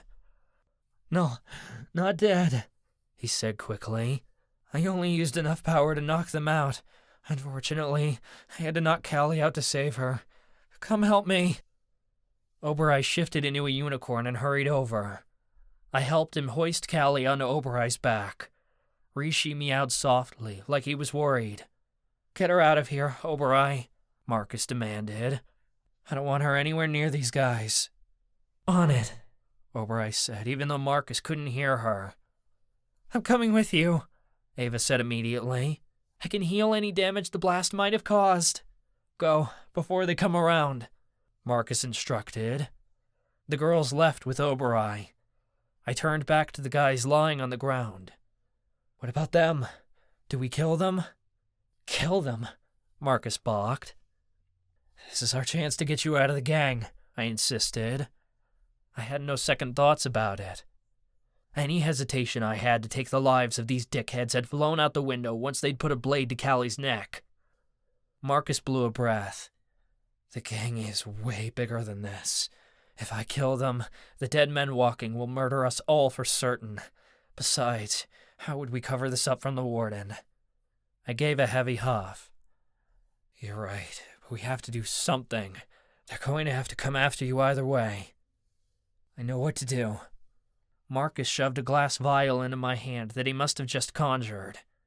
Quickly, we have to give them these while they're still passed out. What is it? I asked, popping the cork and giving it a good sniff. Marcus was already on the ground, pouring liquid down Big G's throat. Bones had me lift some memory-wiping potion from Captain's stash. I can get him more after we use this up. So they won't remember this? Exactly, Marcus said. I'll have to convince them I want nothing to do with Callie. They won't remember they went after her, and hopefully they won't go after her again. You think this'll work? I asked. What other choice do I have? Marcus begged. This is our only option. He was right. It wasn't a foolproof plan. These guys would wake up in the forest and wonder what the hell happened, but hopefully they came up with an explanation that didn't involve Marcus. I've got some empty nightshade bottles I was supposed to return to Bones, Marcus said. We can leave them here so they think they overdosed. They'll write off their memory loss. I felt around for the nearest gang member, then dripped the memory potion into his mouth. Ancestors, Marcus. Memory potion? Nightshade? What type of operation is Bones running exactly? Marcus scrambled to the next gang member. It's honestly best if you don't know. I grabbed him and shook him. Marcus, you need to stop this. You told me about the Warden's office. You can tell me about the rest. What's going on? Marcus froze for a moment, as if trying to decide how much to reveal. He didn't say a thing before yanking the memory-wiping potion from my fingers and using it on the guy beside me. I can't tell you. They'll find out you know, he insisted. One wrong move, and that's it for us. They'll kill us. How would they find out? I demanded. I'm not going to tell them. You'll tell someone! Marcus shouted. Who, Ava? Callie? They deserve to know. You'll tell Captain! Marcus snapped. I felt the blood in my veins freeze. Marcus gasped when he realized what he just said. Did you? I couldn't think straight. Fuck, Marcus muttered. Yes, okay, it's me. I'm the one rigging the fights. I couldn't believe it. I just sat there frozen. When I joined the Dead Men Walking, I didn't just become their mole, he admitted. I'm their strategy guy. I analyze the fight stats to predict who's going to win and who's going to lose. I tell them where to put their money so that they make the most out of it. I see the patterns, and I've studied how to fix the fights so we can win the most bets. I can figure out who's willing to be bribed to throw the fights and who won't. What did you think were on the papers I gave to Big G that day in the alchemy room? Predictions for the fights. My jaw dropped. I couldn't believe what I was hearing. We can fix this, I said quickly. No, we can't, Marcus argued. We're both dead anyway. Let's just do what we can to protect the girls. We'll go down fighting if we have to. Hell, that was all we could do. Both of us would lay our lives down to defend Ava and Callie, and right now, it was looking like that was exactly what we were going to do. Marcus had been right. I wish he hadn't told me, because now I had to choose. I could stay in Fight Club, or I could throw Marcus to the wolves. The answer was obvious. I had to stay. But if I did, I had no doubt that Captain would become impatient with me sooner than later. I'd never seen my life flash before my eyes so fast. In that moment, one thing became very certain. I was going to die in that ring to save my best friend. Chapter 10. Ava-Marie. Charlie had been on a date with a fucking succubus. And fucking was the right word because I knew he'd slept with her. Scarlett had a reputation at this prison for handing out pussy like it was candy. I bet he'd eaten it up, too. Whatever. I didn't give a shit. Unfortunately, I still had to go to counseling sessions with the bastard, so I dragged my happy little ass down to the therapy tower on Friday, bitching about the situation to Ava-Marie the entire way. She walked at my side as a unicorn as I ranted, waving my arms and all. Look, it's not like I care, I seethed, wrinkling my nose. But I'm just saying, she's gonna dump him like a hot tomato once she gets bored, so he better be prepared to lose out on that golden vagina she's always bragging about. I think the phrase is hot potato, Ava-Marie objected. I rolled my eyes. Of course you'd be obsessed with semantics. I understand you're hurt, but he's hurting too, Ava-Marie said. I gave a loud snort. I'm not hurt. I don't feel a damn thing. And if he was so hurt, he'd talk to me about it instead of looking for some other girl to sink his dick into. You're jealous. If I was jealous, I would say something to him, but I haven't, so I can't be bothered, I offered with a shrug. He's just looking for comfort. I'm sure she's comforting him all right. Ava-Marie gave a snuff and shook her head. Callie was waiting at the base of the stairs. She pushed off against the wall she was leaning on as I came near. I spotted Alette's antennas peeking out from under Callie's hair. Are you okay? I asked. I hadn't seen her since the other day, when I'd used my healing powers to bring her back around after she'd been knocked out. I'm fine, Callie said, and she rubbed her temple. Though I've had a headache ever since. Marcus's magic is strong as hell. The other day, when the vampires had you cornered, why didn't you stop time and save yourself? I asked her. I tried, but I was too afraid, she said. Illusion magic doesn't work if you're frightened, and my demigod powers are still linked to my fey magic. I was so scared about what could have happened to Marcus. She trailed off, and I nodded. Callie was a badass assassin.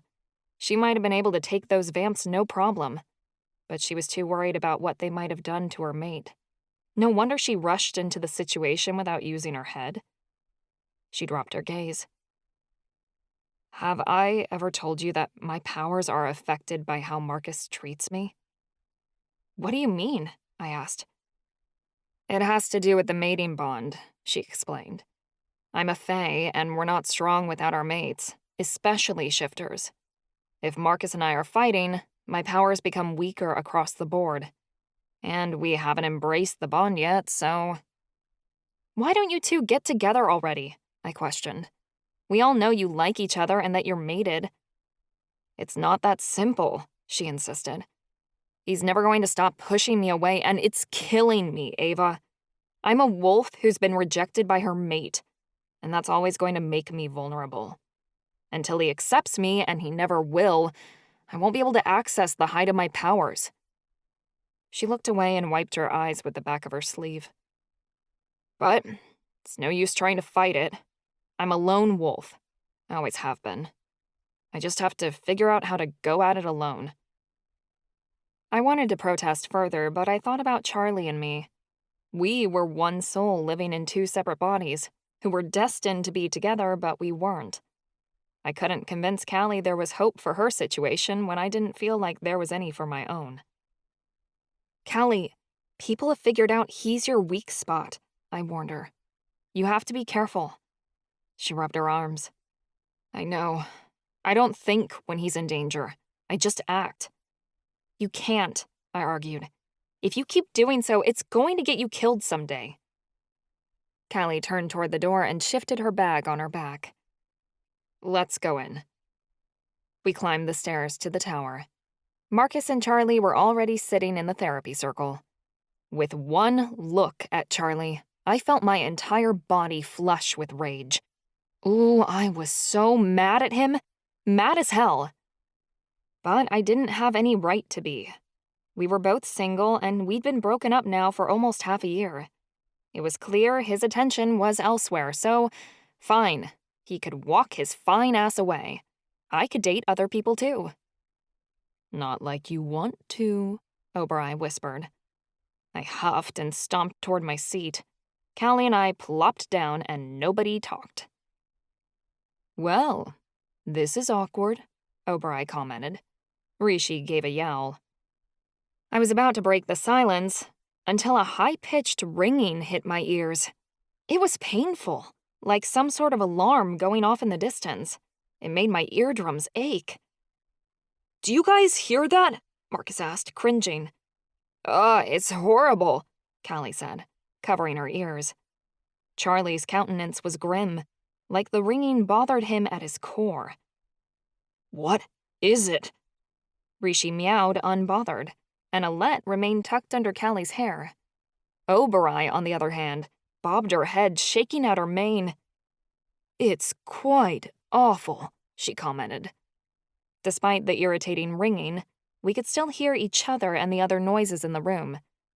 The sound of Professor Jamin's shoes tapped on the stairs. Act normal, I told them. Everyone straightened up and became passive, though that obnoxious ringing didn't go away. The door opened, and once it did, a wave of nausea so strong nearly knocked me out of my chair. Marcus gagged and Callie put a hand over her nose. Charlie sank in a seat. Jamin walked into the room, looking bright and peppy as ever. Good morning, she sang. I hope all of you are having a pleasant day. I caught on. All of us felt sick, and we'd all been fine before we'd walked into the counseling session. That was until Jamin got here. Something was off. I studied the area, looking for something new. The buzzing was coming from Jamin. Nothing looked out of ordinary on her person, but I wasn't fooled by first appearances. I studied Jamin's clothing as she sat across from me. There was a small, pronounced lump in her jacket pocket, like one a stone would make. Just looking at it made my stomach churn. What if that's the crystal we need, I thought. The kind Charlie learned about in the news articles from the library that they used to experiment on people here at the Institute. Charlie started next to me, and it nearly made me jump. His expression looked confused. but held a hint of confirmation. Had he heard me? I wasn't sure. Could Charlie and I communicate telepathically like Oberoi could with us? I didn't see why we couldn't. We shared feelings all the time. It shouldn't be that hard to share thoughts, too. Why not try it out? Left corner pocket on Jamin's jacket, I thought. Charlie nodded suddenly, like he got the message. I could sense he was trying to say something back to me, but our bond wasn't strong enough for him to reach out to me. Maybe it would be easier for us to communicate telepathically if he wasn't screwing someone else. Charlie's entire face flushed, and his jawline hardened. Oh shit. He definitely heard that one, and it pissed him off. Oops. I needed to monitor my thoughts around this guy. I mean, I was the talker between us, so it wasn't odd that I could speak to him and he couldn't reply back. Ava, pay attention, Oberoi snapped. Jamin's talking. I snapped myself out of it. Jamin was rattling on about something. Usually our sessions were full of racist talk about the elves that we all tried to block out. But this time, whatever she was doing seemed important. How do we feel today? Jamin asked. She glanced from one face to the other, waiting for someone to admit guilt. I got the game. She was using the crystal to try and weaken students, get them to snap. We couldn't fall for it. If we admitted we didn't feel well, it'd tip her off to what we were. Jamin looked fine. Maybe she had some kind of protection from it. She blinked at us, waiting for our answer. Callie was trying to lightly snap her fingers in her lap, hiding the motion from Jamin within her skirt. Marcus glanced at her, but Callie shook her head, telling him to stay quiet. We feel great, Charlie stated. Jamin frowned. Well, I heard there's a bug going around the prison. None of us have caught it, Charlie said. We're healthy as ever. The four of us forced smiles, but I wasn't sure how long we could hold out the ruse. I felt more ill with every passing second. Jamin scribbled something down on her clipboard, stabbing the paper with her pen. Very well. I suppose that's good news. Didn't sound like it from her tone. She placed her clipboard in her lap. You've been skipping shifts at the factory, Charlie. Is the work too difficult for you? Or do you simply have better things to do? Charlie's eyebrow twitched, but Oberoi huffed at him to stay calm. I'm a busy guy. Surely, Jamin cooed. I don't expect that you had any drive to get a job before you got here, looking at your record for petty theft. It's sad that you're still looking to get out of work, but I suppose not all of us are born with the desire to better ourselves. No one would hire me back then anyway. Most blind people live in poverty due to a failure to obtain employment, Charlie rattled off. He knew Jamin would pick on this aspect of his life eventually, and already had a comeback planned. Remember what we talked about last week? About not making excuses? Jamin asked. I'm sorry to say the Institute can't correct laziness, though we try. Charlie didn't react to the taunt, thank the ancestors. Jamin was purposefully trying to get us to flip out. But why? Bet it had something to do with the crystal in her pocket. I knew she was coming for me next, so I steadied myself as Jamin said, And your feelings, Ava? Are we experiencing any more delusions? I didn't dare talk about my emotions or my bipolar when we were in therapy. I didn't want Charlie breaking any more windows. I'm doing fine, I said. Meds are working, mood is steady, nothing more to it. What about the voices you hear? They talk, I ignore them, like most people, I stated bluntly. Jamin cocked her head. I see you've gained some weight. When we met at the start of the semester, you were skin and bones. Yep, I'm happy to say I'm eating 3 square meals a day and finishing all of them. All thanks to you and your incredible counseling sessions, I said sarcastically. Charlie laughed under his breath, and Jamin caught it. Her eyes flashed as she added, Yes, well, watch that waistline. Don't want to get too comfortable with your calories. Charlie gasped beside me, and Obereye pawed her hoof against the floor, but I refused to let Jamin's goading get to me. I gave a careless shrug. Being over or underweight is a temporary state. Being stupid, though, that's permanent, and not correctable in most people.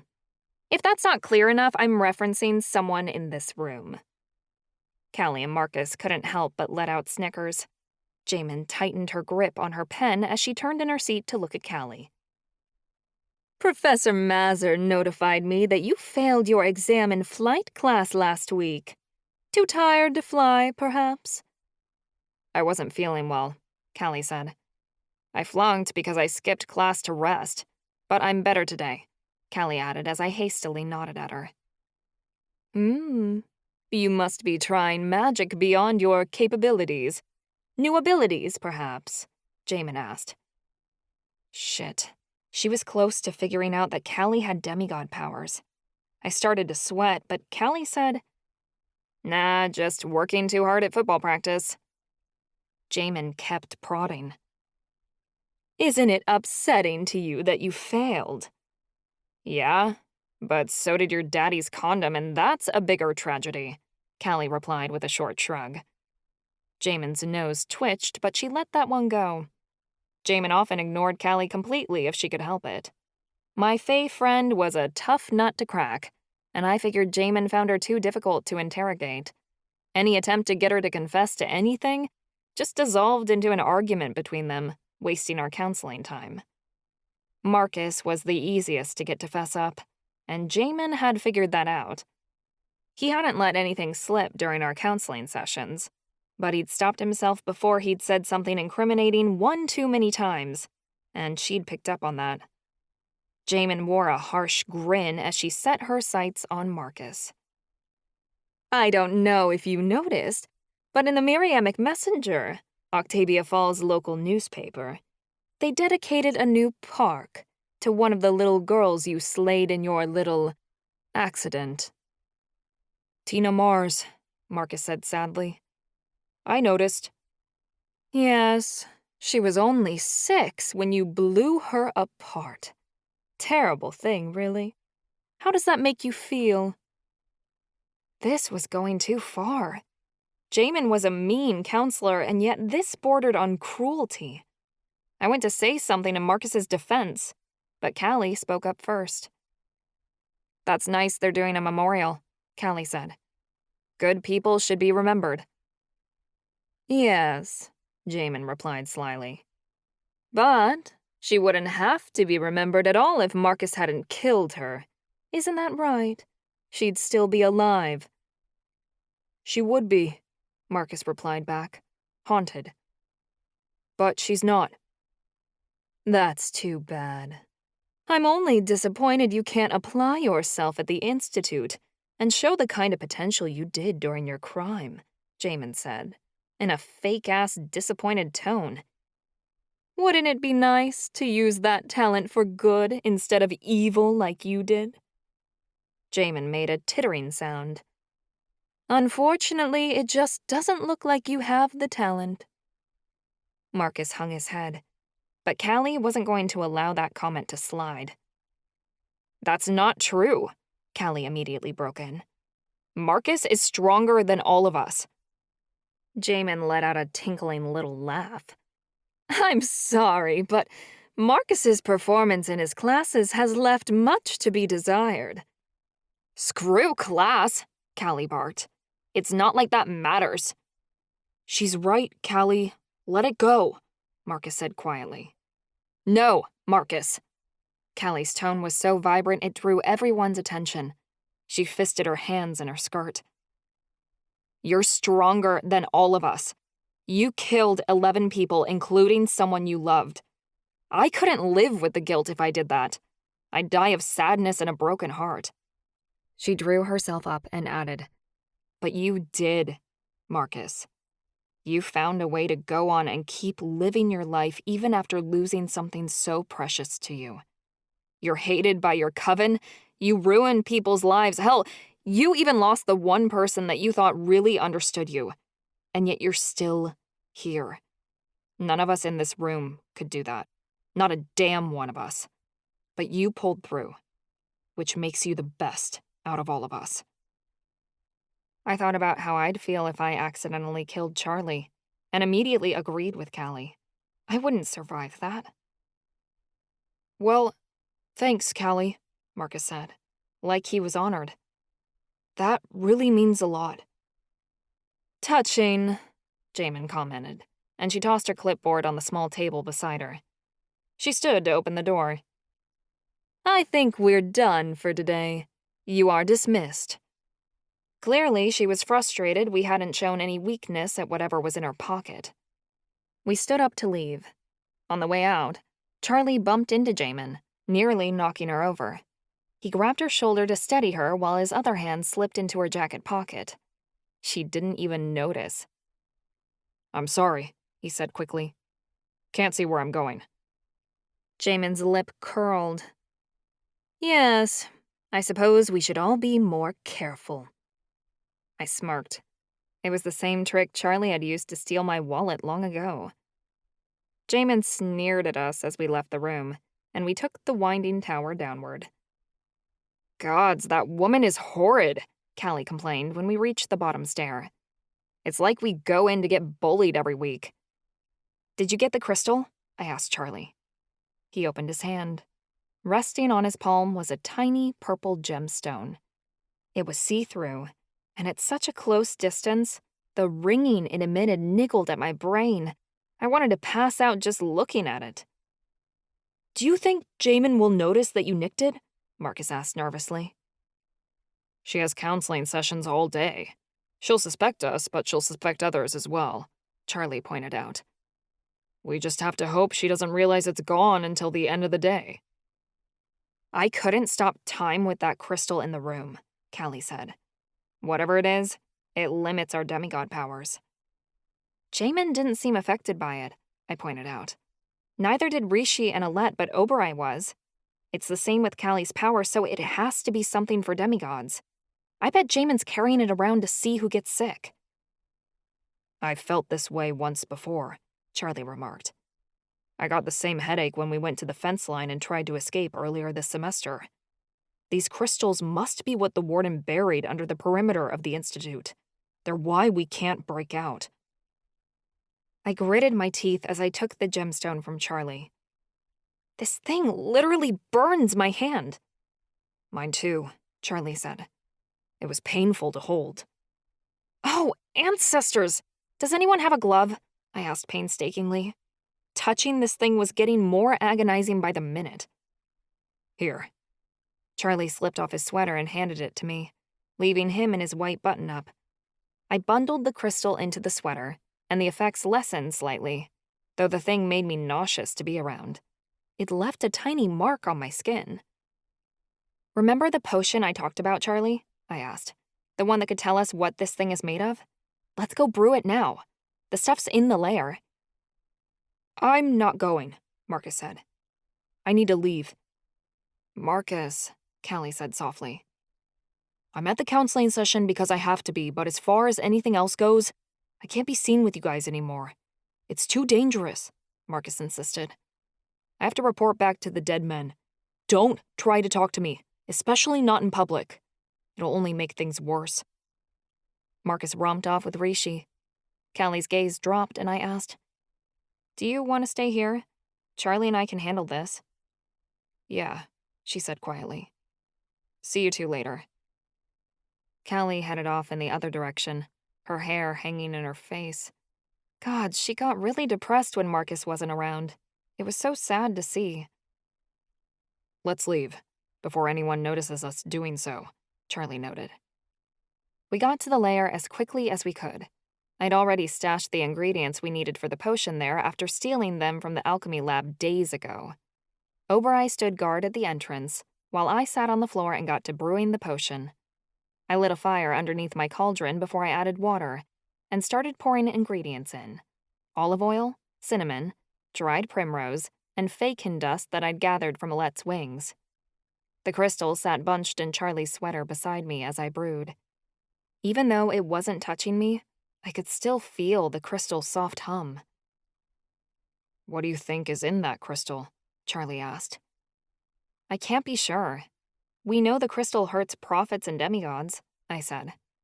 If my theory is right, this type of crystal was used on my Aunt Maddie to force her to see visions, and it obviously has a negative effect on us. "Hopefully this potion will help us figure out why," Charlie mused.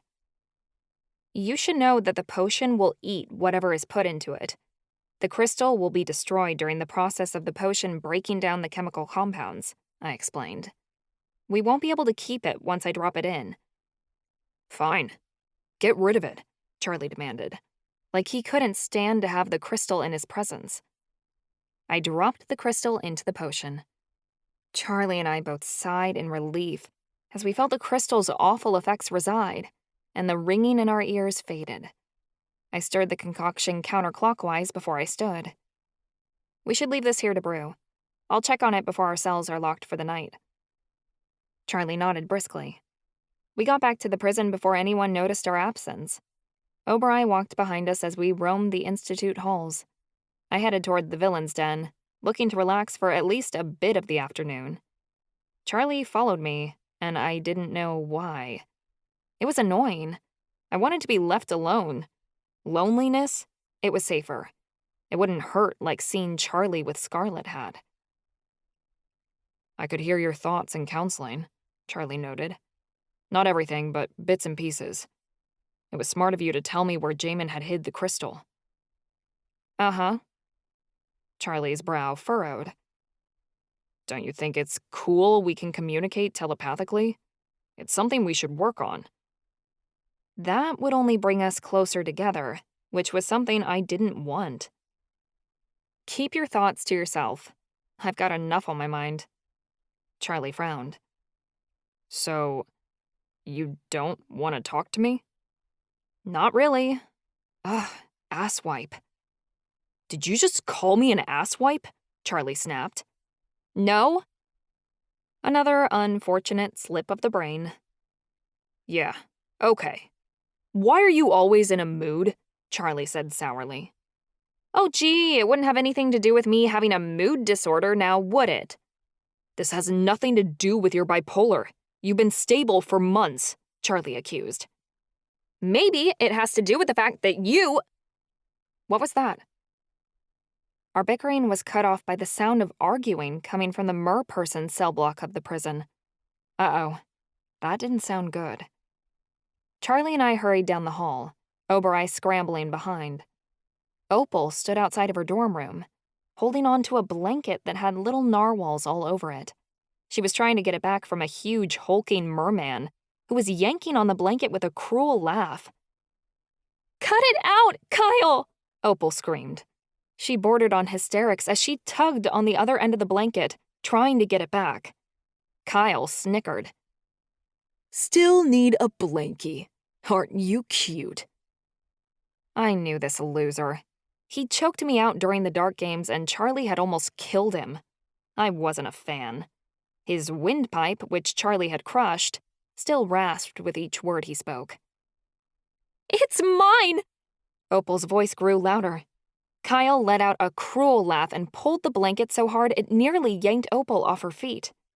I was about to intercede until I heard someone cry out, "Give it back, jackass!" My brother was out of the hospital and back to his old self, though he was still making a recovery and trying to get used to his treatments. The way he moved, though, you wouldn't think he was sick at all. Ez crossed the cell block in minutes as he squared up with Kyle.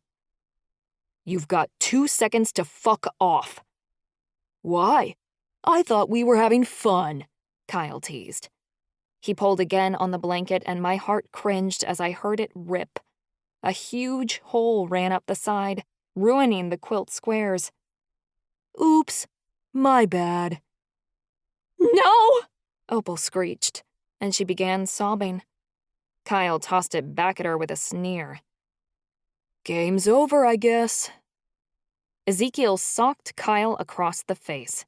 He went sprawling to the floor with the force of Ez's punch. My brother had nearly knocked him out. Kyle clambered clumsily to his feet, bunching his hands into fists. "You bitch-ass cripple! I'm gonna—" "Bad idea," Charlie said. He stepped up behind Ez, and Kyle's eyes widened. He didn't bother to say anything else. The coward took off running, leaving the merperson cell block and abandoning the fight. Opal cried harder. Ez put a hand on her shoulder and said softly, "Don't worry, Opal. We can get you a new one." You can't. It won't replace this one. Opal wept, and she clutched the blanket to her chest like it was made of gold. "I'm sure we can find something," Ez said, looking helpless. You don't understand. Opal sniffled. It was my daughter's. Ez's mouth dropped open, and Charlie went rigid beside me. I was frozen in shock. Opal was younger than me. She had a kid? What had happened? Ez and Charlie were still shell-shocked, so I decided to take action. "I can fix it, Opal," I offered. "Give it here." Can you? Her eyes burned with hope. Oberai nosed her fingers, giving a soft nicker. "Yes, a couple of stitches, and it'll be better in a jiffy." Opal handed over the blanket, and I took it from her. "Let's go to the arts and crafts room." Ez put his arm around Opal's shoulders and guided her behind us as we hurried to arts and crafts. Professor Celosia took one look at Opal's tears and the torn blanket in my hands before she waved us through the door. She immediately gave me a needle and thread without us even having to fill out a form on what it was for. We sat on the floor cushions that were gathered around a window at the farthest corner of the arts and crafts room, and I got to work. The boys remained quiet as Opal wept, and I hand-stitched the pieces of the quilt back together. Oberai bobbed her head. "Oberai likes your blanket. Says she appreciates the narwhals," I offered. Opal gave a sad little noise. It doesn't matter. It's ruined now. "It's not. Never been a project that I couldn't patch up. I promise. I'll make it good as new." Ancestors. Kyle had really fucked it up. But I vowed to myself I would fix the blanket somehow, for Opal's sake. The sadness in the air was so heavy as I worked. Ivy had told me months ago that his family, Opal's family, was really fucked up, and that she was in here because of them. I couldn't fathom how all of this was connected. I glanced around the room. There was no one else in here. It felt lonely without Marcus in the corner working on his paintings. The gang had literally taken everything from him. But maybe it was best that we were alone, because Opal really seemed like she had stuff to get off her chest. Ez was the first one who was brave enough to speak up. "What's your daughter's name?" Marina? Opal's lip wobbled. She's 3. "That's a pretty name," Ez offered. "She's the same age my kid would have been." Really? Opal wiped her nose. I didn't know you. "Yeah, I got my girlfriend pregnant when we were 16, Ez said. But she lost the kid, so it wasn't meant to be, I guess." If possible, Opal looked even more depressed. I see. I hope you two can work it out once you get out of here. "That's not going to happen," Ez said immediately. "We were bad for each other. I've moved on. I'm never going back to that relationship." Oh. Opal looked down at her hands. I've never had a boyfriend. Ez was definitely confused, so Opal added, It wasn't a one-night stand or anything, though I wish it was. I had already guessed what was coming, but by the horrified expression on Ez's face, he'd just figured it out. Charlie, ever the silent and supportive bystander, remained by my side and let Opal say what she needed to. My mom died when I was really young, Opal explained. My family has always been really chaotic. Drugs, alcohol, you name it. Ivy left as soon as he could. He tried to take me with him, but the vampires wouldn't have me, so I had nowhere else to go. Opal shivered. Marina, her father, he's also her grandfather. I didn't understand until I did. The realization was like a knife to the gut. Ancestors. It was worse than even I had imagined. The blood had drained from my brother's face, leaving him pale and horrified. My dad had always, but it got worse as I got older. Opal was turning green, like this made her physically ill to talk about. I couldn't imagine Opal's pain. What I'd endured, I'd only had to go through once. Opal had put up with years of abuse. Charlie's hands quivered. I couldn't imagine how hard this was for him to listen to. He had difficult memories of his own trauma he had to deal with. I grabbed his hand and squeezed it. He instantly calmed at my touch. You don't have to explain your story to me, Ez insisted, and he grabbed Opal's hand. You don't have to relive it. I wanted to tell him to back off on the touching and give her some space. But Opal didn't seem uncomfortable in Ez's hand. Instead, she leaned into his grip. I want to tell you everything. I want someone to know. I can't keep carrying this around alone. Okay. So go on. Opal was totally fixated on Ez. It was like the two of them had forgotten Charlie and I were here as she continued. I was so scared. I hid the pregnancy from my father as long as I could. When he found out, he tried to make me get an abortion, but by then, I was too far along. Opal blinked rapidly. Prom was a couple of weeks after I'd found out I was pregnant. I was so excited because Ivy had sent me this beautiful dress from Chicago, and I really wanted to wear it. I just wanted one night of happiness and peace. I thought I'd be like Cinderella, you know? And some prince would come and sweep me off my feet, make me forget about my problems for a night. Opal's voice grew volatile. They were silly dreams. At the party, a couple of jocks cornered me. They didn't hurt me, but they tore my dress and pulled at my hair. I was so humiliated I ran off. I couldn't stand up for myself back then, and I'd always been shy. By the time I was confident enough to go back out on the dance floor, I'd been gone for hours and people wondered where I'd gone. Then, when we got back to school, those jerks told everyone I'd been gone for so long because I was sleeping with them. The rumor was pretty much confirmed in everyone's eyes once word got around that I was pregnant. Opal wiped at her face again while Ez's lip began to quiver. That's why I didn't want to go to the villain's ball. Everyone made me out to be this huge slut who'd slept with a bunch of guys and got pregnant at prom. A whore who didn't even know who her daughter's father was. But that wasn't true. I never slept with any of those guys. They just threw my name out there so they could act like big shots. I didn't want that to happen again. What happened then? Ez asked. My dad left me alone when I was pregnant. Didn't want to draw attention to himself, Opal said. Then I had Marina, and she was just my whole world. I looked at her the second the nurse placed her on my chest and promised myself that no one would ever hurt her like they'd hurt me. I thought I had the chance to be happy. Opal put a hand in front of her eyes.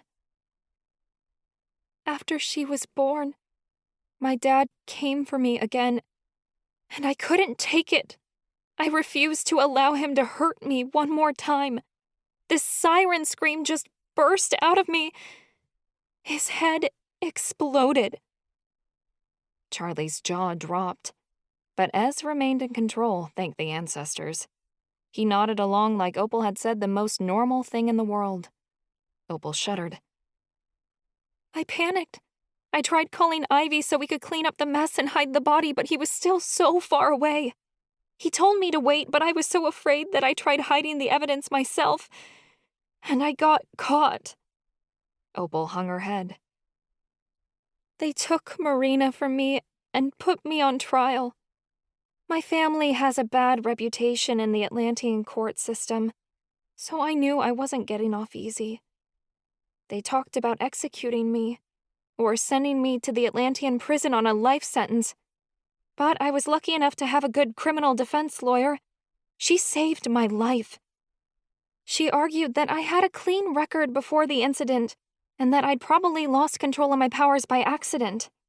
She suggested the Institute, and the judge agreed. So what happened to Marina? Az asked solemnly. A stroke of good luck. She was placed with a good foster family, a nice couple with money. I know my child is being taken care of at least, and that gives me peace of mind. Nobody in my family wanted to take her, and thank Atlantis for it, because I'd be losing my mind if I knew she was with any of them. The court system didn't find out about what your dad did? Az asked. Opal shook her head. The judge had heard the rumors about me at prom, and assumed that's where Marina came from.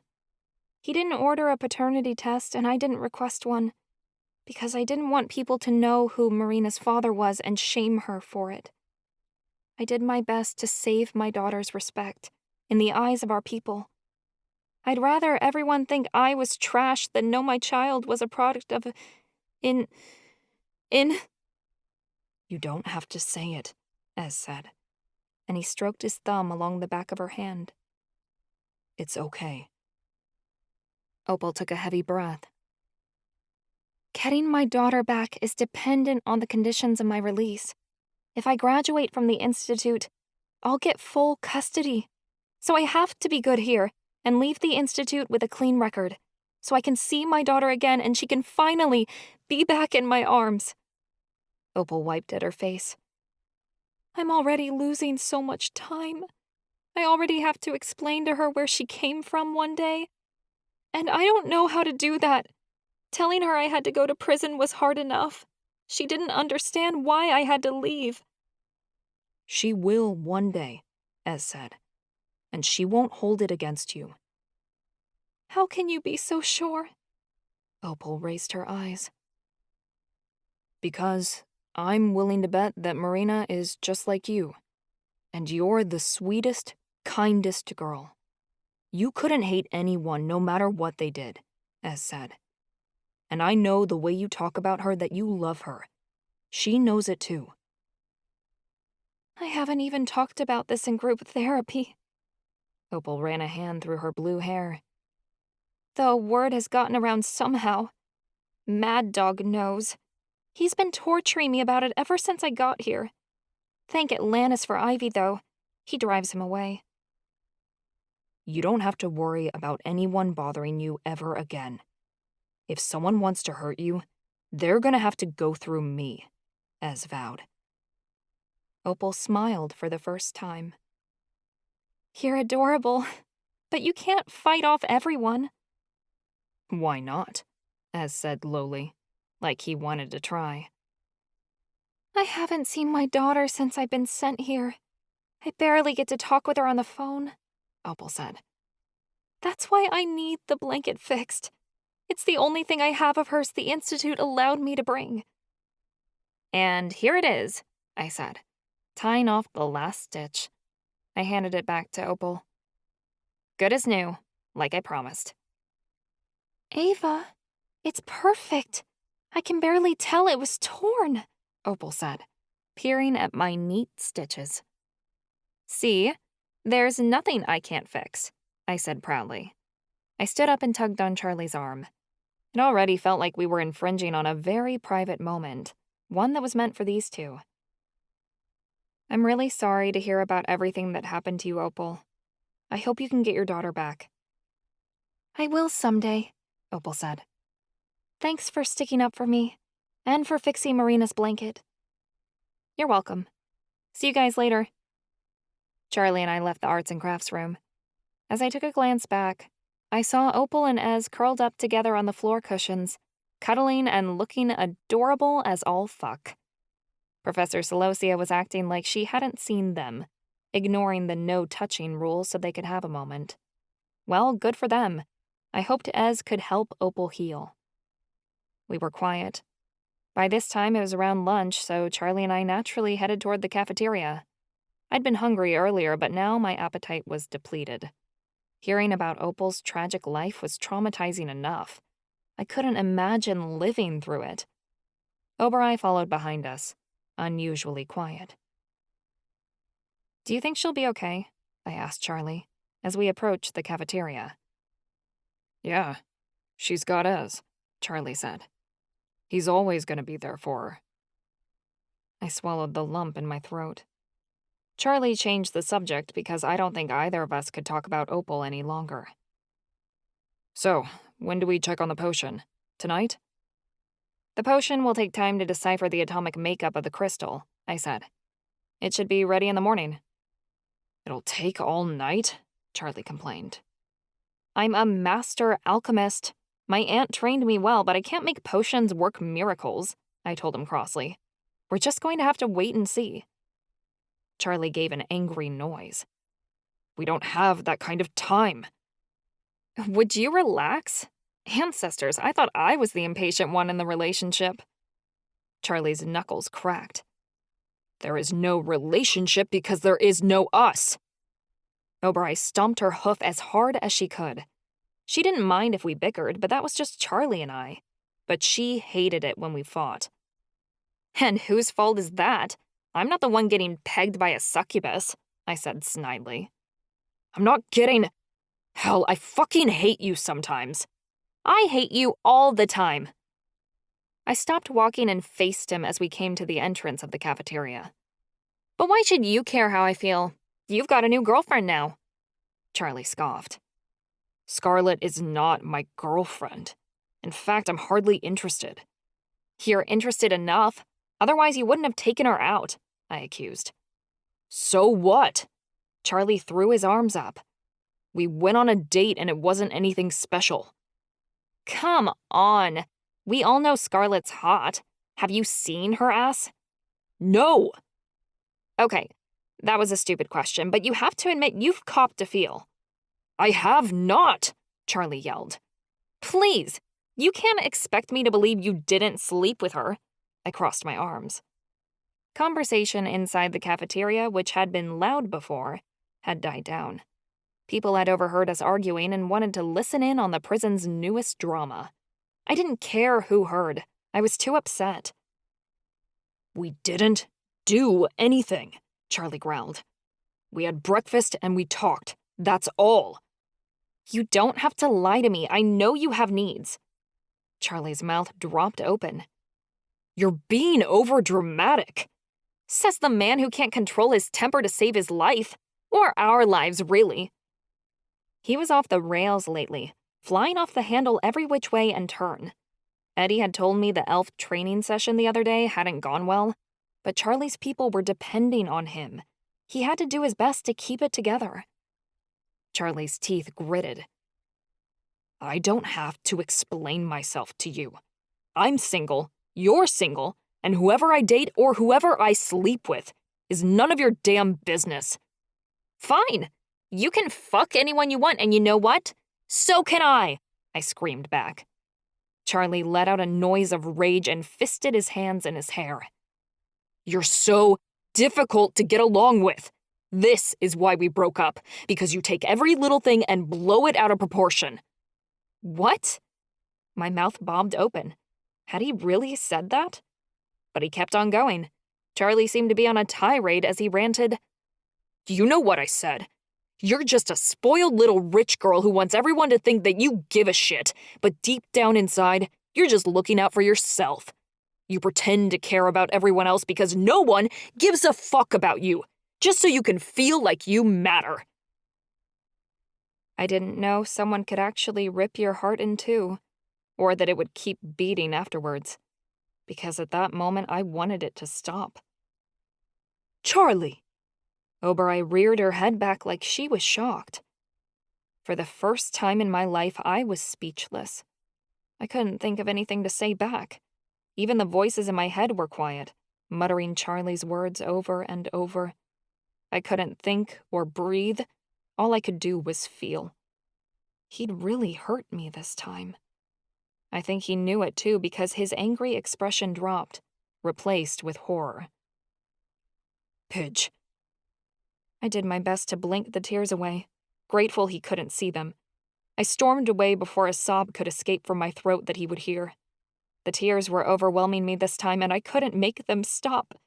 I had to get away, somewhere no one would see me cry. The storage room that Ivy was using to build a secret nightclub was my first thought. Oberei trotted after me as I let myself in. By this time, I was bawling. I fell to the floor and curled up against the side of the stage, wishing the tears would stop but being unable to halt them. I knew Charlie had been triggered by Opal's story. He was frustrated that he couldn't teach the elves how to defend themselves, and that the potion was taking so long. And maybe I'd been a bitch to him earlier, but seeing him with another girl had really twisted me up inside. I didn't want to care. I did care. His words had gutted me. Ava, Oberei said. She sank down so she was lying across from me. Don't heed what he said. His words were cruel, but he doesn't mean it. I just want it to stop, I cried. I should be doing something about this pain, not letting it get to me. Tears are good. Crying is doing something about it. You are letting your feelings flow so they don't get bottled up inside and ruin you. I cast away my tears with the heel of my hand. He wouldn't have said those things unless a small part of him believed it. Oberei lifted my chin with her horn. You are my Ava, and even if the world burns and Charlie goes down with it, you will still be my Ava. But he needs you too. I am here for whichever of you needs me most, and right now, you need me more. I sobbed into my hands. I heard the sound of the door opening and closing. I glanced up and saw Ivy, his skirt swishing as he hurried to sit down at my side.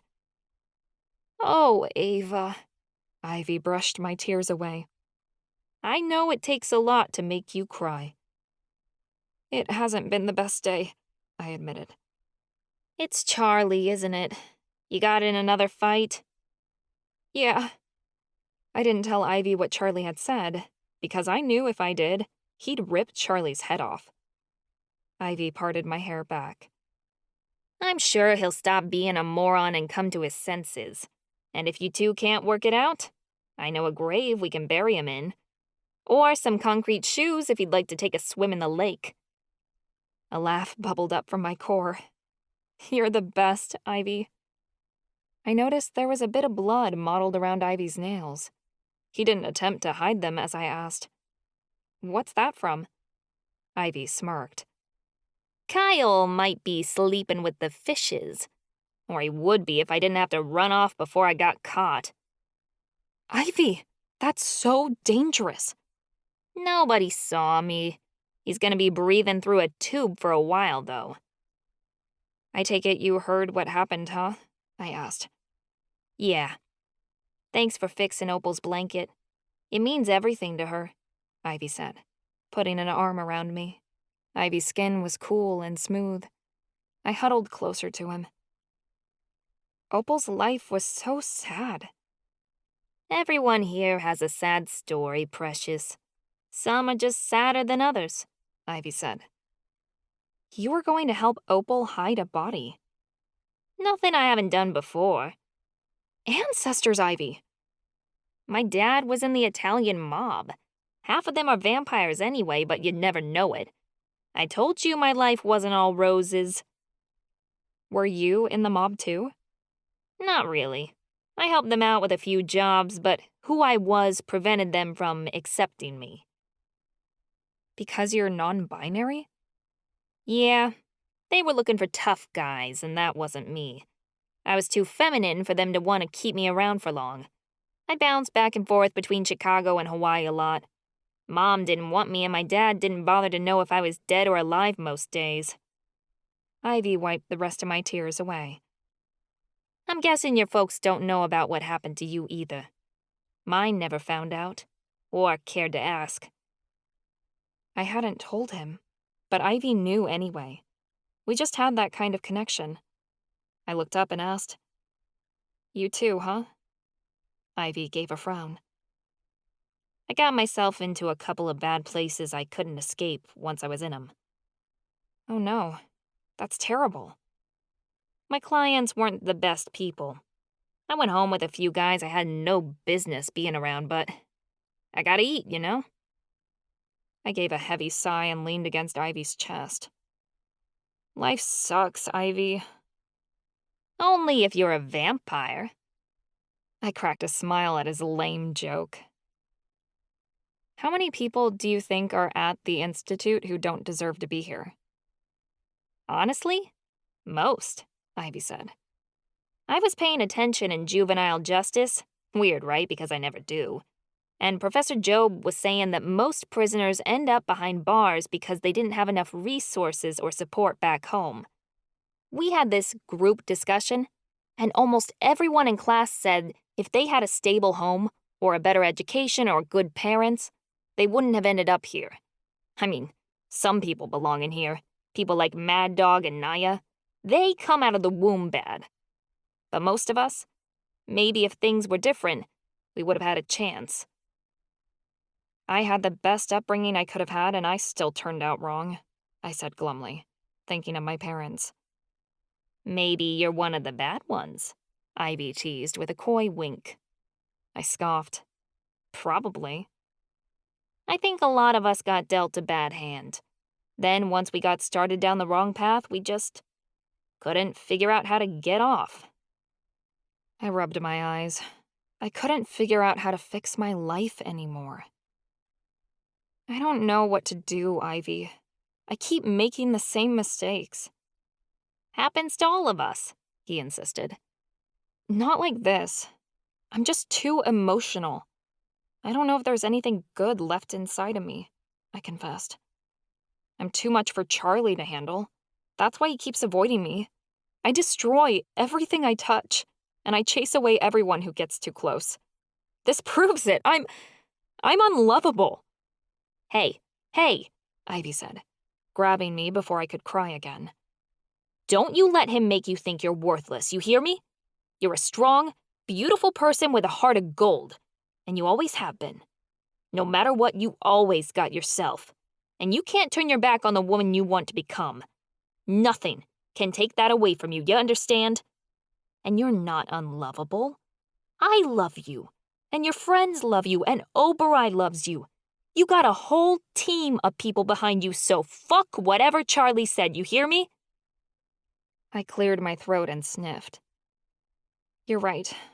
I want to feel better. Just tell me how. I could tell you, but you're not gonna understand until you figure it out for yourself. You're always so brave, Ivy. I want to be like that. A corner of Ivy's mouth raised.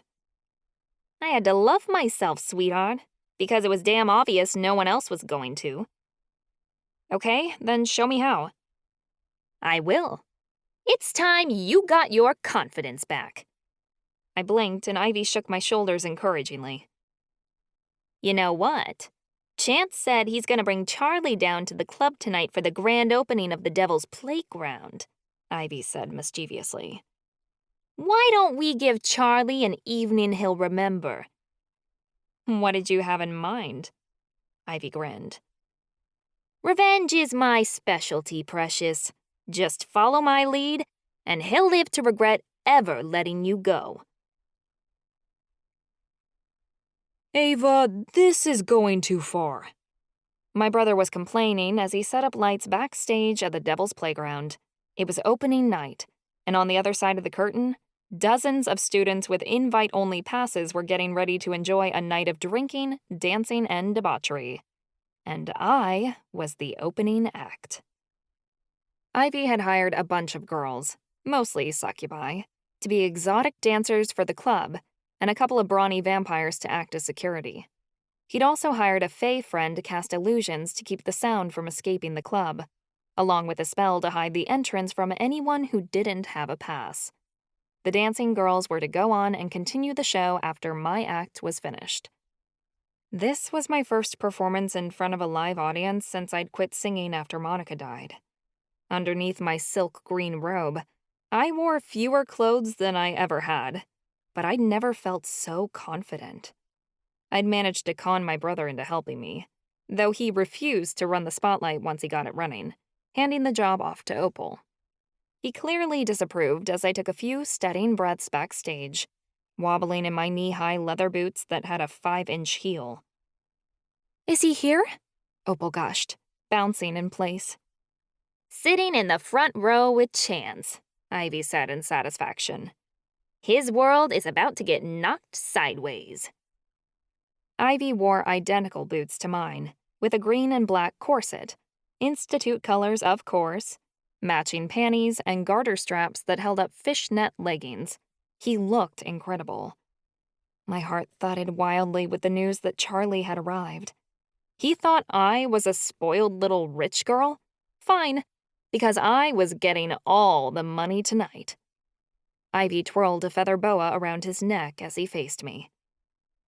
"Ready to take back your power, precious?" "I am so ready," I said sinisterly. I adjusted the headset microphone one more time. I hoped it didn't fall off with all the crazy moves I planned on breaking out. "I can't watch this." My brother covered his eyes, while Opal let out an enthusiastic cheer. "Remember, you are in total control," Ivy reminded me. "Make those dogs eat out of the palm of your glorious hand." I nodded and began climbing the stairs to the catwalk. Once I was directly above the stage, I stepped onto a platform and wrapped my hand around the metal pole, taking my starting pose. No one would see me until the platform was lowered downward. It'd be a total surprise. The curtains were drawn, and people screamed as the spotlight centered on Ivy.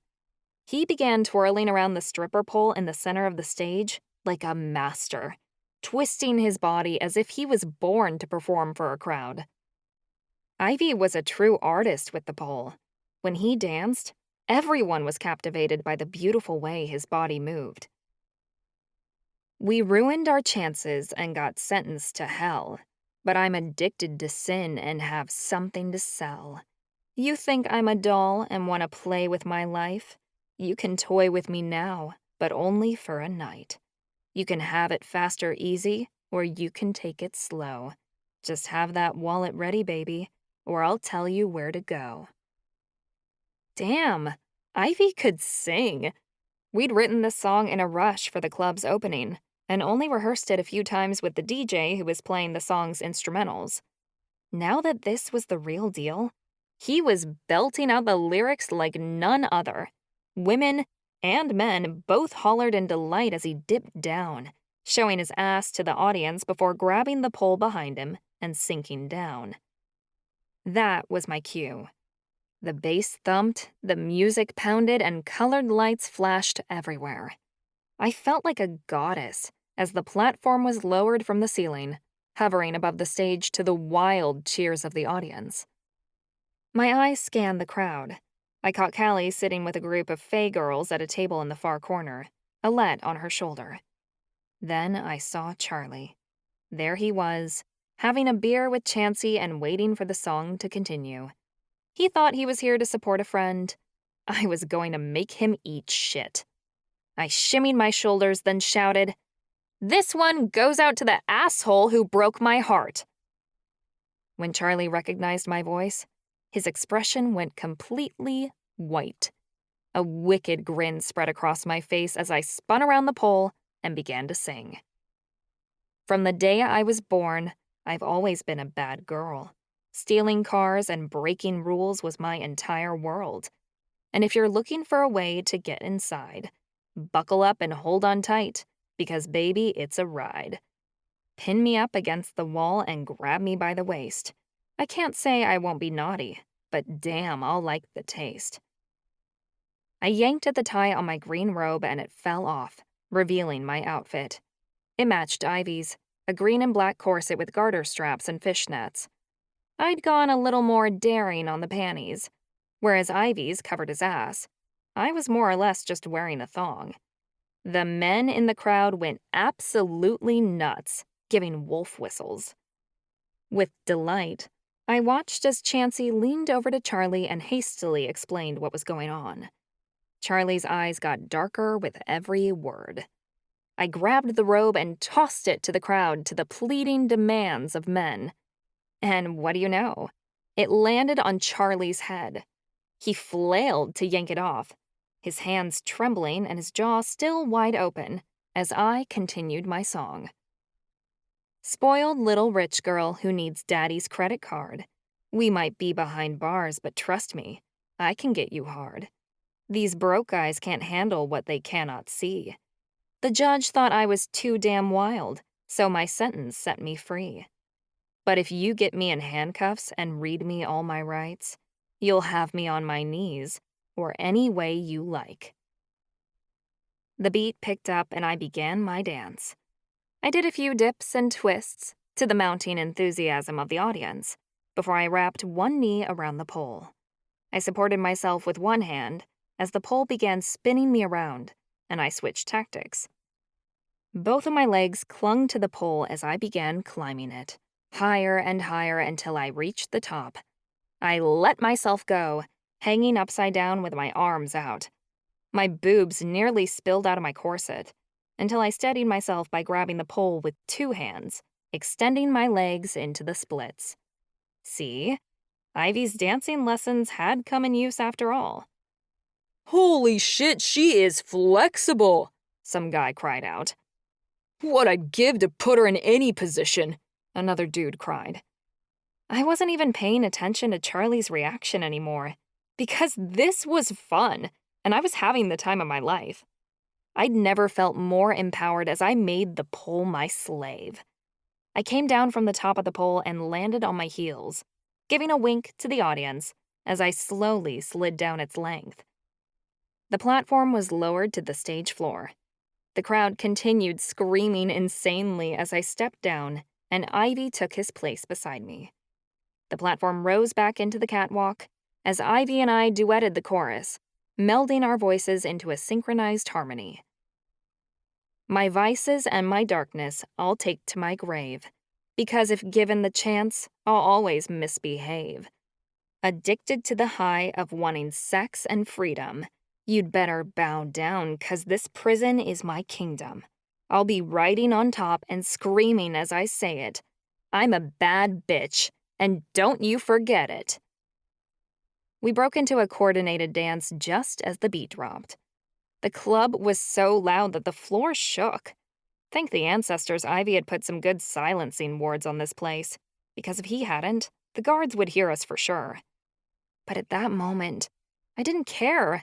I was free, and I didn't belong to Charlie, nor the warden, not anybody. I was a powerful being who was fully in control of her life, and who had a body these men would die for. In this room, I held all the power, and all the attention. Ivy and I danced like we were one sexy being, as the music swelled to a close, provoking us to take our final stance on the last beat. The ground thundered as the act concluded. My chest heaved up and down as I struggled to catch my breath from the singing and the dancing. So much money was thrown on stage that I had trouble wading through it all. I couldn't put my heel down without stepping on a dollar. Ivy and I hastily collected the money as other dancers walked on stage to perform the rest of the night's entertainment. Callie cheered like a madwoman. I searched for Charlie and saw his back as he stormed out, punching the door open so he could leave. Fucking jackpot. I was still trying to catch my breath as I strode off stage. I took a seat beside Ivy, who'd planted himself on Chansey's lap, and grabbed a cocktail. Chansey had ordered drinks for us, and I took a long sip as the party continued around us. People flooded onto the dance floor with their dates, grinding on each other to the music. You were spectacular, dollface. Very sexy, Chansey said as he clinked his glass against Ivy's. A toast, Ivy cried out.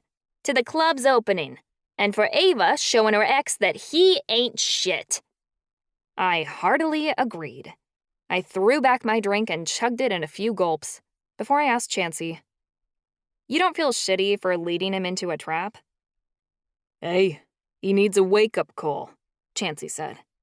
Besides, it was good to get a little payback for him whacking me in the face. Everyone laughed, and Ivy ordered another round. Callie had left the group of Fae girls to come sit with us, giving me a high five for my wicked revenge. A dancer serving drinks had stopped at a nearby table. A warlock slapped her thigh and laughed. The waitress let out a yelp. Ivy was instantly on his feet, calling over the bouncers. "Hey, nobody touches my girls. You got that?" Oh yeah?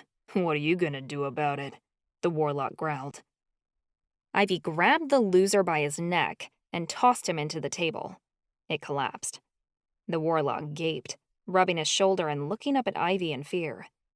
Before Ivy could pounce on him, a couple of bouncers grabbed the dude, pulling him out of the club. "I gotta handle this," Ivy said with an eye roll. He got up from the table and hurried off to talk to the bouncer who was dragging off the jerk. Chansey followed him. "I'd figured you were bringing a date," I said pointedly, as I turned to Callie. Marcus had gotten an invite, but it didn't look like he'd shown up. Callie knew exactly what I was talking about. She fiddled with her glass. "Marcus is ignoring me. It's pretty clear we're never going to get the happy ending I've been hoping for." "You don't know that for sure," I objected. "I do. Mates don't always end up together. It happens," she shrugged. "So, instead of pining away for him, why can't I be happy with someone else?" "Are you saying you're looking for someone to fool around with tonight?" Callie grinned in a very Fae-like, mischievous way. "I might be." "Well, good." I looked around the club. "Maybe I'll do that too." "It should be easy for you. Half the guys in this club are looking at you like a snack," Callie said. Yeah, I had noticed. My little dance had gotten the attention of all the men in the club. None had come forward to flirt with me, yet, but I was certain it would only be a matter of time. Alette fluttered on Callie's shoulder. Since there were no prison guards around, Alette was free to roam. She'd been cooped up hiding in Callie's room most days, so I was glad the little Faekin was able to get out tonight. Even so, there were a couple of jealous glances from other sorceresses in the club who wanted Callie's Faekin all to themselves. "You'd better be careful. Don't want anyone to steal her," I told Callie. "These bitches know better than to cross me," Callie said, taking a sip of wine. "I'm an outcast, but I'm still the king's daughter." "Aren't you worried someone will tell on you?" "I'll rip them apart. She's the only one who makes me feel better most days," Callie said solemnly, and she stroked Alette's fuzzy body with one finger. It was clear she was thinking of Marcus, and that wasn't an option in my book. I needed to find her a distraction, a good-looking one preferably. A slim shadow fell over our table. I scowled as I saw Scarlet looming over me. She was wearing red lingerie that revealed her tits and sky-high heels that made her at least an inch taller. Her dark curls spilled around her red lips. She navigated her perky, perfect ass around me as she took a seat beside Callie. Her! She was the last person I wanted to see. She wasn't even a dancer. Why was she dressed like that?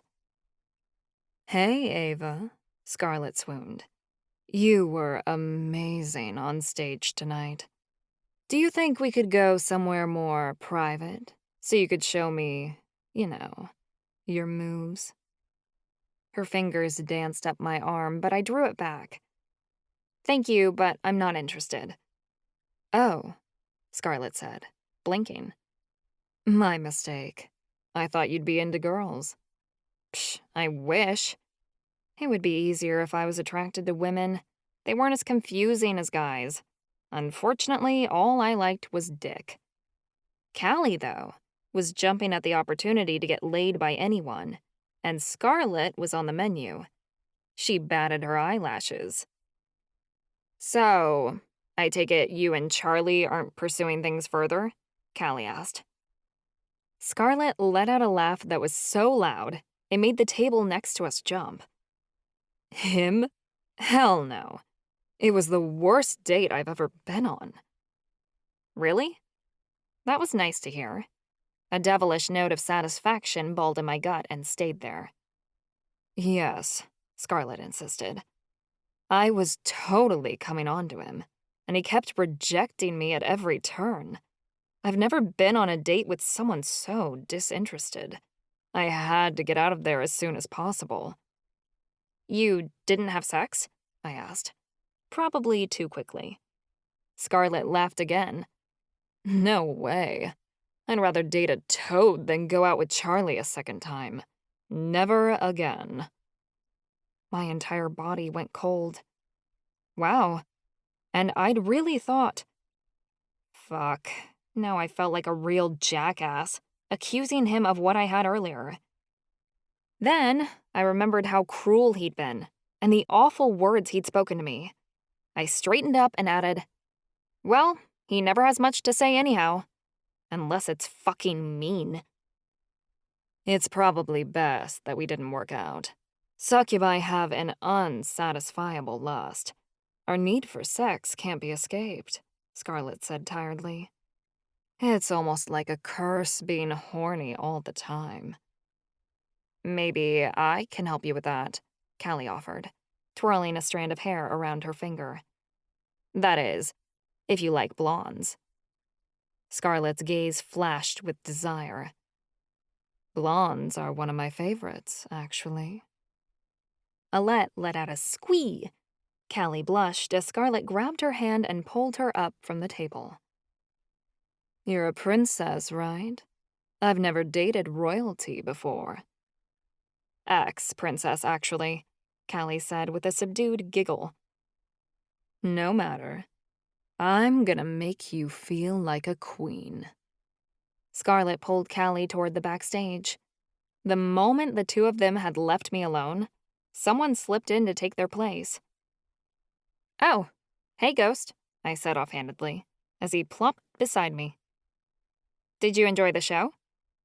Yeah, he said brightly. I thought you looked great. Ghost's cheeks were pink, and he fidgeted in his chair. His voice came out in a nervous stutter as he asked, So, would you like to dance? Did Ghost have a crush on me? It was kind of adorable. He held out a hand. I was impressed by his bravery, so I took his hand and smiled. Sure, let's go. I had definitely made his night. He wore a huge, bright smile as he sang the words to the music. I found myself growing more cheerful with each passing second. Ghost was gangly, nerdy, and he didn't know how to dance. But I found his cutesy behavior very charming as we bounced up and down to the beat. Even better, he was respectful and kept his hands firmly on my hips as the beat thumped. I love that song, Ghost said as we left the dance floor once it was over. You're an incredible dancer. It was fun, I said, brushing my hair back with a laugh. Ghost was nice. I'd go out on a date with him, just to give him a chance, though I didn't think it'd go past that. I wanted to keep my options open, and my heart a little less broken, thank you very much. Would you like to... Oops! Ghost's words cut off as he accidentally bumped into a waitress carrying a tray of drinks. The drinks dumped all over his shirt, and the waitress scowled, going back to the bar. You okay? I asked, pressing a hand over my mouth. Ghost held out the bottom of his shirt. Yeah. Oh, fiddlesticks. Better go clean this up. I shook my head as Ghost ducked into the bathroom. I couldn't imagine how Ghost had lasted this long in Fight Club. He was more innocent than a church choir. Then again, he had tried to break out of the prison, and almost achieved it too. Kid had something in him. How was Ghost? Ivy asked, as I sauntered up to the bar. I was aware that multiple guys were staring at my ass as I ordered a Cosmopolitan. He was okay, I said with a shrug. But I'm not looking to tie myself down. Good girl, Ivy praised. You play the field. I'm gonna keep these drinks pouring and the money flowing. I was more than happy to play hostess. As the night went on, I talked to a couple more guys and even danced with a few. Nobody gross or intimidating came up to me all night, which was good. Although I was certain that was because Ivy had told the biggest bouncer in the club to be my personal bodyguard as I made the rounds. As crazy as the Devil's Playground was, Ivy had made it safe, especially for women and his employees, and I couldn't be more grateful for that. Though I was quickly getting bored. Ancestors. This was like being in high school again. None of these guys could hold my attention. Any attempt to communicate ended in one way and one way only, with the guy muttering, "Uh-huh," while latching his eyes on my boobs. Couldn't any of them hold a proper conversation? Didn't have to worry about that with Charlie, I thought. Shit, I wasn't supposed to be thinking about him. And yet he'd crept in anyway. Screw him. I hoped he was sulking in his cell with a bruised ego and blue balls, even if he hadn't slept with Scarlet. The club closed at 9:30 because everyone had to be back for bed check by 10, and we couldn't risk anyone finding out about the Devil's Playground. As the club emptied out, Ivy and Chansey went behind the stage to count money. Hey, who threw this on stage? Chansey chuckled. He held up a gigantic black phallic item that had to be bigger than my arm. Ancestors! It's a dildo, I choked out with a hiss. There's always one, Ivy said with a growl. Some ass must have tossed it as a joke. Here, Ava. A souvenir to remember the night by, Chansey cracked as he slapped the dildo into my hand. Use it well. What for? It's not gonna fit. It'd impale me if I tried, I cracked. Give it to Charlie. He always acts like he's got something up his ass, Chansey offered. That made me snort. We counted the money. Ivy had made a small fortune, paid the dancers and the bouncers, then cleaned up the club. We only had a couple of minutes to make it back to our cells before they were locked for the night, so we had to hustle. Chansey dipped into the angel cell block once we passed it, leaving the two of us alone in the dark. It had to be a funny sight. Me running through the hallways in lingerie and knee-high boots, clutching a massive black dildo, while Ivy hurtled behind. Both of us were buzzed by this point and snickering due to the alcohol. We'd almost made it to my room before the shine of a flashlight burst into our faces and figures blocked our path. My stomach twisted as I saw two guards carrying Noxite guns and looking foul. We've still got time, Ivy objected. It's only 5 minutes to 10. Drop your weapon, the guard shouted. He didn't hesitate to point his gun straight at us. Ivy threw an arm up and sank down, sinking his booty to the floor. I nearly died laughing. Not you, the guard snarled. The girl. That item is contraband. What, this? I waved the dildo in the air. I'm sorry, did you want to borrow it? The guard's face flushed and Ivy howled. The guard clutched tighter to his gun. You two are looking for a reason to piss me off. Hey, we had a deal. 20% of the profits for you to look the other way and to not tell the warden, Ivy said. You just earned yourself a nice hefty payday. That is, if you can keep your mouth shut. The guard scowled, and his friend shifted uncomfortably. Fine, but our profit better be delivered by tomorrow. It'll be at the drop-off point before breakfast. Promise, Ivy purred. Can I count on my special delivery to be there like I asked? He had to be talking about the club's alcohol. Don't worry about it, the guard growled. We'll hand it over next weekend. That is, if you keep your end of the bargain. I always do, sweet cheeks, Ivy hissed. Now run along. The guards sneered at us, but they left us alone. Ivy slung an arm around my shoulder and we sang our song lowly on our way to my cell block. You're amazing, Ivy. You controlled those guards no problem, I told him. I fuck everyone sooner or later, Ivy said with a careless laugh. Whether that be actually screwing them Or screwing them over. I snickered. This had been one of the best nights of my life. For the first time in months, I finally felt like myself again. The old Ava wasn't coming back, but I could be someone different, someone better. I couldn't wait to find myself again. And this time, I wasn't losing her. Not for anyone. Chapter 11. Charlie. It was fucked up. All of it. The Institute, the strip show, Marcus and the gang. It was all fucked up. And there was nothing I could do to stop the madness. I tossed and turned all night.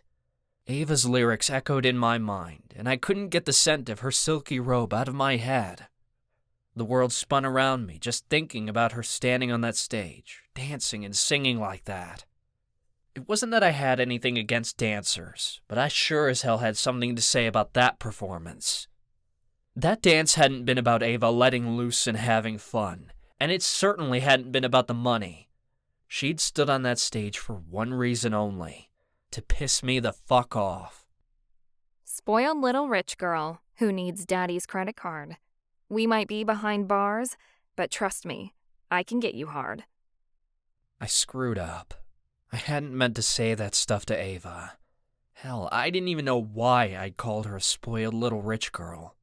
I didn't think it was true. Sure, her family grew up with money, but that wasn't her fault. She was here at the Institute, same as me. It was a far cry from spoiled. I'd called her difficult, selfish. I'd even said she didn't matter. That was the biggest lie I'd ever told in my life. Ava mattered. She always had, especially to me. But that dance, the way Chansey described it, what she'd been wearing, those lyrics. Ava was taunting me, showing me just how much of a mistake I'd made. She wanted me to hurt the way I'd hurt her when that fucked up shit had come out of my mouth. And it worked. I felt terrible. I didn't know how long it took for me to finally drift off, but when I did, nightmares assaulted me. Images formed in my mind, which was weird because I never dreamed with sight. I had no visual memories left to speak of. Even weirder, it didn't strike me as odd at the time. I just let the dream carry me naturally, letting it lead me to where it wanted me to go.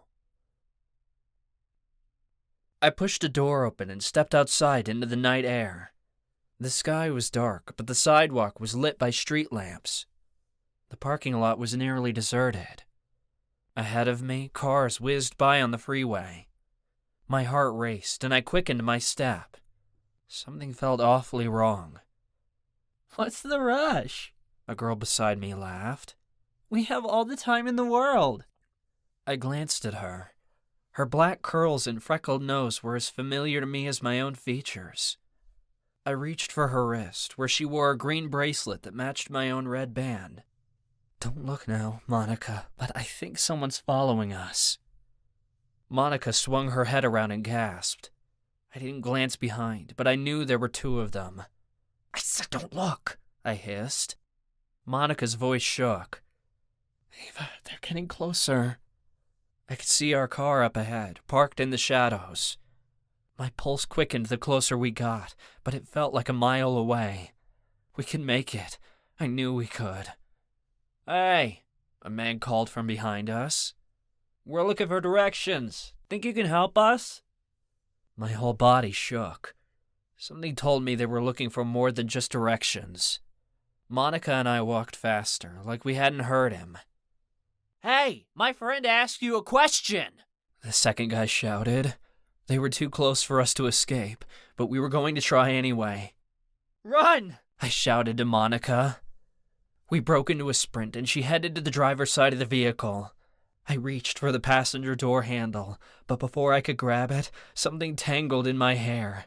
My whole body yanked backward, and strong arms wrapped around my middle. Ava! Monica screamed, but I barely heard her over the sound of my heart hammering in my ears. I thrust my elbow backward, but it met nothing but air. If only we had magic. I could burn this motherfucker if I had fire. But I didn't. I was too young. I couldn't defend myself. Get off me! I screamed. A van skidded to a halt beside us. Doors opened, and the man yanked me toward the van. I immediately knew what they were going to do to me, and I never felt more terrified in my life. No! I shrieked. Help! Somebody help! But there was no one. Let her go, you psycho! Monica shouted. She jumped on his back, but he threw his shoulder back and tossed her off of him. Get in the van, you bitch! He growled as I continued to struggle. Get away from her! Monica roared. She punched the guy across the mouth, and he swore. I heard the sound of something click. Horror hit my gut when I looked over and saw a blade glisten in the light from the nearest street lamp. Monica! I screamed. I wanted her to run away. I wanted her to abandon me, save herself. I was nothing compared to her life. I'd die and be tortured if it meant that she could live. Take me instead, I wanted to scream. But it was already too late. The guy thrust his blade forward, and it sank into Monica's gut. Time seemed to slow as the world tilted on its axis. Monica went as still as a statue, her mouth hanging open and eyes wide in shock. She stumbled back a step and dropped her gaze to the knife protruding from her abdomen. She yanked it out and stared at the blood-covered blade like it had come from another planet. She couldn't seem to process what had just happened. Blood poured out of the wound, and she collapsed. No! I cried so loudly that it seemed to shake the entire earth. You idiot! The guy holding me growled to the other. He must have been shocked, too, because his hold on me loosened. I dropped to my knees and grabbed Monica, cradling her to my chest with one arm. I pressed my other hand to the wound, but blood poured through my fingers and soaked into my clothes. Monica gasped for breath. Monica, no! I cried. Tears streamed down my cheeks as I stared down at her. No, don't leave me. You can't. Her mouth bobbed, like she was trying to say something, but she couldn't get the words out.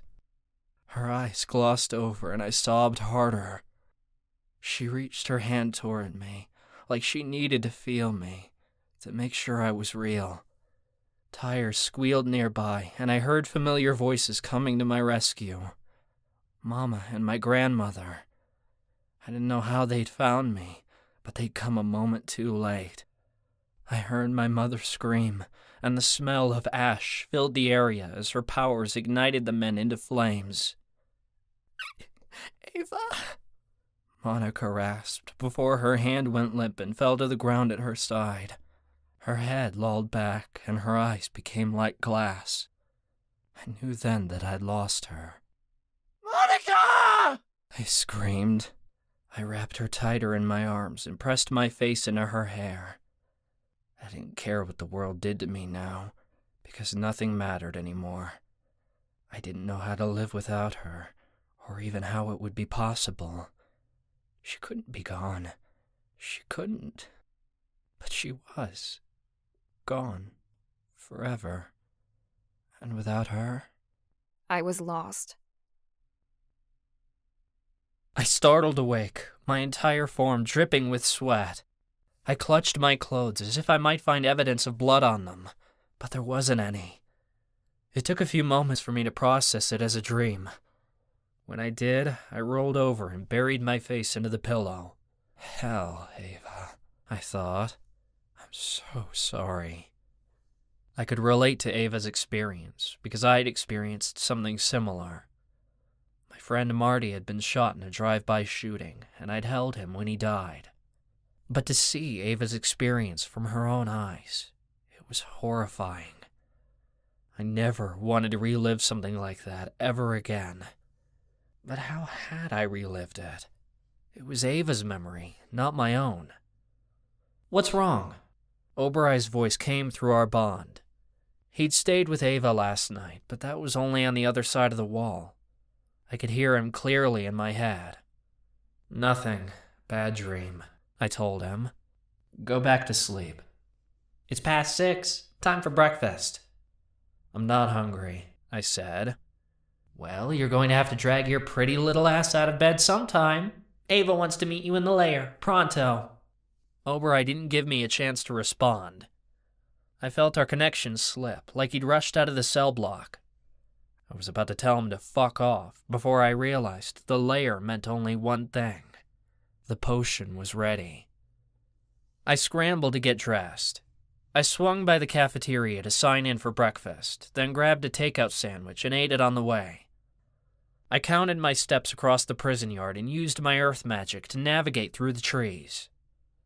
I couldn't hear my friends until I stepped into the lair, courtesy of one of Callie's illusions. They were all here. Ava and Callie spoke in low tones, and Marcus cleared his throat nearby. I felt for the couch Callie always conjured and plopped down next to Marcus. He blew a breath. I could tell he was sulking. "What's going on?" I asked. "The potion's done," Marcus replied. "Ava was waiting for you to arrive before she told us what she found." "I meant, what's going on with you?" I said. Ava and Callie were still whispering across the lair, so I didn't think they'd heard. "Me? Nothing," Marcus replied. "Clearly," I replied flatly. "Trouble with your soulmate?"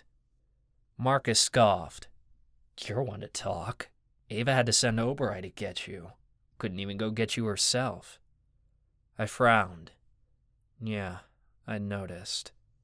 We all know Ava and I are screwed up," I said. "That's nothing new." Marcus shifted on the couch. "Fine. You want to know what's new? Callie's dating a woman." I gaped. "But Callie's bonded to you." "Doesn't mean she can't screw someone else on the side," Marcus grumbled. "Ivy told me he saw her leave the Devil's Playground with Scarlet." "Scarlet?" My jaw dropped. If they left together, I can only imagine. "Please don't put those images in my head," Marcus begged. "Callie's giving Ava all the details, I'm sure. I'm trying not to listen." I sighed. "Man, I'm sorry." "It's not your fault." "Yeah, it's yours," I thought. If Marcus and Callie just got together already, they wouldn't have this problem.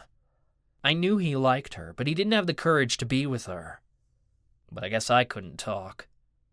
"It's so nice to not be single anymore," Callie told Ava loudly, obviously rubbing her newest relationship in Marcus's face. "Scarlet and I had so much fun together last night."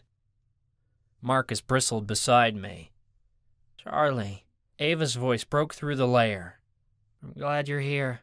We can finally get started." Her voice was different, strained in a way. Something was strange between us, and it wasn't the usual bullshit we struggled with. I picked up on it right away. "Make it quick," Marcus said. "I have to check in with the dead men before class." "I can try," Ava offered. "But what I found, this isn't going to be a quick conversation." Oberei walked over to me and sat at my feet, his hair brushing against my ankle. I sighed. "We might as well get it over with. I don't think anything will surprise us." Something tapped, like a pen against a clipboard. Ava cleared her throat. "I thought we were looking for something like Noxite, native to Earth, but supernaturally enhanced. But the results showed that this crystal doesn't even come from Earth." My eyebrows shot up. I hadn't been expecting that. "How would you even measure that?" Callie asked. "Isotope ratios," Ava said. "It's the same way scientists analyze rocks from space and know when they're looking at a meteorite." "You think this crystal could be made from space material?" Marcus asked. "It's one possibility, but that wouldn't explain its supernatural properties," Ava pointed out. "My best guess is that these crystals came from another spiritual realm." "You're talking about hell," I stated. Ava sucked a breath through her teeth. "It's the only thing that makes sense with these results. I mean, it could have come from the Blessed Haven, but why would any of the benevolent gods possess something so sinister? I think these crystals are being created or supplied by someone from the Dark Realm. That's impossible, Callie said, like she was trying to convince herself of it. How would the Warden get his hands on them? The gods send us gifts all the time, Ava reminded her. My mom owns a relic that was given to our people directly from the ancestors in our ancestral lands. It's not a stretch to think the Warden could be making a deal with a demon to get his hands on these. What kind of deal? I asked. Marcus shifted beside me. We study demonic rituals in the Miriamic Coven. We're not supposed to perform them. They're more or less horror stories to keep us from making deals with demons, but I know anyone can do them. Demons usually want something like a piece of your life force or your magic. The Warden is already immortal, and I doubt he's giving up any of his magic, Ava said. I don't know what he's trading, but we can be sure it isn't good, Marcus replied. It doesn't matter what deal he's made, Callie cut in. He already has his hands on these crystals. What matters is stopping him from using them. It does matter, Marcus retorted. Do you have any idea what we're up against if the Warden is getting help from another realm, let alone some demon in hell? That should terrify you. It does, Callie shouted. So I'm going to focus on what we can do about it. What else do you know, Ava? I discovered one other anomaly, Ava replied. The frequency that these crystals vibrate, it's off the charts. That must be the ringing we heard, I said thoughtfully. It's that frequency that made us sick. I'm certain of it. But why us? Marcus wondered. We know demigods are capable of magic that's greater than even the most talented supernaturals, Ava said. Magic itself vibrates, but demigods don't have to draw magic from an outside source. We're supposed to be able to create energy from nothing. What if we vibrate at a different frequency than everyone else? I pressed my lips together thoughtfully. That makes sense. That's why the crystal only affects us, because its frequency interacts with ours. To anyone else, the vibration just passes through them, like a radio wave they can't tune into. Callie huffed. And to us, that radio wave is like a dog whistle. Exactly, I stated. Dogs can hear frequencies that humans can't. It must be like that with demigods. We can sense things others aren't able to, namely these crystals, and it blocks our powers. We sat in silence for a minute as we all absorbed the information. Marcus spoke first. Could we create something as a counter-frequency? He suggested. You mean to cancel the crystal out? Ava sounded intrigued, but I detected a hint of worry in her tone. It's something we'll have to look into. How long are we going to be able to hide what these crystals do to us in the meantime? Marcus asked. As long as possible, I said. We can't slip up. The second the Warden confirms we're demigods, he'll take us. It won't matter who your parents are. I know. You've only mentioned that 1,000,000 times, Marcus sighed. I've got to go talk to the dead men. Let me know what else you find out. Callie waited until Marcus was out of the lair before announcing. And I have a hot date. I'll see you guys later.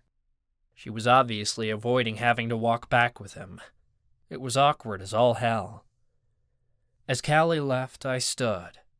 Ava shuffled through her papers. I suspected it was to avoid talking to me.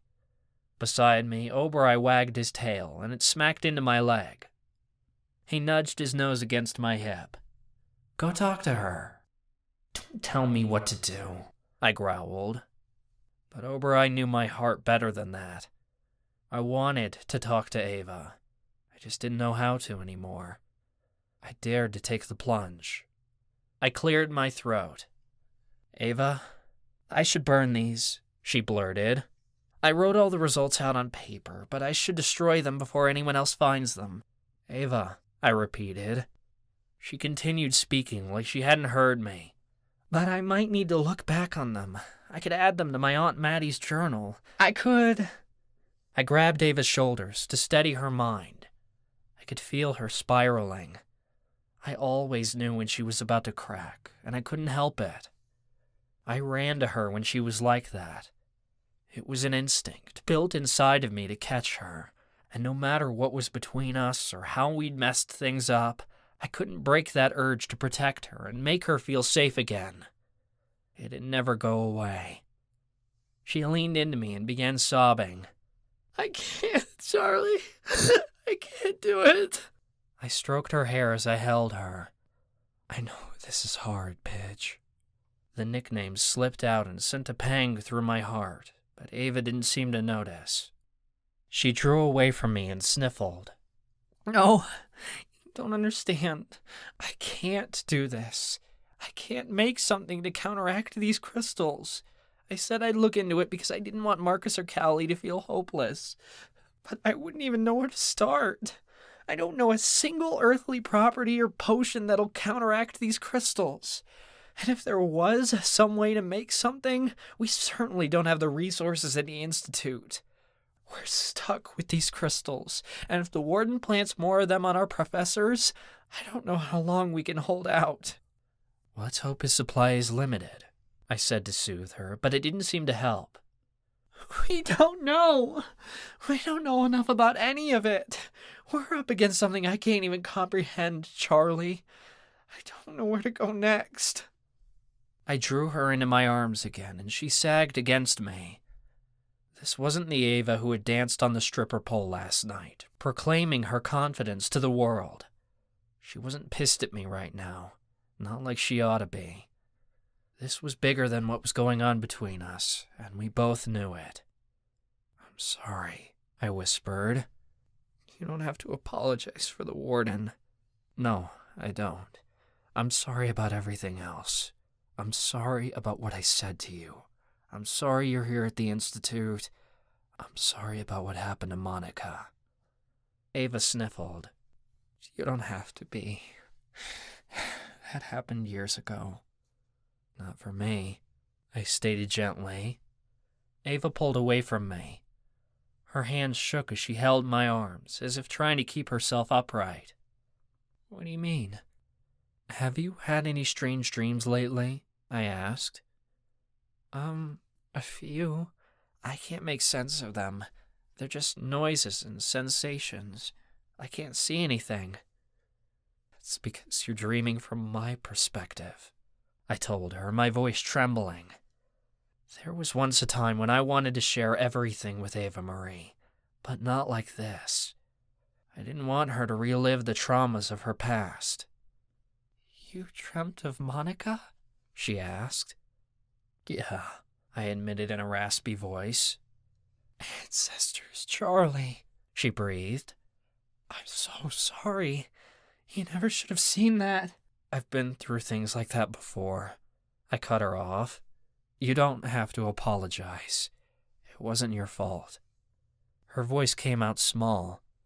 I haven't been able to convince myself of that.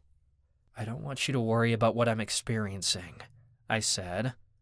I just thought you'd want to know that maybe I'm starting to understand you better. But why? She questioned.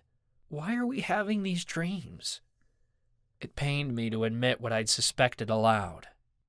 Maybe the more we stay apart, the more the bond drives us together. Ava scoffed. It's going to drive us mad. Oberai, any idea? I asked him. I would like to be excluded from this conversation, he stated bluntly. He knows, Ava accused. He doesn't think we're ready to hear the answer. I frowned. Cryptic as always, Oberai. Can't you be of help just once? I've been helpful more than once, thank you very much. I believe I've already exceeded your expectations, he complained. I scowled. You're an ass. Thank you very much, he replied proudly. I swore he made it his life's goal to piss us off. Perhaps he was the one sending us the dreams. Ava finally dropped her hands. I don't know what to do about the dreams, Charlie. Me either, I admitted. I don't want you taking on my memories. Why? Are you hiding something? She asked. No, I insisted. You know what I've been through.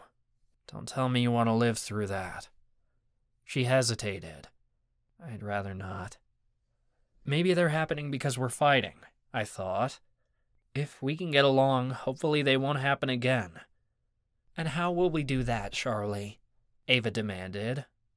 We haven't had a decent conversation in I don't know how long. We're having one now, I pointed out. Do I need to remind you of what you said the last time we spoke? She questioned. No, ancestors, please don't, I begged, running my hands through my hair. I really am sorry about that. I didn't mean what I said. You sounded like you meant it at the time, she grumbled.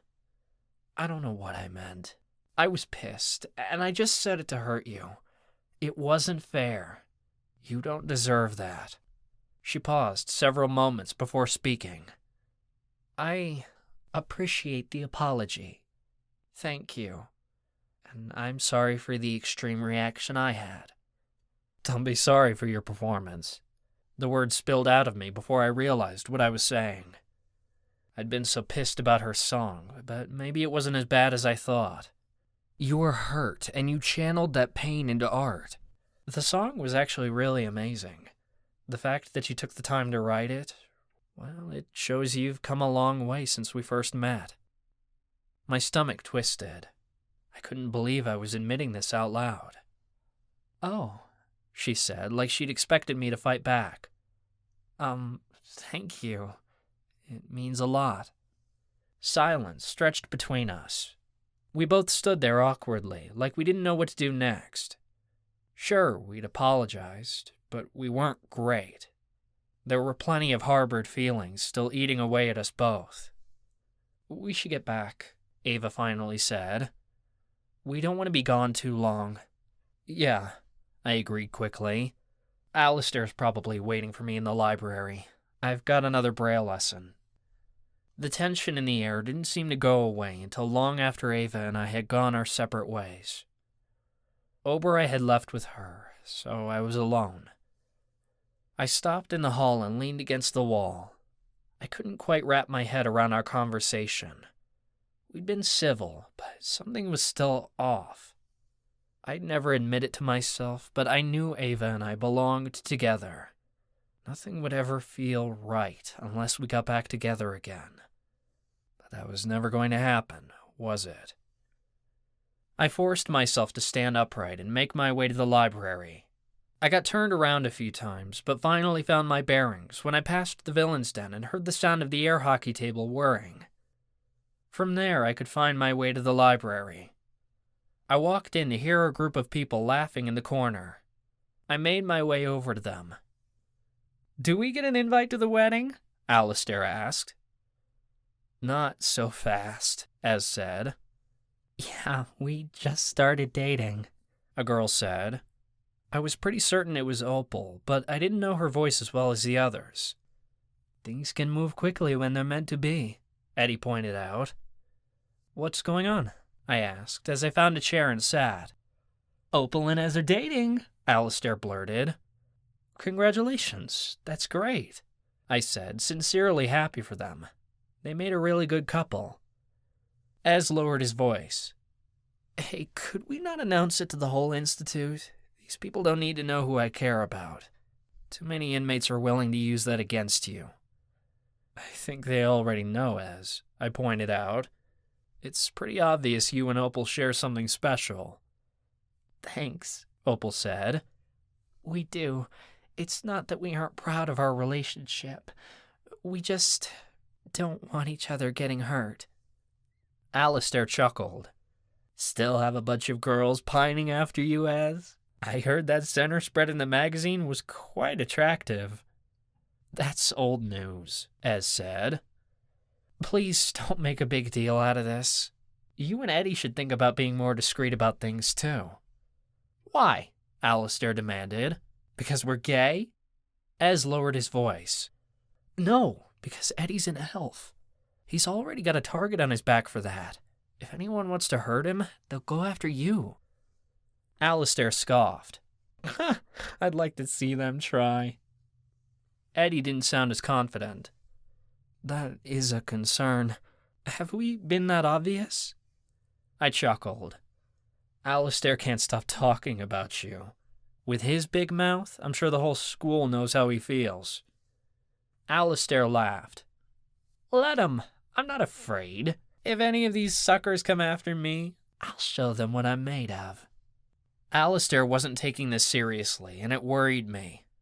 I lowered my voice. And what if one of those suckers is the Warden? Alistair went completely silent. He had nothing to say about that.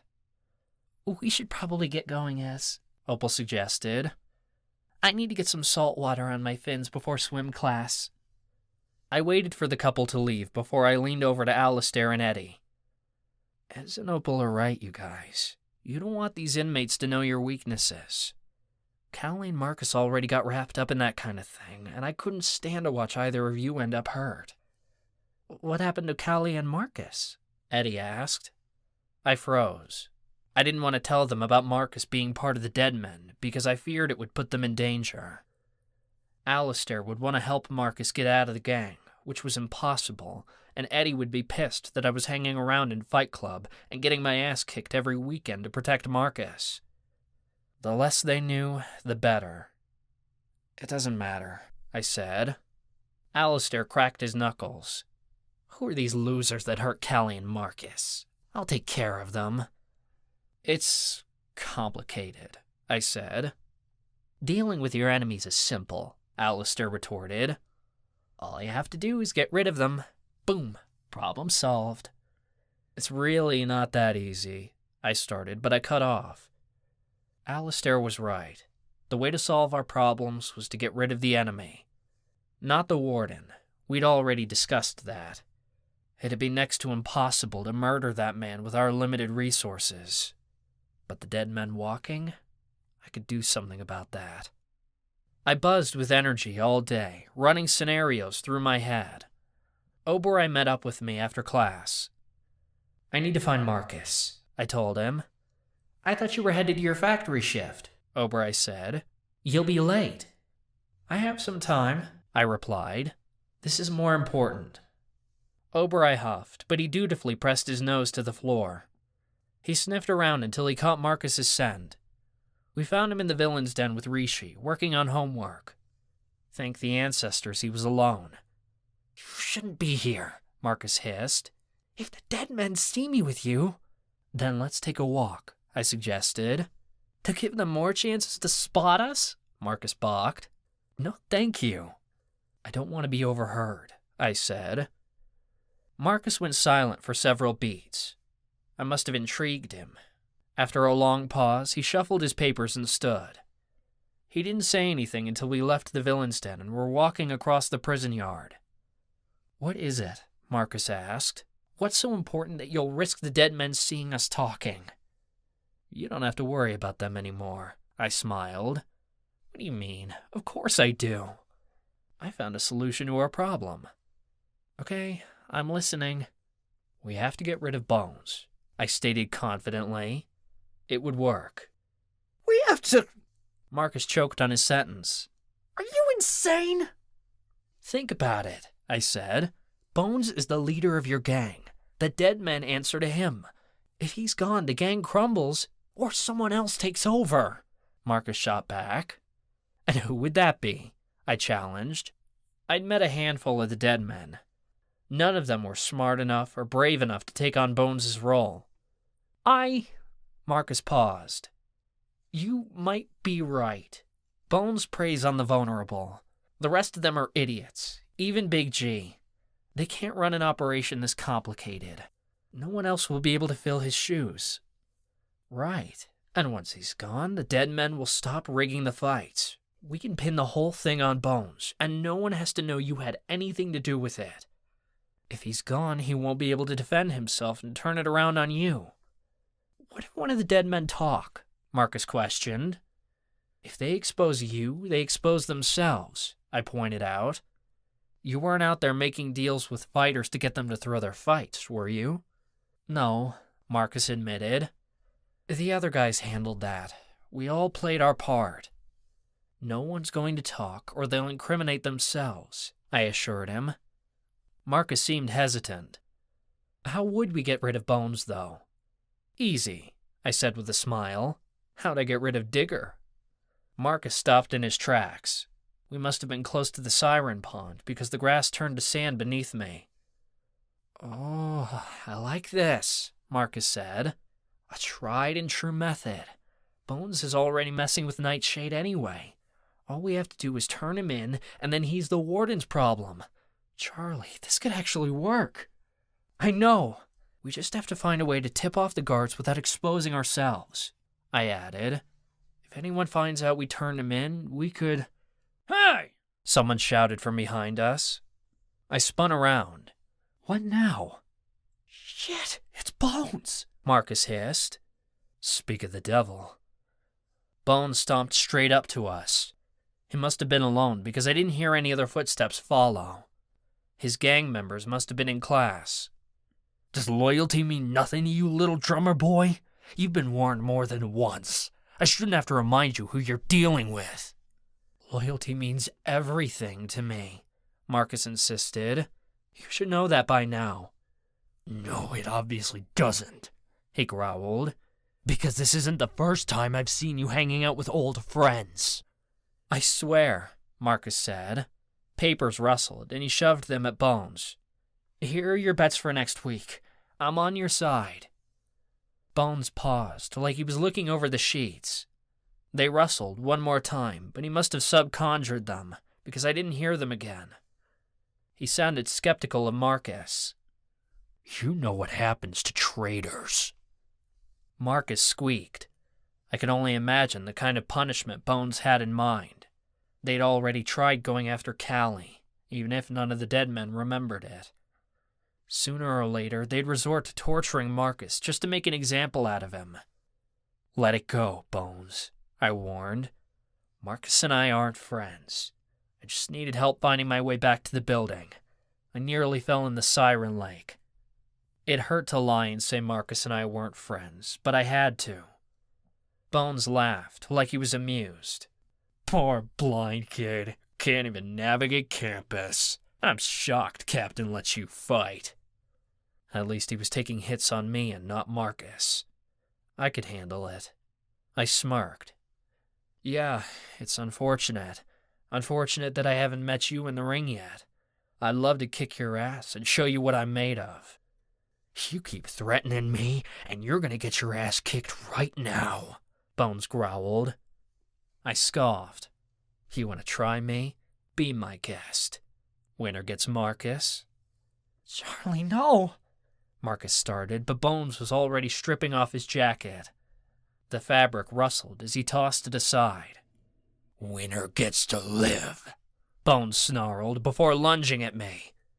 Oberai barked and Rishi yowled as Bones' fist cracked across the side of my face. Adrenaline shot through my system. The blow didn't even shock me anymore. In fact, I barely felt it. This was every other night for me, and I knew how to navigate my way around a warlock's punches. They didn't hit near as hard as shifters or vampires. Bones threw another punch, but I felt the air whooshing past his fist. I ducked, then aimed my shoulder straight for his belly. I leapt and tackled him into the sand. Bones grabbed a fistful of sand and tossed it into my face. My eyes burned, but I squeezed them tightly shut. It's not like I needed them to fight. I thrust my forearm into his neck, blocking off his windpipe. Rage boiled in my blood. After everything he'd done to Marcus, this fucker was going to pay. Bones gasped for breath. He shoved his palm to my chest, and magic shot out of it so hard that I was blasted off of him. I flew several feet into the air and landed on my ass in the sand. My chest hurt like a motherfucker. For a second, it felt as if he'd shocked my heart with his battle orb. My ears rang, but I could hear Oberai and Rishi howling nearby. Marcus shouted protests, but neither Bones nor I listened. The guards must have been too far away to see us, because no one stopped me. It didn't really matter, because they couldn't stop me, even if they wanted to. I was taking this asshole down. Bones ran for me, but I kicked up sand at the last second. He cursed as dirt entered his eyes. Motherfucker! He roared. You have no respect for the blind, my friend, I laughed. Try fighting blind yourself. I tangled my magic in his before he could react, and I yanked on it. His magic flowed into me. I could feel he was trying to conjure a battle orb, but nothing happened.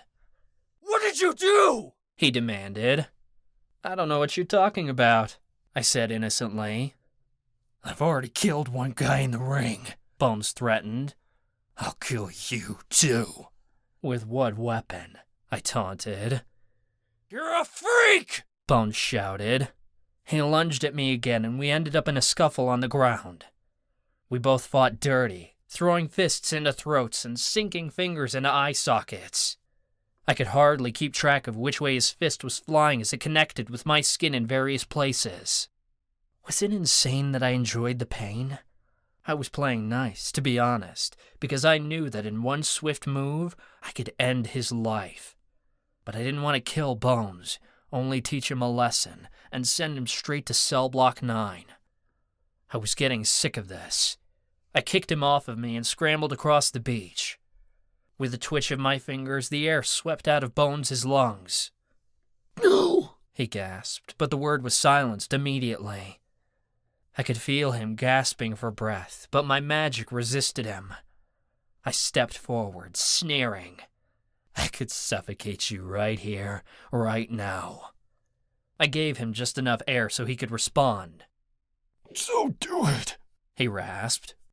If you're so strong. I scoffed. You want me to stoop to your level? I'm nothing like you. Bones chuckled. And yet, we're both here in the Institute. You're a bad guy, Charlie. Stop trying to convince yourself you're a hero. My magic faltered for a second. Bones may not have the strength of a vampire, but he sure as hell knew where to hit me so it hurt. Bones drew a breath, then shoved his knee into my balls. I gasped as pain riveted through my body. I couldn't help it when I sank to my knees. Nausea hit me so hard I thought I was going to spew my guts. Charlie! Marcus screamed, but he sounded distant. Huh, Bones said like he was intrigued. Guess you're not as bulletproof as you thought. I win. I heard the sound of a pocket knife click open. Bones must have conjured it, though I didn't know how he'd smuggled it into the prison. I expected him to come for me, but he didn't. Instead, he turned toward Marcus. Your traitorous ass is going to pay, he growled. Marcus screamed when he saw the blade. The memory of my dream flashed through my mind. I couldn't bear for Marcus to meet the same tragic fate that Monica had. I leapt to my feet and threw myself at Bones. My hand connected with his shoulder. I couldn't make sense of the anger that bubbled through me at that moment. Magic sizzled in my chest, then just exploded out of me. It wasn't my own. It belonged to Bones, his battle magic that I'd absorbed a minute ago. The blast sent Bones spiraling through the air. His screams echoed through the prison yard. Then came the splash. Horror swept through me. Bones had landed in the lake. It wasn't like when I tossed Mad Dog in there my first day here. Mad Dog was a vampire, nearly indestructible. But Bones, he was siren food. Bones' terrified screams cut through the prison yard, sending shivers down my spine. I heard the slap of fins on the surface and the gurgle of Bones' cries before he was dragged under, the smell of blood against the water. It wasn't long before his shouts of pain became silent and the water went still. Marcus rushed over to me. I was so stunned I couldn't move. We'd killed people during the battle in Forevermore, but that had been war. We were just trying to stay alive then. This was different. This was personal. I couldn't believe what I'd done. I stammered. I'd wanted to get rid of Bones, but not like that. You did nothing wrong, Marcus insisted. Bones' battle orb backfired on him. It was his own fault. Marcus knew that wasn't true, but that was the story we had to go with. My knees shook, and my voice came out hollow. I need to see Captain. You're going to turn yourself in? Marcus balked. Bones did this to himself. I wasn't sure I believed him. I had killed Bones, but I'd deal with that later. This fight wasn't over yet. I had one more thing to do to save Marcus. I need to go, I stated firmly. Then I just took off. I wasn't thinking. I just had to get out of there. I had to put an end to all of this. Oberei barked and raced after me. I burst into Captain's office several minutes later. My chest heaved in heavy breaths. I found him, I blurted. I was met with nothing but silence. Oberei stepped into the room after me, and the door swung shut behind us. Then came the sound of Captain rising from his chair. He wasn't angry. If anything, his silence meant he was amused.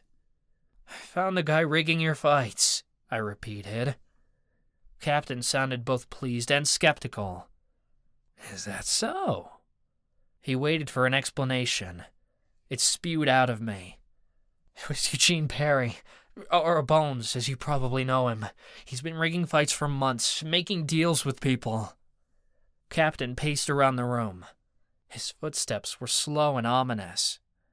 Bones is one of my best warlocks. You better be sure about this.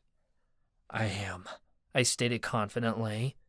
If you don't believe me, then check his stash. Your guards do know a spell to uncover everything a warlock is subconjured, don't they? What is it you think I might find in Bones' stash? Captain asked. Plans, I replied. He's already got predictions for next week's fights. Well, I think I'll have to have a chat with Bones myself to confirm your theory, Captain said. I scoffed. Good luck. He's at the bottom of the Siren Lake. You'll be able to conjure whatever was in his stash, but he ain't talking, that's for sure. Captain stopped in his tracks. You're telling me that you found out who was rigging the fights and you disposed of him for me? I cocked an eyebrow. Wasn't that the deal? Captain burst into laughter. I tell you, boy, I didn't give you enough credit. Us sirens are ruthless. We'll be lucky if we find any remains at all. Then you better start fishing now, I said coolly. I gotta say, I'm impressed. Assuming I can confirm your allegations and the fights return to normal, you could consider yourself a free man, Bandit. You've done so well, you can take Chansey and Ghost with you, too. With all due respect, sir, I'm not the blind bandit anymore, I said. Captain chuckled. No, I suppose you're not. You're free to go, Charlie. That was the most respect I'd seen from Captain in months. Apparently, the way to earn his respect was through murder. Oberei and I rushed out of his office as quickly as we could. As we walked down the hall, I felt Oberei's discomfort through our bond. What is it? I asked aloud. I wish you told me when you joined Fight Club. Please, I scoffed. You knew the second I did. Ava and I talked about it all the time. You still could have come to me directly, Oberei argued. You wouldn't have let me join, I reminded him. You took Ava's side. Maybe because I knew as well as Ava that it was no good for you, he retorted. You figured it out eventually. Yeah, I did. So why do you still have a stick up your ass about it? I demanded. Relax, Oberei. I'm out. I never have to go back to that sucky old gym again. What about what you did to Bones? He asked. What do you know, the voice of my conscience? I shot back.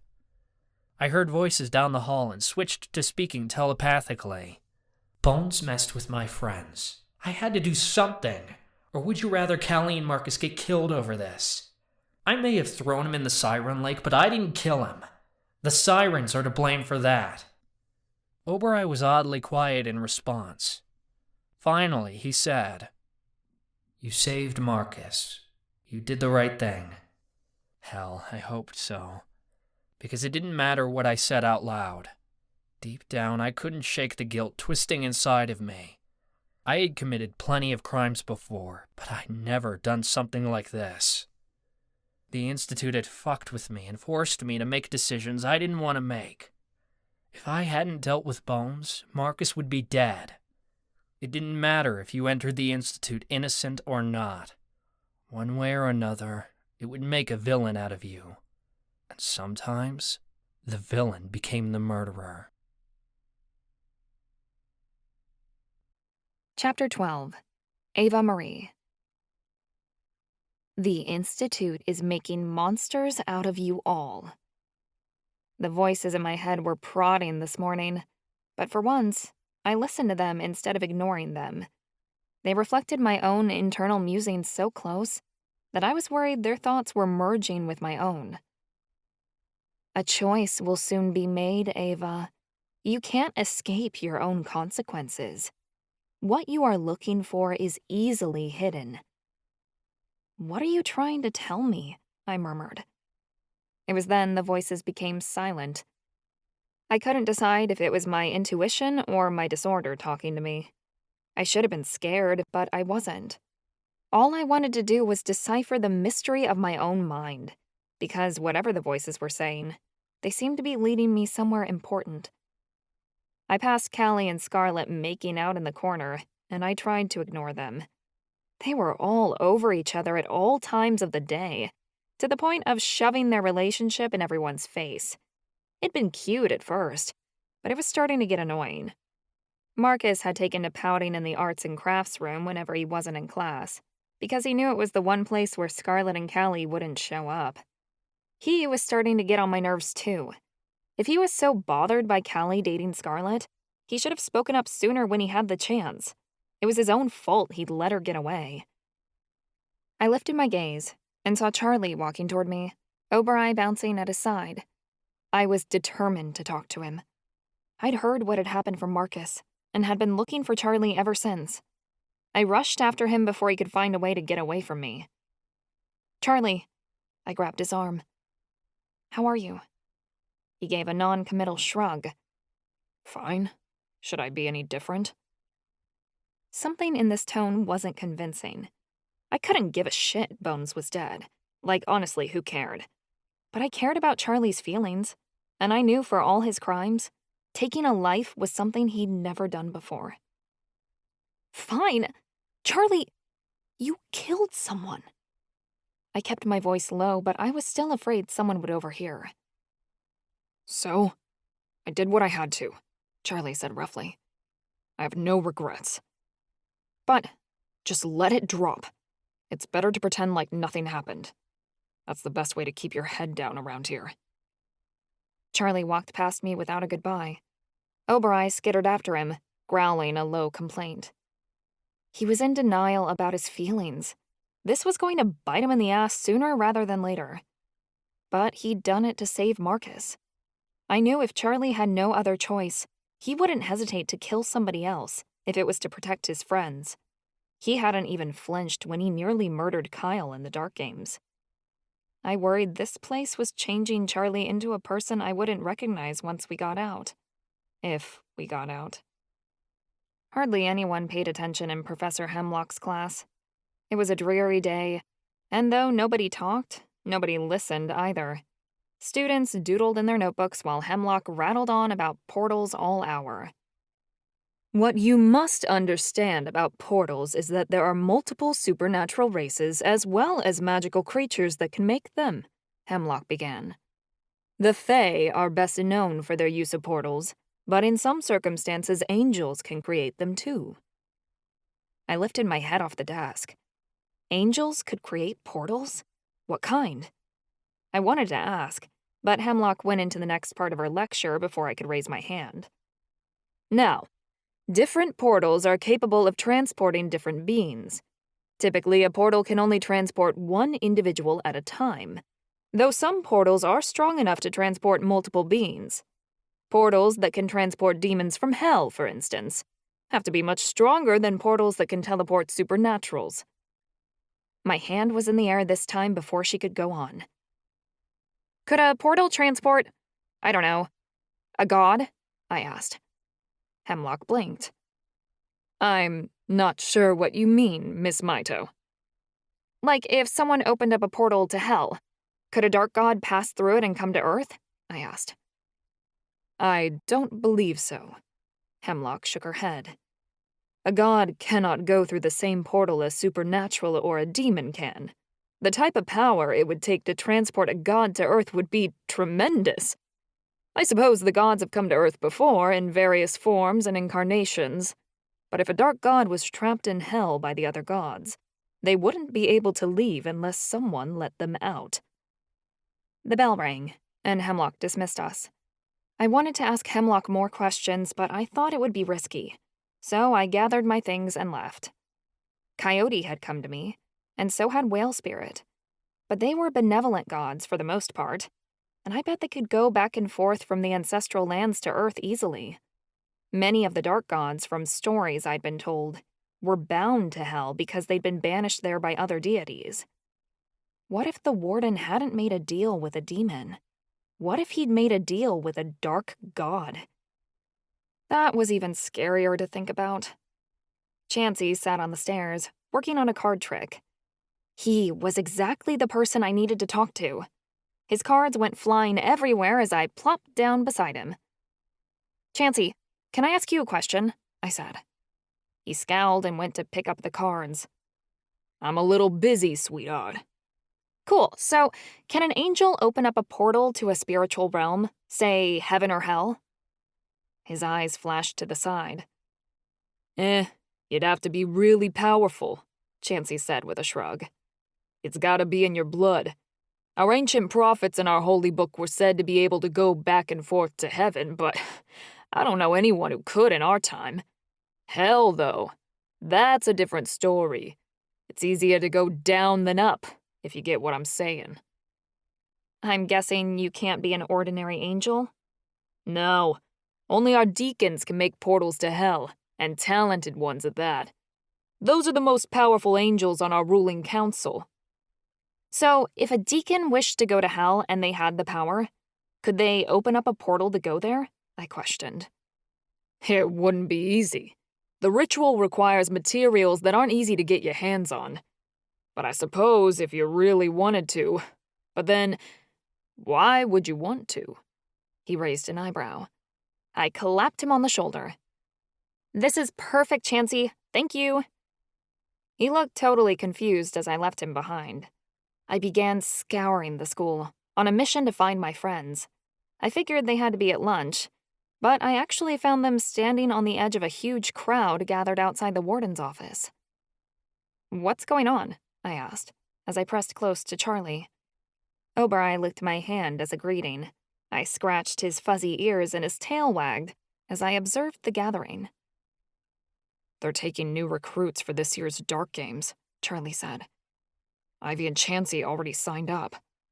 Yeah, and Alistair joined them, Marcus added. Along with Scarlet, Callie pouted, crossing her arms. She wants to break out of here and leave me behind. I guess the new relationship wasn't coming up roses. I scowled. Do these guys want to die? I told them they didn't know what they were getting themselves into, but they seem to think the Dark Games are going to be a fun adventure with a chance to win a free ticket out of here, Charlie said. Reminds me of us, I grumbled. Reminds me of you, Charlie insisted. You were the one who thought the games were going to be a walk in the park. I wrinkled my nose and stuck my tongue out at him, but Callie grabbed my arm. Never mind that. Ava, you've got that spark in your eye when you found something. I did, I whispered. Come with me. We didn't go to the lair. We'd been there too often lately, and I was worried if we kept slipping off, somebody would notice. We headed to the chapel instead. Oberai guarded the door, and Callie scouted the room with her shifter senses. She gave the all-clear before I started speaking. I think the Warden is opening up portals to hell, I began. And he's doing it on Dark Island. What? Everyone asked at once. Out loud, the accusation sounded comical, but there was nothing funny about this. I filled the others in on what I'd learned. By the time I was done, I was pacing up and down the pews. I don't have any proof, but it makes sense. The Warden isn't just making deals with demonic beings to get his hands on the crystals. He's been to hell himself, and it's been more than once. I thought that portals to hell only opened on Dark Island once a year during the games, and that's when the demons come out. I stopped pacing as a realization hit me. Guys, what if the portals on Dark Island don't open up on their own during the games? What if the Warden opens them on purpose? I thought that the portals to hell opened up on Dark Island every December because they're on a magical ley line, Marcus said. I mean, they could, but what if that's the excuse? I offered. What would be the point of that? Callie asked. To find demigods, Charlie said. He's looking for people who are strong enough to beat them, people who show off their powers during the game so he knows who to target. You think so? Callie asked. That has to be the purpose of the games, I insisted. The Warden is watching us because he saw our performance and knows we did well. We weren't really on his radar before we participated. That doesn't make any sense, though. He lets the winners go. They get their sentences erased, Marcus said. There was a long silence. A mouse scuttled across the floor of the chapel, and Callie asked, Marcus, have you heard from anyone on Octavia Falls about Alice's return? Marcus's face slowly grew pale. No, but I don't really talk to anyone from home anyway, so I just assumed my cousin didn't want to speak with me. We weren't close before I came here. I mean, we're distant cousins, third cousins or something. Why wouldn't Alice contact you, Marcus? You saved her life in the games. She'd want to check on you, make sure you were safe at the Institute, and we haven't heard anything back from her in months, Callie said. Maybe she never made it back to Octavia Falls, I murmured. Maybe none of them made it home. I bet they never left Dark Island. If they didn't go home, where did the Warden send them? Callie questioned. The Infernal Underground took them to test them for demigod powers, Charlie said. Exactly.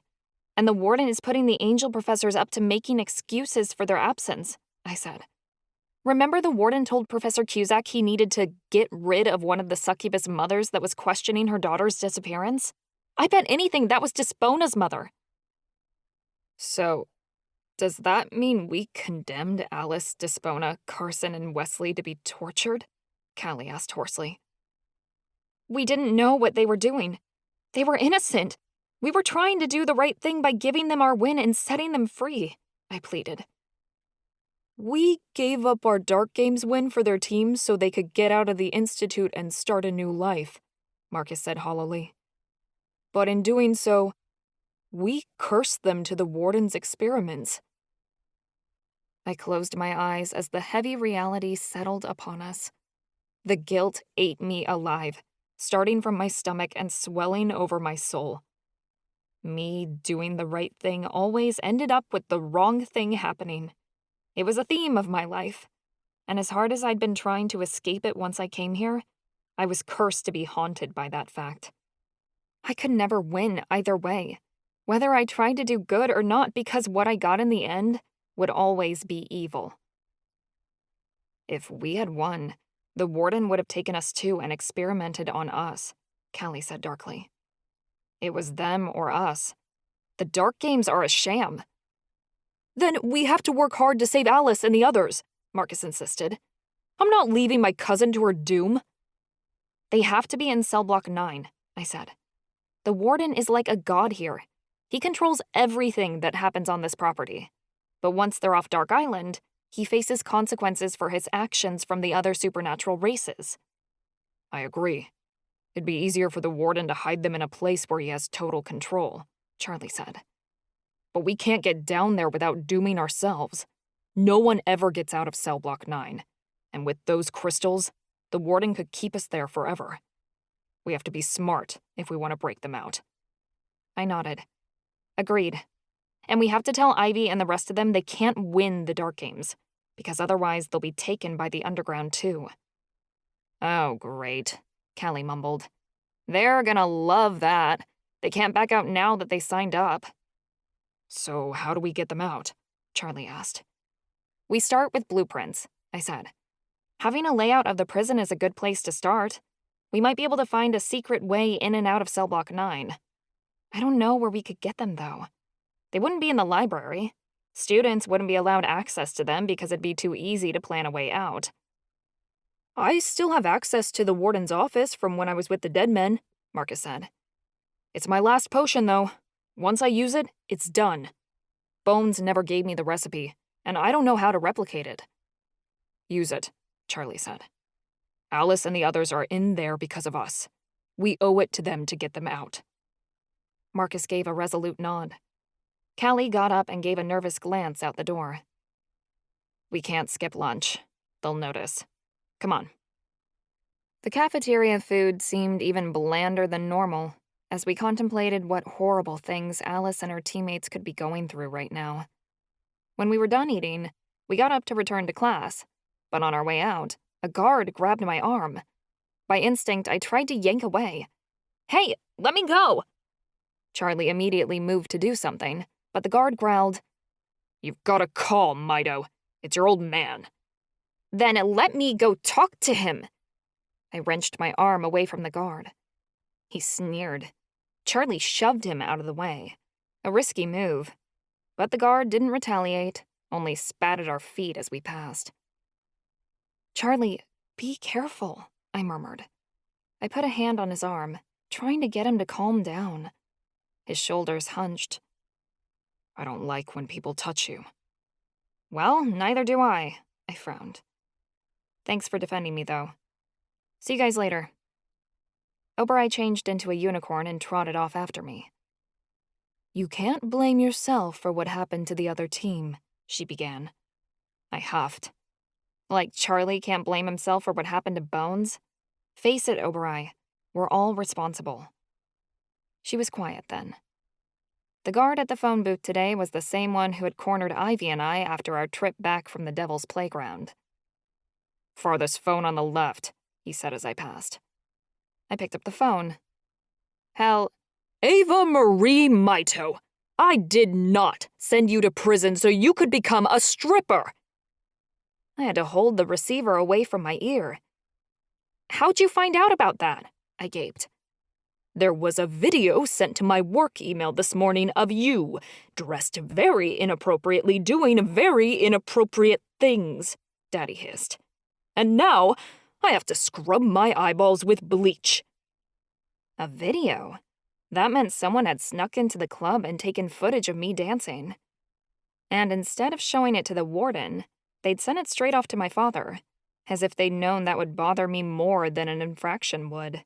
Seriously, who would be that petty? Daddy was still going on about it. I can't believe you chose to. And those lyrics. Good to know those dance lessons I paid for were put to good use. Ancestors, Daddy, you're ranting. I had no time for this. People were in danger, and my dad was more concerned about my one-time performance doing a striptease. Don't you have more important things to do than scold me? I canceled all my meetings. I'm not in the mood, Daddy grumbled. I have to become accustomed to the fact that my little girl decided to become an exotic dancer. I rolled my eyes. I didn't take a job. Ivy just offered me the opportunity to dance on opening night, so I could get back at Charlie for acting like a major dick. Oh, ancestors, you're just like your mother. Daddy sounded horrified. What's that supposed to mean? I threw up my hand. Daddy ignored my question. His voice was tired as he mumbled, Why are all my children obsessed with showing the world their underwear? Hey, this is hypocritical, I pointed out. You didn't get mad at Ez for doing the magazine shoot. Ez isn't dancing around a pole singing provocative songs. I mean, he could. Ivy's got openings. Daddy gave an annoyed sound before he said reluctantly, Anyway, this isn't why I called. I wanted to let you know your Uncle Jonah will be flying out to visit tomorrow. He wants to tell you the latest news from back home. Daddy's words implied something different than their meaning.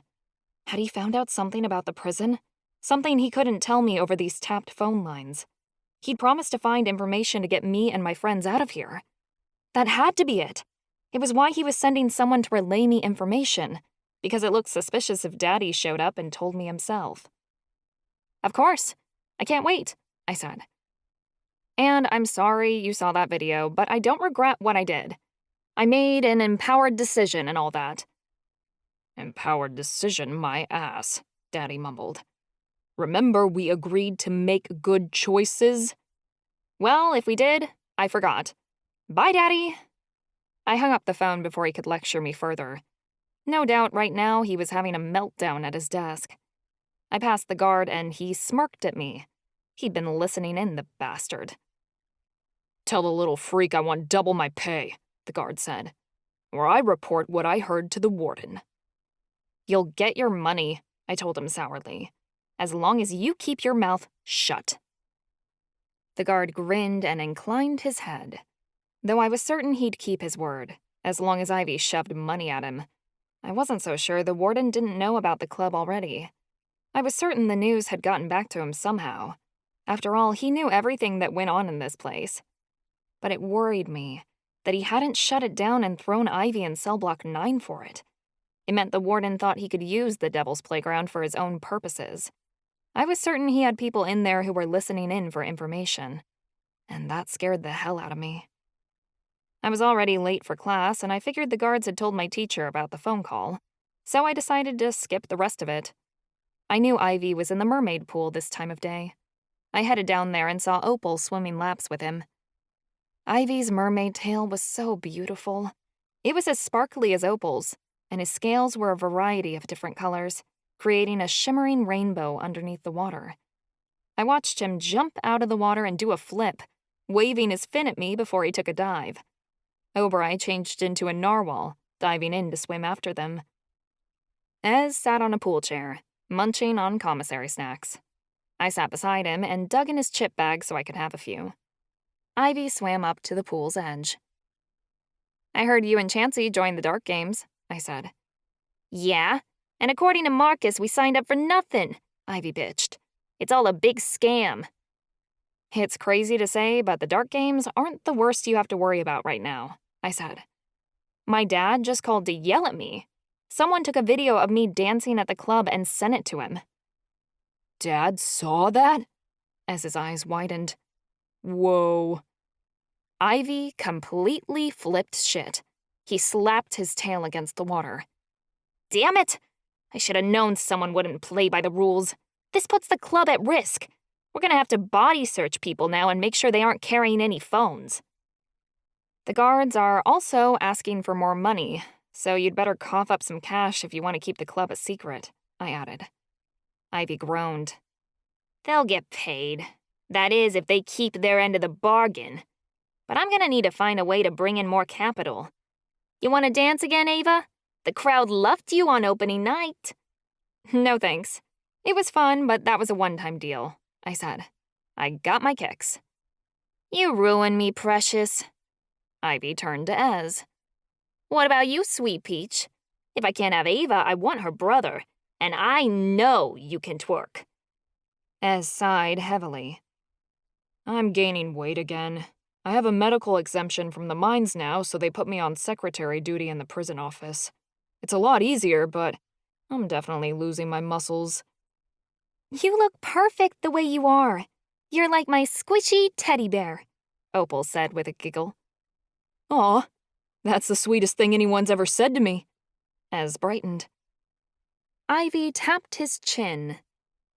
I could use a body-positive dancer, Ivy began, before he was cut off by a vicious cackle. Naya was lounging on a pool chair nearby wearing a swimsuit, but I don't know why because I'd never seen her swim. I was pretty sure she hung out here just to show off to everyone how hot she thought she was. Nice to know there are 2 sluts in the family, Naya commented. I hope your dear old daddy appreciated the show. My teeth clenched. Naya. Of course. She lived to torment me. I knew she was the one who'd sent the video to my dad. I didn't know how Naya had gotten her hands on it. She hadn't been invited to the club's opening. Ivy hated her. I bet one of her cronies snuck in a phone somehow and fed it back to her. And being the bitch she was, she'd emailed it to my dad. Nobody likes you, Naya. Just go away, Opal snapped. Shut up, Opal. We all know you're a chubby chaser, Naya spat at her. After all, someone's gotta take care of your kid once you graduate from this. I called up a stream of water from the pool and sent it swirling straight at Naya. It soaked her from head to toe, ruining her hair. She screamed and jumped off the pool chair, completely drenched as I sprang to my feet. Naya's nose wrinkled into a snarl. You're going to pay for that, Mito. I'm waiting. I called a ball of fire into my hand. Naya came at me with super speed and socked me in the gut. The hit sent me flying into the wall and knocked the wind out of me. I gasped for breath, but as Naya grabbed me by the neck and lifted me off the ground, I punched her in the face with a fist full of fire. She let out a cry and clawed at her eyes, trying to get the embers off her skin. I was about to jump on her back and start ripping her hair out, before a couple of guards pulled us apart. Break it up, girls, one demanded, pulling me off of Naya. The guards yanked us in 2 different directions, though I was still scrambling to get to her. She attacked me first. You all saw it, Naya screeched. One of you stays, the other goes, the guard demanded. If this isn't resolved in 5 seconds, both of you are going to the Warden. I froze, but Naya sneered and tossed her hair over her shoulder. Whatever. I'm bored here anyway. Naya retrieved her things from the pool lockers and strode out. The guards dispersed, but not before the one who'd grabbed me pointed a finger in my face. This is your last warning, Mito. I was willing to look the other way when the bandit was in Fight Club, but he's not fighting anymore. So your pretty little ass better start behaving. Got it? Got it, I growled, with more resentment than a promise. The guard stalked off, and Oberai said, You should have tossed Naya in the pool. I could have accidentally staked her with my horn. I scoffed. Like that would work. People would start theorizing Charlie and I have an MO of disposing of people in bodies of water. Not an altogether awful assumption. Ivy sneered. Naya will get hers one day. Just you wait. Ivy didn't make empty threats, so I was betting on that. Ivy and Opal had swim class, so Ez and I left the pool. Oberai hopped out and changed into a unicorn, trotting after us. I want to get some practice with magic, Ez said. I was hoping we could go down to the Elementi green room together, and you could give me some tips. Sure. We walked to the Arboretum's waterfall with Oberai and did some stretches to warm up. How are you doing with water? I asked. I'm getting better at it, Ez said. I can do some small things now. He hovered a ball of water in the air, then whipped out a few small strands before freezing them to ice. It was far more than he'd ever done, but still, very short of being impressive. He was hardly a beginner. But it was a lot of progress for my brother, and I was proud of him. I concentrated on summoning my Anachi magic, harnessing a white light to my palm.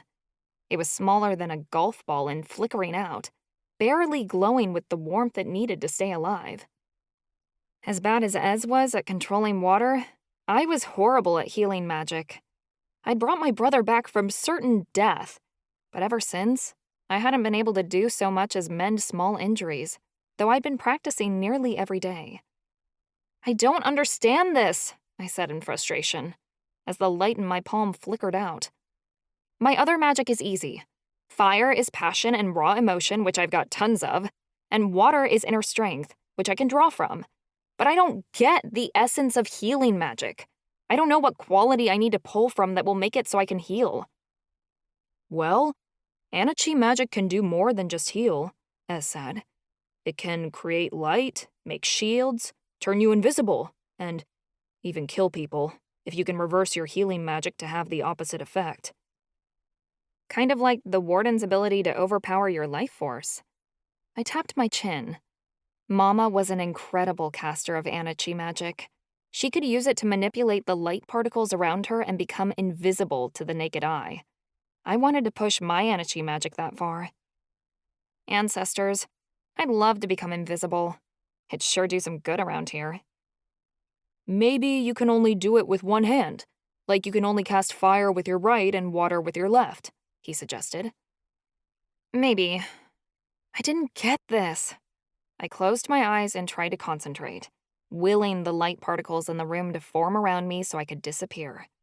I took deep breaths and tried to calm my mind, like I'd watched Mama do 1,000,000 times before. I'd seen her vanish right before my eyes with ease. I should be able to do it too. I creaked open an eyelid. Am I invisible yet? I still see you clear as day. I slumped my shoulders. It's no use. I'm hopeless at it.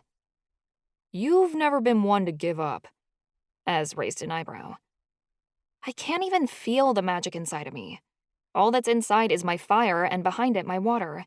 It's like my healing magic is buried so deep I can't access it, I complained. Have you talked to Mom about it? Yeah, but she insists Anachi magic is something you have to feel from the heart. It can't necessarily be taught in a practical way. I crossed my arms. Anachi magic is based on emotion, and to be honest, I've blocked off all my feelings lately. Well, how did you heal me? I scowled. I didn't have any other choice at the time. It was either save you or let you die, and the second one wasn't an option. Then maybe you need to be pushed, he shrugged. If you aren't allowing yourself to access your feelings, then you won't be able to harness them in order to perform Anachi magic either. You think so? Yes.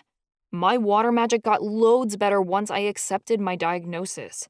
It didn't help me to keep denying that I was sick. It just blocked me. There's got to be something you're not accepting too. I knew Ez was right. I tried to block everything out since Charlie and I had broken up. It'd been too much to feel. Too overwhelming, too painful. I could only focus on so much at a time, and managing my bipolar was hard enough on a daily basis. Coupling that with accepting that I'd lost Charlie would make me lose my mind. But you couldn't perform healing magic without emotion. It just didn't work. If I wanted to become a master at Anachi magic, I had to become fluent at facing and working through my feelings. Not something at the top of my list of things I wanted to do. Being numb was easier. Ez went back to juggling water balls in the air, and Oberai crept up behind me. Your mother won't be able to help you in this regard. I've told you before your healing powers are more related to your demigod abilities than your Anachi ancestry, Oberai insisted. You're going about it the wrong way. How so? I asked her crossly. You must find the source and draw from it. From there you will be unstoppable, Oberai said. What is the source of healing magic? Of its light. It is there where you must begin, at the very start of creation. I wasn't sure what Oberai was getting at, but her words were meant to guide me. If I wanted to discover how to heal on command, I had to understand where that power had come in the first place. But what god or goddess could it be? There were hundreds, and not just from my own religion. I wasn't sure I could narrow it down to merely one. As a demigod, I could search for them, perhaps contact them and ask them questions. It was merely a question of finding the right one. Ez practiced for a little while longer, and I tried summoning balls of light until I developed a headache. I barely felt like I had the strength to stand. I'd been pushing myself too hard. Or maybe I'd been pushing myself against what I wasn't willing to face yet. I'm going to lie down, I told Ez, rubbing my temple. I went back to my cell and Oberai followed. I slipped into a pair of silk pajamas with soft shorts.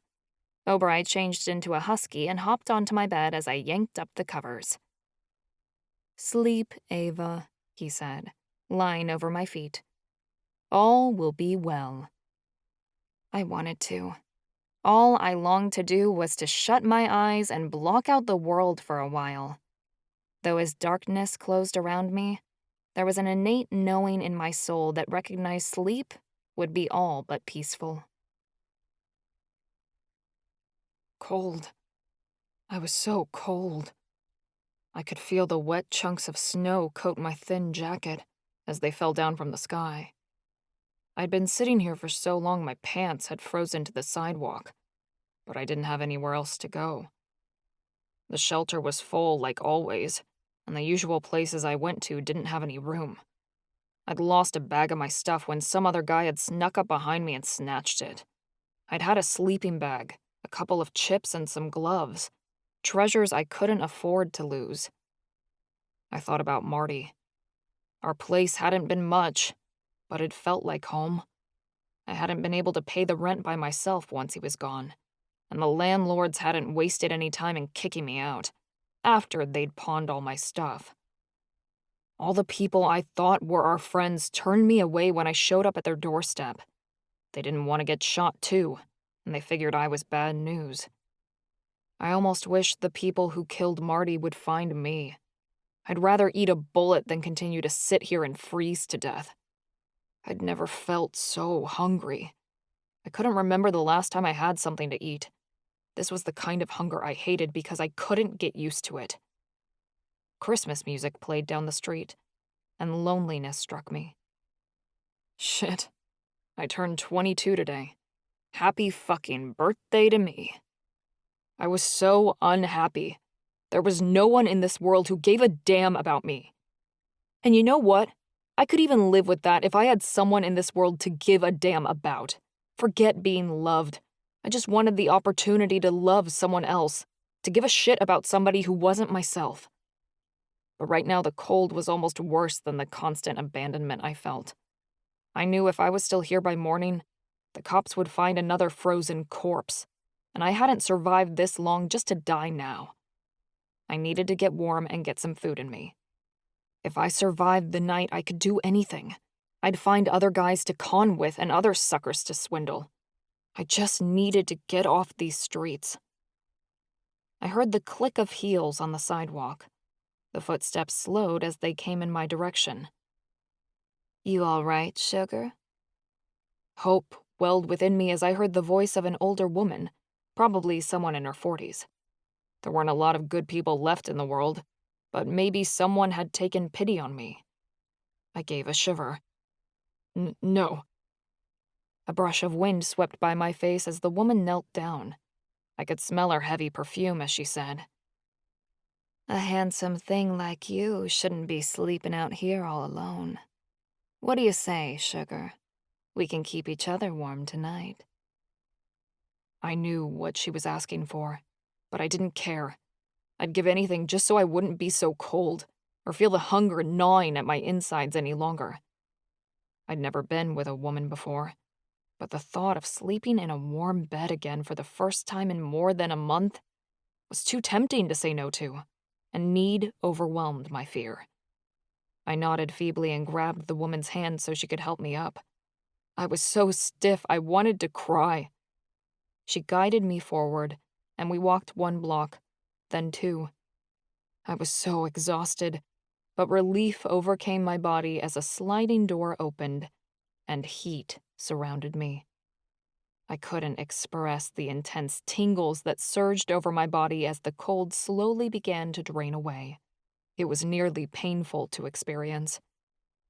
The woman had an apartment building at one of the fancier places downtown. I could tell because the floors sounded like they were made of marble, and classical music played on the speakers overhead.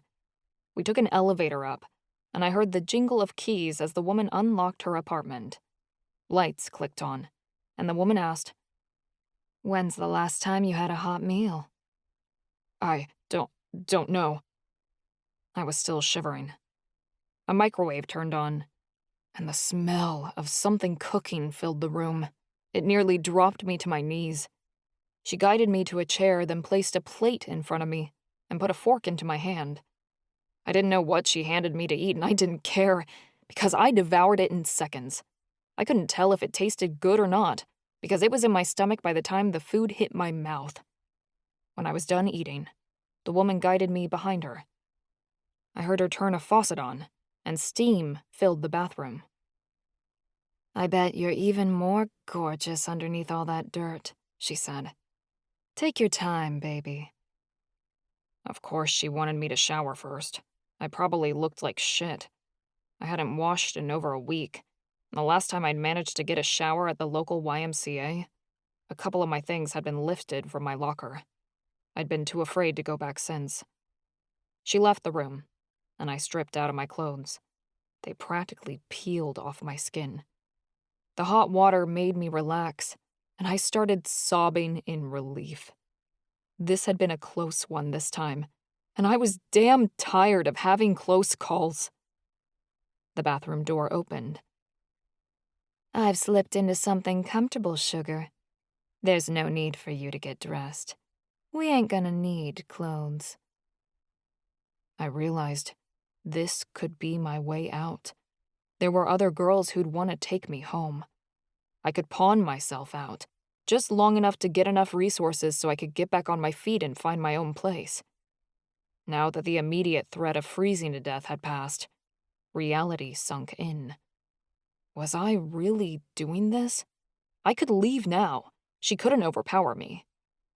The thought of going back into that cold weather again instantly made me recoil. No, I wanted to stay inside, in a bed just for one night. If she lived in this fancy apartment complex, she was wealthy. That meant she had a couple of things I could steal. Just go in, do the job, and be out of here by morning. Her things would be gone before she had a chance to wake up. I didn't know what I was doing, but I figured she had to like virgins, or at least inexperienced men, because she wouldn't have picked me up otherwise. I couldn't see her anyway, and that had to be one of the hardest parts, right? Maybe I could pretend like I loved her. I thought about the kind of girl that I'd like. She'd have long hair and smell really nice. Her skin would be soft, and she'd have a kind voice. She'd sing me to sleep as I laid my head on her lap. She'd be so small I could wrap her in my arms and she'd fit just right. Yeah, that's what I wanted more than anything. It wouldn't be so bad. I'd just play pretend, act like this woman was the imaginary dream girl I could never have, and it'd be over before I knew it. I stepped out of the shower and dried off. When I opened the bathroom door, I heard the woman say, Come here, sugar. We'll forget about our problems together. My eyes shot open. I abruptly lunged upward in bed. Sunlight streamed in through my window, shining on the floor. I'd slept the rest of the day away and hadn't woken up until the next morning. But the dream felt like it'd taken seconds. I pressed a hand over my mouth and did my best not to throw up. But even so, tears rolled down my cheeks. He'd wanted the simplest things in life. A bed, a roof over his head, a shower. I couldn't imagine the amount of lack he had, and how he'd managed to endure it for years on end. I'd experienced mere seconds and it made me want to die. I recalled how he'd devoured what had been placed in front of him. I'd refused food so many times, purposefully starved myself because I couldn't force myself to stomach anything. I vowed never to turn down a meal again. Oberoi crawled forward on the bed and nudged my knee with his wet nose. Ava? How could people be so heartless, Oberoi? I wouldn't treat my worst enemy that way. I wiped my face. Oberoi blinked at me. I hated this world. I hated it and everyone in it. How he could have suffered so badly and no one did anything to help him, I could never understand. Pidge? Charlie poked his head in. He'd felt something was wrong. He knew I'd experienced one of his memories. I sniffed. You just wanted to get warm. How could they be so cruel? Charlie came in and sat on the bed beside me, leaning against the wall. Most people in the world aren't like you. I wish I had found you. I wiped at my face. I would have taken you home and fed you and never let you leave. Charlie gave a wry smile. It would have been nice. How did you manage to keep fighting? I would have died of misery. I always had this sense in the back of my mind that I was fighting to get back to something, he said. I didn't really know what it was at the time, but now I do. A forlorn question popped into my mind. Why'd you pick Detroit? I wasn't really thinking. It just seemed like the farthest I could get from California, and the easiest place to get away with committing crimes because I knew that's all I was good for. Don't say that. I don't want you to think the way you did. I reached out and brushed a lock of hair out of his eyes. I frowned. Your hair is getting so long. Why are you letting it grow out? You told me not to let anyone cut my hair but you. My throat tightened up. His response was so innocent.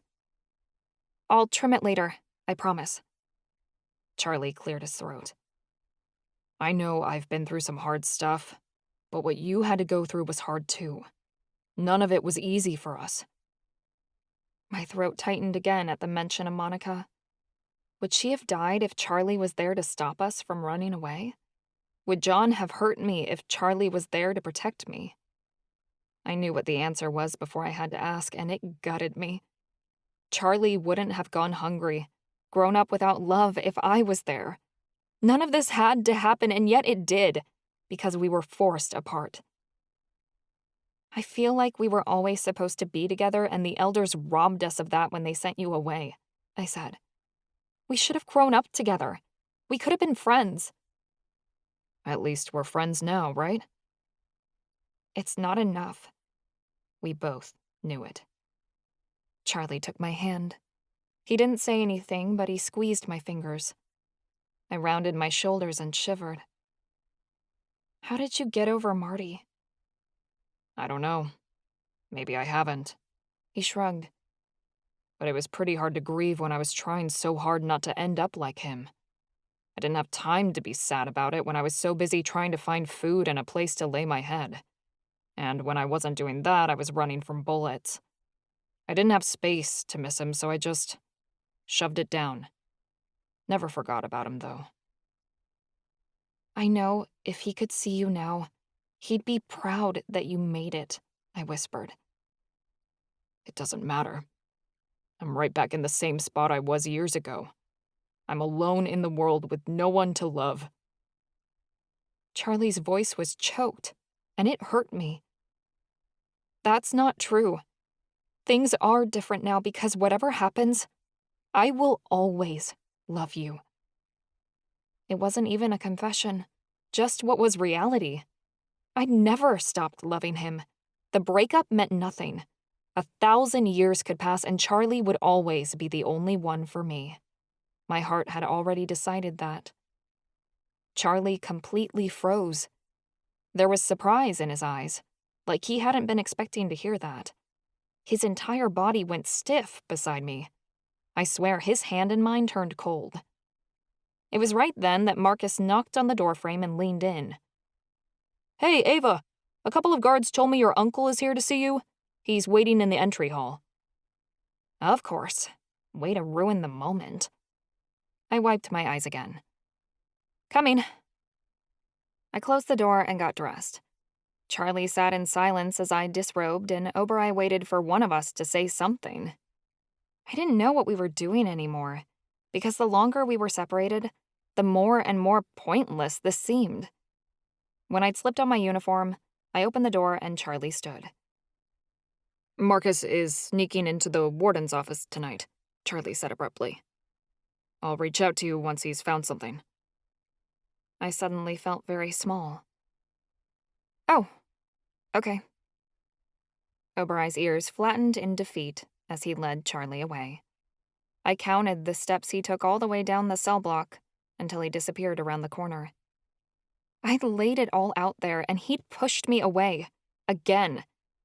And yet, I couldn't feel sad about it. I didn't have any regrets about being brave. I was glad I told him how I felt. After everything he'd been through, he deserved to know someone loved him. Uncle Jonah's towering frame was so comforting to see in a place like this. Several big guys threw nervous glances at him as they passed by. I ran forward and flung my arms around him. It's great to see you. Isn't it, though?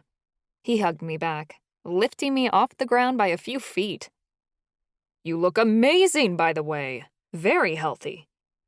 I've actually been taking care of myself lately, I said, shocked to realize that it was true. I've got some really good friends here. Friends are the best. They're just as good as family, he said. Uncle Jonah wrinkled his nose as he looked around the dusty entryway. Is there anywhere, less filthy we can have a private conversation? Not really, but come on.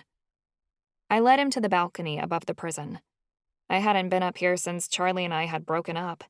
It was physically painful to take these stairs and remember what had happened up here. But I wasn't sure where else we could talk that was safe besides the chapel and the lair, and it felt like both of those were off limits.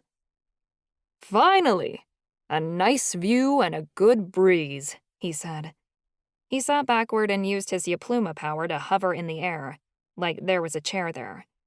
He crossed his legs and said, Sorry to say it's not good news, but it's important, which is why I had to come. Did Daddy find something that can get us out of here? I asked quickly. Yes and no, he stated slowly. What your dad found is complicated. How so? My stomach dropped like a stone. I thought he'd found us a way out of here, but clearly it wasn't that simple. Your dad found records of the experiments at the prison.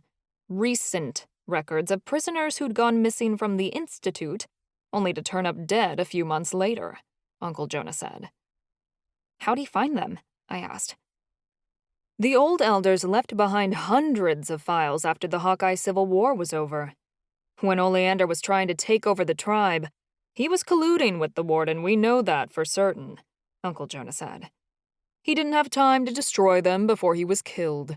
It's taken forever to go back through them, but we found files that directly reference the Warden sending inmates to the Infernal Underground to be experimented on. Does that name mean anything to you? Yes, we're investigating it right now, I said. We thought it was a movement of people. It's not. The Underground is a place, some sort of experimental room, Uncle Jonah said. Though it's well hidden, we never found out where it could be. What about Cell Block 9? I asked. From the letters we gathered, the Underground was separate from Cell Block 9. This changed everything. It meant we still had to find where the Warden had taken Alice and the others. We had to get our hands on those blueprints. It was more important than ever. Can Daddy use this evidence to get us out? I asked. He tried. Your dad went to the United Supernatural Union with the files. It was this big court deal. It lasted days. But the Union was split, and they ended up ruling against the evidence and taking the Warden's side. The Elementals, the Fae, and the Witches believed your dad.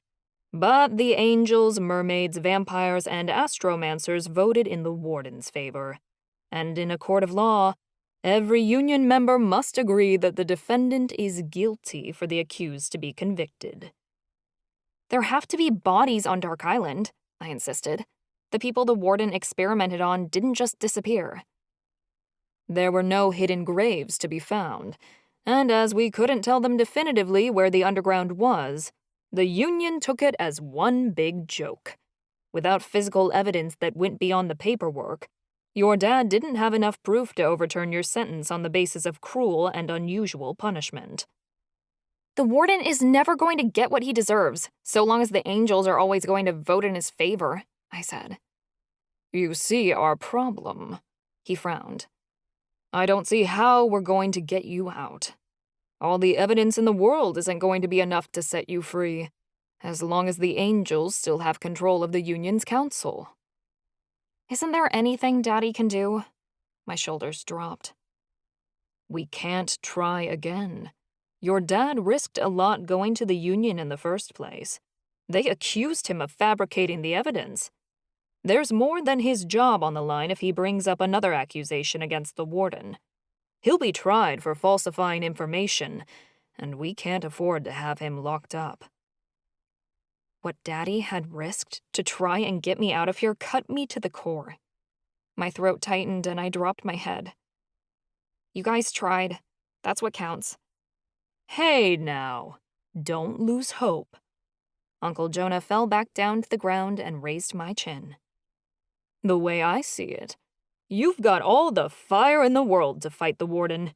He doesn't stand a chance against you, especially not with those sick dance moves. Did you watch the video? I snickered. Your mother, Auntie Imogen, and I might have walked in when your dad was weeping on his desk, Jonah teased. He's a big drama queen. Nice job, by the way. I'm very impressed. I giggled. Well, Ivy's a great teacher. I'd like to meet him, Jonah said in approval. I think we'd get along splendidly. I'm certain you would, I smirked. Though my performance was a one-night-only show. Daddy said I'm just like Mama. I have no idea what he means. Oh, that, Jonah said coyly. I know what he's referencing. What? Well, let's just say your mom sought revenge when she and your dad broke up. Mama and Daddy broke up? This was huge news to me. Oh, yeah. There was this big thing about it one year at college. They'd split up for months before they got back together, Jonah said, waving his hand. It was very dramatic, but it all worked out. But not before your mom made your dad pay for dumping her. Whoa, hold on, I said. Daddy dumped Mama? The thought was absolutely insane. He was head over heels for the woman. I couldn't imagine him leaving her for any reason. Yep, and ooh, it was good, Jonah gushed. I'm not going to spoil it because I think your mom would tell the story better. But she ended up flashing her boobs to a city street right in front of your dad and getting a tattoo. It was a wild night, and that's not even the half of it. Oh, my ancestors! I put a hand over my mouth and laughed. She sounds like she was so much fun when she was younger. We had some crazy times back then, Jonah said fondly. Ask your mom about it. I believe it to be one of the shining moments of her existence. I guess we get it from her, Ez included. I mean, your grandpa's pretty proud about the magazine spread. He keeps going on about how Ez is keeping family tradition alive, seeing as how Gramps won Toaqua Today's Rear of the Year award back in the day. I laughed. That was just like Grandpa Elliot, though I didn't want to see old pictures of him in the nude at any point in my lifetime. Jonah's wide grin faltered. He came closer and said, By the way, there was something else I wanted to talk about. His tone was so serious it made my heart stop. What about? Well, Ez is here on attempted murder charges. I know it's not because he wanted to beat up his ex's new boyfriend. My eyes immediately watered. It took a lot not to turn away from him. How long have you known? You didn't come to stay with me all those years ago because you were fighting with your dad, he noted gently. And you never told anyone? No. Josie and I had a discussion after you stayed with us, but nothing since. I figured my cousin knew. She was one of those sharp people that caught on to everything. I swallowed down the lump in my throat and croaked out, How? I saw the signs, because I've been there myself. Really? The admission was shocking. Uncle Jonah was so big, so strong. I couldn't imagine anyone doing to him what had been done to me. An old boyfriend, a really long time ago, he said heavily. I've healed from it, but it's still hard. I nodded.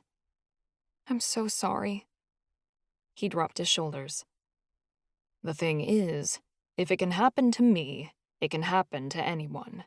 And I want you to know, whatever the details are, that it wasn't your fault. My throat burned. Do you think Mama and Daddy... I don't think they suspect anything, to be honest. I won't tell them either. That's something you have to decide for yourself if you want them to know. I threw myself against his chest and squeezed him tight. Thank you for letting me decide. You should always have a choice, Uncle Jonah said, as he hugged me back. No matter what you're going through, I will always support you. I love you so much for that. I pulled away. Why didn't you turn him in? Because it's your choice, not mine. I'm keeping a close eye on him to make sure he doesn't go after any other girls. At least, not at the school. He gave a sad sigh.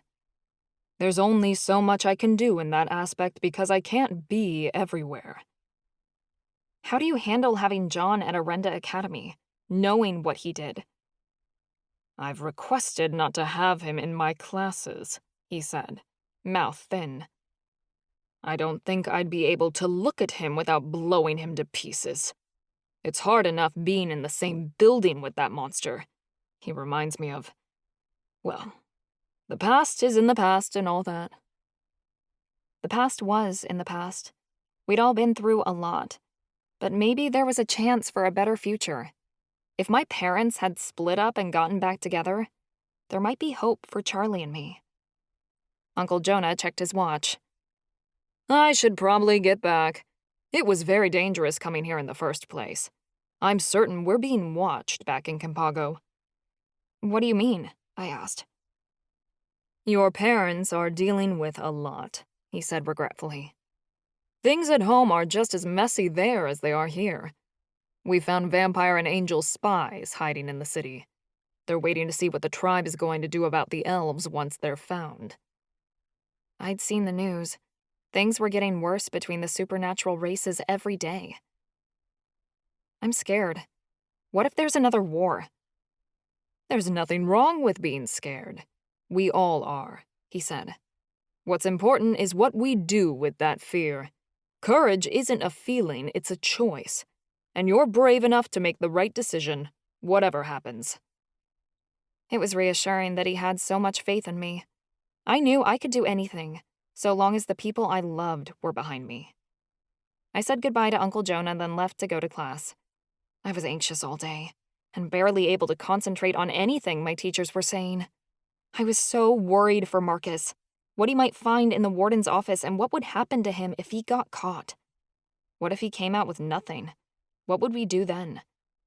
We were supposed to meet up in Marcus's room at 6 o'clock. Time ticked by. He was late. Callie was nervous, chewing on her fingernails. Where is he? He should have been here 15 minutes ago. Maybe he's curtains, and so are the rest of us, Oberai suggested. Oberai! Charlie and I both scolded. Callie couldn't hear him, but it wasn't like we needed to hear it either. Rishi laid on the pillow and purred, like he knew there was nothing to worry about. We all jumped as the door banged open. I got them, Marcus said, as he came flying into the room. He waved a bunch of papers above his head. I wasn't seen! My stomach twisted.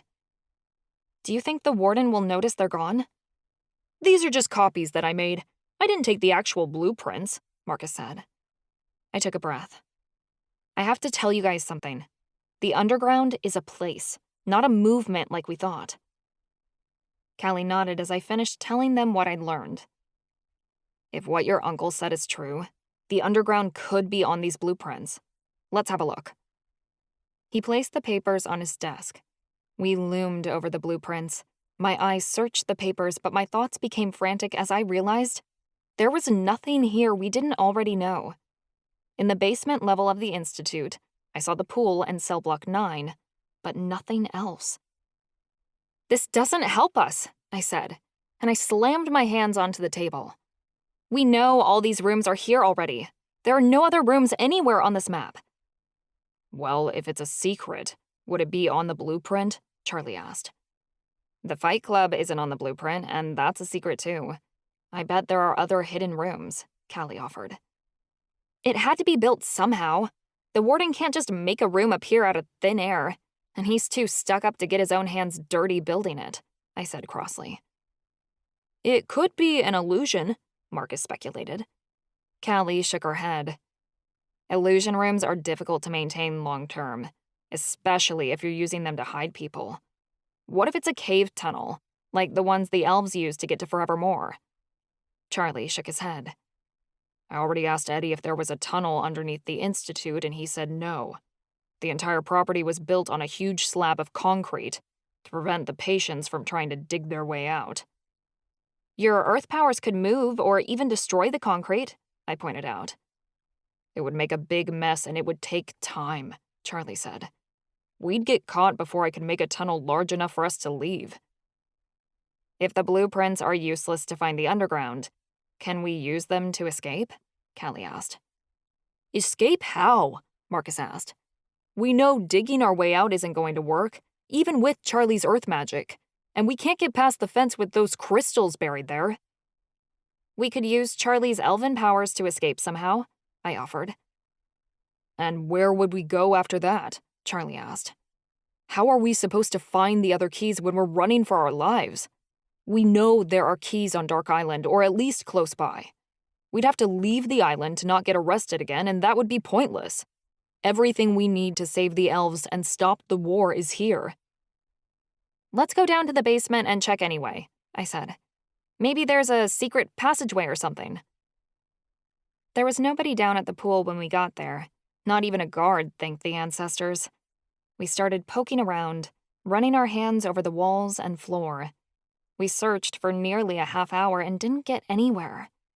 As badly as I wanted to find some sort of gap in the stone, I didn't. I don't think there's a secret passage. My earth powers would have found a break in the stone walls and they're completely solid, Charlie said. What else can you sense? I asked. Charlie knelt to the floor and splayed his hand against the tile. I can sense the pool, then the area where they hold Fight Club, and in the distance, cell block 9. Charlie's eyebrows furrowed. But everything else is just dirt and rock, and then underneath that, the slab of concrete the prison is built on. There are no hidden rooms underneath the asylum as far as my magic can tell. I threw my hands up and made an annoyed sound. Ugh! If there's no tunnel underneath the Institute, and the underground isn't in the basement, then where could it be? It must have a ward on it, and that's why we can't find it. Could the word underground be a way to mislead people? What if it's actually in a tower, or in an abandoned classroom? Callie asked. Good luck finding it then, Marcus said. This place is huge.